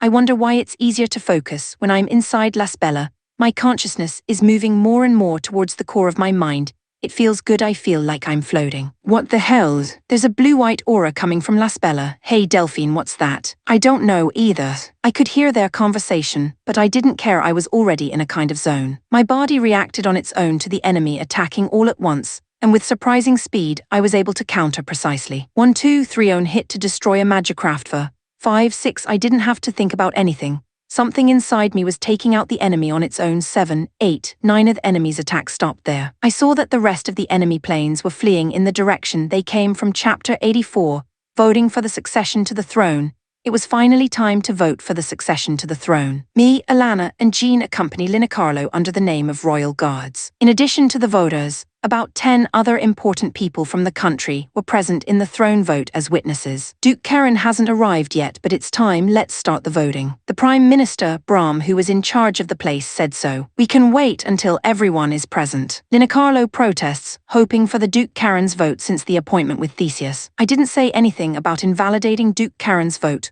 We'll let him vote if he comes later, so let's start already. He doesn't seem to be saying that he's going to invalidate Duke Karen's vote, because he's certain of his father-in-law's vote. Okay, that's good, let's get started. The voting was to proceed in turn by placing a card with the name of the voter under the card, with the names of Udin and Musham. The first to vote was the second prince, Bildello. We don't need a poor king like Udin. What this country needs from now on is an absolute ruler, and I'm voting for Musham. Then he laid out his card underneath Musham's name. The next person to vote was the first princess, Ryderia, who I think was the older sister of Linicarlo, but she didn't look like her at all. She was a mature woman with a clean and mature look. When she came in front of the names, she said, I nominate a king who will bring peace to the land, and Udin will be the next king. As she says this, she slowly places her card under Udin's name. The second princess, Lindale, was next to step forward, and she walked to the names with a goofy smile on her face. I want freedom, I want a good life, and I don't want to be in a country ruled by Yuden because it looks too stuffy, so I'm going to vote for Mushum." As she said this, she roughly placed her own card under Mushum's name. It was Lina Carlo's turn to speak. "Mushum has no heart. We need someone who can understand the feelings of the people to rule the country. I'm voting for Yuden." Then she placed her own card under Yuden's. The turn of events so far was as expected, and both Mushum and Lina Carlo looked relaxed. From here the dukes voted, and Brahm the vizier stepped forward first. "I will cast my vote. I believe that in order to develop into a strong nation and a larger country, we need a strong leader, and I believe that Prince Mushum is the best choice for king." Then he placed his own card under Mushum's name. Duke Ledemart steps forward, followed by Prime Minister Brahm. "I had a hard time deciding which candidate to vote for, but I think Prince Yuden's personality is more suitable to be the king." Duke Ledemart was apparently close to neutral, and he placed his own bill under Yuden's name, aware of the stare that Mushum was giving him. Duke Ledemart stepped back and Duke Belma stepped forward. "I believe that the crown prince should be the heir to the throne, so I will cast my vote for Prince Yuden." He proudly placed his card under Yuden's name. With this, there are 4 votes in favor of Crown Prince Yuden. The remaining 2 are the Duke Harlomal and Duke Karen, both of whom are likely to vote for us, so victory is in sight. The Duke Harlomal stepped forward with a grin. "The moment I saw his face, I had a bad feeling. Maybe that money-grubbing guy was thinking of something strange. After much deliberation, I have decided that the king should be the one who will make the country prosperous, and his name is Mushum, not Yuden, so I will vote for Prince Mushum." "I knew it. He betrayed us at the last minute." Lina Carlo and Arthur are also looking reluctant. "Oh no, the votes are tied. The only one left is Duke Karen, but I hope Theseus was able to convince him. Ha ha ha ha ha. I think we have a winner. I'm the next king." Mushum declares this with a loud laugh. "Duke Karen's vote hasn't been cast yet." It's already decided. Duke Karen has already promised to vote for me." "Maybe, but he might change his mind at the last minute." "You know the Duke Karen's character. He's a man who always keeps his promises. No matter what, he'll vote for me." Sure, I'd only met him once, but he didn't seem like someone who would break a promise. This seemed to be difficult, no matter how much Theseus tried to convince him. Chapter 85, Choosing the King. Duke Karen is here. The guards reported both Mushum's camp and Yuden's camp stared at the door of the room. Then the door was opened, and Duke Carano, it was Lord Theseus who appeared. "Theseus, why are you here? What happened to your father?" Mushum called out to Theseus. "From this day forward, I am the Duke of Karen, Prince Mushum." "What nonsense! This is the official certificate of inheritance signed by my father." The place was buzzing with excitement at the unexpected turn of events. Mushum checked the certificate, and his face changed color. "It doesn't matter who it is, as long as you vote for me." "I'm sorry, but I have the right to cast my own vote." "What? I'm your brother-in-law, and I have an agreement with your father, but you. Father's promise does not require me to keep it, and I will vote as I see fit." Theseus then proceeded to the tags of Mushum and Yuden. "I will vote for a king who will conduct honest politics and impartial state affairs," Theseus said emphatically and placed his card underneath Yuden's. "Nonsense! This can't be right. Theseus, you will not be forgiven." Seeing this, Mushum revealed his anger in a loud voice. "Brother Mushum, this is the result of a legitimate vote. The throne will go to Yuden. What's the matter with you? Yuden is not fit to be king. I'm the only one. I'm the only one who can be king. Prince Mushum, this is it. You have lost. Now admit defeat and allow Prince Yuden to take the throne. Open swat." Mushum unexpectedly plunged his sword through the belly of Vizier Brahm, who was admonishing him for his hysterics. "You're the one who got me into this mess. What do you want me to do? Admit defeat?" "I won't be defeated by anyone. I'm going to be king. This vote is invalid." "Stop it, brother Mushum." "Lina Carlo, you thought I didn't think about losing the vote." When Mushum gave the signal, his soldiers, who were waiting in the next room, broke inside. "Kill Yuden. I'm going to be king." Mushum had no idea he would be forced to do this, and Alana and Arthur stepped forward to protect Yuden. "Mushum, don't you have any shame? This is an act of treason. How can you be a king if you are a traitor?" Treason, don't get me wrong, Lina Carlo. Yuden is not king yet. No, he will never be king. Because today he will die here. What are you doing? Kill him quickly. Following Mushum's orders, the soldiers attacked Yuden, which was defended by Alana and Arthur. "But how can you say that you can kill your own brother with no hesitation?" "Lina Carlo, it's not safe for you to stay here. You better think about running away first." To Jean's warning, Lina Carlo nodded. Lina Carlo runs out of the room with Yuden, and the soldiers try to stop them. But Alana and Arthur beat them with their swords. Arthur, who Lina Carlo says has nothing to his name except his face, is very good with a sword and overwhelms several soldiers. What are you doing, Yura? You come here quickly too. Jean told me to hurry up and follow Linacarlo and the others. What do we do, Linacarlo? From the looks of it, they've blocked all the entrances and exits of the palace. Jean asks Linacarlo while running. Let's go to the basement, that's where my Odin is. Well, it's true that a magicraft might be able to break through the encirclement. We dodged the oncoming mushroom soldiers and headed for the underground hangar. When Linacarlo came to the underground hangar, she was astonished to find that her magicraft, Odin, was not there. Ha ha ha ha ha, Linacarlo, I knew you'd come to this hangar. I didn't think it was necessary, but I had your Odin moved. Mushroom explained, looking down at us from the space above the hangar. You will die knowing how helpless you are without your magicraft. As soon as he yelled that, magicrafts came pouring in from the hangar entrance. Every entrance and exit was blocked by soldiers, and there was no way to escape. What should I do? Chapter 86, the legendary activation. There is no way out now. What should I do? It's true that Linacarlo's Odin and Arthur's centaur aren't there, but I noticed that there's a magicraft on the floor, and I told Linacarlo about it. Linacarlo, is that magicraft broken? It is the national treasure of this country, the magicraft of Ruzak, the hero who founded this country, but unfortunately it cannot be used. It looks like it's working. The activation Ludia value is ridiculously high. No one in the history of this country has ever been able to move that thing. And of course, I'm no exception with a Ludia value of 48,000. Okay, well, that's impossible. No, it's not impossible. Yuda, try getting on that thing. Jean, who was listening to the conversation, suddenly said so. Wait a minute, did you hear what she said? It's a magicraft with a ridiculously high activation Ludia value. There's no way I can ride it. No, you can move it. I believe so. I mean, there's no other way but to move that thing and break through this siege. You have to move that thing no matter what, Yuda. Don't be absurd. It's true that Yuda has an unfathomable power normally. Only royalty would be allowed to touch this magicraft, but I'll give you special permission. Yuda, board the magicraft, Victor. If we don't do anything, we'll all be killed. I have no choice but to board the magic machine, Victor, perhaps thinking that we are already surrounded and cannot escape. The enemy is not in a hurry and is slowly approaching us. The cockpit doesn't look much different from Arleo's, come to think of it. This situation is similar to when I first moved the Arleo at Farmer's house. Arleo worked then, surely Victor will work this time too. I rubbed my hands together to loosen them up, and gently placed my hands on the two control balls with a prayer, move Victor. The moment I shouted that with all my energy, the lights came on as the power was coming on to the devices around me. And then I heard the sound of a motor or something turning. Yes, it's working. I immediately sent an order to the control sphere to stand up. With almost no time lag, the image is immediately transmitted to Victor. My friends shouted in admiration when they saw the figure slowly stand up with a creaking sound. I can't believe you actually moved, Victor. What, Linacarlo, you didn't think it would work after all? Obviously. The activation Ludia value of Victor is said to be 200,000. 200,000. That's just what the legend says, so I don't know what the truth is. The only thing I'm sure of is that Yuta's real Ludia value is ridiculously high, beyond common sense. I stood up and looked at the approaching enemy magicrafts. The legendary Victor began to move, and the enemy was clearly flustered. I didn't think Victor was going to move. It doesn't matter. Destroy that antique. But Master Mushim, that's a national treasure. I'm telling you to destroy it. What's the problem? No, there's not problem. 5 enemy magicrafts were slowly approaching to surround Victor. I had no weapons, so I attacked an enemy magicraft with my bare hands. In an instant, Victor was close to the enemy magicraft and slammed his fist into it. A heavy air-bursting impact occurs. Both arms and the head are smashed to pieces,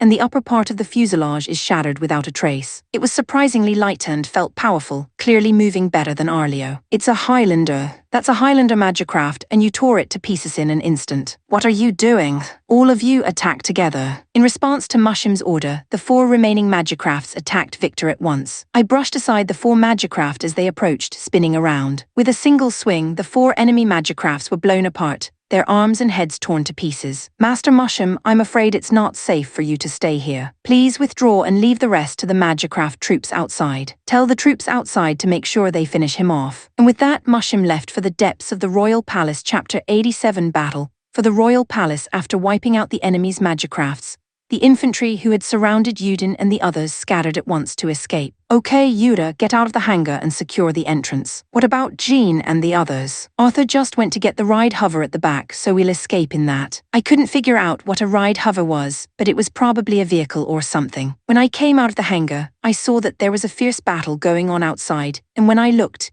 it was Nanami and the others who were fighting. Looks like the ride carrier was attacked by Mushim's soldiers. I'd like to talk to Nanami and the others, but Victor doesn't have a Horcrux, and even if he did, he wouldn't be able to communicate with a Horcrux that he wasn't linked to.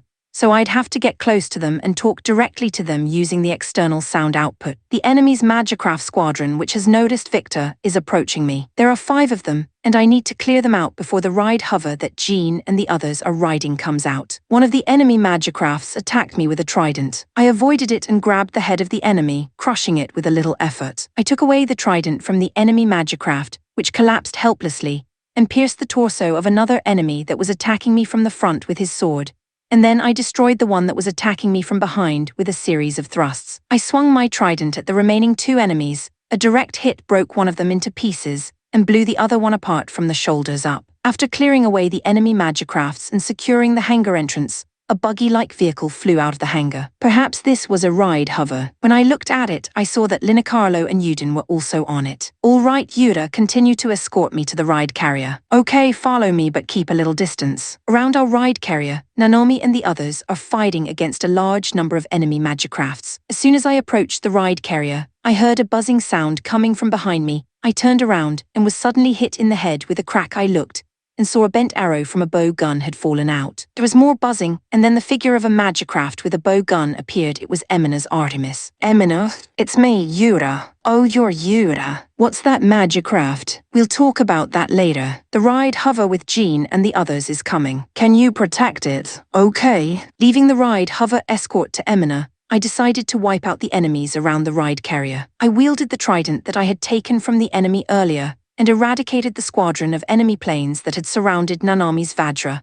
And then I spoke to her. Nanami, are you okay? Yura, what's with that Magicraft? Jean and the others are heading for the ride carrier in a ride hover, so we need to wipe out the enemies around here to ensure their safety. I understand. Working together with Lorgo and Farmer, we destroyed the enemies around the ride carrier. Then the ride hover arrived at the ride carrier. Lisa noticed and opened the hatch to welcome the ride hover. Yura, look at that, there's a lot of Magicrafts. When I looked at the direction Nanami was pointing, I could not believe the number of Magicrafts that were coming towards us. At this rate, the entire ride carrier is going to be swallowed up. Let's retreat. Nanami, call the ride carrier and tell them to retreat as well. I decided to keep the enemy at bay until the ride carrier retreated. I go towards the countless enemy troops, but I'm not stupid enough to fight that many enemies on my own, so I move across the enemy troops and only draw their attention towards me. Just as I aimed, the enemy forces were coming towards us. Meanwhile, the ride carrier seemed to have started retreating in the other direction. Yuda, the ride carrier has pulled out. All right, we're getting out of here. Me and Nanami headed in a different direction from the ride carrier,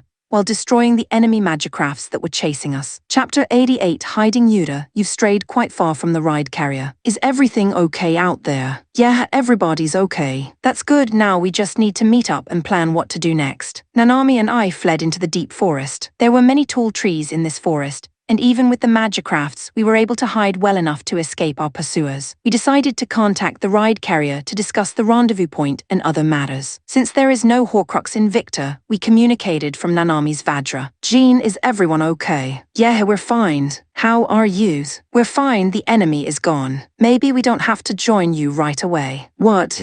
Why? It's safer to stay put today and meet up tomorrow than to make a wrong move and have them figure out where we are. All right, what's the rendezvous point? We'll go to the Duke of Caron's residence. Linacarlo says that the Duke of Caron, the former Duke of Caron, will be able to help us. Okay, I'll head to the Duke of Caron's residence tomorrow then. We decided on the rendezvous point for tomorrow, and when we were done talking, I cut the communication. Yuda, I'm hungry. I'm hungry too. I didn't think about food and we can't go to the city. Okay, let's find something to eat. Is there anything to eat? With all this wilderness, I'm sure there's something. I searched for food while also looking for a place to hide, and found a small spring that gushed out between the rocks. It's like spring water. It's drinkable. I'm thirsty. Fearlessly, she scooped the water into her hands and brought it to her mouth. It may have been the thirst, but it was cold and quite tasty. Nanami plunged her face into the spring and gulped it down. PFFT. I'm alive again. Don't drink too much at once or you'll get an upset stomach. Don't worry, Nanami's stomach is strong. Nanami insisted proudly. The water is clean, but there don't seem to be any fish. Yes, it would be nice if there were fish. Mushrooms grew around the spring, but I was too afraid of the poison to eat them. I don't have any knowledge of edible wildflowers, and I don't know what to do. Wait a minute, Nanami, do you hear something? What?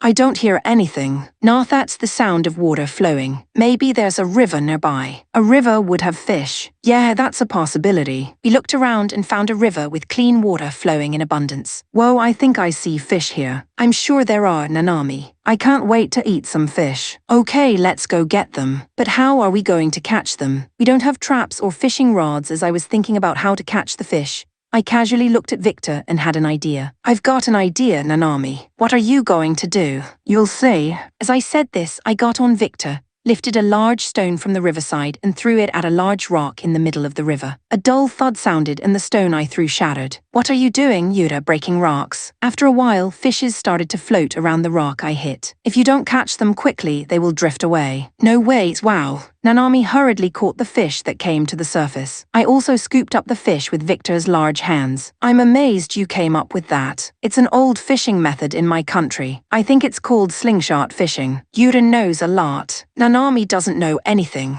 Nanami just didn't have the opportunity to learn. I still want to give Nanami the chance for a proper education. Don't worry, Nanami. You'll learn a lot. Yes, you're right, Nanami will be a smart girl. We were having this conversation as I pinned a large number of fish I had caught on a tree branch and roasted them over a bonfire that Nanami and I had struggled to build. Look, Nanami, I think you can eat this now. Thanks, Yuta. Nanami took a big bite out of the back of the fish. It's delicious. All right, I'll try some too. It was a little salty, but it was definitely fatty and quite tasty. We must have caught quite a few, but Nanami and I ate them up in no time. Chapter 89, Attack/Jean's point of view after retreating from the royal palace. We were on our way to the Duke of Karen's residence. As I was taking a break after communicating with Yuta and the others who had been decoys in order to help us escape, Linacarlo spoke to me. Jean, is Yuta all right? What, Linacarlo, are you worried about Yuta? No, Yuta is now riding the national treasure of Melteria. I'm just worried about the national treasure, Victor. I'll pretend you're telling the truth. It's true, and I'm not worried, because I don't think that Yuta will be slowed down by Mushim soldiers. You seem to have a very high opinion of Yuta. It is true, after all, Yuta is the only rider who has drawn with me. I'm sure he's got a lot to say about that. I don't think Yuta and the others are in trouble, but I wonder if Theseus and Linacarlo's sister who voted for Yudin are okay. As Alana said, it's hard to predict what Mushim will do, but I don't think he'll go as far as killing him. I don't think Mushim will harm the royal family or senior nobles unnecessarily, although they will probably be restrained. That evening we arrived at the Duke of Karen's residence. The former Duke of Karen welcomed Yudin and the others without a hint of displeasure. Princess Linacarlo and Crown Prince Yudin, welcome to my home. Duke Karen, I'm sorry to bother you at this time of night, but the truth is that Mushim has gone out of control. I'm sorry to bother you this evening, Duke Karen. I'm sure he's not dead, but he's most likely locked up. I should have taken him with me, but Mushim's sudden outburst left me too busy protecting Yudin. It's a good thing that Prince Mushim won't kill Theseus easily.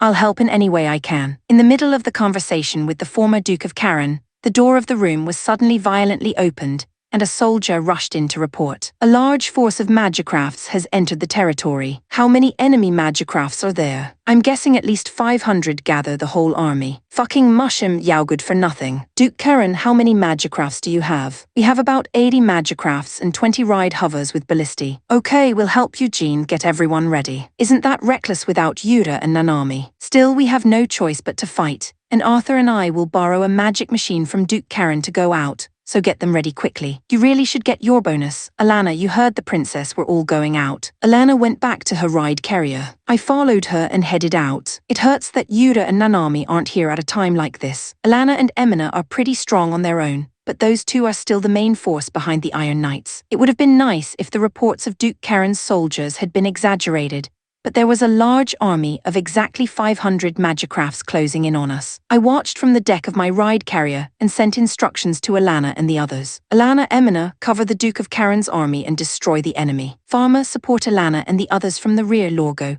defend the ride carrier and the ride hover troops. Can you call Yura? Maybe he's nearby. You're right, okay, I'll get back to you. As Alana said, Yura and Nanami might be camping nearby. I opened the communication to contact them and ask for support. But no matter how many times I called, there was no response. What are they doing? I called again and again, but there was no response. I gave up. Chapter 90, Enemy Attack. If some terms are changed, let me know. I had to install Windows again and lost my dictionary. After a hearty meal of fish, Nanami and I decided to go to bed early to prepare for tomorrow. I slept in the cockpit of Victor, and Nanami slept in the cockpit of Vajra. Nanami, we're leaving early tomorrow, so we're going to bed. Yeah, I know. Then why are you following me? We used to sleep together before. Why don't we sleep together now? No, the cockpit's too small for 2 people. We'll be fine if we stick together. I don't want you to get a backache. When I said this, Nanami happily crossed her arms. Who the hell does she think she is? When Nanami entered the cockpit with me, she squeezed closer than she should have. You don't have to squeeze so tightly, there's plenty of room. Nanami likes this position. It's hard for me to sleep.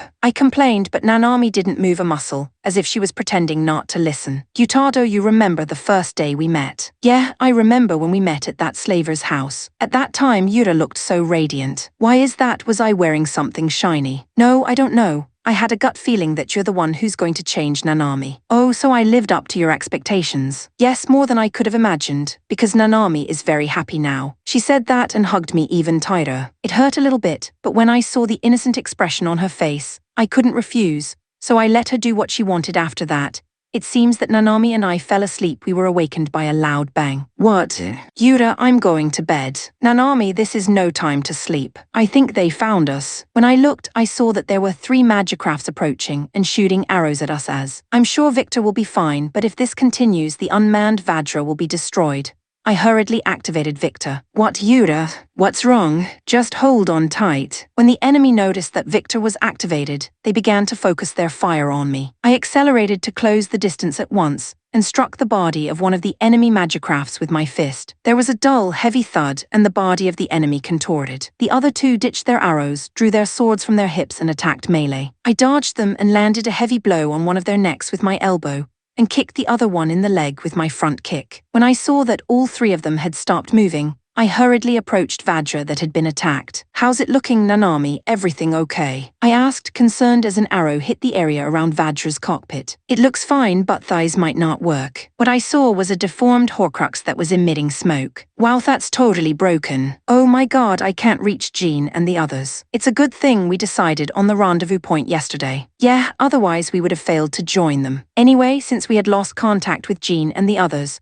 we decided to head for the Duke of Karen's residence to meet up with them as soon as possible. It took us half a day to reach the Duke of Karen's residence from the forest where we were camped. What the hell? When we arrived at the Duke of Karen's mansion, we saw that it had been destroyed. Where did everyone go? I don't know. After checking the area, no one was found, so I didn't know what was going on. I think there was a fight. Yeah, probably. Oh, Nathi are all gone. There's no way they're going to be beaten that easily with Alana and Emina around. And there's no remnants of the ride carrier or the magicrafts, so they should be fine. I was pretty sure that Alana and the others wouldn't be killed. Now I'm in trouble. I can't communicate with them, and I don't know how I'm going to join them. Chapter 90, One Search. When Nanami and I saw that the Duke of Karen's mansion had been smashed up in a spectacular fashion, we searched the area hopping to find some clue as to where everyone went. It looks like there was a huge battle, but I don't see any destroyed magicrafts. Yeah, I wonder what happened to them. The small parts of the magicrafts are scattered around, so it looks like there were magicrafts destroyed in the battle, but their main bodies were gone. Jean once told me that there is a company that collects magicrafts that have been destroyed in wars, but I felt like they were being collected too quickly. It's no good. There's no clue. Yura, what should we do? We'll go to the nearest town and see if we can get some information. I wonder if it's safe. I hope it's not full of the bad prince's minions. If we hide the magicrafts somewhere and walk into town, no one will pay any attention to us. Yeah, that's right. The town we visited was a small town in the Duke of Karen's territory, and we went to a tavern there to get some information. Even though it was late in the evening, the tavern was very crowded and people were drinking noisily. When we entered the restaurant, Nanami and I took a seat at an empty table and ordered our meals. Just food. Yeah, just the food. You know, our ale is really good. Nanami wants some fruits. All right, we'll have one more of this fruit platter. Sure. It would be dangerous to ask around blindly, so we decided to eat and listen to the conversations around us first. If there had been a major battle, it would be big news around here, and would be a great subject during a drink. Perhaps there would be a table talking about it. And as I listened to the people at the next table, it seemed that there had been a big battle in the Duke of Karen's territory last night, and as expected, they were talking about it. In yesterday's battle, it appears that Prince Mushim has moved the kingdom's army. War with our lord. Prince Mushim's father-in-law is Duke Karen. How is that possible? It seems that the kingdom's army wants to pretend that the battle never happened, and they were sneaking around hiding the traces of the battle early in the morning. How do you know all this? My brother is in the royal army, and I've taken on the job of transporting broken magicrafts. I don't know how they could let a private company do a job like that to cover it up. Sounds like they were in a hurry. You're spouting that shit in here. There's no royal army here. I'm pretty sure there was a battle between Mushim and the Duke of Karen. Maybe they will talk about the results of that battle, and where everyone went afterwards with that in mind. The conversation went on, and they proceeded to talk about the results of the battle. So which side won the battle? The kingdom's army, of course. They outnumbered the Duke forces. Did they kill my lord? No, he seems to have escaped, and now the royal army is in pursuit. Even if he escaped, there's nowhere to run against the royal army. Looks like he escaped towards the Duke of Radamart's territory. That's the only place to run, because everything else is in Prince Mushim's sphere of influence. All right, I got the information I needed. If they escaped, then they're all definitely alive. The Duchy of Radamart, which direction would that be? Later, after finishing our meal, we quietly asked the tavern owner for the direction of the Duke of Radamart's domain and left the tavern. Is everyone okay? Nanami muttered worriedly. Alana and the others won't be easily defeated. They'll be fine. Yeah, they're strong. They'll be fine. I'd be lying if I said I wasn't worried. We returned to the place where we hid the magicrafts and immediately set off for the Duke of Radamart's domain. Chapter 92, Retreat/Jean's Point of View. Chapters 92 and 93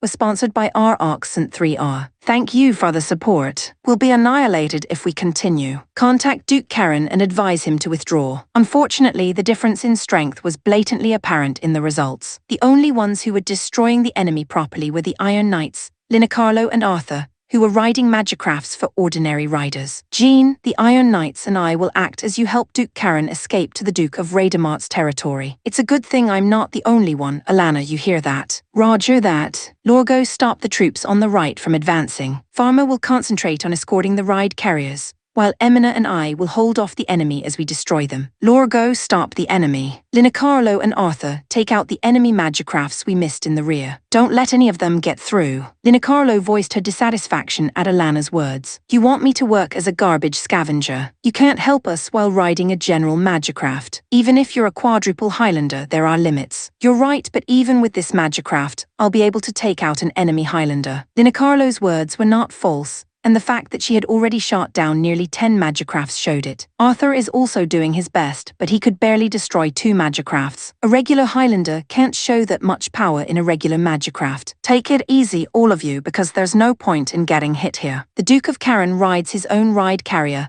and begins to flee in the direction of the Duke of Radamart's territory. All of the Duke's soldiers follow him as a result. The only ones who can stop the enemy are the Iron Knights, Linicarlo and Arthur. Once Duke Karen enters Duke Radamart's territory, we'll move out. Alana and Emina are as strong as they come. The two of them have probably already destroyed 50 magicrafts, but the enemies are still coming out in droves, and their numbers don't seem to be decreasing. I don't think they can keep fighting for long if this continues. We've already entered the Duke of Radamart's territory. I've requested reinforcements in the name of Crown Prince Yudin at the Duke of Radamart's castle, so you're safe now. Please take it easy and retreat as well. All right, the Duke of Karen has entered the territory of Duke Radamart. Emina and I will hold off the enemy, while Jean takes care of the others and stays back. Thanks, Alana, take care. Once Lorgo, Pharma, Linicarlo and Arthur are inside, the ride carrier advances to the rear while only 2 people are stalling the progress of the large army. Alana, I'll take care of the rest. You go back to the ride carrier. Are you sure you're up for this, Emina? My Artemis has a stealth feature, so I can disappear and run away if I have to. It's true that Emina's Artemis would manage to escape even when surrounded by a large army. Alana, let Emina take care of that and you retreat. All right, Emina, take it easy. After picking up Alana as well, we headed towards the Duke of Radamart's territory at full speed. After that, Emina, who had been holding off the enemy until we entered the Duke of Radamart's territory,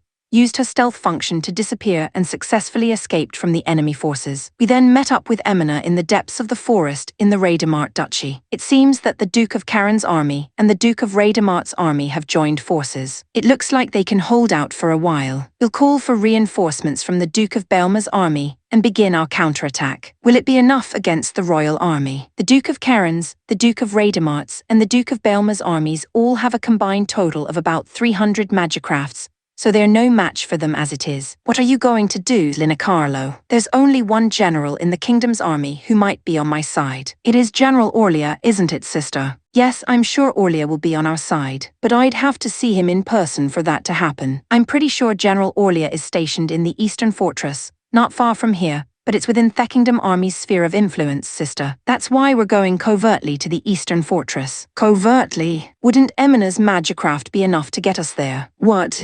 May? Yes, you can take me and Arthur in your Artemis. Hey, I can't fit 3 people in my Artemis. You can if you push it. I'm slim and Arthur packs compactly. Why does Arthur have to ride with us in the first place? You only need to convince the general, right? I believe Orlia knows where my Odin and Arthur's centaur are kept, and I intend to retrieve them while I'm at it, so he must come with us. I see. Well, it's true that we'll need Linacarlo's Odin and Arthur's centaur to fight back against Musham from now. Don't touch my weird parts. Thus, Emina, Linacarlo and Arthur went to the Eastern Fortress, while we with Udin went to Duke Raidemart's castle to meet up with Duke Karen. Chapter 93, Encounter. It's full of enemies. What should we do, Yuda? Force our way through? It's fine for now, but if more and more reinforcements keep coming, it's going to be a problem, so I'd like to avoid them as much as possible. I wonder if we can move forward in that river or something, Nanami said, looking at the relatively large river flowing nearby. It looks deep enough to hide us from the enemy. Speaking of which, can a magicraft go underwater? I don't know about that. You'll find out when you go into the water. I'm afraid of water getting into the cockpit. Well, let's give it a try. The river was deep, with water up to the chest of Victor, who is about 12 meters tall. This is not a problem if I squat down a little. In addition, it seems that the magicraft was properly waterproofed, and water did not enter the cockpit. It's important to keep in mind, however, that we shouldn't stay underwater for too long because we'll run out of air. We crouched down in the river. The enemy didn't seem to imagine that we were moving through the river,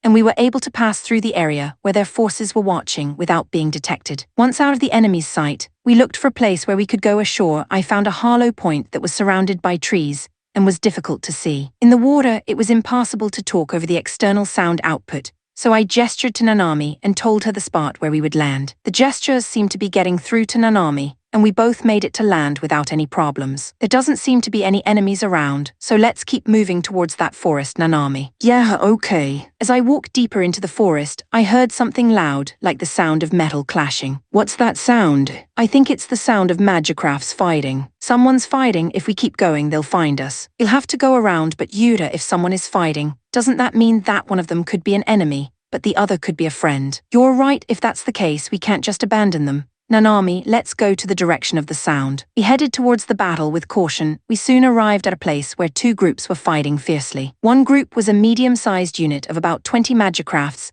and the other was a platoon of 5 magicrafts. They were outnumbered, but the smaller group was working well together and fighting evenly. Now, which side are they on? Unfortunately, Nanami and I don't have a beacon crystal that can clearly identify friend and foe, so what do we do? What are you going to do, Yura? They're both similar magicrafts, and I don't know which side they are on at all. I have no choice but to be honest and ask them. What?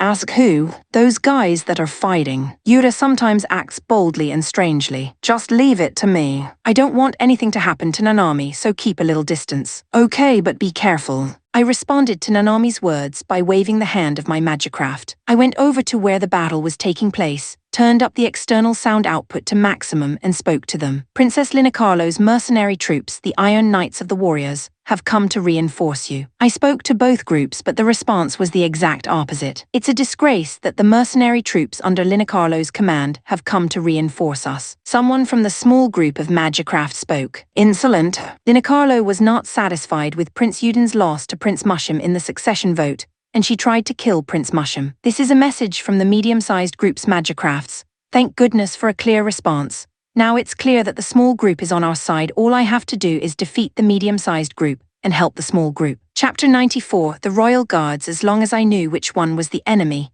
there wouldn't be a problem. I started attacking the squadron of about 20 magicrafts. I accelerate and quickly approach the enemy troops who were engaged in a group battle. I slammed my fist into a heavy-class magicraft that seemed to have a high level of defense, which was positioned in the vanguard. The punched magicraft easily deformed like a soft claywork and fell backwards. That guy easily destroyed Dodom's B-grade armor. A surprised voice came from what looked like the enemy captain's magicraft. I picked up a large battle axe that was in the hands of that heavy class of magicraft and charged at the group of enemies while swinging it around. They couldn't keep up with my movements at all, and their bodies were destroyed one after another by the battle axe I was swinging. As soon as the battle began, Nanami immediately joined the fray and used her sword to destroy 2 magicrafts that had tried to get behind me. My small group of allies didn't stand idly by, and one by one they surrounded and destroyed the enemy troops whose formation had been completely destroyed by my attack. The last remaining enemy captain's magicraft swung a large sword and charged at Victor,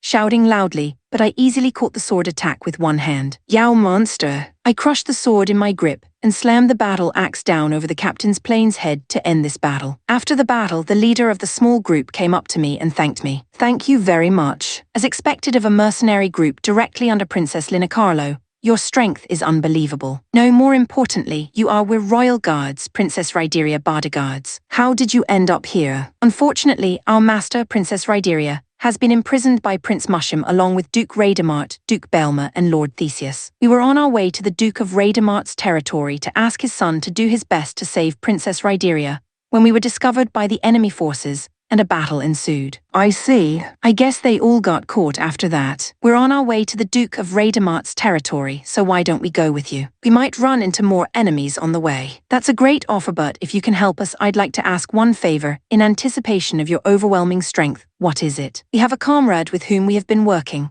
but he is currently surrounded and being attacked by Musham's army in a nearby fort. I thought that if we went to help him with our forces, we would be beaten back, so I wanted to borrow forces from the Duke of Raidamart's army, but the fort is just barely holding, and I wanted to go to his rescue as soon as possible. And that's when I met you guys. With your strength, I thought it would be possible for you to defeat the enemy army that was surrounding them. What do you think? Can you help me? Well, we'd like to join our friends as soon as possible, but we can't just leave them in that situation. Sure, we'll help you rescue your friends. I don't know how many soldiers are in the fort, but I thought it would definitely be a good thing to have a few more allies in the future, so I accepted. Thank you. Now let's get to the fort. The fort was located on top of a small hill about an hour's travel from where I was. When I looked at the fort, I saw that they were fighting, and that an army of magicrafts was swarming the walls of the fort. The fort's magicrafts responded with arrows and other weapons. There are about 100 of them surrounding the fort. How strong is the fort? We have about 30 magicrafts, but there are also several anti-magicrafts ballistae, so the fort is still holding on. I'm guessing that's the enemy commander's magicraft over there. Okay, we're going to charge into the enemy's main camp and go on a rampage,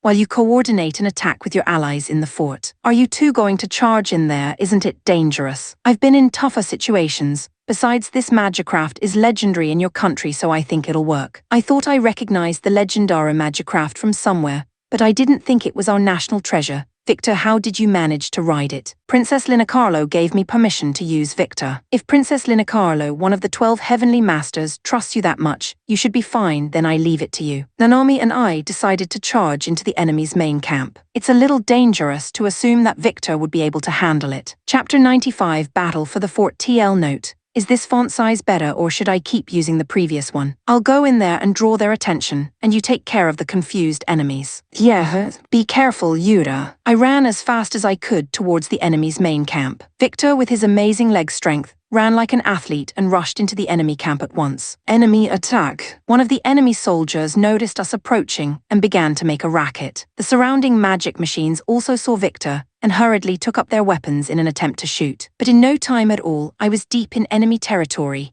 wielding the battle axe I had acquired earlier in the battle, and destroying enemy magicrafts one by one. What the hell is that thing? It's so fast and strong. Surround it and attack it all at once. The enemy began to move in formation around Victor in an attempt to surround me using their numbers. But I wasn't the only assailant, as Nanami's Vajra came charging in after me, destroying the magicrafts that were trying to surround me one by one. New guy, this one's strong too. Nanami has also become much better at using her sword and shield, I admire the way she overwhelms even a large number of opponents with her ironclad defense and seamless attacks. I can't lose either. Swinging the battle axe as hard as I could, I hurled it at the group of about 10 magicrafts that were forming a tight formation. The battle axe buzzes around violently as it attacks a group of enemy magicrafts. If I were to give it a name in a video game, it would be Axe Tornado. The battle axe disintegrates the magicrafts it touches and continues to push forward without slowing down, turning the enemies into wrecks. The attack was powerful enough to instill fear in the enemies. I caught one of the surprised enemy magicrafts,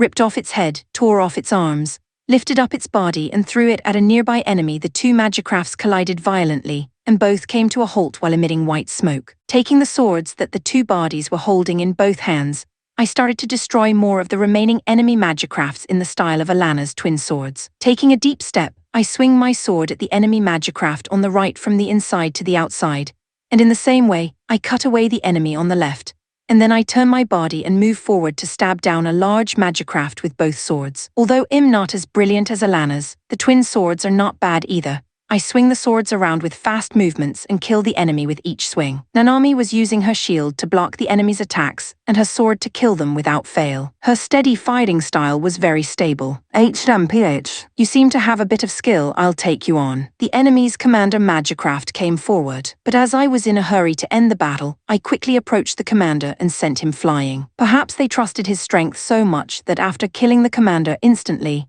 the enemy soldiers started to retreat. The Allied forces that had been holed up in the fort began to move. They left the fort and launched an all-out attack against the enemy army, which had been completely destroyed by mine and Nanami's attacks. From that point on, it became a one-sided sweeping battle, and we made sure to take out the enemies who had delayed their escape. After all the fighting, the fort's troops and the royal guards all gather in front of me, and to my surprise, they all kneel in front of Victor. You are indeed the reincarnation of the founding hero Luzak, and the fact that you are riding the national treasure, Victor, is proof of that. We, all the knights here, pledge ourselves to be under your command. No, I'm just a mercenary in the service of Princess Linacarlo. Please save the kingdom of Melteria. The knights, believe it or not, have appealed to me to save the county. I don't know what to do. In any case, you're fighting for this country because Linacarlo asked you to, so why don't you take charge? I can't help it, I'll take care of you until we meet up with Linacarlo and the others. But I can only fight on my own. The rest is up to you. That is exactly the same as the hero Luzak, who led his army by fighting at the front himself. We will follow you and fight. Chapter 96, Affectionate People / Linacarlo. Hey Linacarlo, give me a little more space, or I'll have to take my hands off the control sphere. I can't move anymore. Arthur, you need to be more compact. Please, Master Linacarlo, don't push me. I'm already on the verge of dislocating my joints. Then remove your joints so you can be smaller. That's absurd. With me and Arthur on board, Emina's Artemis was moving through the enemy's territory. Artemis is an absolute powerhouse when it comes to covert action, and with its stealth capabilities, it arrived at the eastern fortress without being spotted by the enemy. Artemis breaks into the fortress while supplies are being brought in, and reveals herself by undoing her protective colors. Of course, the soldiers of the fortress began to make a fuss when they saw her. I stopped them with a loud voice as the soldiers of the fortress moved their magicrafts and prepared to fight. Wait, I'm Princess Linacarlo. I've come to speak to General Orlia. Call the general here at once. Hearing this, the soldiers began to buzz and fuss. They didn't seem to know what to do, so I shouted loudly again. Hurry up. You're insane to keep a princess waiting. The soldiers hurriedly ran to call the general. After a while, a familiar face appears. Once I saw him, I prepared to dismount from Emina's Artemis. Emina, I'm sure it'll be fine, but you have to be on your guard. I know if something happens to you, there's a chance I might leave you and run away, so be prepared. Don't worry, Master Linacarlo, I'll help you in any way I can. Ignoring Arthur's words, I opened the hatch and stepped out. When he saw me, he ran over, saying in a loud voice, "Whoa, it's really Princess Linacarlo. I thought the soldiers were making a mistake, but I'm so glad to see you. General Orlia, it's been a long time." Yes, it's been a long time since I've seen you after all. You've been away for a long time, and I've been wandering around to see if I could meet you at the royal palace. But for some reason I couldn't, and I can't tell you how much I've missed you. General Orlia, I'm going to go straight to the point and ask you to help me and Yudin stop Mushim from running amok. I see. I was wondering what kind of request you were talking about.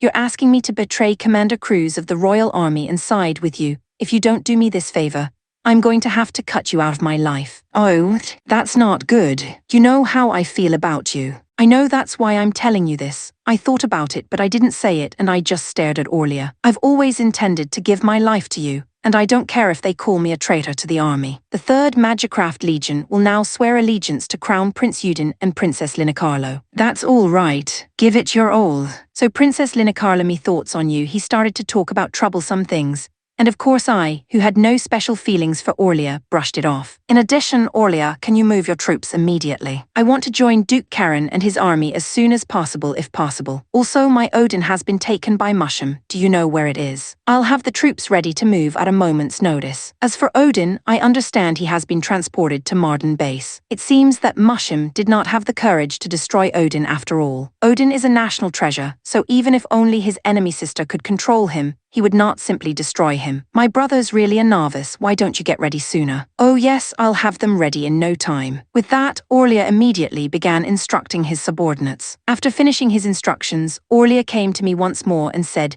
Princess Linacarlo, I would like to ask you one question. Do you have a loved one? It's very important to me at this time. When asked about it, I immediately thought of that carefree smile. No, why would Yuta's face come to mind at a time like this? It is true that he is the only man who has beat me, no. He is the man who has drawn me, but he, a mere commoner, is no match for me. A royal no, I don't. I have my hands full with the country right now. Orlia expressed more joy than necessary at that answer, but I felt something like guilt for answering that way. Chapter 97, Carelessness/Linacarlo. Until the army was ready, we decided to sit in the strategy room and think of a plan to retake Odin. What is the strength of the Marden base? It's only a small supply base with about 100 magicrafts, so if we attack it with the strength of this fortress, we should be able to take it down quickly. That's more than 5 times its strength, so I suppose so. Will my centaur be there too? Arthur asks modestly. I don't know. I've only gotten Odin's information. I see worst case scenario. I hope my Odin is recovered, but the Highlanders' Arthur is also a force to be reckoned with,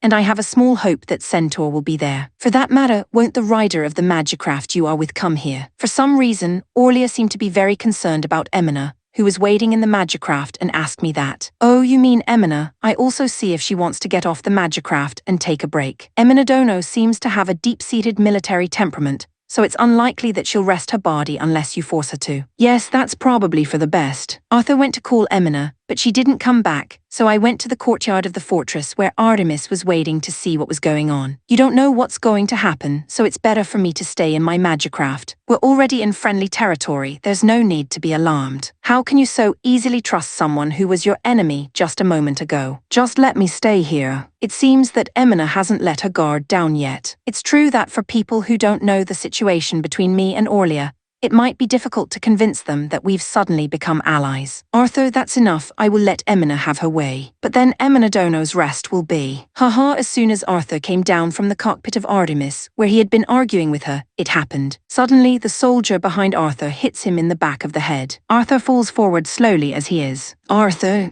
The moment I screamed, a sword was attached to my neck rider. Hurry up and get off the magicraft. If you don't, the head of the princess is going to fall off. The one who shouted that was Orlia, whom I didn't expect. Orly, what are you doing? Princess Linacarlo, do you think I'll always be your only Orlia, unlike you? Commander Cruz accepted me right away. Oh shit, Cruz had read about Orlia's treason and put up a defense. Quickly, rider. Linacarlo's head is about to fall. It's definitely faster for the sword attached to my neck to send my head flying than for Artemis to move and save me. Emina, fully aware of this, slowly climbed down from the magicraft. All right, I'm coming down now, put the sword away. That's fine, I was actually going to make things happen after the rider got off. But didn't get off easily, so I had to play hardball. Orlia, how is it that you asked me who I love when you don't already have feelings for me? I'm a jealous man.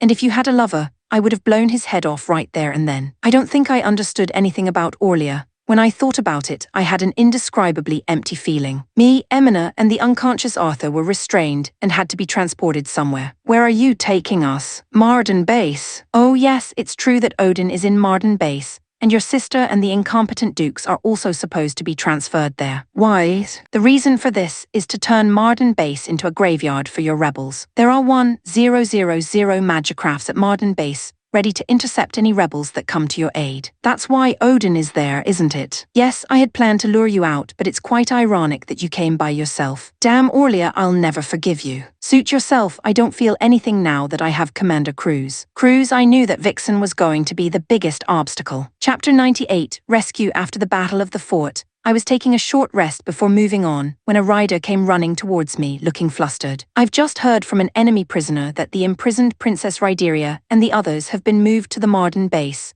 which is just around the corner from here, and I believe this is our best chance to rescue them. Great chance, is that right? Yes.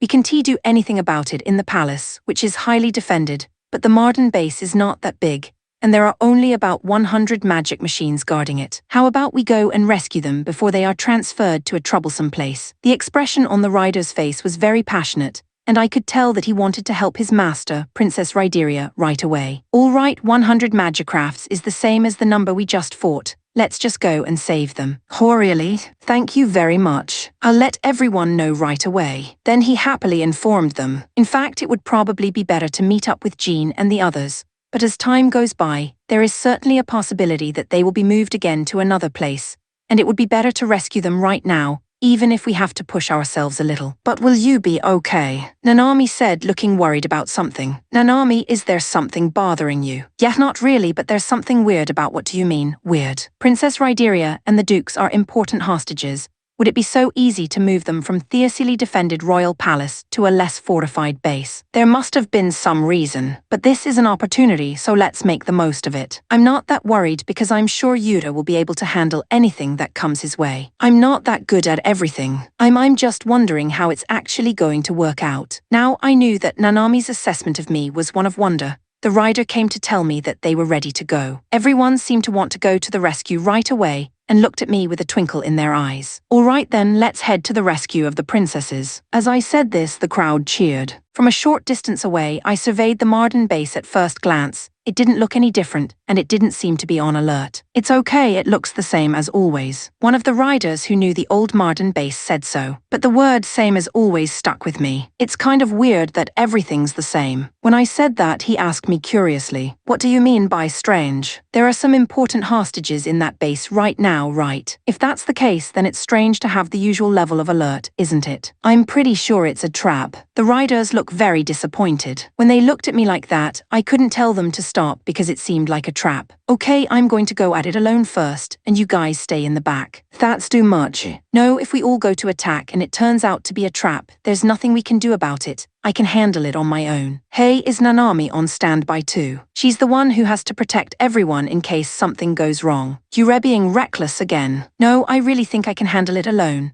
After all, with Victor, honestly, I don't think I gave my all yet. I asked Nanami and the others to stand by in the rear, and I approached the Marden base alone. When I got about a kilometer from the base, I noticed a sudden change in the appearance of the base. It was a trap after all. Magicrafts appeared from the woods near the base and other hidden places. It wasn't just 100 of them. It was the largest army I've ever seen in this world. Chapter 99 Provocation/Linicarlo. When we arrived at the Marden base, Arthur and Emina were placed in an underground prison, and I was taken to another place. I was taken to a room at the top of a high tower, where I could see far into the distance and have a good view of the city. What are you going to do? Bring me to the top of this tower alone? Princess Linicarlo has been given a special seat to watch the rebels come to her aid, only to be cruelly defeated in return. So please enjoy it from here. You have bad taste, Orlia. Now I understand why I was never attracted to you. When I said this, Orlia's expression changed drastically. His face became grim and he began to get irritated. No,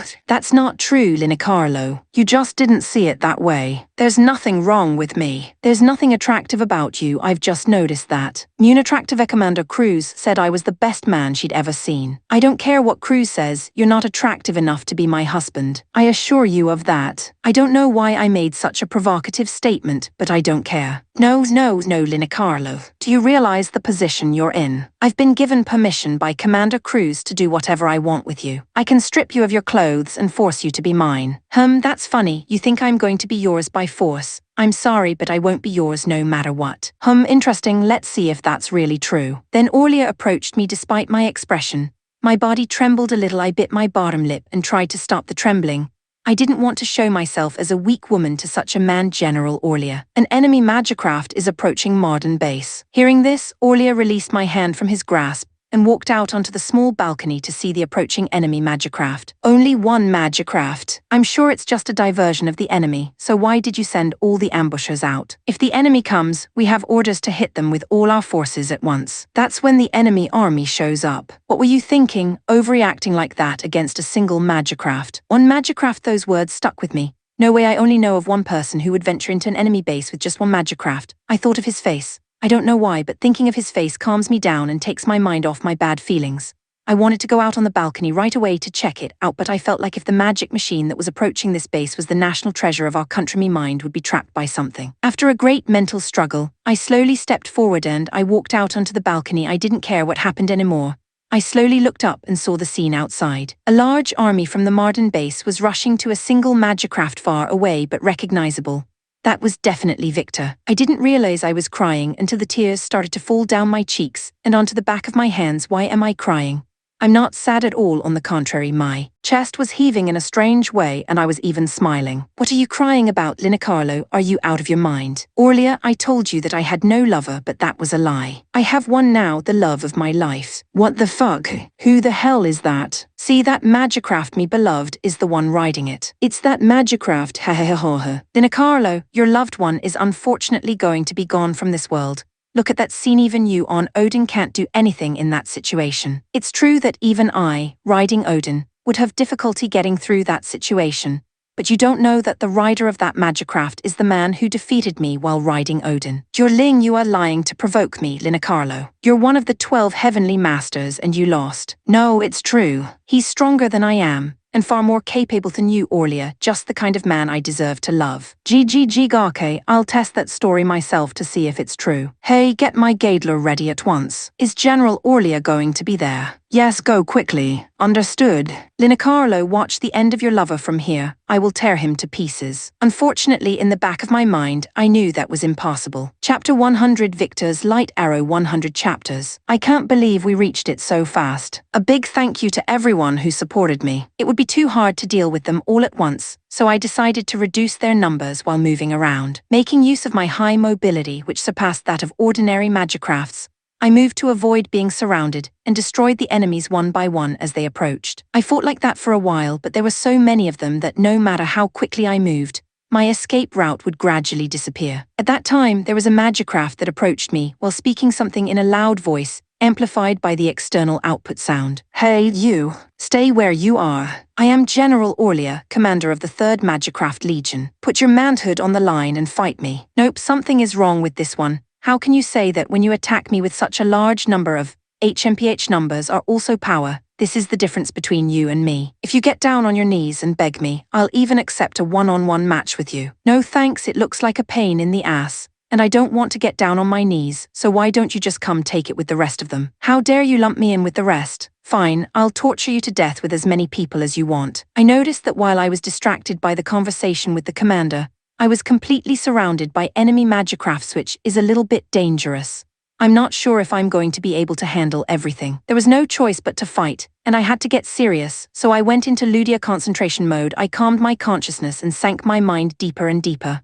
Deeper and deeper than usual. I saw a light far in the depths of my consciousness. I reached out to it and touched something. At that moment, I heard the voice of a beautiful, transparent woman, authorizing the activation of Ludia concentration mode, initiating scan. To confirm the situation, detected a large number of hostile magicrafts in all directions on the ground.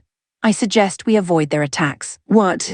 Who? What? I am Ferry Rudia, Victor's support AI, and I advise you to leave the encirclement as soon as possible. We're completely surrounded. Where are we supposed to run to? Sir, there are no enemy magicrafts in the sky. Wait a minute, Victor can fly. Victor's flying ability is SS class. He can fly fast for short periods of time. It's true that Farmer's Garuda can even fly, so it's not surprising that this legendary magicraft can fly. I sent the image of soaring into the sky to the control sphere, and then I felt a jolt of gravity and soared into the sky. Oh my god, it really flew. The number of enemy magicrafts is approximately 1.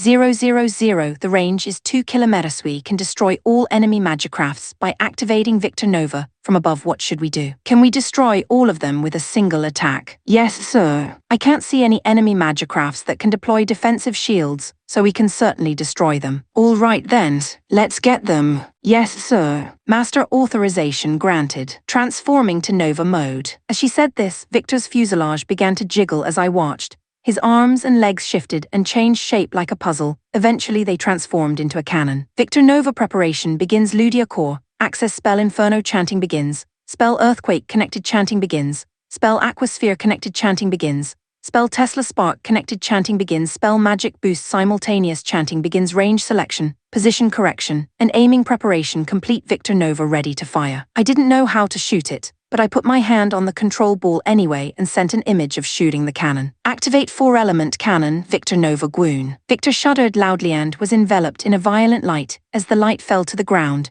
it caused a huge explosion that swallowed all the magicrafts present. Chapter 101 Release and Restraint. Thank you Kingpen for sponsoring 4 chapters, but I can release only 2 today. Tomorrow we'll have another 3 releases. We've completed the annihilation of enemy magicrafts and confirmed that all enemy magicrafts have ceased their operations. Fairy Rudia reports to me emotionlessly when I look. There are countless magicrafts lying destroyed on the ground. I flew my Victor and headed for the forest where Nanami and the others were waiting. When I met up with Nanami and the others, the riders of the royal guard who had been watching everything came running up to me with their magicrafts. You have shown me a miracle. So that's Victor's light arrow, as they say. You are indeed the second coming of the hero Luzak. I'm proud to fight with you. Most of the enemies are down. It should be easy to overrun the base now. Let's help our allies who are trapped. Yes. The riders replied cheerfully and began to form up and prepare to head for the base. Nanami, I'm going to the base first to kill the rest of the enemies. Okay.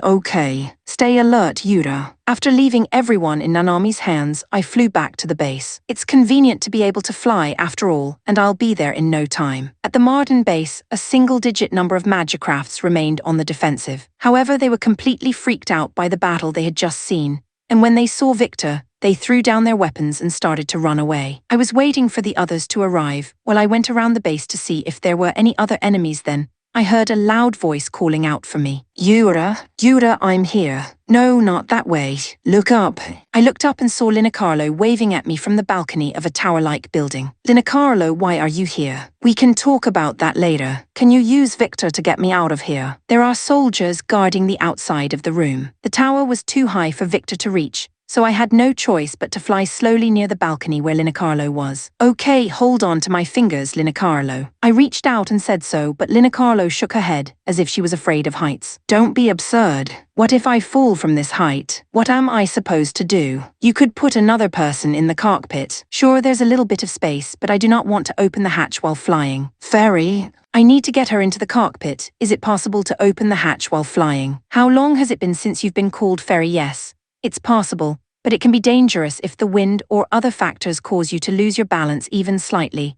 So I recommend that you use the uneven surfaces of the structure to hold the magicraft in place before opening and closing the hatch. I see. Okay, I'll try. As Fairy said, I put my foot on the protruding part of the tower to keep the magicraft in place. Then I opened the hatch and guided Linacarlo to the cockpit, supporting her with my hand to prevent her from falling. When we reached the cockpit, Linacarlo walked in briskly and hugged me. Hey, keep your hands off the control ball. Back off a little. It's no use, we can't fit 2 people in this small cockpit otherwise. No, you can't. There's a little space over there. No, we can't. Let's get Emina and the others out of here. Are they holding Emina? Yes, and Arthur is being held as well. Well, then we'd better get them out of here. It was a little hard to maneuver with Linacarlo so close to me, but I got Victor moving and descended to the ground. Just as I was getting on the ground, Nanami and the others arrived at the base. For some reason, Nanami had dragged along the magicraft that the general who had confronted me earlier had been riding. Nanami, why are you doing that? Oh, I brought it because everyone said it was a general's magicraft, and we should take him prisoner. Oh, that's Orlia's Gaidler, isn't it? Linacarlo said, seeming to know that magicraft. Why is Linacarlo in Victor's cockpit with Yura? Nanami asked Linacarlo and forcefully pried open the hatch of the magicraft. The hatch came off easily, as the general's magicraft had been torn to shreds by Victor's attack. Gosh, what happened? Fire rain of light, the man inside rolled out of the cockpit, shouting in confusion. Orlia, how do you like that? Do you see what a little man you are? Linicarlo told the man who came out. Linicarlo, what happened to me? Who the hell is your loved one? You've been defeated by a single blow, as you can now clearly see. I lost a man recognized by Commander Cruz. Ugh. The man collapsed helplessly on the spot, then soldiers came and restrained him. The haggard man seemed to be saying something with his mouth agape, as if he was desperate for something. Chapter 102, Close Contact. The enemy's magicrafts have fled, so there are only infantry left. My fellow magicrafts are scattered throughout the base, taking control of it. The enemy soldiers we captured told us the location of our captive allies, and we headed there. The place where my friends were being held was a warehouse building. It was guarded by about 50 soldiers, who seemed to have been ordered to defend the prison no matter what.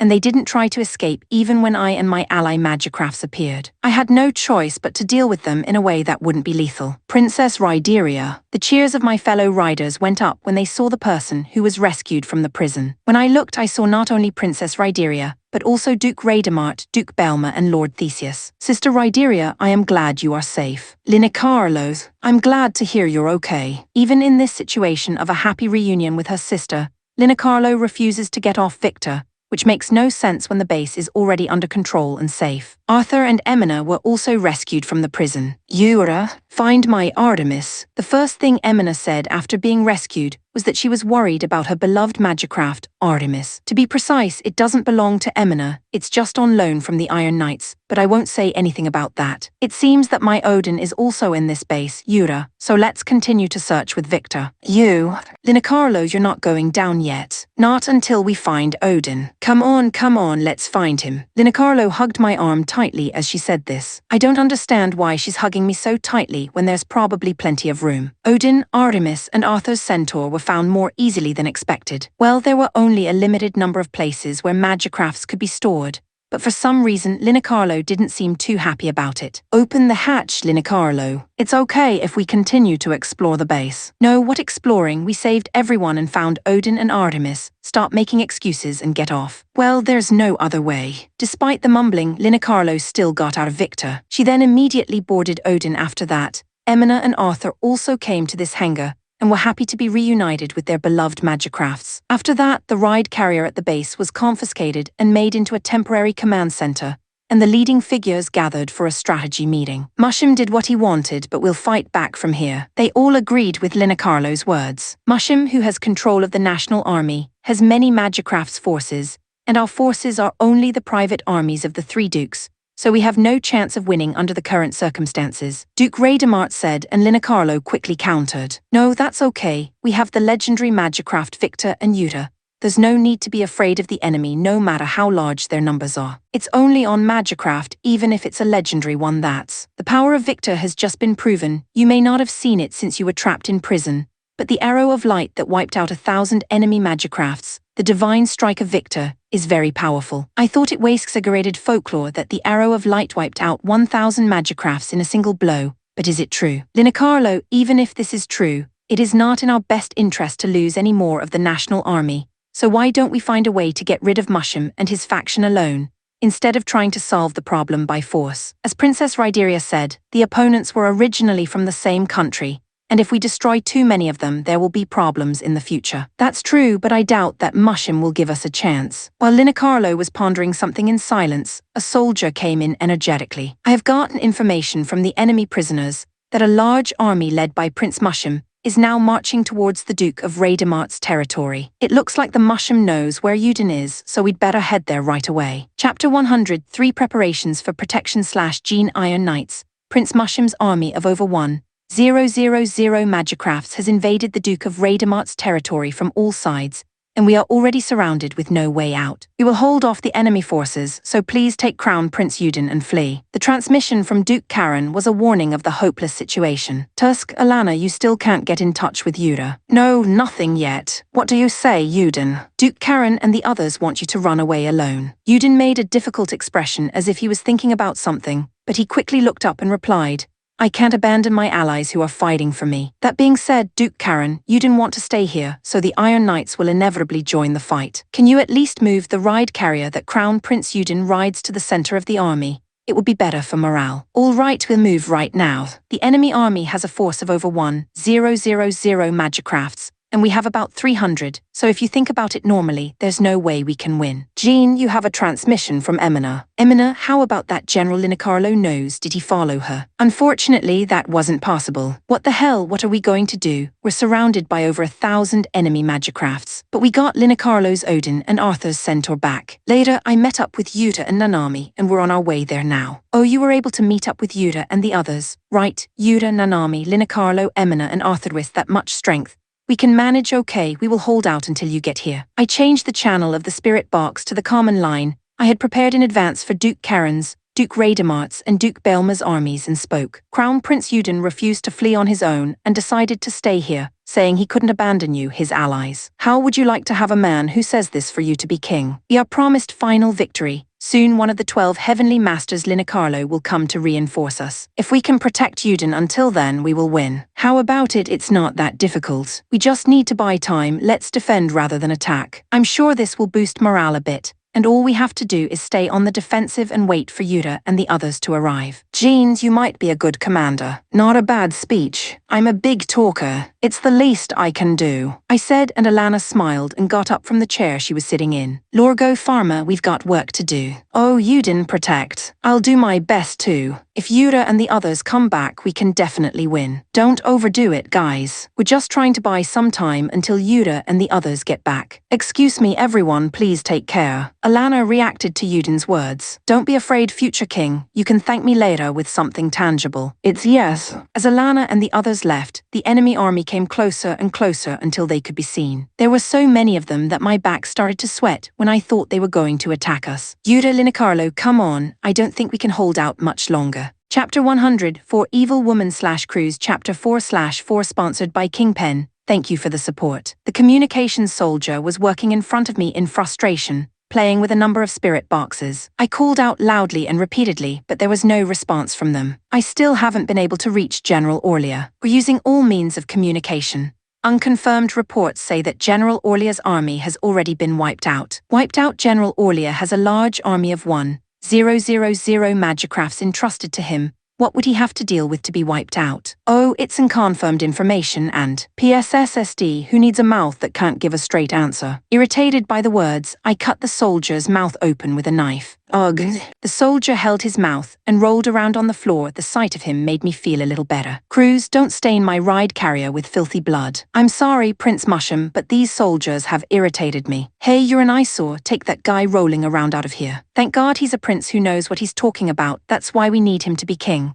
But really, what is Orlia doing? I gave him this beautiful body so he wouldn't turn on Linicarlo and he's useless. Cruz. You're not going to lose this battle, are you? We've got Duke Hormel's private army and Prime Minister Brahm's troops. If we lose, there won't be anything left. It's not possible. There's a 5-fold difference in strength, and while the other side has only private soldiers, the majority of our forces are regular soldiers from the National Army, overwhelming in number and quality. But there is a rider over there that defeated 12 of the SS elite, plus the national treasure. Victoro moved that thing. Victor is an antique. He must have moved by mistake. And moreover, the 12 elite members of the SS that the rider defeated, I can do the same. Surely you, a triple Highlander, can do that then. When that thing comes out, you'll go out and clean it up. If that's what you wish, I can make that happen. Then I feel relieved. Linicarlo's Odin is in our hands, and we have nothing to fear. In this situation where Orlia may have screwed up, it's possible that Odin has been recaptured by Linicarlo. If it's Linicarlo or the rider who defeated the 12 SS members,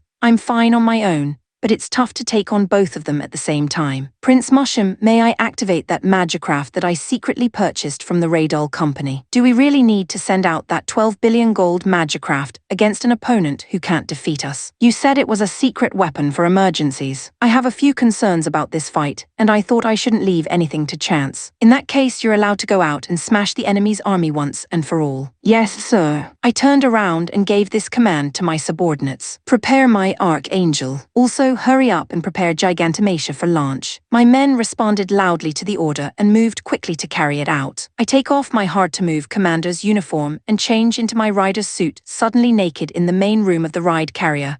My subordinates pretend not to see me and look away, but they are still glancing at me. That's fine, they should realize that my very existence is a reward. When I finished changing, I headed for the hangar. I can't wait to see how the enemy army reacts when they see Gigantomachia. The status of the next sponsored chapter is 1/3 Ko-Fi. Chapter 105 Defense Battle /Alana Lorgo. We've got an enemy unit coming in. Move in front and stop it. Alana, okay. Farmer, aim at stationary enemies because you can't hit the ones that are moving. Yeah, I got it. The defensive capabilities of Geisha, which Lorgo rides, are quite impressive. Long-range attacks such as the enemy's arrows were repelled, and melee attacks such as swords and spears didn't seem to cause any serious damage. Farmer shot the enemies that Lorgo had stopped from the sky with her arrows. The accuracy of the shots was high, and Farmer's arrows were aimed precisely at the weak points of the enemy magicrafts. I target and destroy the enemies that Lorgo was unable to stop. 4 magicrafts charged towards the ride carrier after passing by Lorgo. I put Bersia in a low position to save my strength,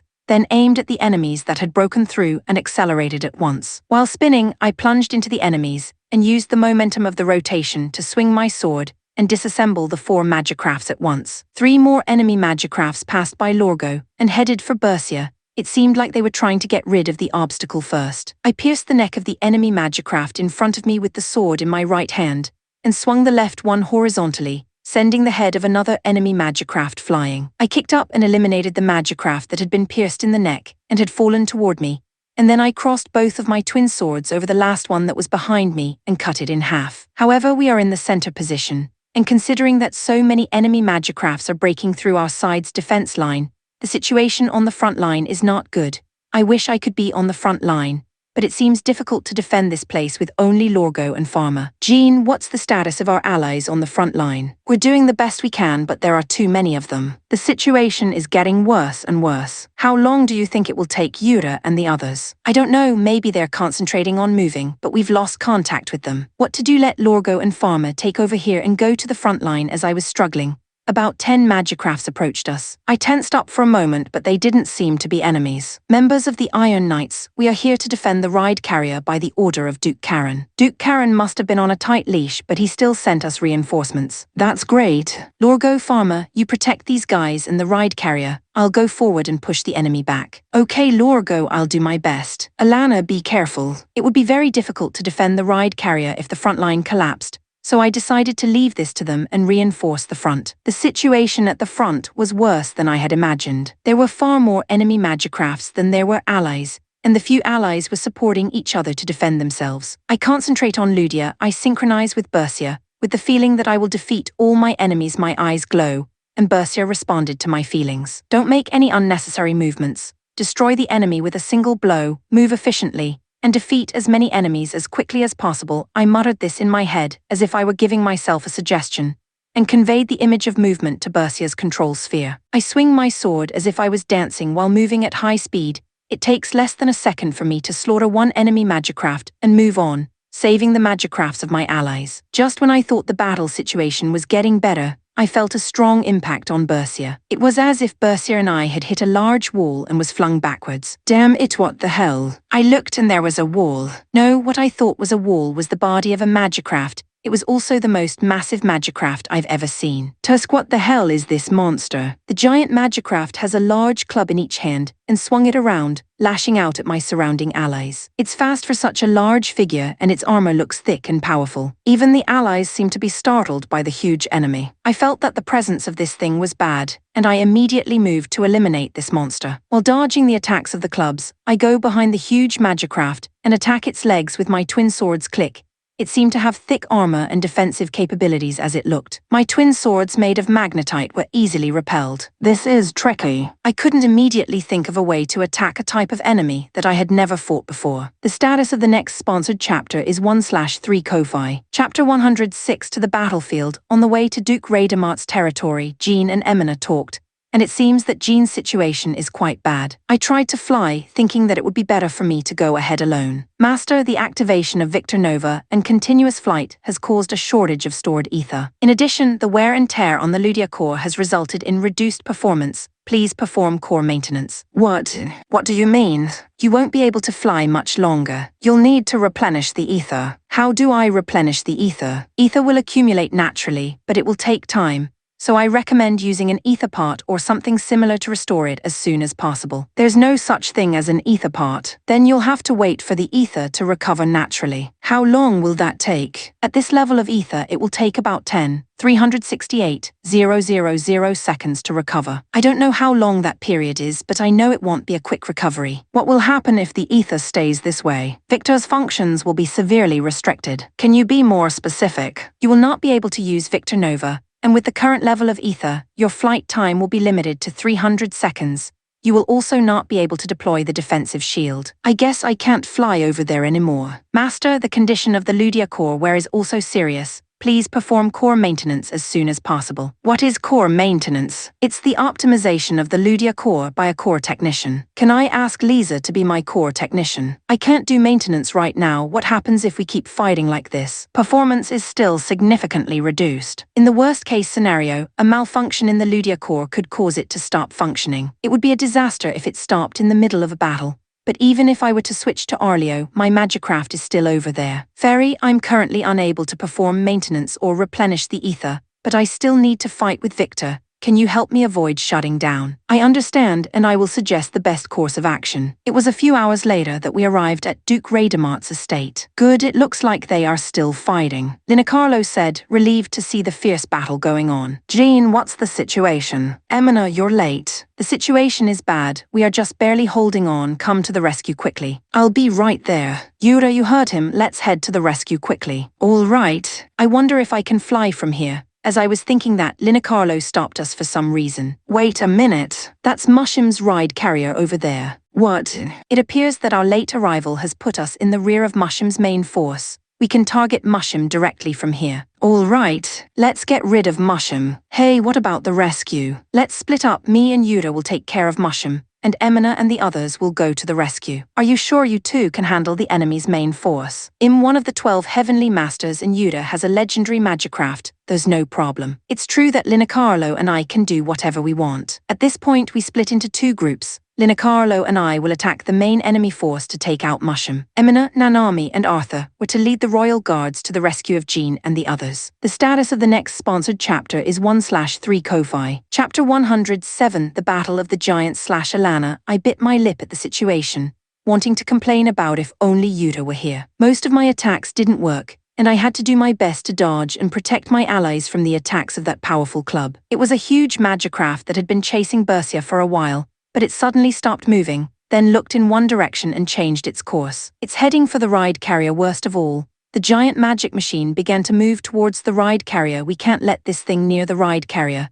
This behemoth could easily destroy it. I continued to attack the giant Magicraft as I circled around it. The legs of the giant magic machine have thick armor, however. If that's all there was to it, Bersia's twin swords could cut through it, but they couldn't penetrate the armor, as if some kind of defense mechanism was at work. What to do? This thing is made to be extremely strong against attacks from below, probably because of its huge size. There was no way to stop the giant Magicraft, and I found myself allowing it to approach very close to the ride carrier. However, from here I can launch a coordinated attack with Lorgo and Farmer, who are defending the ride carrier. Lorgo, stop that thing. Lorgo steps in front of the giant Magicraft. The two large shields attached to Gaincha's hands are held forward, and he hits the giant magic machine in the foot.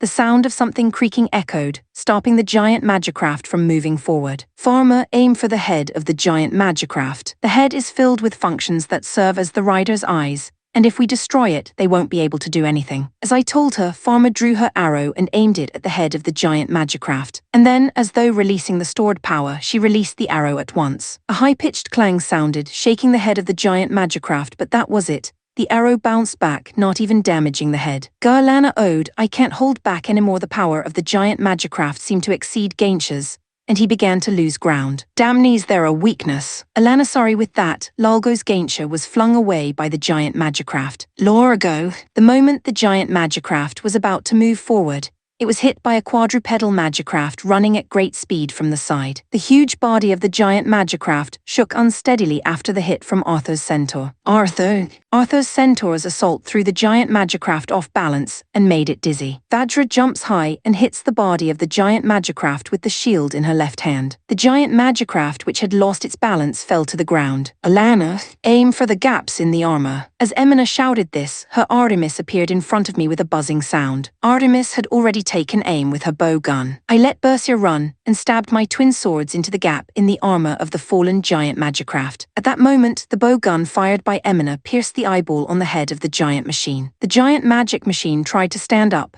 However, it was still dizzy and unsteady due to the loss of its eye. Now is the time. Iron Knights attack at once. In response to my voice, everyone began to move at the same time. Lorgo stood up, held the shields of both arms in front of him, and vigorously hit the giant magicraft with his body. Arthur's centaur turned and gained momentum, then charged with his lance outstretched. Pharma launched an arrow at the gap in the armor on his shoulder, and with excellent aim, she stuck the arrows into the small gap. Nanami ran up using the protruding legs of the giant magicraft as a foothold and swung her sword at the gap in the back. Emina fired her bow gun repeatedly at the base of the arm, aiming at the joint. I jumped high, using Lolgo's Gaincha as a stepping stone, then spun Bercia around fast enough to gain momentum and slashed at the neck of the giant magicraft. With that blow, the head of the giant magic machine was blown off, and it collapsed helplessly, spewing a white vapor-like substance from its body. The status of the next sponsored chapter is 1/3 Ko-Fi. Chapter 108-2 of The Strongest. There are more enemies than I thought, Yura. Can't you take them out instantly with that light arrow you used at the base? Sorry, that one doesn't work anymore.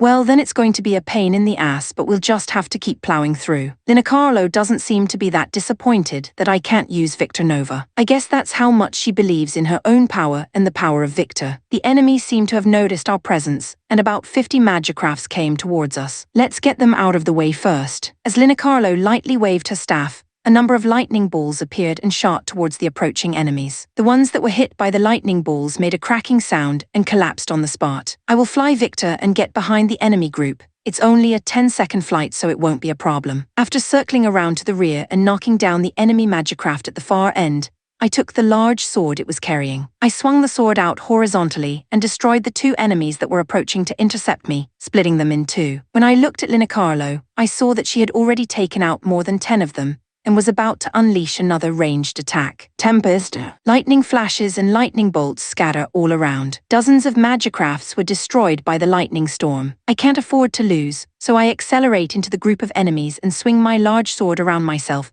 slicing 4 of them in half at once. Suddenly, a sword swung down from behind me. Sensing the presence of an attack, I dodged it and flicked away the attacking enemy magicraft with my left elbow. And as I raised my sword to put an end to it, I realized that the magicraft that was attacking me was that of my classmate Mamoru Mikage, whom I had fought before. I couldn't help but call out over the external output sound. Mikage, is that Yura's voice? Are you still fighting for Mushim? You should know better, he's the worst kind of man. If he becomes king, this country will be finished. But As Mikage was about to say something, a familiar magicraft appeared again. I believe it was the magicraft of the captain of the kingdom's SS. Guard, what are you doing? Get up and fight. Captain Bilkia, I'm already at. There is no time for whining. This is an order from Commander Cruz. When Mikage heard the name Commander Cruz, he showed signs of fear. Who the heck is Crosmy question was soon answered. Yura, it's dangerous. Suddenly Linacarlo's voice rises, and I feel a sickening sense of urgency to kill him. From above, I saw that the ground where I was had been deeply gouged. Tusk, I wish you hadn't said that, Linacarlo, when I had the chance to put Victor away. The magicraft that said so in the external output sound looked like an angel with wings. Cruz, it looks like Mushim is finally running out of cards since you show up. Oh my, we have the advantage in the battle. I came out because I wanted to kill you with my own hands. Do you really think Archangel can defeat Odin? Don't think you'd be better than us forever. This Archangel is different from the one you know. Besides, we have a very special secret weapon reserved for you. As if waiting for Cruz to finish his words, 2 ride carriers approached us, and their hatches opened with a squeaking sound. A huge magicraft emerged from inside, much bigger than the biggest magicraft I know of. Gaincha of Lorgo. The magicraft Gigantomatia. It's a new standard magicraft developed by the Radal Company. It has 3 Ludia cores and is piloted by 3 riders, so it has the power of 3 Ludia values. I bought 3 of them and sent one of them out to kill Yudin, but I kept these two for Linicarlo and Victor's rider. I was a little intimidated by the sheer size of the thing, but I was convinced that we were not going to lose. The status of the next sponsored chapter is 1/3 Ko-fi. Chapter 109, The Final Battle. There are two huge magicrafts, plus 10 SS and crews that Linicarlo and I need to defeat right now. Linicarlo, let's go all out. Of course I will, it's been a long time since I fought for real. I immediately concentrated my Ludia every time my consciousness dives deeper. A rainbow-colored aura appears around Victor. Linicarlo also began to focus her Ludia, and Odin was also surrounded by a golden aura. Ludia aura as visible to the eye, not just Linicarlo's Odin, but Victor as well. Damn, they are both monsters. I hate you. SS. Gigantomatia, kill these bastards quickly. One of the giant magicrafts slowly approaches and raises a huge axe. Before the axe is swung down, Victor flies and rises right above it. I swung my large sword in the air, and then descended at once to slam it into the giant magicraft. The sword cut the giant machine in two from the neck to the waist area in one fell swoop. Linicarlo's Odin raised his staff high and shouted, as he pointed it at the SS magic machines that had begun to move. Giga Tempest. The space slightly in front of Odin was distorted, and as a fierce light radiated out, countless lightning bolts raging around him appeared and swallowed the SS's magicrafts. The sound of the lightning striking violently echoed, and one by one, the machines could be seen collapsing. Linicarlo, behind you. The other giant magicraft circled behind Odin and was about to swing its huge club down on Linicarlo, who had an opening due to the activation of her big move. Tesla shield. Linicarlo shouted, pointing her staff straight up, and a pale, translucent dome appeared to surround Odin. The club that was swung down hit the pale dome and bounced back. I approached the giant machine from the air and swung my sword horizontally, slicing off its massive head. After losing its head, the giant magicraft collapsed. Valvolt lightning. A swirling thunderbolt shot out from the tip of Odin's staff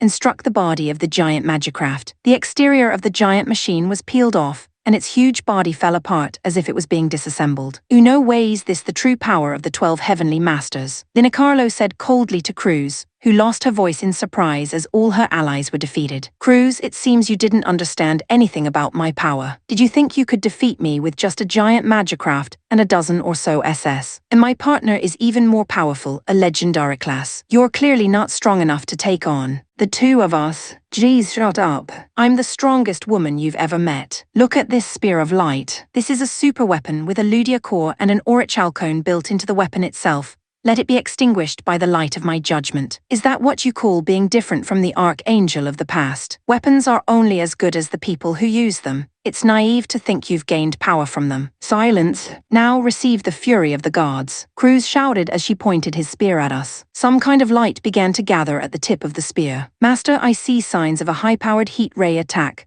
Unlikely to be fatal but possible to cause damage, so I suggest evasion. Victor might be damaged, that means it's pretty powerful. I thought about it, and quickly jumped in front of Odin. The light from Cruz's spear strikes Victor. Yura? Linicarlo shouted loudly in concern. However, as Ferry advised that the wound was unlikely to be fatal, Victor was not seriously damaged. No way. I can't believe there's a magicraft that doesn't fall under this attack. What's with that antique? I approached the surprised Cruz's archangel and slashed at it with my sword. Cruz took the attack with her left hand as quickly as she could. The archangel's left hand was cut off and sent flying by the sword. You monster, I will not die here, Archangel said and turned around. Yura? Cruz is trying to escape. Archangel can fly, so we have to stop her immediately. As soon as I heard this, I reached out and grabbed one of the large wings of the Archangel. I pulled with all my strength and ripped the wing off. The Archangel had lost one of its wings, but it took off into the sky, so I tried to fly after it. Master, it's no good. The heat ray attack just now has drained the ether. There's not enough ether left to fly. What?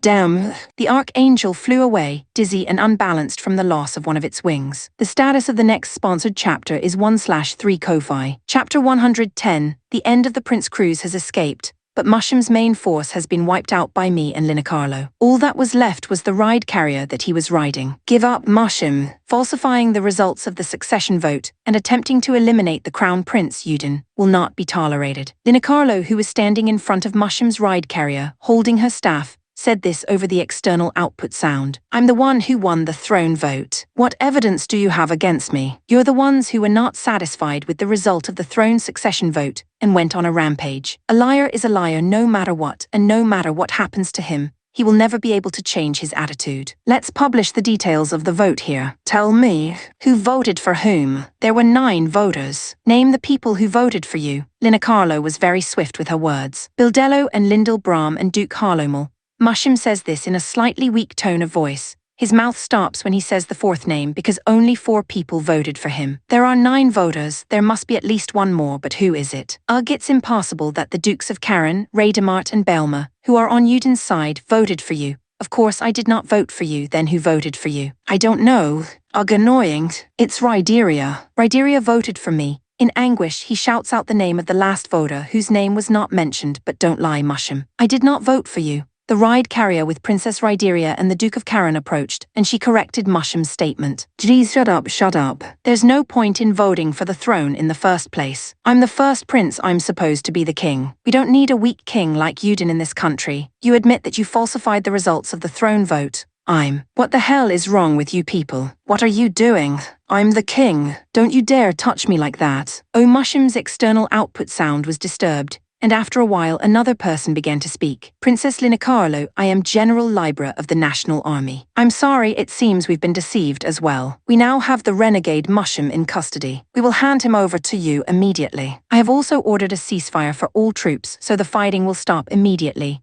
It seems that the soldiers who learned the truth have turned against the Mushim. This will finally end the mess in this country. Oh, Yuda, looks like it's over. The battle was over, and the ride carrier that Jean and the others were riding was approaching, protected by a large number of magicrafts. Jean, are you all right? Yeah, the Iron Warriors did a great job protecting Yuden. I was relieved to see that everyone seemed to be safe. Mushim was captured and taken to the royal palace. He will be given a proper trial there. I wonder where Cruz ran off to. She's a vicious woman who misbehaves everywhere she goes, so I'm not going to let her go. I'll send out a message to the whole country to get her. I'm sure she realized that and will flee the country soon. You're right, I should have put a stop to that. If Victor's ether hadn't been leaked at that time, I could have definitely captured her. Chapter 111 Battle Scars. This chapter was sponsored by KS and Shadows. Thank you for the donations. Lina Carlo's father, the current king of Melteria, had died just after the battle with Mushim was over. Although Lina Carlo has always been a stout, high-flying girl, the death of her father seemed to have been enough to turn her into a normal, quiet girl. She was listless and depressed for a while. Immediately after the king's funeral, the formal succession ceremony for Yuden was held in a hurry. When Yuden became king and the current situation in the country was investigated, the misdeeds of the Mushim faction came out one after another. First, the Duke of Harlomel, who was stripped of his title, had his property confiscated, and was banished from the country for persecuting his subjects, misappropriating state funds, and participating in Mushim's rampage. It is doubtful that the Duke could survive being thrown out of the country penniless. The second Prince Bildero and the second Princess Lyndall were stripped of their royal status and imprisoned in a remote area for the merciless killing of their people and misappropriation of state funds. Prime Minister Brahm has atoned for his crimes by losing his own life, and his family was granted a pardon with only a downgrade in rank. Also, a man named General Orlia was stripped of his status and sentenced to 30 years of labor. And the ringleader, Mushim, even though he is a member of the royal family, he is the ringleader of this mess. And considering the viciousness of his countless crimes in the past, we have no choice but to execute him. And therefore, we sentence first Prince Mushim to beheading. When the verdict came, I didn't miss the slight clouding of Lina Carlo's expression. After all, even she would not feel very good since her brother was about to be beheaded. Now that the turmoil in the kingdom of Melteria is over, our role in this country has come to an end. According to Jean, due to the civil war and the misdeeds of Mushim's faction, the country's finances are stretched thin, and staying here is not profitable. So he said that we should move to a more profitable country. I'm sorry, the Iron Knights have done us a great favor, and I wish I could thank them more, but with the current financial state of our country, Yuden, who is now the king, says so apologetically. I got paid for my services as a mercenary, no problem. We had received the promised fee and wanted nothing more, but Yuden still had 2 rewards for us. You want me to have Victor? No, that's the national treasure of the country. I can't take it. It's a shame to leave it on display as an antique in the royal palace. And having a connection like this will give you a reason to come running in the event of a national emergency. Yuden is also a surprisingly shrewd guy. The bottom line is that he's going to leave Victor in my care, and if the country is in danger, I'm going to help him. All right, I'll take it. Thank you, and one more thing. The other day I received from the Ladle Company a state-of-the-art ride carrier that Mushim had purchased in secret, and I was having trouble returning it because it was already paid for. so I was wondering if you could accept it. A state-of-the-art ride carrier. What is that? Jean snapped. I don't know much about it, but I've heard that it's a battleship-type ride carrier with 6 auto-loading ballistae, and it can carry up to 15 magicrafts. Oh, that's awesome. Okay, we'll take it. No, Jean, we can't take something that expensive. Considering the financial situation of this country, I think it's better to sell it for money. No, if we sell it after it was used, it will be bought at a discount. And since this ride carrier is quite fast, we consider it an upfront investment to have you rush to us quickly in the event of a national emergency. Yudin emphasizes the need for help when something happens to the country. That was something that stuck out to me, but the subsequent conversation with Linacarlo made it all make sense. Chapter 112 Extra Rewards. Before I left the Kingdom of Melteria, I tried to visit Linacarlo to say goodbye to her, but she came to me first. I've prepared a bonus for the Iron Knight's better than expected performance. How dare you offer me a bonus when you have no money? I admit I'm short of money, but my bonus is not money. What is it then? Talent and the best rider. Who's the best rider? I had a really bad feeling about this, so I asked her. Of course, I'm the best rider. What?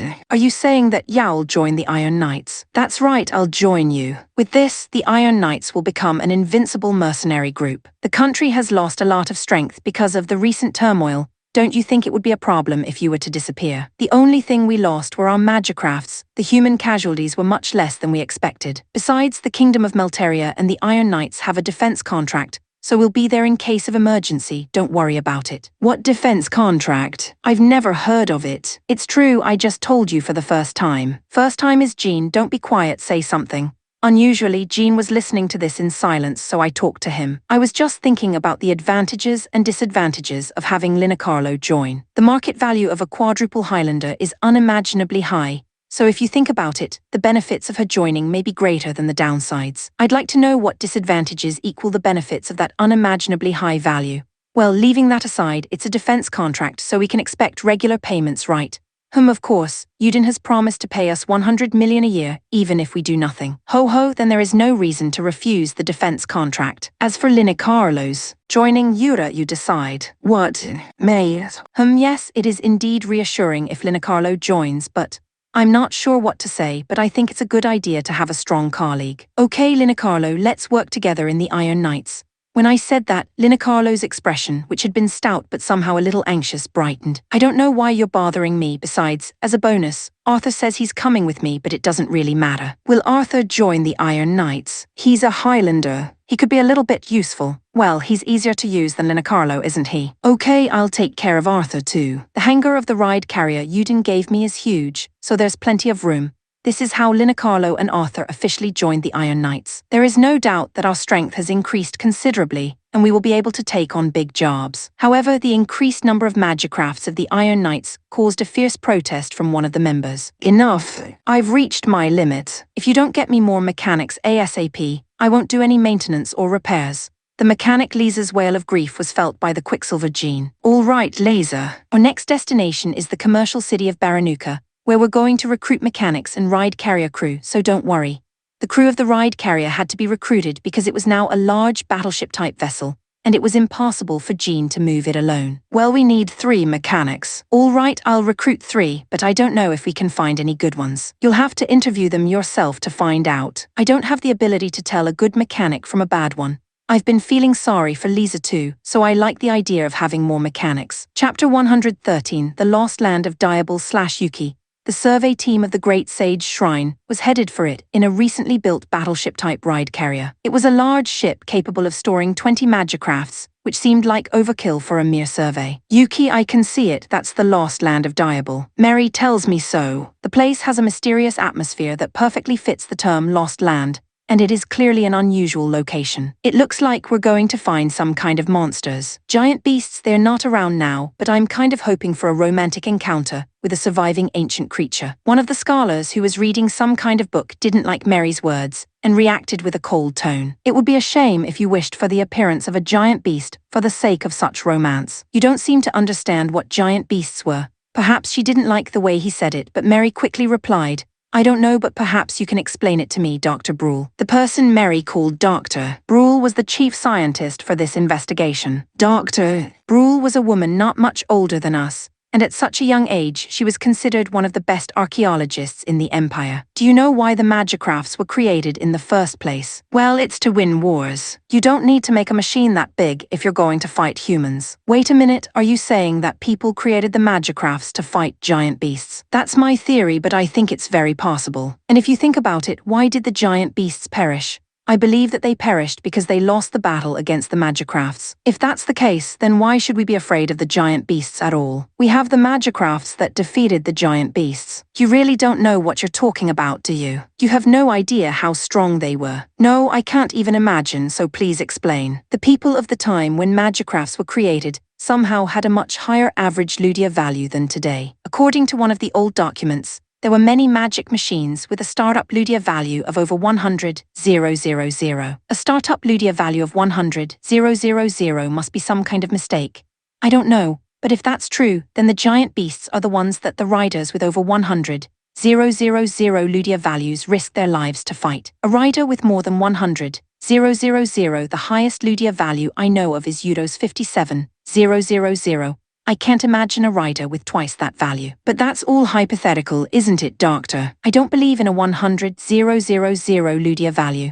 It doesn't matter so much whether you believe it or not. It's about how you riders who are supposed to protect us will do if the giant beasts are actually that powerful. I guess what the doctor was trying to say was that we should be on our guard and do our duty as guards. Mary didn't argue with him as she understood that. The first step in our investigation of the shrine of the great sage was to look around Diable, searching for any place of interest. What kind of place is the shrine of the great sage? I don't know what to look for. Enrique said this as he looked out from the bridge. It's true that when I look at the scenery like this, it's all the same and I don't even know what to look for. Leave that to us scholars. It's one of the abilities of an archaeologist to recognize the parts where there is a human will. The site was found earlier than expected. When Dr. Brule discovered it, she hurriedly gave the following instructions. Stop the ride carrier at that rocky area over there. Yes, that area. To the untrained eye, I couldn't see what was different about that spot, but seeing Dr. Brule's excitement, I was getting a little nervous too, thinking it was an extraordinarily big discovery. Chapter 114, Ferris moving. When I left the kingdom of Melteria, I invited my classmate, Mamoru Mikage, to join the Iron Knights, but his reply was, I'm not sure I can keep up with the level of Yuta and his team. I wonder if the previous battle traumatized him. Perhaps it was because his sister Linacarlo had also joined us, but when we left the kingdom of Melteria, Yudin gave us a grand send-off. I thought that it was a waste of money at a time when the country was in financial difficulties, but I was glad that he wanted to send her off. Lisa, what do you think? Can we do some core maintenance on Victor? On the way to the commercial city of Baranuka, I used the travel time to have Lisa take a look at Victor, which was having problems due to the deterioration of its core. Even I can't deal with core problems, because it's impossible for today's engineers to tamper with cores in the first place. Ferry, I'm sorry, I don't think I can fix it. When I say this, Ferry Rudia, the AI on board Victor, answers me. I understand that the core is beyond repair due to the absence of the core engineer. Then, in order to prevent further wear and tear, I will put Victor into hibernation mode until we find a core engineer. When Lisa hears the voice, she is startled and jumps out of Victor. What the hell was that? It's Ferry, Victor's AI. What AI? Who's Ferry? Why would a magicraft talk? The word AI may sound familiar to people on Earth today, but apparently it is unfamiliar to people here. Well, how can I explain it? An artificially created being, I mean. Lisa seemed convinced when I said that. I see. It's like a homunculus. I don't know what a homunculus is, but I didn't ask too deeply. Ferry, don't you know anything about cores? If you tell me, I might be able to fix it for you. I'm afraid it's impossible to maintain the core with only my knowledge.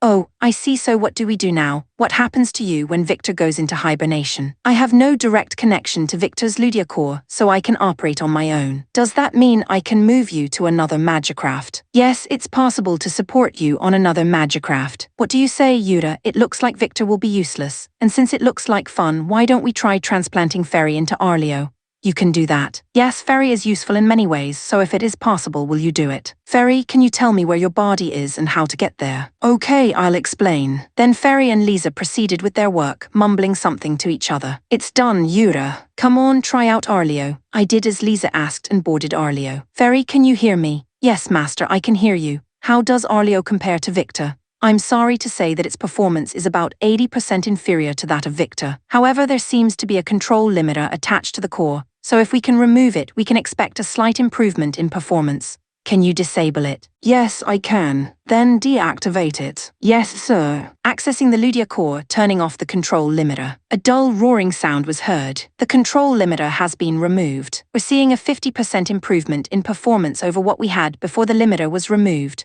5 times stronger. That's great. But it's still only 30% as powerful as Victor. Well, I heard it's a legendary aircraft, so it's different. During this conversation with Ferry, Laser, who was talking to someone on the ship's internal communication, cut the communication and said loudly, "Hey Yura, Jean wants us both to go to the bridge." "All right, I'll be right down." I wonder what happened. Chapter 115. Amid a battle, Jean, what's going on? When I got to the bridge, I saw that all the members were gathered there. We have to decide on something important.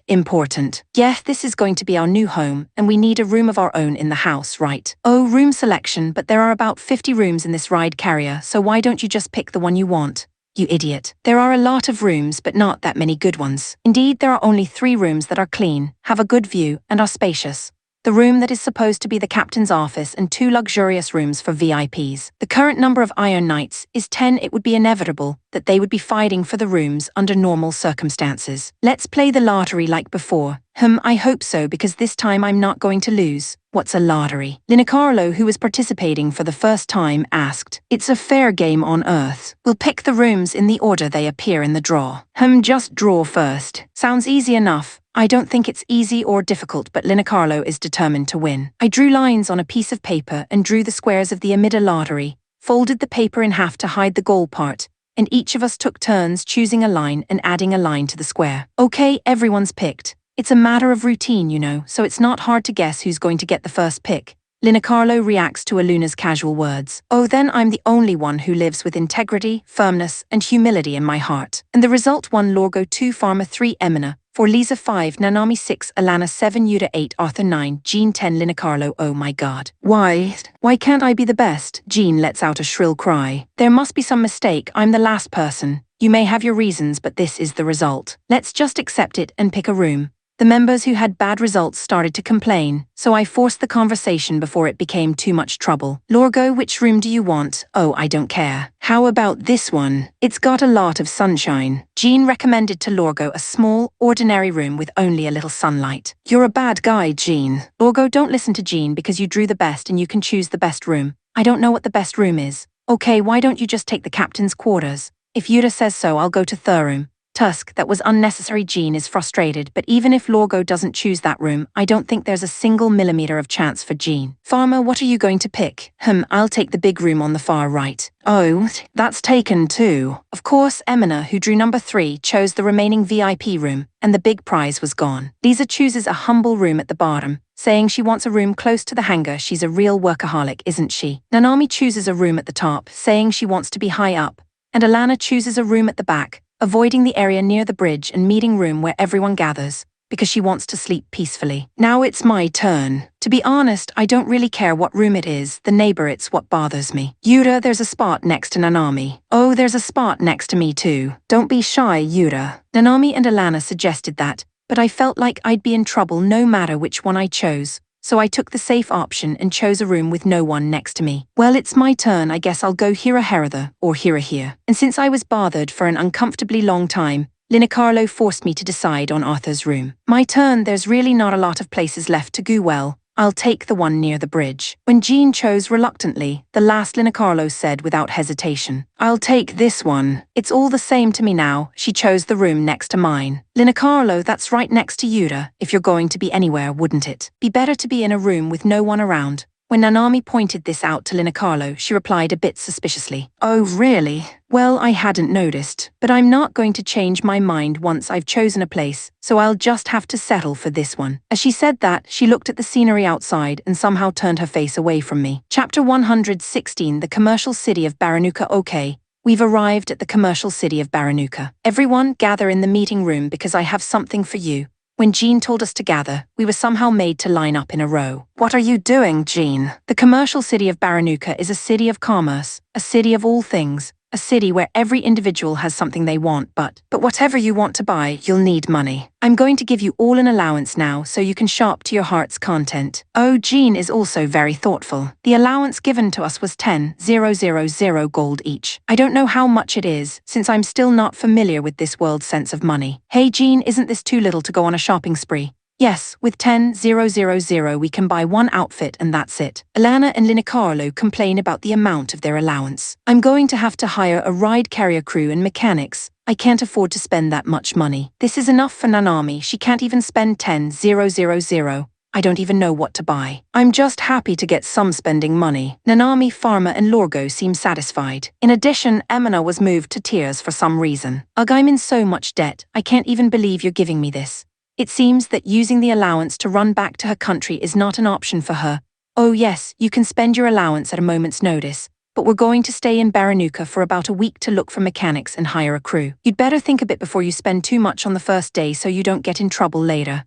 Alana and the others pressed him to give them a little more, but he brushed them off, saying that he was very serious about money, and that he would never do that. I don't blame you, Yura. You can go shopping with us. Linicarlo, Yura is going shopping with Nanami. Hey, what are you doing? Yura is going on a date with me. Linicarlo, Nanami and Alana started to squabble. I thought, why don't we all go together? I tried to stop the struggle and surprisingly Jean did just that. All three of you, I'm sorry, but Yura has business with me today. Since we're going to be here for a week, why don't you and Yura go shopping in a certain order on different days? Jean's proposal was adopted, and now they began to struggle over the order of events. Jean, what do you want with me? First, I'll go to the Workers' Guild to post a job offer. After that, we'll go to the city's Magicraft repair shops and look for mechanics. Why do you need me for that? Of course, I'm taking Lisa with me. But you, on the other hand, are just coming to have your Ludia value measured. You didn't give up yet. Of course not. If it's Baranuka, they'd have the latest measuring equipment. On the first day in Baranuka, Jean, Lisa and I decided to go out in the town. It's rare for me to go out with Lisa, so it's going to be a bit awkward. I wish Alana was here, but she went off somewhere with Linicarlo and Emina. Also, Nanami, Pharma and Lorgo seem to be going shopping with Arthur as their guardian. We immediately headed to a facility called the Workers' Guild to post a job offer. What's the Workers' Guild? It's a job agency. People who want jobs come here. So why don't we just recruit mechanics here? Of course we can, but the Magicraft mechanic is a special technical position,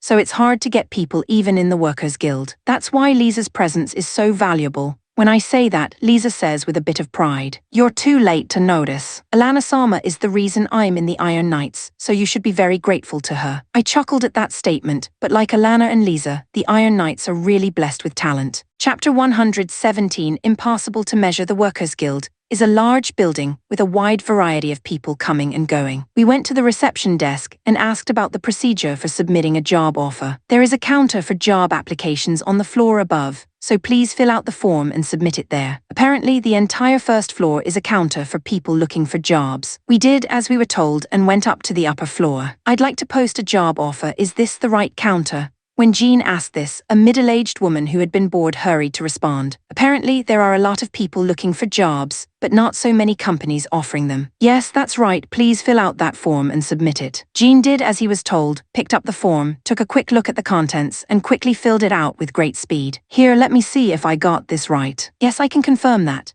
The job description is ride carrier crew and pilot and Magicraft mechanic. There are no specific requirements for the crew. Pilot must have at least 1,500 Ludia, and mechanic must have at least 3 years of work experience. The salary is 700 gold a month for the crew, 20,000 gold for the pilot, and 30,000 gold for the mechanic. The notes say that they get food and shelter, a possible bonus, a survivor's allowance, and a survivor's pension of 100,000 gold in the event of death. So it's a dangerous job if there's a death expectancy. TL note, survivor's pension is for the deceased family members. Yes, it's a dangerous job, being in the business of fighting on the battlefield. Okay, I'll register you as risk level A. How long do you think it will take to finish recruiting? We're looking for 10 crew members, 1 pilot and 3 mechanics. If it's not mechanics, I'm sure we'll get quite a few applicants in 3 days. Is it difficult to be a mechanic? Yes, there's a shortage of Magicraft's mechanics everywhere, so it's a very popular industry. Is 30,000 cheap? Well, if you're looking for a good mechanic, you might want to double that offer. Then change it to 50,000. Alright, the mechanic's salary has been changed to 50,000. I'll see you in 3 days. Yes, I'll be waiting for you. Now we're done hiring, but it still seems to be difficult to recruit mechanics. I pity Lisa, who was listening behind me, her face twitching. Okay, the job offer is over, so let's get right to measuring Yuta. I really don't care what you think, ignoring my intentions. Jean looked up a facility that could measure the Ludia value and headed there. Who's going to get measured? That's him. I need results as soon as possible. Get on the table, please. I did as I was told and climbed onto the round platform. Yes, breathe in and exhale slowly, eyes. Hold your breath there. The measurement technician was upset as he looked at a piece of equipment. This is what's wrong. How old are you? Sorry, I can't get the numbers. Hey, isn't your measuring machine old? What are you talking about? This machine is the latest model, capable of measuring up to 100,000. The latest model that can measure up to 100,000. That's what they said when I was measured before. Jean, I've been told the same thing before, that they have the latest machines that can measure up to 100,000. And they said my Ludia value was 2. Yuta's from Earth, so the first place he was measured was at the radar summoning station. You're right, there's nothing that can surpass the measuring machine over there. Jean finally seemed to be convinced that it was impossible to measure my Ludia value, but the measurement technician said something else. It's true that there's no measuring device anywhere that can surpass the one at the radar summoning station. But I can think of one person who has a measuring device that may possibly surpass it. What? Who? What? He is an eccentric old man who lives on the outskirts of Baranuka. The old man had told our city's measurement technician to tell anyone who couldn't measure their Ludia with this machine to go to him, but I never thought such a person would actually show up. Okay, Yuta, there you go. Jean got the detailed location of the old man from the technician. You're really going to target a map drawn for you, aren't you? TL thoughts. As I was translating this chapter, I thought that Victor AI Ferry might know its activation value. This might give them a clue to how high Yuta Ludia's value is. Chapter 118, The Master. The old man's house that the measurement technician told us about was a house in the suburbs. There were no other houses around, and it was difficult to get close to the house due to its alien appearance. Wow, that's a unique, odd-looking place. They said he was a weirdo, so if he's a weirdo, it's not surprising. Jean is right, the look of that house is a bit scary, because it seems to represent the personality of the people who live there. When we came to what seemed to be the front door of the house, Jean knocked on the door without hesitation. After a while, there was a noise from inside the house, and the door was quietly opened. I haven't seen you around before. You want me to make you a tool? The old man who came out said that as soon as he saw Jean's face. I've heard he's a bit of a weirdo, but he doesn't look that strange, although he's dressed a bit funky. No, we came here to get his Ludia measured. You can get that done by a measurement technician in town. We're a tool shop, not a measurement place.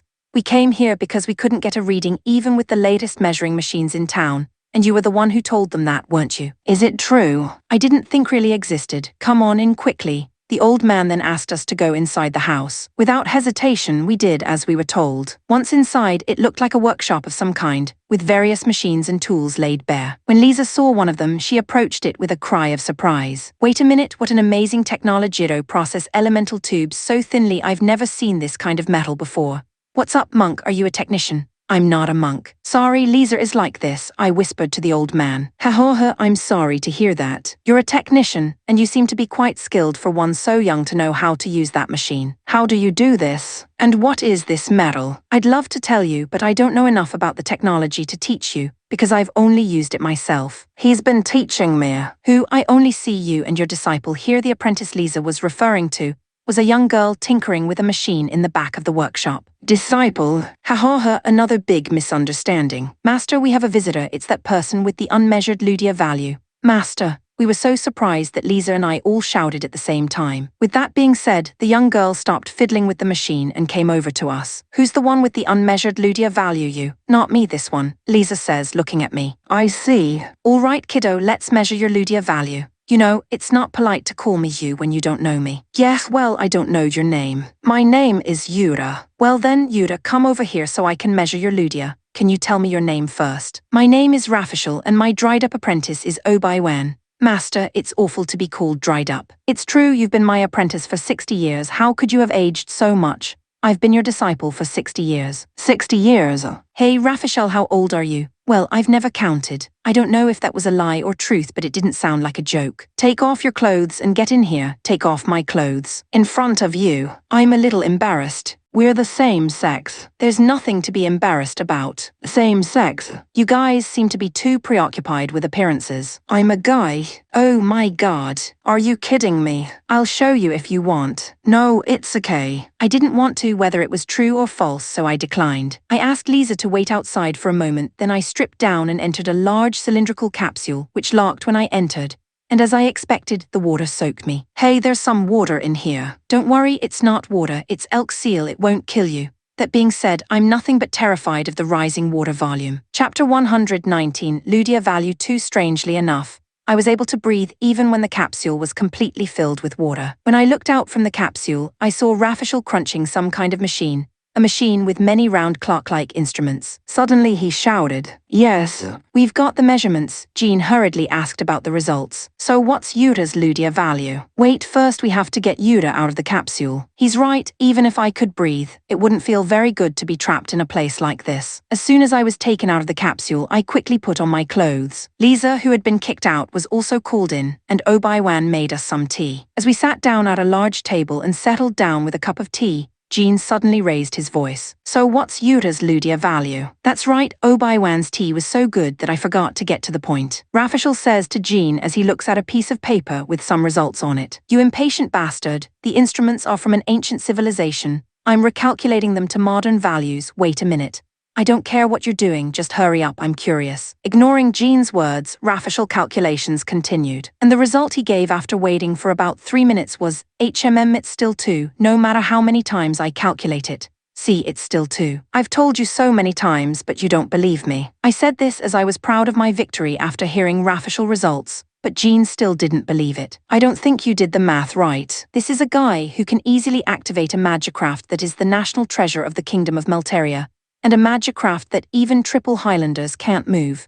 There's no way he has a Ludia value of 2. Not really interested in what Jean had to say, Rafishel retorted. Who said anything about Ludia value 2? Yuta is, Dimension Class 2. What's a Dimension Class? It's a classification of potential values as defined by ancient civilizations, Class 2 being second from the top. What, number 2? I thought you were the best because you're Yuta. That perception is wrong. It's just a definition. There is no such thing as Class 1, even in ancient civilizations. I don't care what you say, but in the end, what is Yuta's Ludia value? The Ludia value doesn't mean much when it fluctuates, but the Ludia value measuring machine currently in use only measures a portion of the potential value and averages it out, so it doesn't measure the potential value. Well, it can be used as a guide. No, I won't be able to sleep at this rate. Jean clung to Rafishel and pleaded with him. Okay, calm down. The Ludia value for Class 2 is around 1 to 2 million. TL note, I didn't see this coming. I thought he was around 300-500k. I was surprised too, but Yuta here is a veritable monster. The actual best class in ancient civilizations is 3. I may seem calm, but I'm incredibly excited right now. 1 million. It still didn't feel right to hear that. Perhaps it is because I have an aversion to judging people based on numbers. But I am not happy that my numbers are high. Jean, are you satisfied now? We've got other things to do, so let's get going. What are you talking about, Yuta? You should be more excited. Your Ludia value is over 1 million. I've been telling you for a while, I'm not interested in numbers. I can operate magicrafts to protect my friends, and that fact alone is enough. Well, it's just like Yuta to say it like that, but more importantly, can we finish our plans for today here? Don't we need to look around the Magicrafts Maintenance Workshop Center to find a mechanic? There are 2 excellent mechanics here. It's true that Rafishel and Obi-Wan are the ones that Lisa would agree with. Rafishel and Obi-Wan, how would you like to be mechanics for our Magicrafts? Jean cut to the chase. Mechanic, yes, but on one condition. What? I'll consider any salary you want. I need you to lend me Yuta for a while. Yeah, I'd like that. No way. What do you mean, lend me out? Class 2 dedicated magicraft, I want to build it, and I need you to help me get the data for it and test it.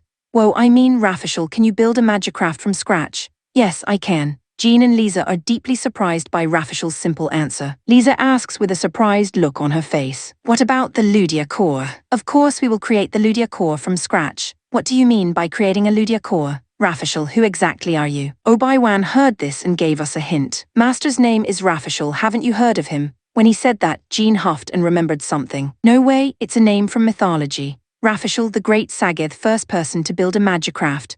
Mythology is the first thing I thought when I heard that was, how old is Rafishal anyway? Chapter 120, The Great Sage's Shrine/Yuki. This rocky area clearly shows signs of having been artificially altered. Doctor, Brule said, wandering around the area where several rocks were piled up. She gave some instructions to the other two doctors and began to examine the area. Yuki, I'll make sure the doctors are safe during their investigation. Let's use our magicrafts to search the area. With Mary's words, the riders of the escort immediately began preparations and launched their magicrafts. Leaving the three here, the other magic machines scattered to search the area. While I was going around in Elvira, keeping an eye on the area for a while, I received a transmission from the Horcrux. Yuki, I think the doctors have found something. We're going to need your help, so come back. Mary told me to go back to the site the doctors were examining. All the magicrafts were back and I wondered what we were going to do. There's something under this rock, I'm sorry, but you're going to have to use your magicrafts to get rid of all these rocks. There are countless rocks the size of magicrafts piled up. This is going to be a lot of work. After a couple of hours of work, the thing that had been buried under the rock came into view. There it is. I'm sure of it. It's the remains of an ancient civilization. What appeared to be a black stone monument, obviously man-made with some kind of writing on it. Dr. Brule deciphers it, looking at some kind of note. The fourth stone monument I see, the connecting point is the Great Sage's. After babbling and deciphering a few words, she called the other two doctors and started talking about something again. By the time they came to a conclusion, it was already dark. Dr. Brule, what's written on that stone monument? Mary asked numbly. Let's talk about that back at the ride carrier. It was getting dark and we couldn't investigate anymore, so we decided to head back to the ride carrier. In the meeting room of the ride carrier, we were informed of the future course of investigation. The monument said that there were 3 other monuments. It also said that the entrance to the shrine of the Great Sage was located at the place indicated by the 4th stone monument. Still have to look for 3 more, that's a lot of work, Enrique said with a hint of annoyance as he drank something. As for the remaining 3 monuments, I can guess their approximate locations. You'll search that area tomorrow. From what was written on the monument, it seemed that we could predict the approximate location of the other monuments, which would save us a lot of time rather than having to search everywhere. Dr. Brule, do you believe that the Great Sage really rests in the Shrine of the Great Sage? Mary asked during the meal. I've been researching the Shrine of the Great Sage for 10 years. And all the literature says is that there is something in the shrine of the Great Sage. But that's why I'm so excited. I'm going to find out for myself what's there, and if the Great Sage is really sleeping there. I hope it's the Great Sage who's asleep, but I wouldn't be too happy if a bunch of giant beasts and other ridiculous monsters showed up. It's quite possible that giant beasts will come out of the Great Sage shrine. A giant beast that riders with 100,000 Ludia values might have fought. Can I win against such a being? The next day, we searched the predicted points at a good tempo, and found the stone monuments one after another. As expected of Dr. Brule, she found the location of the monument with a great deal of accuracy, even though she didn't know what to expect. This is the last of the stone monuments. missed the shrine of the Great Sage still in that area. When she found the last stone monument, Dr. Brule seemed to have come to some conclusion. Have you identified it, Dr. Brule?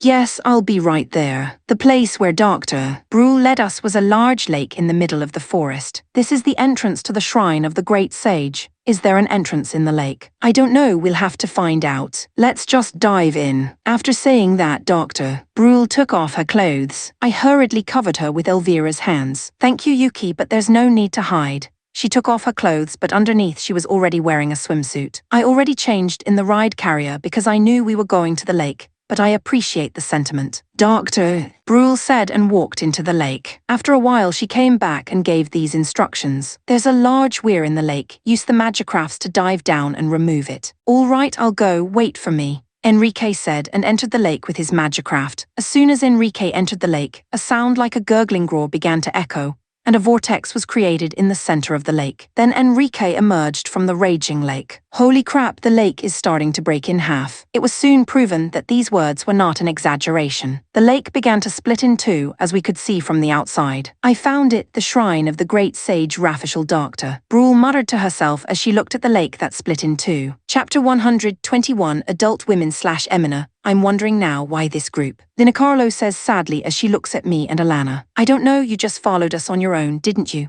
Alana invited me to go shopping in the city, and somehow Linicarlo came along with us. I didn't follow you, I just happened to be heading in the same direction as you were heading. So we'll go our separate ways from here. Well, since we've come this far together, it's nice to have you with us today. You're not an honest person. Why didn't you just say you were lonely and wanted to come with us? Emina, you said you wanted to buy some clothes. That store would be good.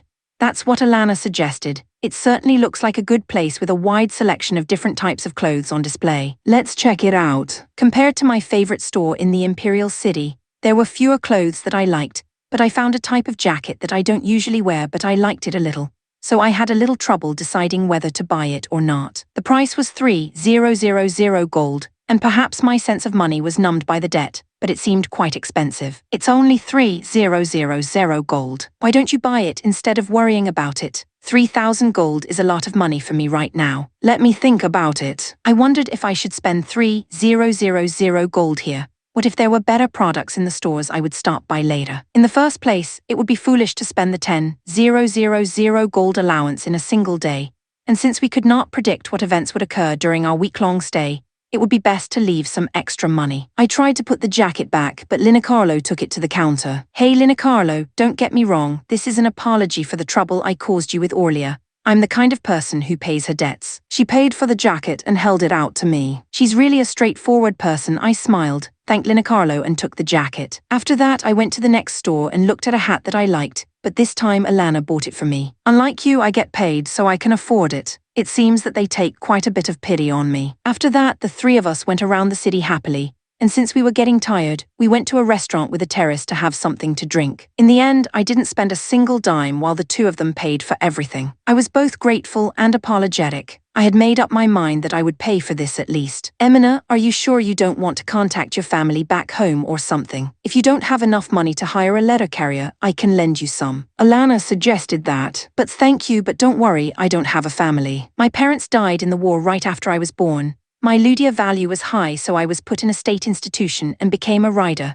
But if my Ludia value was low, I would have been a slave or something. Well, that's fine, but can you contact the government or something? If I contacted the country, the Elysian Empire would come for me by any means necessary. I would have hoped for that a while ago, but for some reason I don't want to do that now. I think I'm more comfortable in the easy, pressure-free life of the Iron Knights than in the cramped life of a soldier. I'd like to let my best friend Yuki know that I'm okay, but that was impossible because the Elysian Empire censors all letters from outside the country in order to prevent their own riders from being taken away by other countries. I will contact the country in the future, but right now I don't want to. I answered and sipped my drink. I hadn't completely lost my loyalty to the Elysian Empire, but I was aware that it was fading little by little. Ads blocker detected. Episode 122 to war/Najasa with the attack in the sphere of influence of the Eastern Alliance.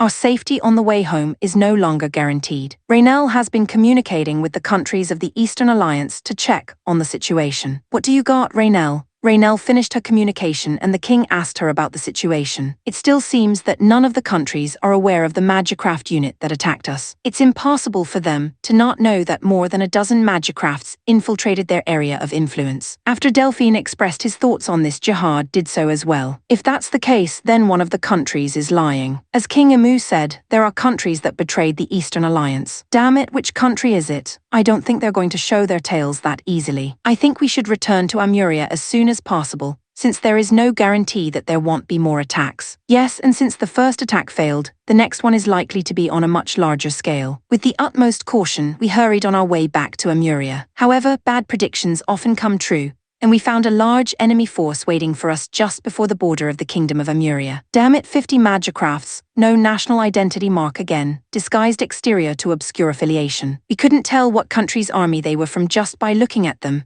but Raynell was on to something. North enemy made a big mistake. I figured who they are. What? Who are they? Temerize betraying the Eastern Alliance, the holy nation Temira. It's the central country of the Eastern Alliance. How can that be? What other country in the Eastern Alliance can afford 50 Magicrafts? That's true, but there's always the possibility of reinforcements from other countries. That's unlikely. The Magicrafts are too standardized. Even if they are disguised, it's obvious from the outline and the type of weaponry that they're not a hodgepodge. but rather an organized unit. Raynell, my daughter is amazing. Don't be impressed. Get ready for battle, Nagisa. Sorry, you'll have to fight again. I hate it, but I can't help it. I'll do my best. I'll send a request for reinforcements to Amuria right away, so just hold out until then, and I'll go out with you this time, so let's do our best together. Yes. The 4 of us who are going out are me, Raynell, Jihad, and Delphine. We were up against 50 magicrafts. That's why our strategy was not to annihilate the enemy, but to buy time by consolidating our defenses and wait for reinforcements to arrive. Let's drop back, protect the ride carrier. The enemy noticed our movement and split their forces in 2 as they approached us. At short range, the magicrafts are much faster than the ride carrier, and the distance between us is quickly closed. Jihad, Delphine, hold off the enemy coming from behind. Nagisa, you and I will intercept the enemy in front. At Raynell's command, Jihad and Delphine moved to the rear. There were about 20 magicrafts coming from the front, but Raynell and I prepared ourselves for the oncoming enemies. My heart was pounding a little at the overwhelming difference in strength. I began to focus my attention to calm my nervousness. I can see the oncoming enemy moving a little more slowly. I visualize my response to the enemy in my mind. I avoid the first one's attack and use his strength to break his arm. The second enemy steps forward and attacks my head, but I grab him by the shoulder and swing him around, pushing him down to the ground. The third plane draws its sword and slashes down in a horizontal line. I twist my body to evade it, but the 4th magicraft also attacks at this moment. It was a countermeasure to the enemy that I had imagined in my mind in the blink of an eye, but I had unconsciously executed it. The next thing I knew, there were 4 enemy magicrafts lying on the ground. TL thoughts. I know that it seems like I skipped a paragraph, but that's just the author being lazy. It's not written how Nagisa defeated enemies NR 3 and 4. Chapter 125 3 Persons and 3 Signs. This chapter was sponsored by T. Thank you for the support. My first day in Baranuka was over, and the next day for some reason I was supposed to go shopping with Linacarlo. The following day would be Alana's turn and then Nanami. Yuda, the next one is that way. I had been forced to accompany her on a shopping spree and to carry the large amount of merchandise she had purchased. It seems that this is the reason why she came shopping with me. If it's only about power, Lorgo is far more powerful than me, so why not invite him? Linacarlo, let's get some rest. My body is screaming from the heavy load and it's getting a little hard to keep going. I don't have a choice. Well then, let's take a break over there. Linacarlo said, pointing to a large hotel, her face red for some reason. No, I don't need that big a break. I just want to sit down for a while. The tea house there is enough. Soys, let's have tea. Linacarlo agreed with a bit of regret. At the tea house I ordered a cup of charcoal bean tea, which is similar to coffee, and Linacarlo ordered a cup of fruit juice. How good is charcoal bean tea? It's not about the taste, it's about the atmosphere. I'm not sure I understand. What about you with that of fruit juice? It's all right. To be honest, the charcoal bean tea here was not very good, and I felt an irresistible urge to drink the juice that Linacarlo was drinking. Let me have a little taste, I said and took Linacarlo's juice. I felt bad about using the straw she was using, so I put my mouth on the glass and took a sip straight from it. Yeah, it's nice and cold. It's definitely well chilled. As she said this, Linacarlo put her mouth on the glass as I did and started to drink. Hey, don't you use a straw, I was just copying the way. Yuda was drinking it because it looked so good. Did I say something wrong? The next day today I was going out with Alana. Alana, where are we going today? I'm going to a nice place where I can be alone with Yuda. Alana bought some food and other things at a store in town and rented a ride hover. We continued to ride in the ride hover and came to the outskirts of the city. It was a place with rich nature around a lake. Here, Yuda, take that. Here. Alana began to set up her tent there. It seemed that we would be camping here. So camping is a culture on this side of the world. They say it was spread by the people of Earth a long time ago. Oh, I see. That's right. After setting up the tent, we built a fire and started cooking camping rice. Well, even though it was camping rice, the cooking was simple, not to say bold, like roasting meat over an open fire or roasting vegetables over the fire without cutting them. When the food was ready, we sat down in chairs and ate it while looking at the lake. Alana seems to be relaxing with a well-chilled drink. Yuda, are you used to this world yet? She asked me abruptly. Well, I guess you could say I've gotten used to it. I don't find it particularly inconvenient or stressful, so I guess I'm adapting. That's good, but you can always tell me if you have any problems. I know I'll talk to you about it. If I were to ask for advice from anyone in the Iron Knights, it would be Jean or Alana. Nanami was in a good mood this morning. She was really looking forward to going out with me, and she woke me up when the sun was still up. Yura, you'll be with Nanami all day today. All right, we haven't had much time to play together lately, so let's have some fun today. When I said that, Nanami nodded happily. The first place Nanami wanted to go was to the zoo. I was a little happy to see that there was such a facility in this world. The animals in this world were very different from the ones on Earth. It's cute. Yeah, I don't know if my aesthetic sense is wrong, but I didn't think it was cute at all. But Nanami seemed happy to see it, so that was okay. In the area where you can interact with the animals, Nanami asked me while feeding the small animals, "Do you and your family ever go to places like this?" Yes, we did, though only occasionally. Most of the time I was with Nagis's family, but we did go on trips and such on a very regular basis. That's right, because Nanami didn't do such things. Oh, shoot. Nanami was even sold by her family, so there's no way that event could have happened. I hurriedly followed up. The Iron Knights are like a family now, let's bring everyone along next time. When I said this, the hand that had been feeding the small animals stopped for a moment, but she quickly smiled and said, "Yes, it could be fun with Pharma and Lorgo. As much as the past was painful, I wanted to make the future even better." The status of the next sponsored CH is 2/3 Ko-Fi. Chapter 126 Relocation. Today is the day Rafishal and Obaiwan are moving out. The members of the Iron Knights were summoned to help carry their belongings. "You're carrying this?" The amount of luggage that Jean was surprised to see was so huge that it could have been an entire house. I tried to sort through it, but there are still a lot of things I need. "You don't need this battered wardrobe. It's a wardrobe of memories." "Well, what about this desk?" "That's also a desk of memories. If I think about it, Rafishal has lived a very long life, so he must have a lot of mementos. We'll just have to split up and take the big furniture and tools with the magicrafts." The men and adult women carried the items by hand, while Nanami and Pharma were in charge of transporting the big furniture with the magicrafts. It was a lot of luggage, but it didn't take much time for everyone to carry it. In about half a day, all the luggage was into the ride carrier. Okay, you got it all in. Now we're hungry. Let's have a little welcome party." No one objected to Jean's proposal, and preparations began for the welcome party for Rafishal and Obaiwan. Jean, Pharma, and Nanami cooked the food, Alana and Emina prepared the drinks, and Arthur was put to work by everyone.